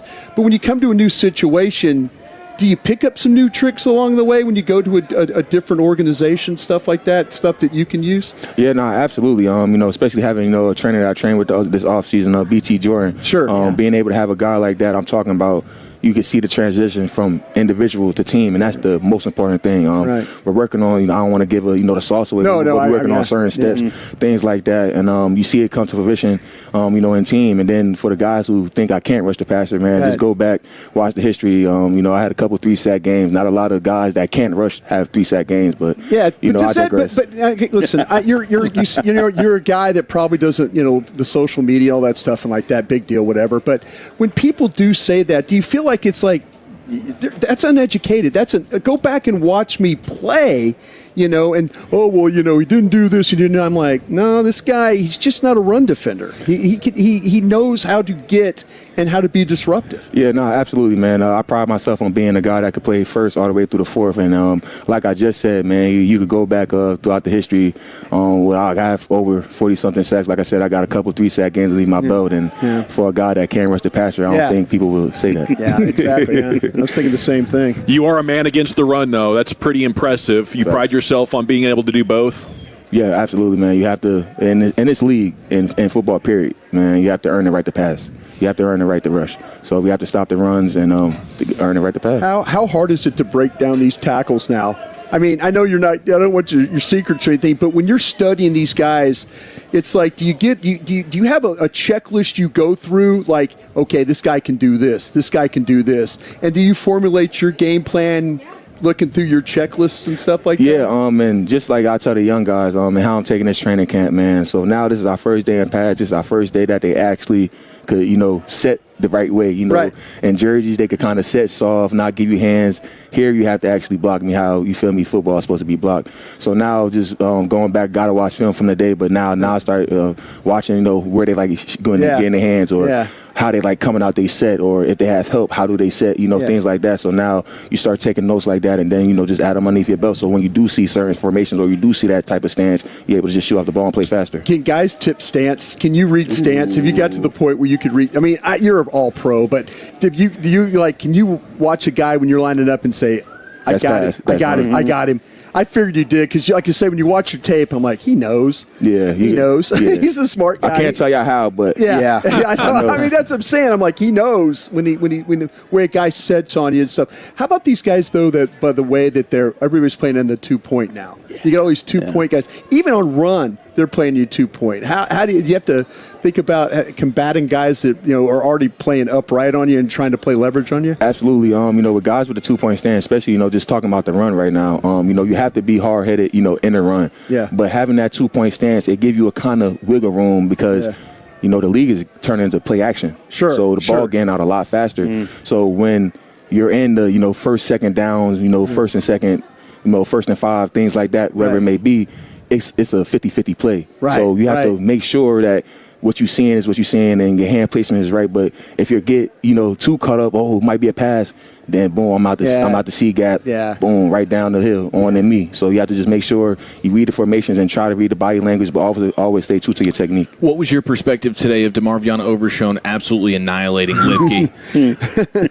That was as hard of a training camp as I've seen in the last few years. Like I said, man, I've been saying in interviews, man, coming to work with this group of guys, man, everybody has something to prove. Everybody's hungry and everybody's trying to do their part to get us, over that hump, what we truly believe that we need to be. And, like I said, man, and Coach said, our best players have to practice good. So that's a tone setter. When you see Demo come out, smack, put him on his back, the defense like, oh, okay, we got to go now. Now, with the offense, they like, oh, nah, we can't let that happen no more. So now it's really iron sharpened iron, man. And I've been enjoying it, and it's really going to really help us towards the end of the year. You playing some mind games with Tyler Guyton yet? I mean, we got to get him up to speed. I mean, it's kind of pressure's on you to get this guy ready to rock and roll. One thing I'll tell you about TG, he's been consistent. He's been working hard this offseason, and just the different looks he's been giving me and the other guys, man, it's nice. It's really nice. And I told him, I put it out in the air, like he could be the best tackle in this league. You're a guy. Just be consistent. Sorry about that. I interrupt you there. No, good. He never does that, by the way. I interrupt too much. I'm sorry. But talking to people around the league about you again, and like the guys in Green Bay, talk about a leader. Talk about a guy. How difficult it is to be a guy who's a born leader, in Green Bay, and then come into a new locker room, and you're like, do you take a step back, or you just jump right back on that horse and say, listen, this worked in Green Bay, I'm going to try it and see, or do you make you back up, or does it make you push as a leader? How does that work? Yeah, that's a good question. When I did... that's a first. Thank you for acknowledging that. He never does that either. I'm going to go get me a 7 jersey there we now. Go. Please do, man. Everybody go get those 7s. Go get those 7s. It's a good number. Give me a question one more time. What I would do is like leadership. Oh, yeah, there we go. You were such a leader in Green Bay. Everybody in Green Bay loved you in Green Bay. And then you come here, and now how do you navigate that to be? Yeah. So one thing I pride, the Cowboys organization. When I came in to sign the papers to, make everything, legit, they told me come in and be myself. Okay. And that's one thing I could do. I could come in and be myself. I could lead by example. And, like I said, my actions are going to speak louder than my words. And that's that's the mindset that I approach, especially, coming into a new team, me having to earn the respect, of my guys, so they could realize, you could go to war with me. So just coming in with that head down, let my action lead. And I guess, God seen and started to follow along. But, man, when they said just come in and be myself and having KC, having Q, be you. This is what we need. This is what we want. That just made everything perfectly. I know it means nothing to you now, but there's a lot of guys in Green Bay that absolutely loved you. Guys I know up there and stuff, and they're like, man, you got you a hell of a football player. You guys, they had a lot of respect for you. Really did. No, I appreciate that. Speaking of Green Bay, power rank them: the beer, the cheese curds, the brats. When I was in Green Bay, I was saying put cheese on everything. I'm a big cheese guy, so it had to be the cheese curds. What's the top cheese? It's that squeaky. I don't know the name of it, but that squeaky John. The squeaky cheese. Yeah, squeaky cheese. Are the young guys? Have we done talent shows yet? It's coming up on the 19th. It's coming up on the 19th. 19th. I can't wait. It's like one big day. Can't wait. Yeah, can't wait. What did you do when you were a rookie? I forgot one of my teammates, but he was Samoan, so we ended up doing a dance. Haka? Haka? You should get Jay Toia in the mix on that. Make sure you ask Jay about the Haka. I got to ask Oos. Yeah. Before we let you go, Rashawn Gary here, when we mentioned Super Bowl earlier, you said you need it. Yeah. What would winning the Super Bowl mean to you? Man, everything. That just shows, man, the work that, not even myself, but the team, what we put in, that we're battle tested, that days like this is what it's for. And being able to hold that trophy, you got to realize not everybody's meant for it. Not everybody's ready to take that journey. But being with these teams and being a part of, Green Bay teams that went the distance and went to the, divisional play and playoffs, man, we have everything we need to be. And the most important part where we at right now is being consistent, man, and falling in love with the grind. You just saw the Knicks end a championship drought. A lot of people are looking at the Cowboys now to do the same thing. Now the Knicks were willing to go 10 weeks of celibacy, okay, to win that title. Whatever it takes. You go 10 weeks? You do it. Whatever it takes. I up the ante to 20 weeks. Whatever it takes to hold that trophy up at the end of the year. I love the rest of time. The height of pleasure is hoisting the Lombardi. Rashawn freaking Gary, man. Respect to you. My man lived in Green Bay. Yeah. Gonna be a long winter. Not a lot of talent. I was there 5 years. I know what he went through. That's 5 years of celibacy. Looking forward to the road trips in Green Bay, right? Everybody tuning in. This is one of the best interviews I had yet. You're the man, bro. Thank you so much. Appreciate y'all. Get that ring. Rashawn Gary, Yes, big sir. number Absolutely. 7, new Cowboys outside linebacker with you here on 105 through the fan on the Wild Fork Foods Hot Seat, your number one go-to for meat and seafood.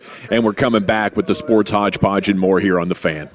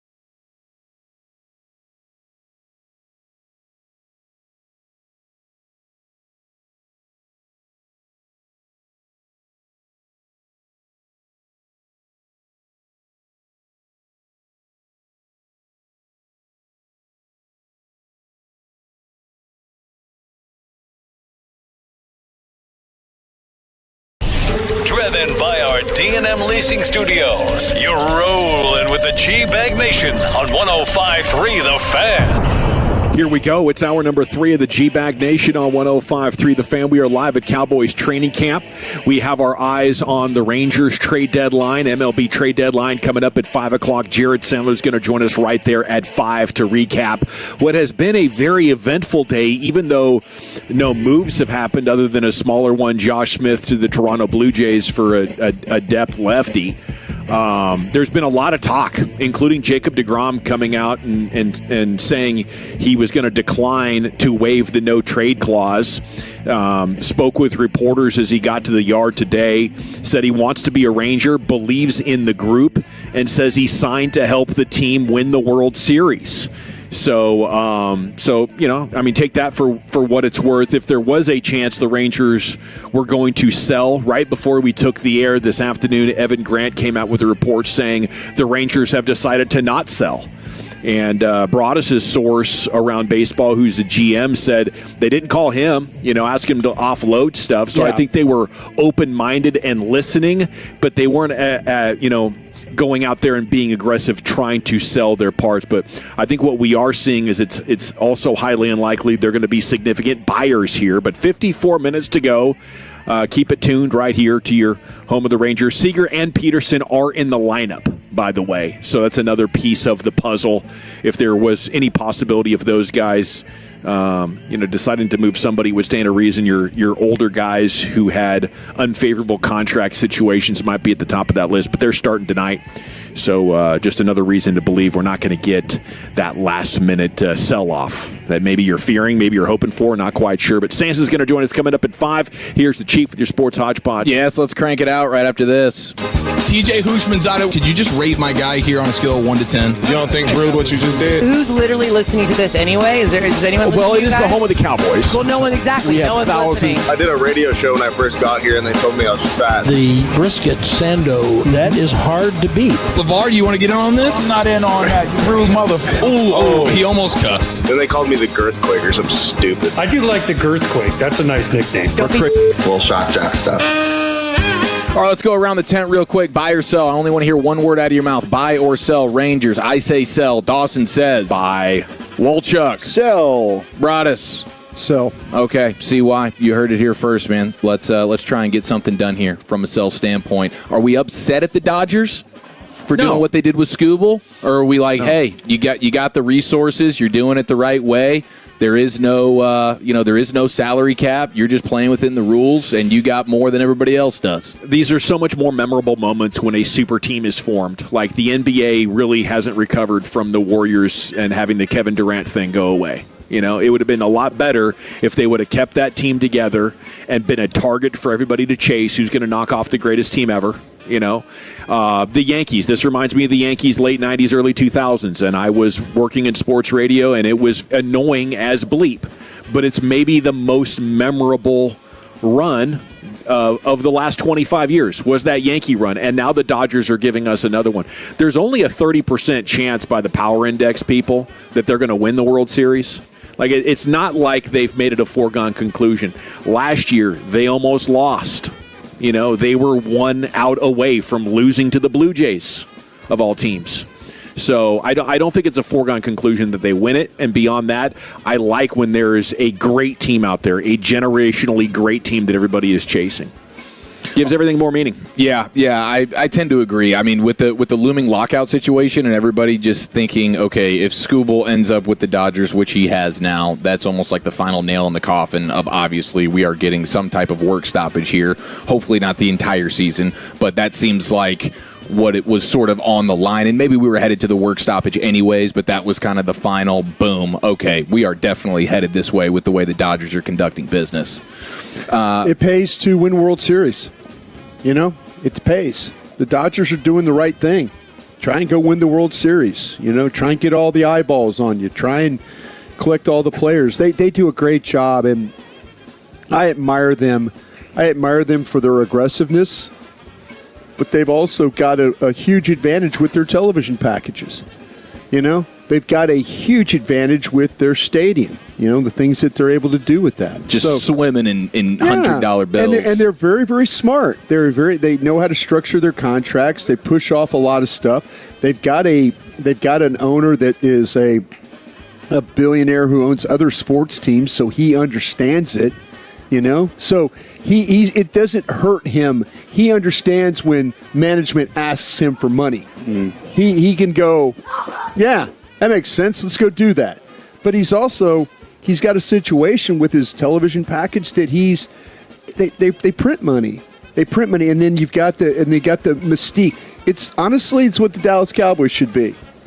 The Dallas Cowboys should be the Los Angeles Dodgers. Yeah. They should be. They really should. Because the fan base is very, very similar, except they have experienced winning, you know, on a championship level, you know, but their history. I mean, the Cowboys should be the Dodgers. They should be the team that, you know, they've got the ability, they've got the revenue, they've got the ability to go and push the envelope to do things. And the Dodgers do a great job of that.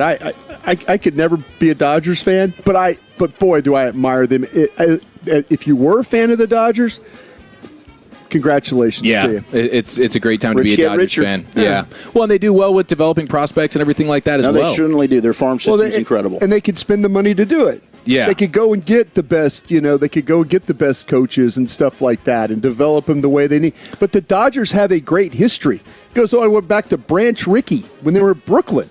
You know, I mean, they were developing spring training sites in Dodger Town down there in Vero Beach. And then they come out all the way, you know, they just have a history of doing things the right way. And I think that McCourt, the owner they used to have, guy was kind of a bum. But other than that, you know, they've done the right things with the way they've spent their money. And you know, the league could talk, everybody in the league could get mad at them. But, God, if I was... Well, it doesn't always work, right? I mean, like the Mets are a team that's been a big spender. You've seen some other teams go out there, whether it's been the Red Sox or the Yankees. Yeah, but the Mets don't have the history of the Dodgers. Result. Yeah, but still, I mean, it's just in terms of spending money and then resulting in championships. There's waves of spending money to... Do you guys feel like the Rangers spent to win the 23 championship? Yeah. Sure. Yeah. I'm glad they did it. They also caught some breaks on the way. Arizona did a nice job of eliminating the Dodgers for you, right? Yep. Yeah. So that you didn't have to deal with that monster. No. But, man, I mean, if my team's trying to spend the money to win, I'm cool, man. Maybe I'm gonna go to a few more games. Maybe I'm gonna buy some merch. Maybe I'm gonna do some things to try and help. I think the people of Texas have done enough to help Ray Davis. I agree. Spend money. I do. Yeah. Nadell says 37,322 at the ballpark tonight. You know, I hear him. I hear Hicksy talk about, you know, another great crowd here today. I mean, the fans are like stepping up. You know, there needs to be like a little bit like, okay, fans, you're doing your part. Let me do my part here. We won't do that. And then we can all say together, "Go home, Dodgers." Go home, Dodgers. But they do. They got such an advantage. The Yankees have an advantage with the Yes Network. You know, they just have an advantage with the way that they can generate money. I mean, the NBA got to figure it out how to create parity every year. I mean, the damn Knicks with Jalen Brunson, you know, just hoist the trophy. Yeah. So I would say you look at that model, and what the NBA did is they just made it so punitive to keep piling on extra players. Like, okay, you want that $10 million player? It's going to cost you. It's going to cost you 40 or 50 mil. But right? see, and if you do that with 100 million players, it's going to take $500 million in revenue sharing, and you know it's apparently not big enough to scare off the Dodgers from doing it. And they know that if they keep winning, it just feeds the machine. Yeah. What's an extra $40 or $50 million in order for us to have a parade down Rodeo Drive? You know, what is it? We're going to get more sponsors. More people are going to want to be involved. You know, we could do what we want to. We have our stadium in a good situation. All the stuff they're selling in Japan. It's a baseball obsessed nation, and they're owning it. Absolutely, it's brilliant. They have and I think they have advertisement in the outfield that's written in Japanese. Yeah, you know, I mean that's what you do if you're smart. And you want to have the very best. It takes money. I've learned this in auto racing. You know, you give me a $3 million budget in auto racing, I can only do so much. You give me a $20 million budget in auto racing, I could do great things. I could win a championship with a $20 million. But now I have to do the right thing. I have to spend the right money. I have to get the right people. Dodgers got a patent on that. We're all $20 million away from success, man. We've been banging that drum for years. Just give us a 20 mil. Did we all just fall in love with Rashawn Gary collectively? Did that just happen in real time? Yeah, of course. I got to raise my hand and just say I'm sorry. I don't know that I've kind of like poo-pooed the Rashawn Gary stuff to some extent. Brian kind of say you were uneducated? He did throw that out there. Like the guys who say you can't really pass rush is that an uneducated, bleep-hole, blind man sports take? And I was over here nodding along like, yep, I almost raised my hand. Hey, that's me. I almost apologized to him to his face. He made a good point about the 3-sack games, though. Like, you can't just luck into a 3-sack game, right? No, definitely not. Well, I'm sure that's never happened before. If you're Chaz Green. You're paying Chaz Green. Adrian Claiborne. The one and only. But, that's a one-off, right? How many sacks did Claiborne have that day? 6. Yeah. Ooh. And I think he had 2 more the rest of the year. I think so. Yeah. Hit a bonus, though. God. Yeah, I guarantee he did. Hit a nice little trigger in the contract. You know what's so sad? Red Garrett, he let it happen. Oh, yeah, that was one of the worst. He did nothing. This is where coaches sometimes take 2 stupid pills and a cup of Gatorade. I love that. And you're like, well, we could do something about this, coach. Go, no. It's not going to happen Not going to happen today. Figure it out. Yeah, we're going to just keep blocking it that way. That's what we do. Yeah. Rashawn Gary, that was pretty special. I like the cut of his jib. Yeah, I wasn't taking character. a shot at you, Chief. I wouldn't do that. No, was it okay. a shot at Terrence Parsons? Yes. Yeah. There's a lot of haters Okay, on there social it is. media. There it is. Not me. I detected that Rashawn caught wind of that. He did. Definitely. He did. You could tell by his reaction. Bulletin board material, man. We all need it from time to time. Especially from a former teammate. Like you say, I think there's a lot of people that talk about, and I'm included. I talk crap about these players, and but I think there's certain people that, like, if I say it, it's probably because I misevaluated who they were watching the tape. But some of these people just say something. Well, this guy can't do this. He can't do. Well, you need to watch him play. He gets pressures. He just has had some trouble with some of the finishes. The fact is, he's clearly hungry for a title. Dude, that is evident. And I don't recall the Cowboys. He's going to have to get traded to the Rams. Well, no, he's not. Yeah, no, he's not. We'll see. He's going to park it right here. I just don't recall a Cowboys team that has talked Super Bowl and had this much belief and buy-in and hunger from. I hope you're right, Wolchuk. And willing to go celebrate. It doesn't necessarily have to be like. Why do I worry about that post-game show where Wolchuk's like, he's like, well, you know what, Broadus, I can't believe, and I'm going to go, hey, Zach, what do you think the identity of this team is? Not a Super Bowl champion. Not a Super Bowl champion. But I do love the fact they're not shying away from it. I think there's a lot of teams that have just not wanted to even say those words. This team's like leaning into it. Yeah. We know the expectation. Well, this whole thing with the Gotti offense, every time I hear that, I go, really? The Gotti? We're going to throw that out there, Greatest offense there is? Yeah. I mean, it's only 3 points away.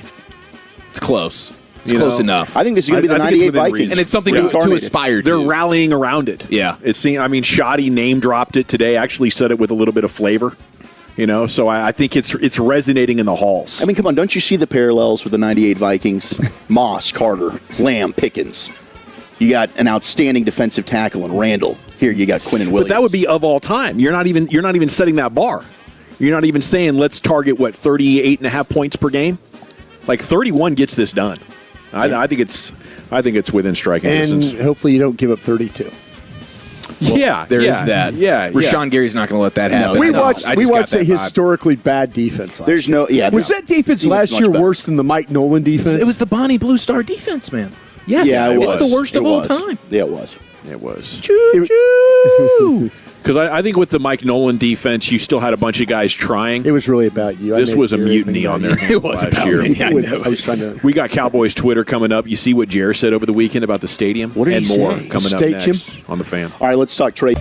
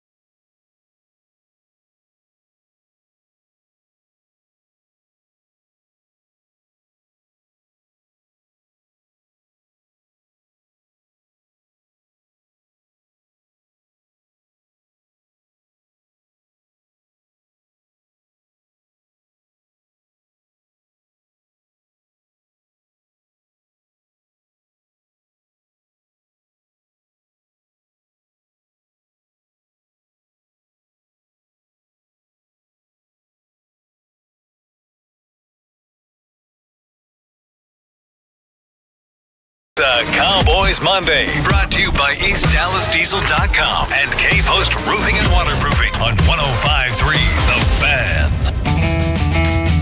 All right, welcome back. It's the G-Back Nation here on 105.3 The Fan. Our training camp coverage continues. Brought to you by the On-Time Experts, AC Heating and Plumbing at Mercedes-Benz of Plano and Best Buy Windows and Siding. This is a segment right here, Cowboys Twitter, brought to you by the Frankels. If you've been injured in a car or truck wreck, call the Frankels first, 214 or 817-333-3333. There is never an out-of-pocket cost. They only get paid when you win. The Frankels are the go-to car and truck wreck attorneys in Dallas. Yeah, Jerry Jones over the weekend said some of the effects of the tinting he liked. He liked some of the effects of the tinting, and he's going to give that some thought. So I think we could be getting closer to the Cowboys coming up with an agreeable, an efficient, permanent solution there to that severe glare. I think it's an amazing step in the right direction, huh? Yeah, so he did say that it can be difficult to evaluate it in other parts of the year because when the sun's not sitting at that angle, it's not like you can get in there now and be like, hey, this is the same, you know? But for me, I wondered if you guys think it's just another sign that Brian Schottenheimer is making them rethink a bunch of stuff and be a more serious football club. Does this sound crazy? Jerry Jones was the guest in his own stadium at that soccer match. Yeah, it is. You sell the entire rights to everything. A little different perspective, maybe. He walked in there with maybe everything wasn't exactly what he's used to. And he saw that, and I think it's unique when he gets the opportunity to watch a national championship game there or a Final Four game. But the soccer thing, with the way that it was played during the day, he didn't, he saw it in a different way. You can see that. Yeah, it's like he's like, that doesn't look bad. Yeah, I think it's easy. I'm watching Game of Thrones House of Dragons for the people up in the castle to be like, oh, whatever, that's a little people problem. Yeah. Sure, they're always complaining about something. Life sucks if you're not rich. Yeah. But I think that's an interesting perspective when you walk through it and you're not also maybe blinded by the competition of the day and how wrapped up you are individually and wanting to win and all your responsibilities. You get a different perspective. You're a guest. And you're sitting in a box and you're thinking, that doesn't look bad. And listen, it's not glaring through there. It doesn't look like it's affecting the field. Yeah. I mean, maybe how many games does he have? And we'd have to look at the schedule. This is unfair to you guys.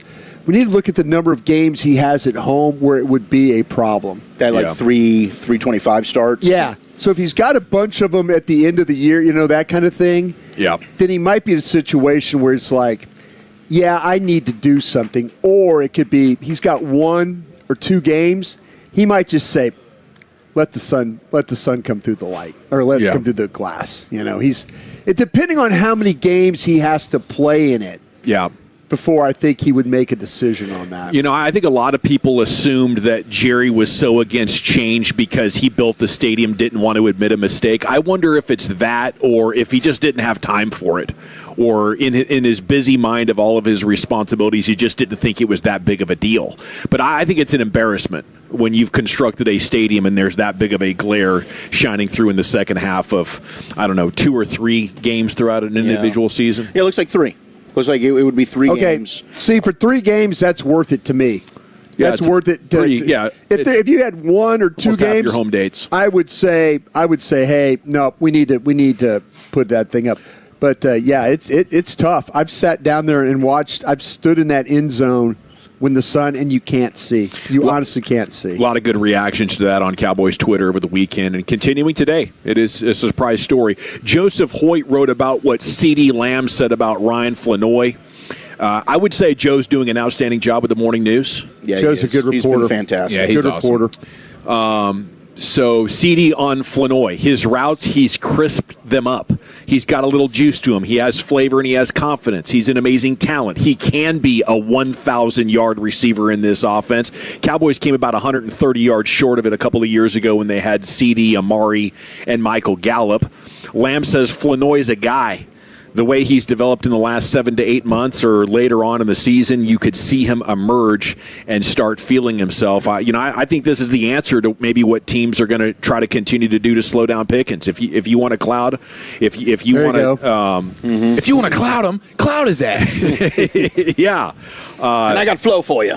I mean, I think we've talked a lot about Jaden Blue and maybe where you could get additional juice in this offense. But the most realistic thing, considering what Flanoy showed last year in a couple of games, and it was a very low Pickens game late in the year where he just didn't have the targets because the cloud was coming in so hard on him. I don't know if that was Detroit. But Flanoy had another 100-yard game with both Lamb and Pickens healthy. Yeah.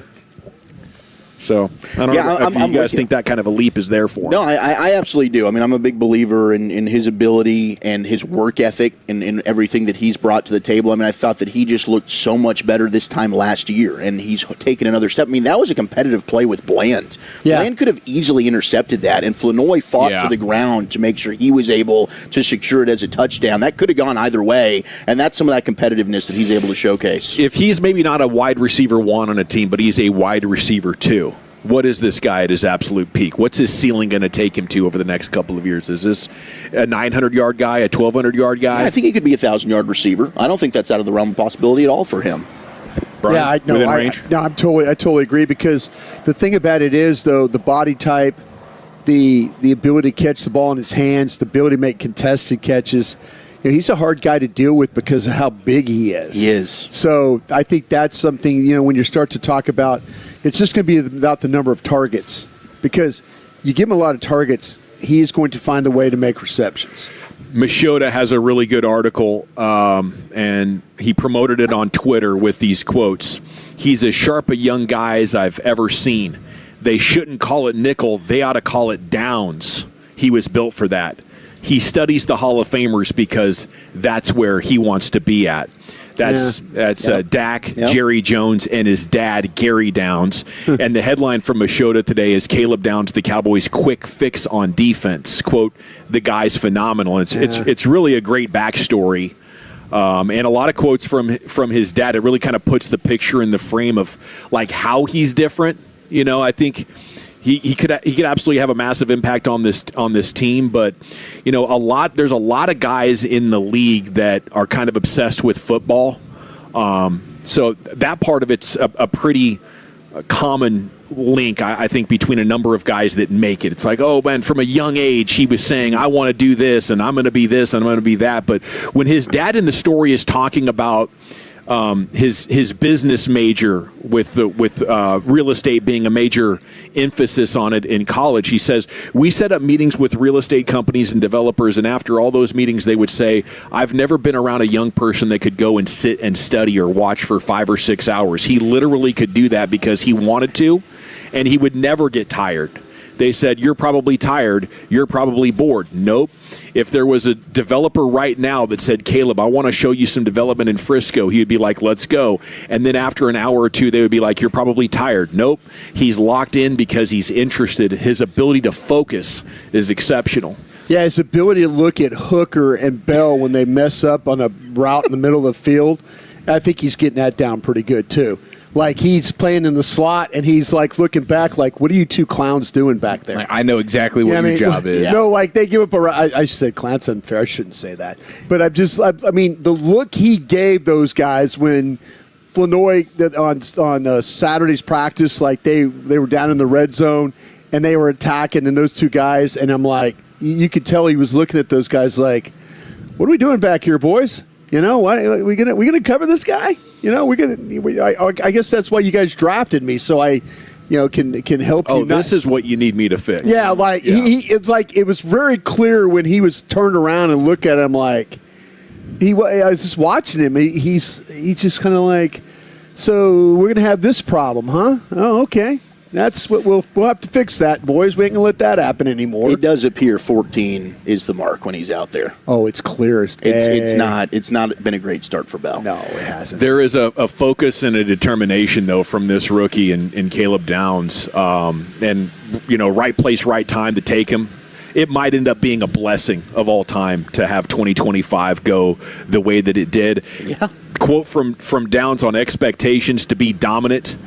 That's what I've thought about this with every defense I've been on, and we have the talent to do it, to dominate every offense that we go against. It's a very rare rookie. It is. He does have rare ability, but just please give him a break. If it turns into he's got to carry a Puka Nacua one time, or he has to carry somebody that might be a little, he'll battle. He will battle. He's just got to get the understanding of how to play those types of guys. So, as great as he can be, I think we just got to give him a little grace on some of these coverage snaps when it's coming out of the slot. The only BS in the article I thought was from Jerry Jones. I thought you were going to say that was BS, what I just said. No. He said Which I was accepting because I was trying to give the kid a break. John's got this piece in the article about how important nickel's become, and apparently Jerry said they wouldn't have let Jordan Lewis go to the Jags if they knew how important this nickel position was going to be. Bad and misevaluation there. Yeah. Really, and this is what you should have known about Jordan Lewis. Jordan Lewis survived everybody trying to get rid of him. Mm-hmm. He survived them all. They're like, Chris Richard, you're too small, you're too this. Everybody tried to get rid of Jordan Lewis. They're like, he can't do this. And now Jordan Lewis is like, damn. The only thing that's broken on him is he keeps getting hurt. I think he missed 5 games or so for the Jags last year.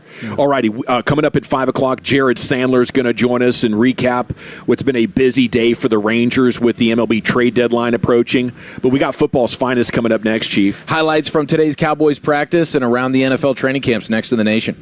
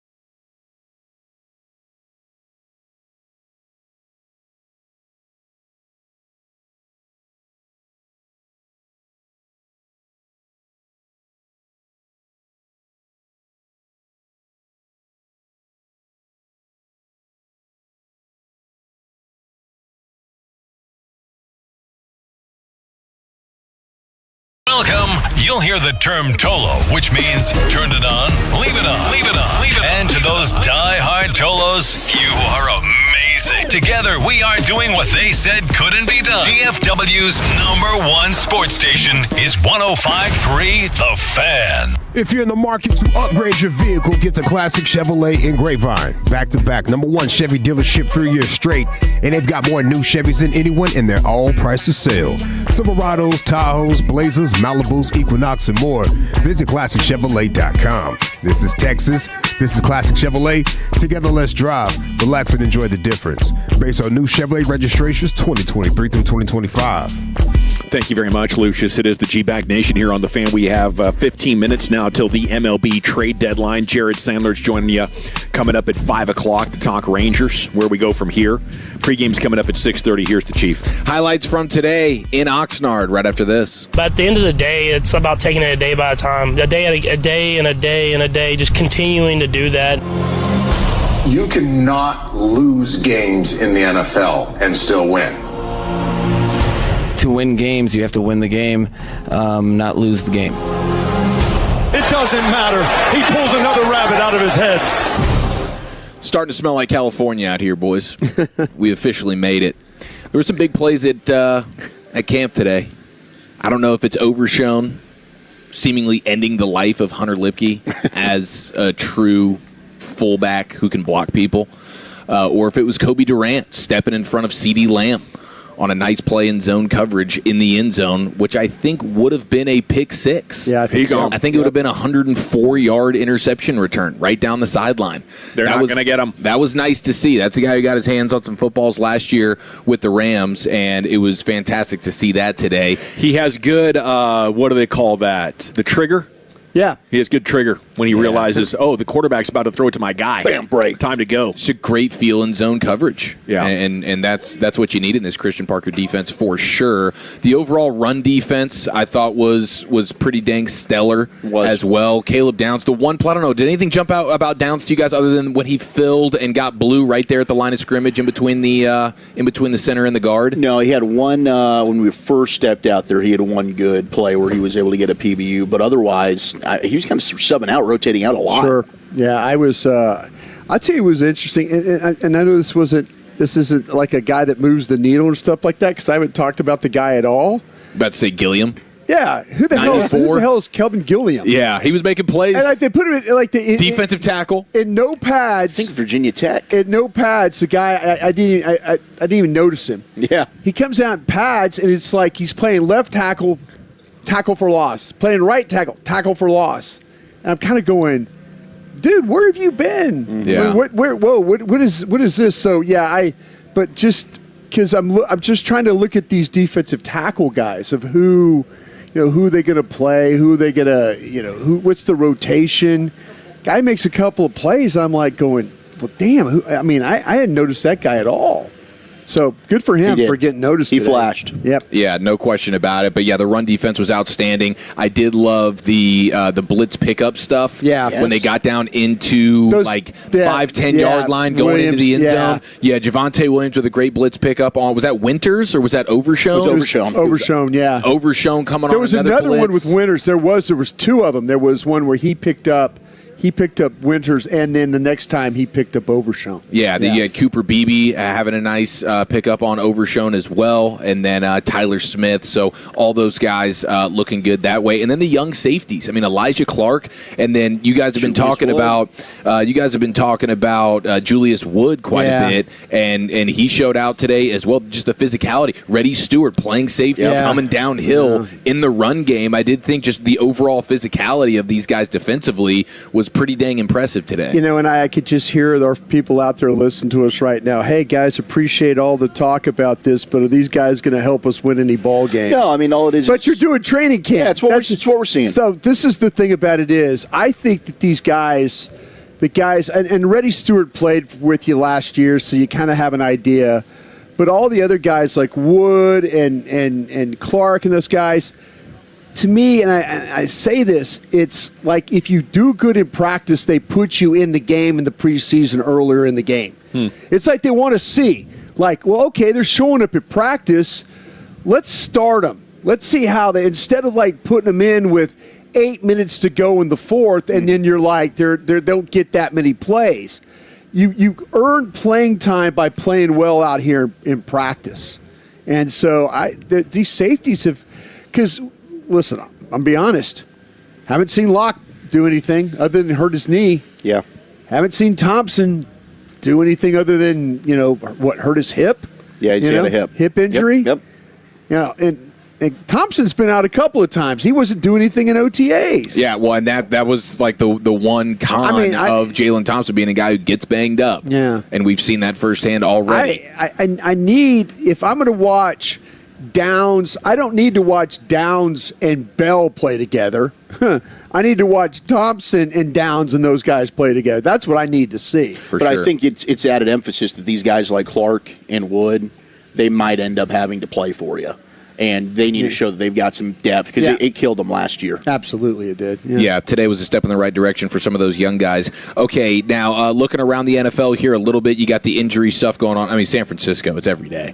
Goodness gracious. And you see the clips of their practices, and you can, surrounded by the power station. They are station. surrounded by the power station. Yeah. It is insane. You have Mike Evans dealing with the quad strain.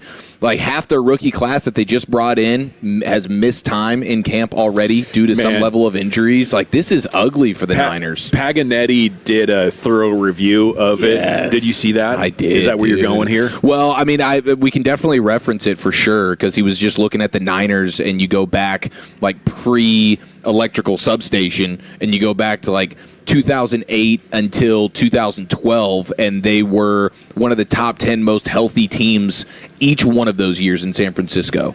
And in 2012, they were the healthiest team in the sport. And then you get to 2013, which I believe is when the substation arrived, and they go 10th most injured. Next year, 5th most injured. Next year, 7th most injured. Like, they're consistently either the most injured or a top 10 most injured team ever since the substation got there. I just simply don't think it's theoretical anymore. No, I would seriously consider just like asking for a trade out of there. Now, we had a great run, and when some of these guys were in their prime, it appeared that we were a shoo-in to win a Super Bowl at some point. But they kind of fumbled that situation. I want out of there. The defense is bad. We're not going to win. Shanahan, I don't know when he's going to be right. I don't know when he's going to be the same coach. So I would use this as an opportunity to just quietly request a trade on out of there. Big blow to the Bears. They signed the former Seahawks safety Kobe Bryant, one of the best in the league last year, and he was carted off the field. He had a hyperextended knee. He's going to be out 8 to 10 weeks. Hate that. So you got him all banged up. Myles Garrett, how about this? Dealing with, quote, a little soreness in his lower half. Okay, are they going with they're going with the hockey designation with the lower hat? Hey, Look at showed that up. hat, bro. Looking Stylish. good. Just looking fantastic. Yes, sir. Good to see you, man. So, you got Myles Garrett. Apparently nothing to be concerned about, but he's missed 3-4 straight days of practice. A little soreness in his lower half. That's all they're giving us. What does that mean? Yeah, I mean, open to interpretation. Is it a groin? I mean, it can do that for you when you go from Cleveland to Los Angeles. It can change your pace a little bit. Around the bodies here for a second, we know Jordan Tyson, who was one of the top flight receivers in this draft class. He goes to the Saints in the top 10. He's a guy who's been perpetually banged up. He's apparently dedicated to making sure he's not going to be that guy in the NFL. He's got the private chef going. He's got the recovery room already in his home, and he's got the hyperbaric chamber. Like, he's going all in on trying to keep himself healthy. Hey, he's aware. That's all we need here. Self-awareness is important when this he time plays, of year. He's fantastic, but availability has been an issue for him. Ashton Genty has punted on all sugar. He said he didn't like the way he felt last year. Didn't think he was in the best of shape. Okay, so Ashton Genty with the Raiders, he's cutting out all the sugar, and he's feeling fantastic. He needs his offensive line to cut out the sugar. Yeah, that'd be the bigger thing. That was really bad for him last year. He's putting the onus on himself. Travis Hunter every day. It's making plays at receiver, making plays at corner. This might be the sophomore bounce back for Travis Hunter. Two-way player, getting interceptions and catching touchdowns as a receiver in practice all in the same day. So they decided they were going to have him primarily do defense, but we're still doing some offense here and there? Yeah, he's trying to make sure that he's still going to be a two-way player. And he does look bigger. I know I mentioned he looked more more shredded, Broadus, but now I'm seeing him sitting down doing some interviews without the pads on. He's looking bigger. He definitely has got a physicality come up in this offseason. Grown man strength has arrived. Yeah, absolutely. He's got the dad strength too, doesn't he? Oh, wow. Doesn't he? I'm pretty sure they got I'm pretty sure they got a little baby. Now you also have the quote from Will Levis. Okay, this ought to be interesting. There are not 32 quarterbacks in this league better than me. Here we go. And I actually agree with him. I think there's probably 40, 45. It's the first time I see eye to eye with Will Levis. Okay, this is the same guy that puts mayonnaise in his coffee. This makes a ton of sense. Is he worse than J.J. McCarthy? No, J.J. McCarthy's bad. I saw a great stat today from Warren Sharp talking about these quarterbacks. And it's the percentage of plays or percentage of dropbacks that result in a sack, a fumble, or an interception. You don't want to have a high percentage of these plays. At 36 is J.J. McCarthy, dead balls last, at 16%. 16% of the time J.J. McCarthy drops back, it's going to be a sack, a fumble, or an interception. Wow. Except that one game. Gosh, he was dying. Yeah, and just imagine if he didn't have that Cowboys game on his schedule. Yeah, week one was those were the two good ones. The Cowboys game? Wow. Yeah. How about Sean Payton doing his best to hide Bo Nix, as Bo Nix in this stat category had the best percentage of under 6% of his dropbacks resulting in sacks, fumbles, or interceptions. Sean Payton, the master at hiding below average quarterbacks. It's amazing. It just fourth quarter time, though, Bo Nix finds a way to just turn it on.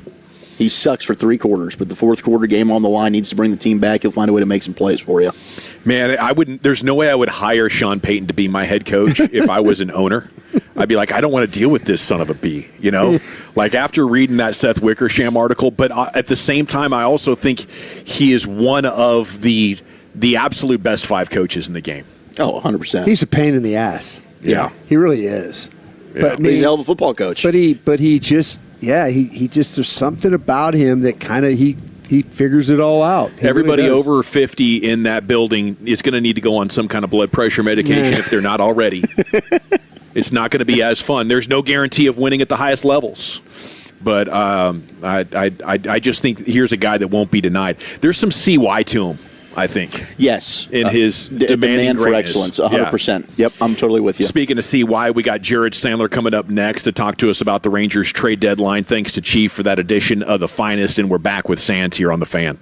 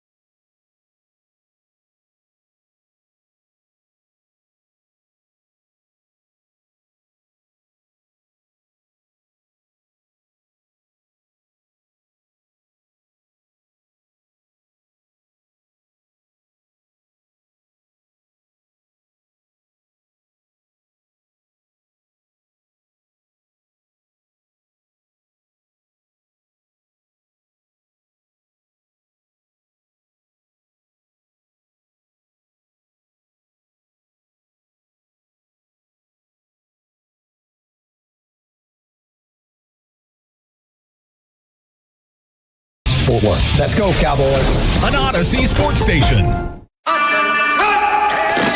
Driven by our D&M Leasing Studios, you're rolling with the G-Bag Nation on 105.3 The Fan.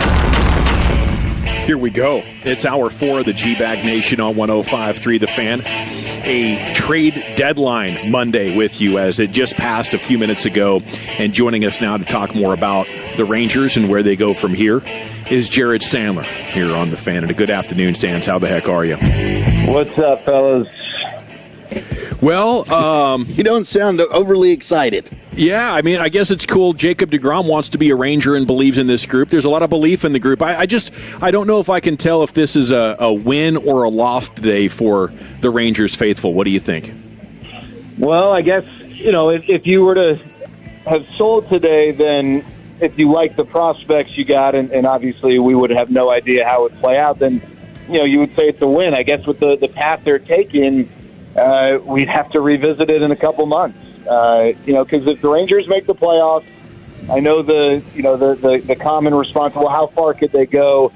I mean, I'm not going to sit here and act like, this group went 40-20 like the 2023 Rangers did, but a lot of people were saying or asking the same questions in 2023. But let's just say the Rangers made the playoffs and didn't win the World Series. They came up short at any level en route to that.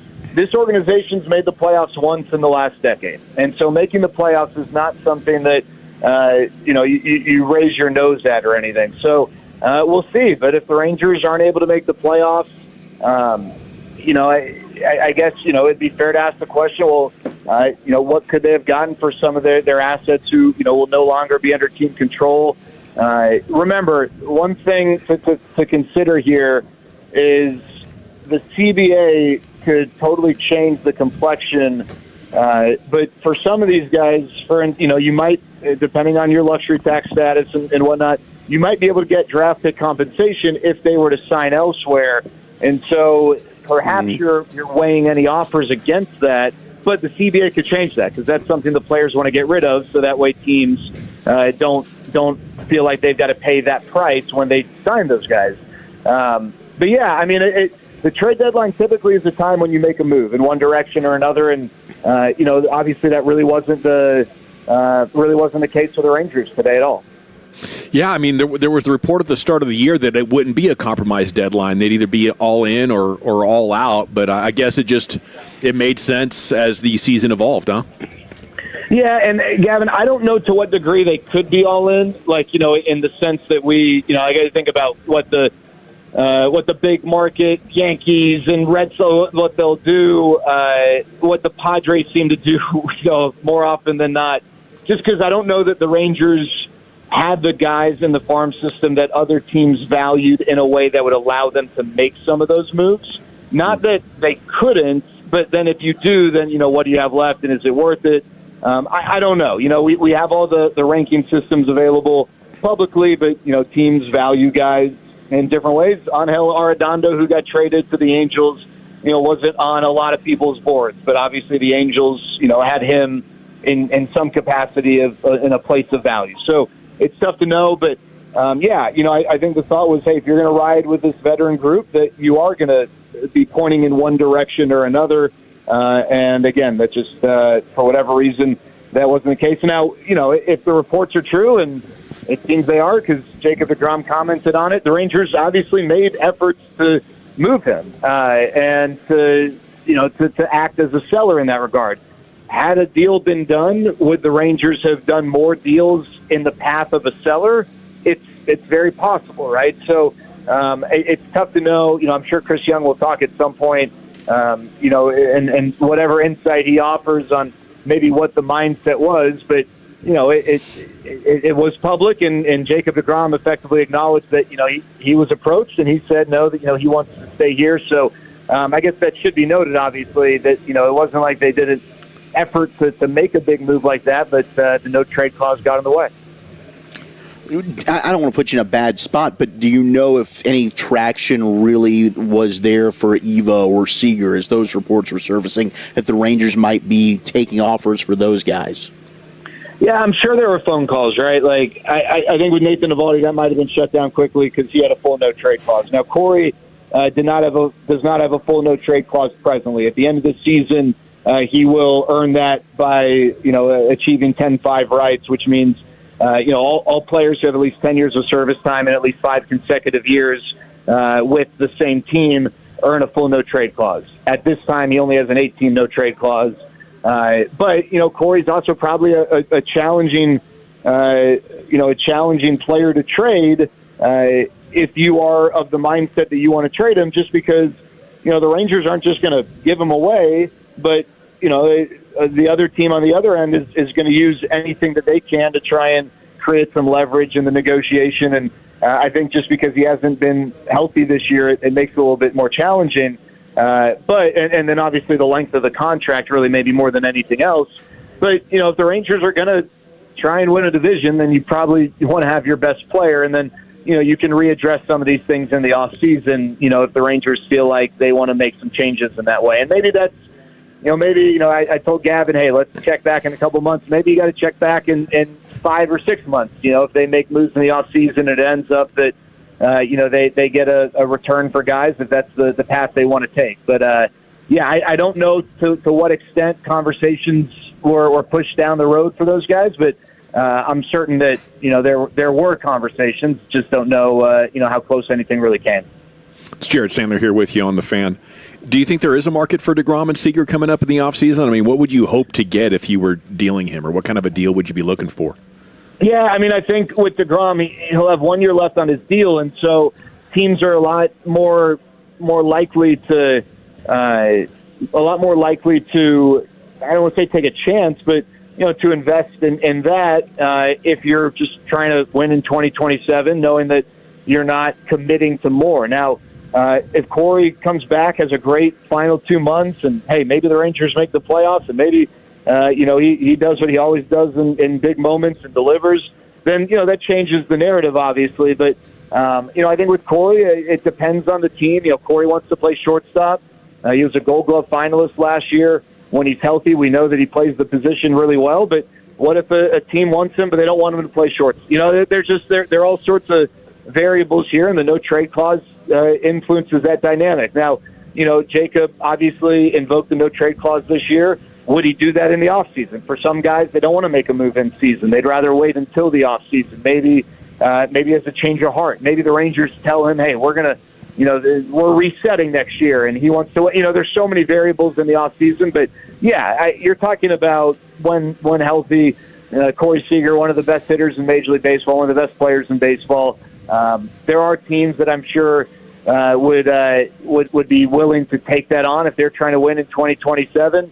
And same with Jacob. Also, don't know what the Rangers are going to want to do. Maybe the Rangers decide, hey, we had a good finish to 2026. We're gonna go after this again.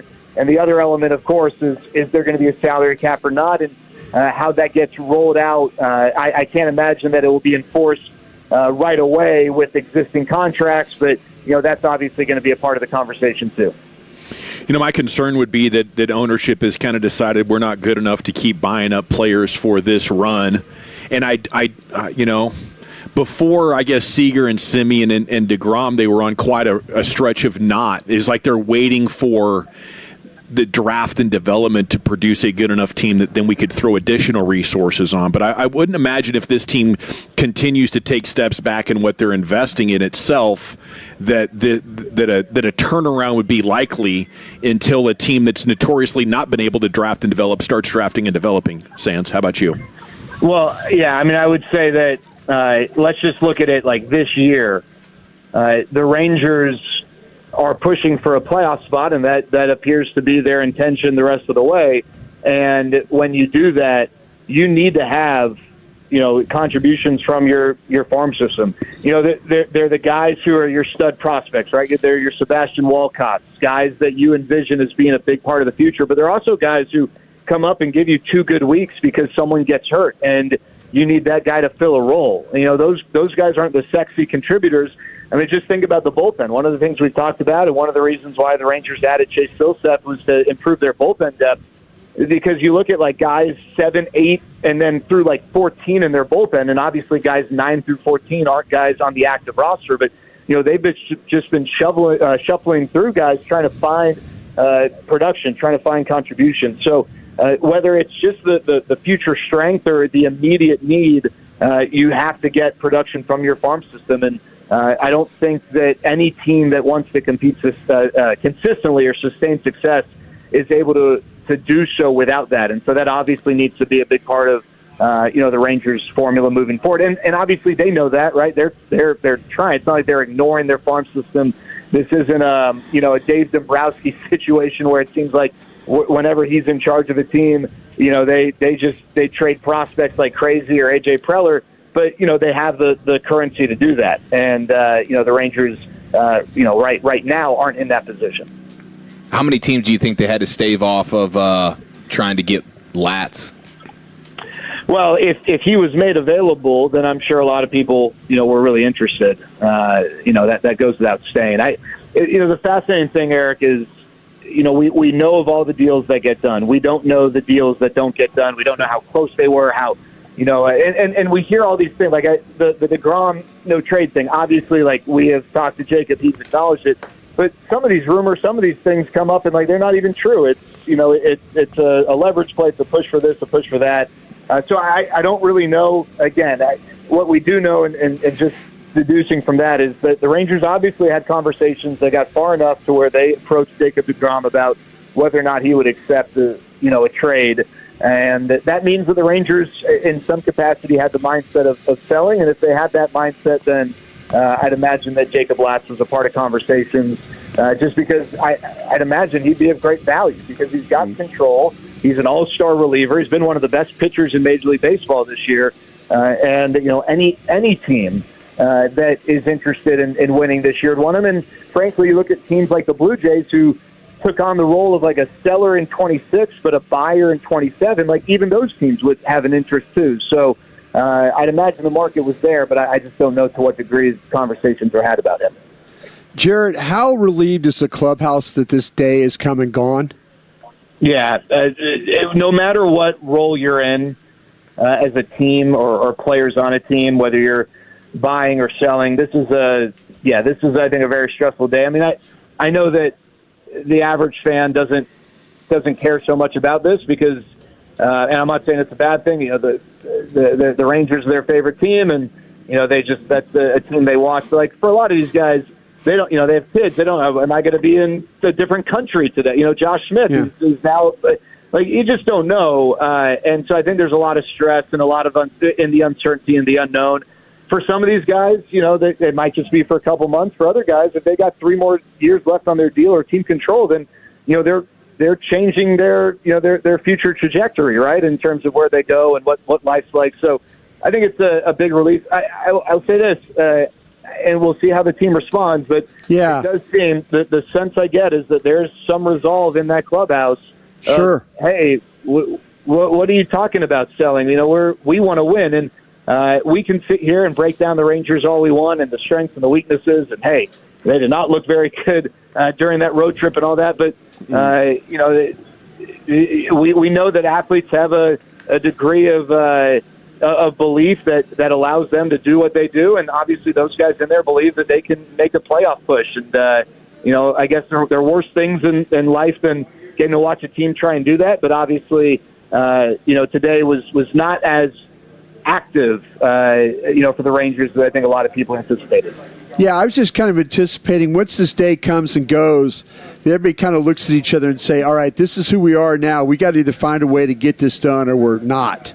And so maybe it kind of galvanizes a team that way. And listen, they still have to pitch, hit, and defend. But maybe since this day is over with, now they look at each other and say, okay, we're all here with the exception of Josh Smith, and let's try and find a way to turn this thing around and maybe win this division. Yeah, no, listen, if you want to, hey, I know that there are a lot of people listening. I'm sure the fan text is lighting up. There are a lot of people that wanted to sell, right? Like, I get it.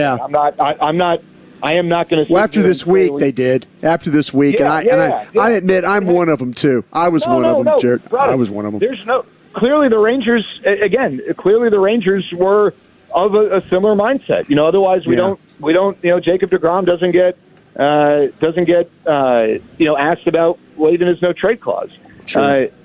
So when I say what I'm about to say, I want to first acknowledge that if that was your stance, if that was your position, how could you be called crazy? I mean, let's forget that the AL West is not a division with anyone running away with things. The Rangers are 2 games under 500. Just that in and of itself, typically, a team 2 games under 500 isn't pushing for a playoff spot. You know, that's still a new thing for us with this third wild card. So that's valid, right? I'm not, but from the Rangers standpoint, they probably are of the mindset, hey, this division's not very good. You know, yeah, the Astros have our number, but we don't think they're that good. And I mean, the Astros are well under 500 if you take their games against the Rangers out of the equation. The Mariners obviously haven't. They have not, despite what they appear to be on paper, they have not emerged. The Rangers are getting, hopefully, Josh Young back. They finally have Wyatt Langford and Corey Seager. They're going to get Jacob Junis back. They're getting Jack Leiter back. They're getting Jordan Montgomery back here soon, Cody Bradford. Now, I say all that. Who knows who gets hurt, between now and then, right? It's not like everyone's guaranteed to stay healthy or perform, but, that's probably the Rangers' mindset is, all right, let's roll the dice with what we got and go from there, and hopefully they can make a push. But obviously, not the week that you would expect to proceed, an approach such as that. Yeah, they're not beating good teams anymore. That's the thing. You know what I'm saying? That's kind of where I look at it right now. Is that was kind of their calling card. The bad teams were, they were having trouble with those, but now they can't beat the good teams. So that's why I went sell mode. I went sell mode because in the playoffs you're going to play good teams, but they always say get in the tournament and see what happens. You never know, but they're not beating good teams anymore. Yeah, and I'll say this: they're not going to have to beat a lot of good teams here in the very near future because they're playing San Francisco, just traded half their team, although their best pitcher is going tonight. Baltimore, just kind of sold a little bit, and then the Angels traded, a quarter of their team. The Athletics stink. The Nationals are good, but then you play the Angels again. So, they do have a little run here, basically throughout the rest of August until you face the Brewers. I guess the White Sox and the Brewers in the last week.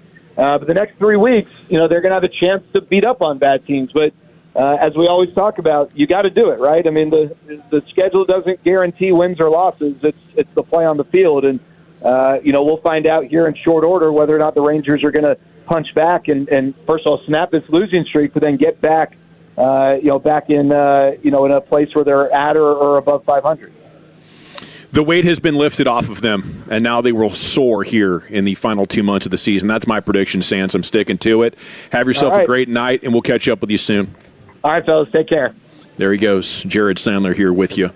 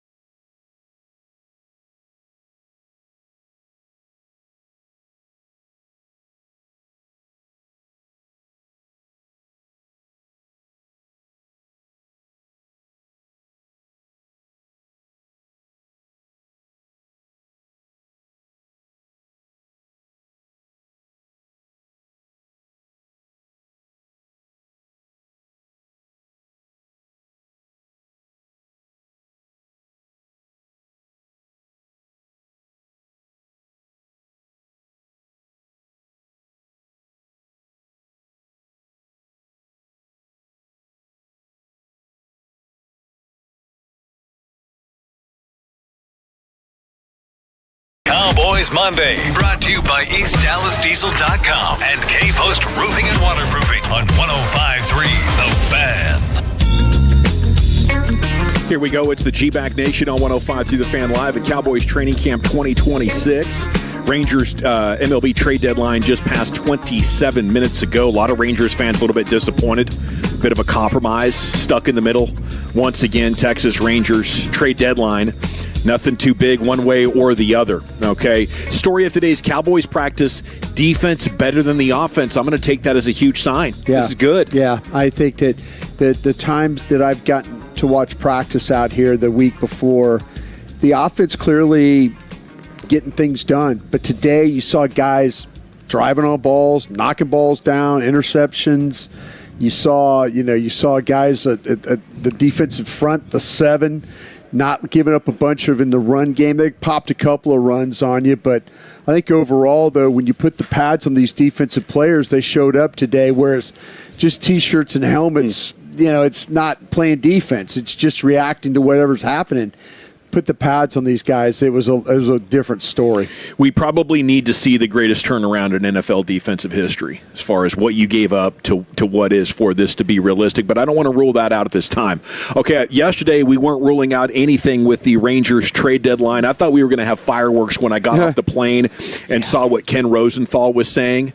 Ken Rosenthal yesterday morning reported before the Rangers lost to Houston that if they lost Sunday and got swept, they could turn sellers just like that, maybe even sell big, and then they went out and lost. So the buzz that he was hearing is nothing is ruled out. And the other national reporters today kind of echoing the same thing when we heard Mackenzie Gore was available, Jacob Latz was available. The Rangers weren't even holding back Wyatt Langford. Everything was possible, but they did not get any offers that they thought were good enough. So now we're going to play this thing out. And let me just interject. Their playoff odds right now are about 50-50. Just under 45%. I quit. So I was surprised you said that earlier, Brian, because you were with me. I was with you, Dawson. I appreciate you taking up. I mean, hey, listen, it was the Oregon Trail. I was one of the oxen. I died along the way, Yeah. You gave him hell, though. You just got to keep pushing. You got 2 oxen left. You got to take this thing all the way to Oregon because I'm not with you anymore. I can't. I am struggling so bad when Eovaldi goes out there and DeGrom. These are supposed to be our best pitchers, and they're getting and we're losing. And it's the Astros. It's a great hitting team and all, but you just not even just. And it's not just one series. It seems like it's since the All-Star break. It's just been a problem, and I can't. I was an ox. I died. I was an ox. The dang Astros. I mean, they have been so good over the last 50 or 60 games. I think they have the number 1 or number 2 OPS in all of the American League now. They crush us. It's just bad. And they did make a move at the deadline. They've acquired center fielder Dalton Varsho from the Blue Jays in exchange for Spencer Arrighetti. They have been one of the hottest teams, winning 11 of their past 12. And Varsho leads MLB outfielders with 83 defensive runs saved since 2022. He's hitting 243. Right now, with he's on pace for about 16 home runs. He'll end up hitting like 343, getting in that lineup. There's a video of him literally just walking from his clubhouse because they're playing each other. So he's just walking over to the Astros clubhouse with his backpack. That's such a weird feeling. Do they have a uniform ready for you and everything? Ooh, good question. They probably got to make that. Yeah, they probably got to. Do we go into the stitch room and let's real quick? I think they can bang those out pretty quick. Yeah, they got a uniform guy who's pretty handy on the sewing machine. The retired Miami Heat DFW superstar Chris Bosh issuing a warning to Victor Wembanyama. Says, take your medicine for the blood clots. Says, I had an episode in January and I almost dropped dead pretty much and came back to life. I'm not joking. He said, I had another pulmonary embolism. You just got to deal with it for the rest of your life. I thought I was past it, but I am not. So, Dawson, you're amazing. The way you just fought through. I thought it was a very good bed music. Yeah, bed music there for the story. It was very vibey. Yeah. Okay, speaking of vibey, let's go back into the Pimp Cup where Lucius Alexander has a G-Bag. Vibey guy. Vibey guy. Yeah, G-Bag of the day. We do it every weekday on the Fan at 5:30, fueled by East Dallas Motor Cars. EastDallasMotorCars.com. What's up? My name is L.A. Lucius Alexander. How you doing? All right. Yes, sir. Going for 2 today comes from the Fan After Dark. Fred and Blake, the night show here on 105.3 The Fan. They were going off with the slot corners and all types of stuff. They just fell apart. The second day of Cowboys training camp, and they just fall apart. I like Savone Ravel. I took the Maffa route because everybody else is taking the Jaden Blue route. Agreed. So and that's I it. appreciate you for that. No one's disagreeing. I brought it up and said, your guys are not playing well. And I assumed you would be so like, what hey, do you want me to say, Blake? I think you would defend the guys. Hey, I think he's And gonna... I did. I said it's day 2. Okay. What a defense. It's day 2. We'll just throw our hands up. What do you want me to say? I wasn't at camp, Blake. Yeah, but we're seeing the same videos. It's not like I was at camp either. Okay, and what are you saying? What's your point? What are you saying about Ravel and Maffa? Maffa fumbled. Okay, great. What's bad about Ravel? We'll just do that then. No, just tell me. Help me understand. Help me because you clearly had a point when you said it. I was saying it, hoping you defend your guys. All you said was it's day 2. That's a blanketed statement you can make about anybody. So what do you want me to say? What do you want me to do? Get in the weeds? You want me to get into some technical breakdown of them, Blake? Is that what you want? I thought you'd defend your guys. I thought wrong. And I did defend them. It's day 2. There's a lot of football left. Okay. We're 2 days into training camp, Blake. That's my defense. Let's give no football takes in. We'll do no football. We'll go back. We'll do no football. If that's going to be your take all day, it's day 2. Could that not work for Dak Prescott? Could that not work for Shoddy? No, it wouldn't Could that not work for Ferguson? Could that not work for Caleb Downs? We could all just say, who cares? It's day 2. Good or bad. Don't listen to anything we have to say today on The Fan, guys, because it's day 2. It's day 2. Who cares? Don't listen to G-Bag. Don't listen to Sean and RJ. Don't listen to KNC because it's day 2. There's no takeaways. There's no takeaways. It is day 2. So guys aren't allowed to have bad days? They are, Fred. I didn't say the guy should be cut. When did I say that? So what are you asking then? Here we go. Let's go. So what are you talking in circles, man? Take us to break. Take us to break. Get us out of here. When we come back, we will continue talking about the Dallas Cowboys. Golly. What are you asking? Did you hear Blake at the very end? Well, he's getting mad. Yeah. Did you hear that? Yeah, there was some stuff in there that was Blake? condescending. Very much so. The tone. He's a very talented young broadcaster, but I think he's not using his powers for good. He was using it to stir and wind up the Fred Davis. They are, Fred. I didn't say the guy should be cut. When did I say that? So what are you asking then? Oh, he's getting genuine anger. Oh, he's getting mad. What? He would have got choked out around me, dog. Okay. Yeah. All right, let's see here. Where we at?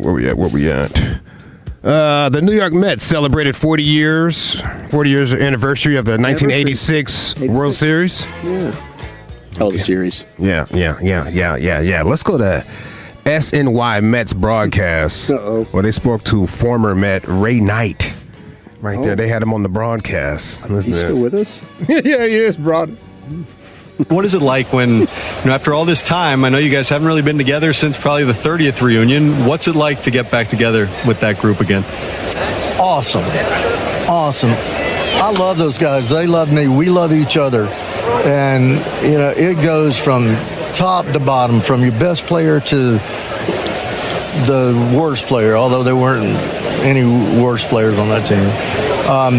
And it's just, we hug. And, I had 4 or 5 guys that give me a kiss on the cheek. I kissed a couple of guys on the cheek.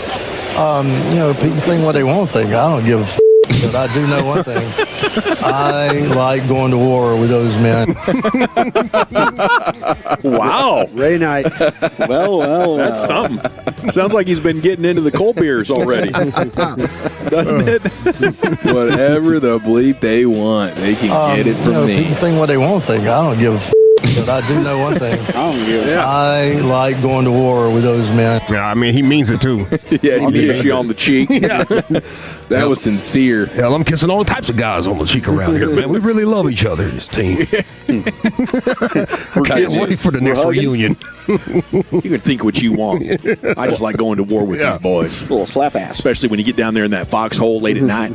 Yeah, exactly. Late at night. What hole? Yeah, exactly. Excuse me, sir. Let's go to the RJ and Choppy show. Which one of these fools is Chop? They had Tyler Booker on the show, right? Yes. Yeah. And they were asking about middle fingers. How do you make your middle finger? There's certain ways of doing the bird. There's an art to it in a sense. Yeah. Yep. Yeah. Here we go. I always prefer the right angle adjacent fingers like that. So you're going thumb out. That's the proper barrel. You're going thumb out instead of thumb in? Yeah, thumb out. Yeah, thumb out. Thumb out, index finger and ring finger cocked at a 90-degree angle. You got this regular one. This seems like an 8-year-old bird. Right. Yeah. This is like a proper aggressive adult bird. It kind of looks like an F-15. There's a lot of anger when you're doing it, though, with the thumb in. You're like pushing it down on the other fingers. That can be solid. Yeah. Oh, F you. Yeah, you definitely described the one I rock with every once in a while. But mine is slanted, too. I like to slant it a little bit. It's not straight up and down. Little tilt, Yeah, it's got a little tilt to it. A little lean on it, you know what I'm saying? Oh, yeah. Let's listen to Tyler Booker. When you make the middle finger, do you put the thumb out or do you leave it in? You know what's crazy? I had a very similar conversation. Somebody asked me the same question. I feel like when you leave it out, it's more casual, but when you put that thumb in, you mean it. Like, you really mean it. Like that's personal. That's a good one. It's personal. Yeah, It's a good answer. That's a great answer. You're closer to being ready to punch. This is closer to a fist. This is your stylistic with it. Yeah, you know, giving it some flair. Your man Aaron Rodgers. What's he? He was on Pat Mack show, of course. Of course he was. Which is on ESPN, right? Yes, sir. Aaron Rodgers on there just talking dirty about ESPN.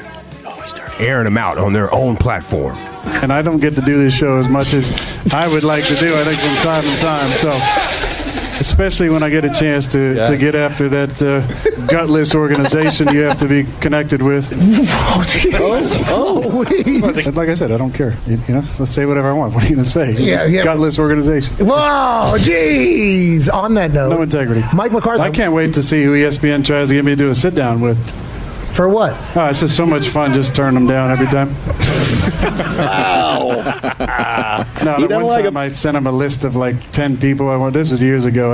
I still get great laughs about this.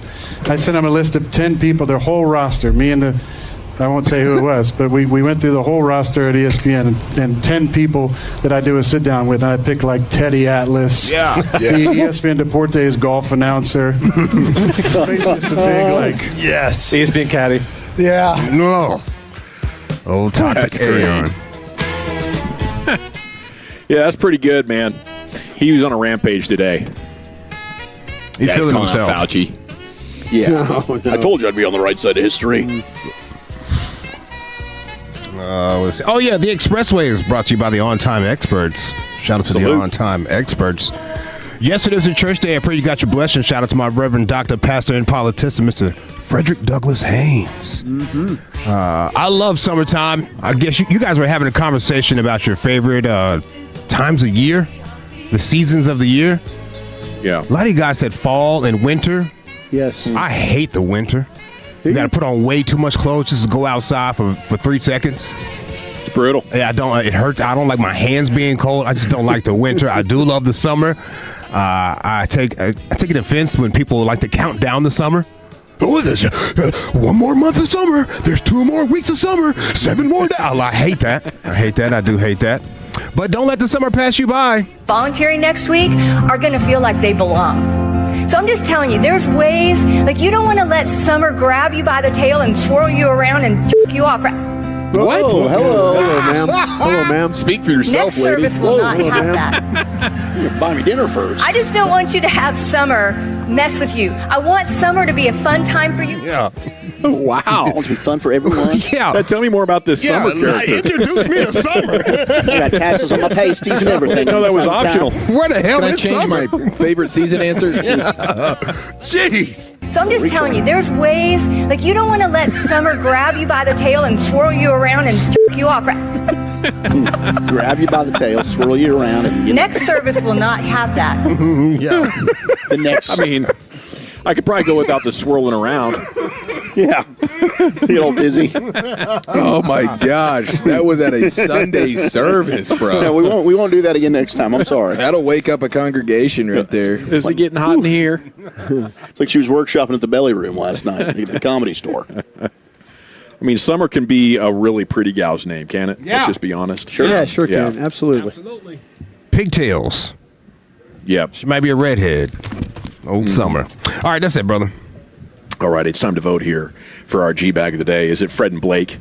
Is it the Mets celebrating their 40th year anniversary of the '86 title with Ray Knight, who was kissing guys on the cheek? I'm so excited. I don't care how you feel about it. Tyler Book on his bird flying strategy. He is proud. You think those Mets players call him Summer? Aaron Rodgers taking his last lap around the NFL. Shoot, man. And he's giving no bleeps at all. And you have our gal at church talking about how you want to attack your summer. I'm going to go with Ray Knight here myself. Chief, how about you? Give me the champ. Lucius? Church. We're tied at 1, Wolchuk. I think we're going to go Church. Brian? Champ. We're tied at 2. Right. Jump on to @GBagNation. We're going to create an Insta poll where you can vote on who you believe should be the winner whenever we have a tie with our voting. We settle it on Twitter @GBagNation. We'll kick back and listen to LA Live. I'm going to post an Insta poll right here. Follow us all when you get there. We'll announce the winner towards the end of LA Live. And speaking of that, here's Lucius. Somebody on the fan text, 89 days until Halloween, Lucius. Heck yeah. I like your sense of humor, sir, whoever you are out there, Mr. Tolo. All right, let's get into a Monday, Friday edition of LA Live. Whoa! Right after the great Rick James. Well, all right, Square. It's time you smoke. Fire up this funk and let's have a toke. It'll make you dance to some of everything. Everybody get hot. And who's your favorite Marvel Comics hero? Mine is Superman. Remember the motto? With great power comes great responsibility. Have a great night, everyone. We'll see you again at 6. That's right. We sure will. It's a big fail. We sure will. Oh, no. You guys know what quote she was, where that actually comes from, right? Spider-Man. Yeah. Spider-Man. Yeah. Did you guys see the Spider-Man movie? Anybody? No, sir. Tim did. Tim Collins saw it. Tim Collins. 2 thumbs up? Yeah, 2 thumbs up. 2 thumbs. Is he fighting is it like some type of samurai group?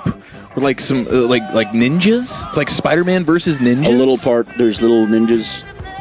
Nice, dude. Fighting Spider-Man. Is it Colt and Rocky and Tum Tum? And the samurai are trying to get Mary Jane, of course. Of course. Yeah. They're always trying to get Mary Jane. Did they have an upside-down kiss in this one? It wasn't. It's iconic, dude. It is iconic. Run that back. Well, I plan on watching that thing tonight, man. So Ooh, we shall see. We shall see. Yeah, I'll let you know. I'll let you know for sure. This is LA Live for Monday, August 3rd, 2026. Shout out to Augustus Caesar for conquering Egypt and getting a month named after him that we still say. It is a Monday, Friday edition of LA Live. Welcome in. This is the vibes here. We're just going to go over some things I seen and did over the weekend. LA Live is brought to you by Metro Flow Plumbing. Shout out to those blue collar ballers. I stayed in the pool till about 4 o'clock in the morning Saturday. 4 o'clock in the morning. Yeah. You got floaties you wear, Lucius? Nah, man. Nah, but I had to go at night. Like I didn't get to the pool till midnight. Whoa. Because I'm trying to avoid Randy and his wife. Oh. There you go. Dirty Randy. Yeah, you remember Randy. He's got the ring cam on you, though, Lucius. He's still better trying watch to out. get you, huh? He always has his shirt off, and he always has Tito's in his cup. And yes, he's still trying to get me. And his wife's name's Summer. Yeah. Summer's Eve. Yeah. Hey, the storylines in the WNBA just keep on giving, though. Gosh, the WNBA just keeps on giving. The Chicago's. I need to go work in. I don't know. The Chicago Sky played the Las Vegas Aces on Saturday. It was a damn good Saturday afternoon game. I enjoyed it. Both teams thought they had that game in the bag at one point or another. You had Aces Asia Wilson hit a big shot with just seconds left on the clock, but that ended up being a little bit too much time for the Chicago Sky because Sydney Taylor, I believe her name is, hit a big last-second game-winning shot. It was amazing. Back-and-forth game. But here's the thing that really got me, bro. Here's what was on my mind the whole time during that game. Remember during WNBA All-Star Weekend, Chicago Sky Dejanay Carrington set her ex-girlfriend, Aces forward, Nalissa Smith, was cheating on her with multiple NBA players. Remember that? Yeah. She outed her ex-girlfriend out during All-Star Weekend is basically what happened. Put her on the blogs, right? She had to guard her that game. Oh, no way. Bro, the dynamics in the WNBA thought are Carrington was crazy. hurt. Wow. I thought she's hurt. She was back, dog, and she had to guard this girl that she outed. There was also an ex-girlfriend that was messing with multiple NBA players. What is going on? Wow, full court press. Damn. Just the dynamics. The most offensive thing I've seen on Twitter about this is if you think women could run the world, just take a look at the last 2 weeks in the WNBA. Very offensive.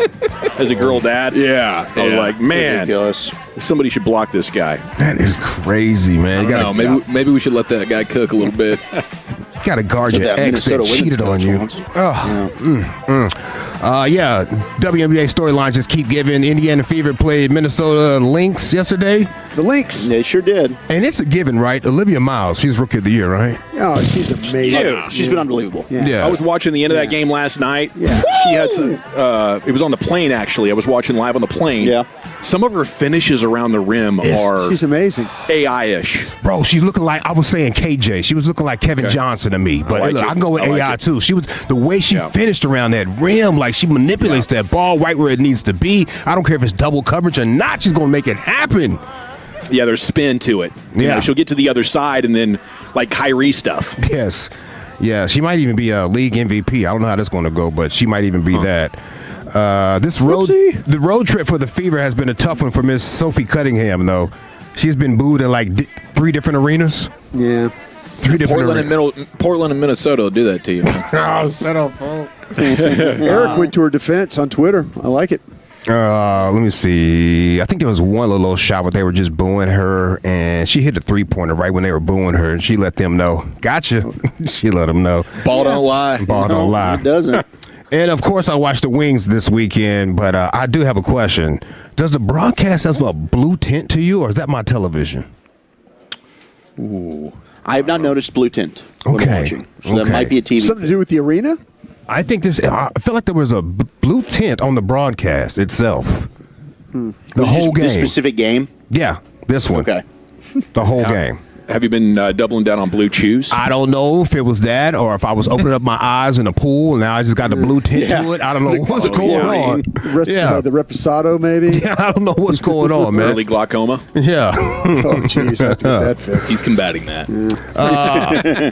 Staying in the pro basketball lane, have y'all heard some of the viral LeBron James songs that have dropped since he signed with the Sixers? No. What do we got? There's quite a few of them. There's quite a few of them out there. This is one of my favorites right here. Change, and you got to say his name. His name is LeBron James. I'm starting with the man on the Sixers. LeBron.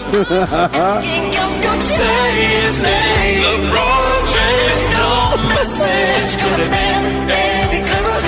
If you want to make the world a better place, take a look in the sky and say his name. Yeah.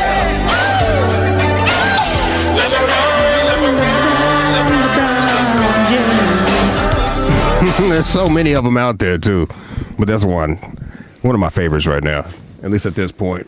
That was good. Yep. And singing, the lead singer of Martha and the Vandellas. Martha and the Vandellas. Miss Martha Reeves, who was 85 years old. Passed. She's no. She wishes, man. Yeah. I don't know if she wishes, but she sung the national anthem at the launch of the women's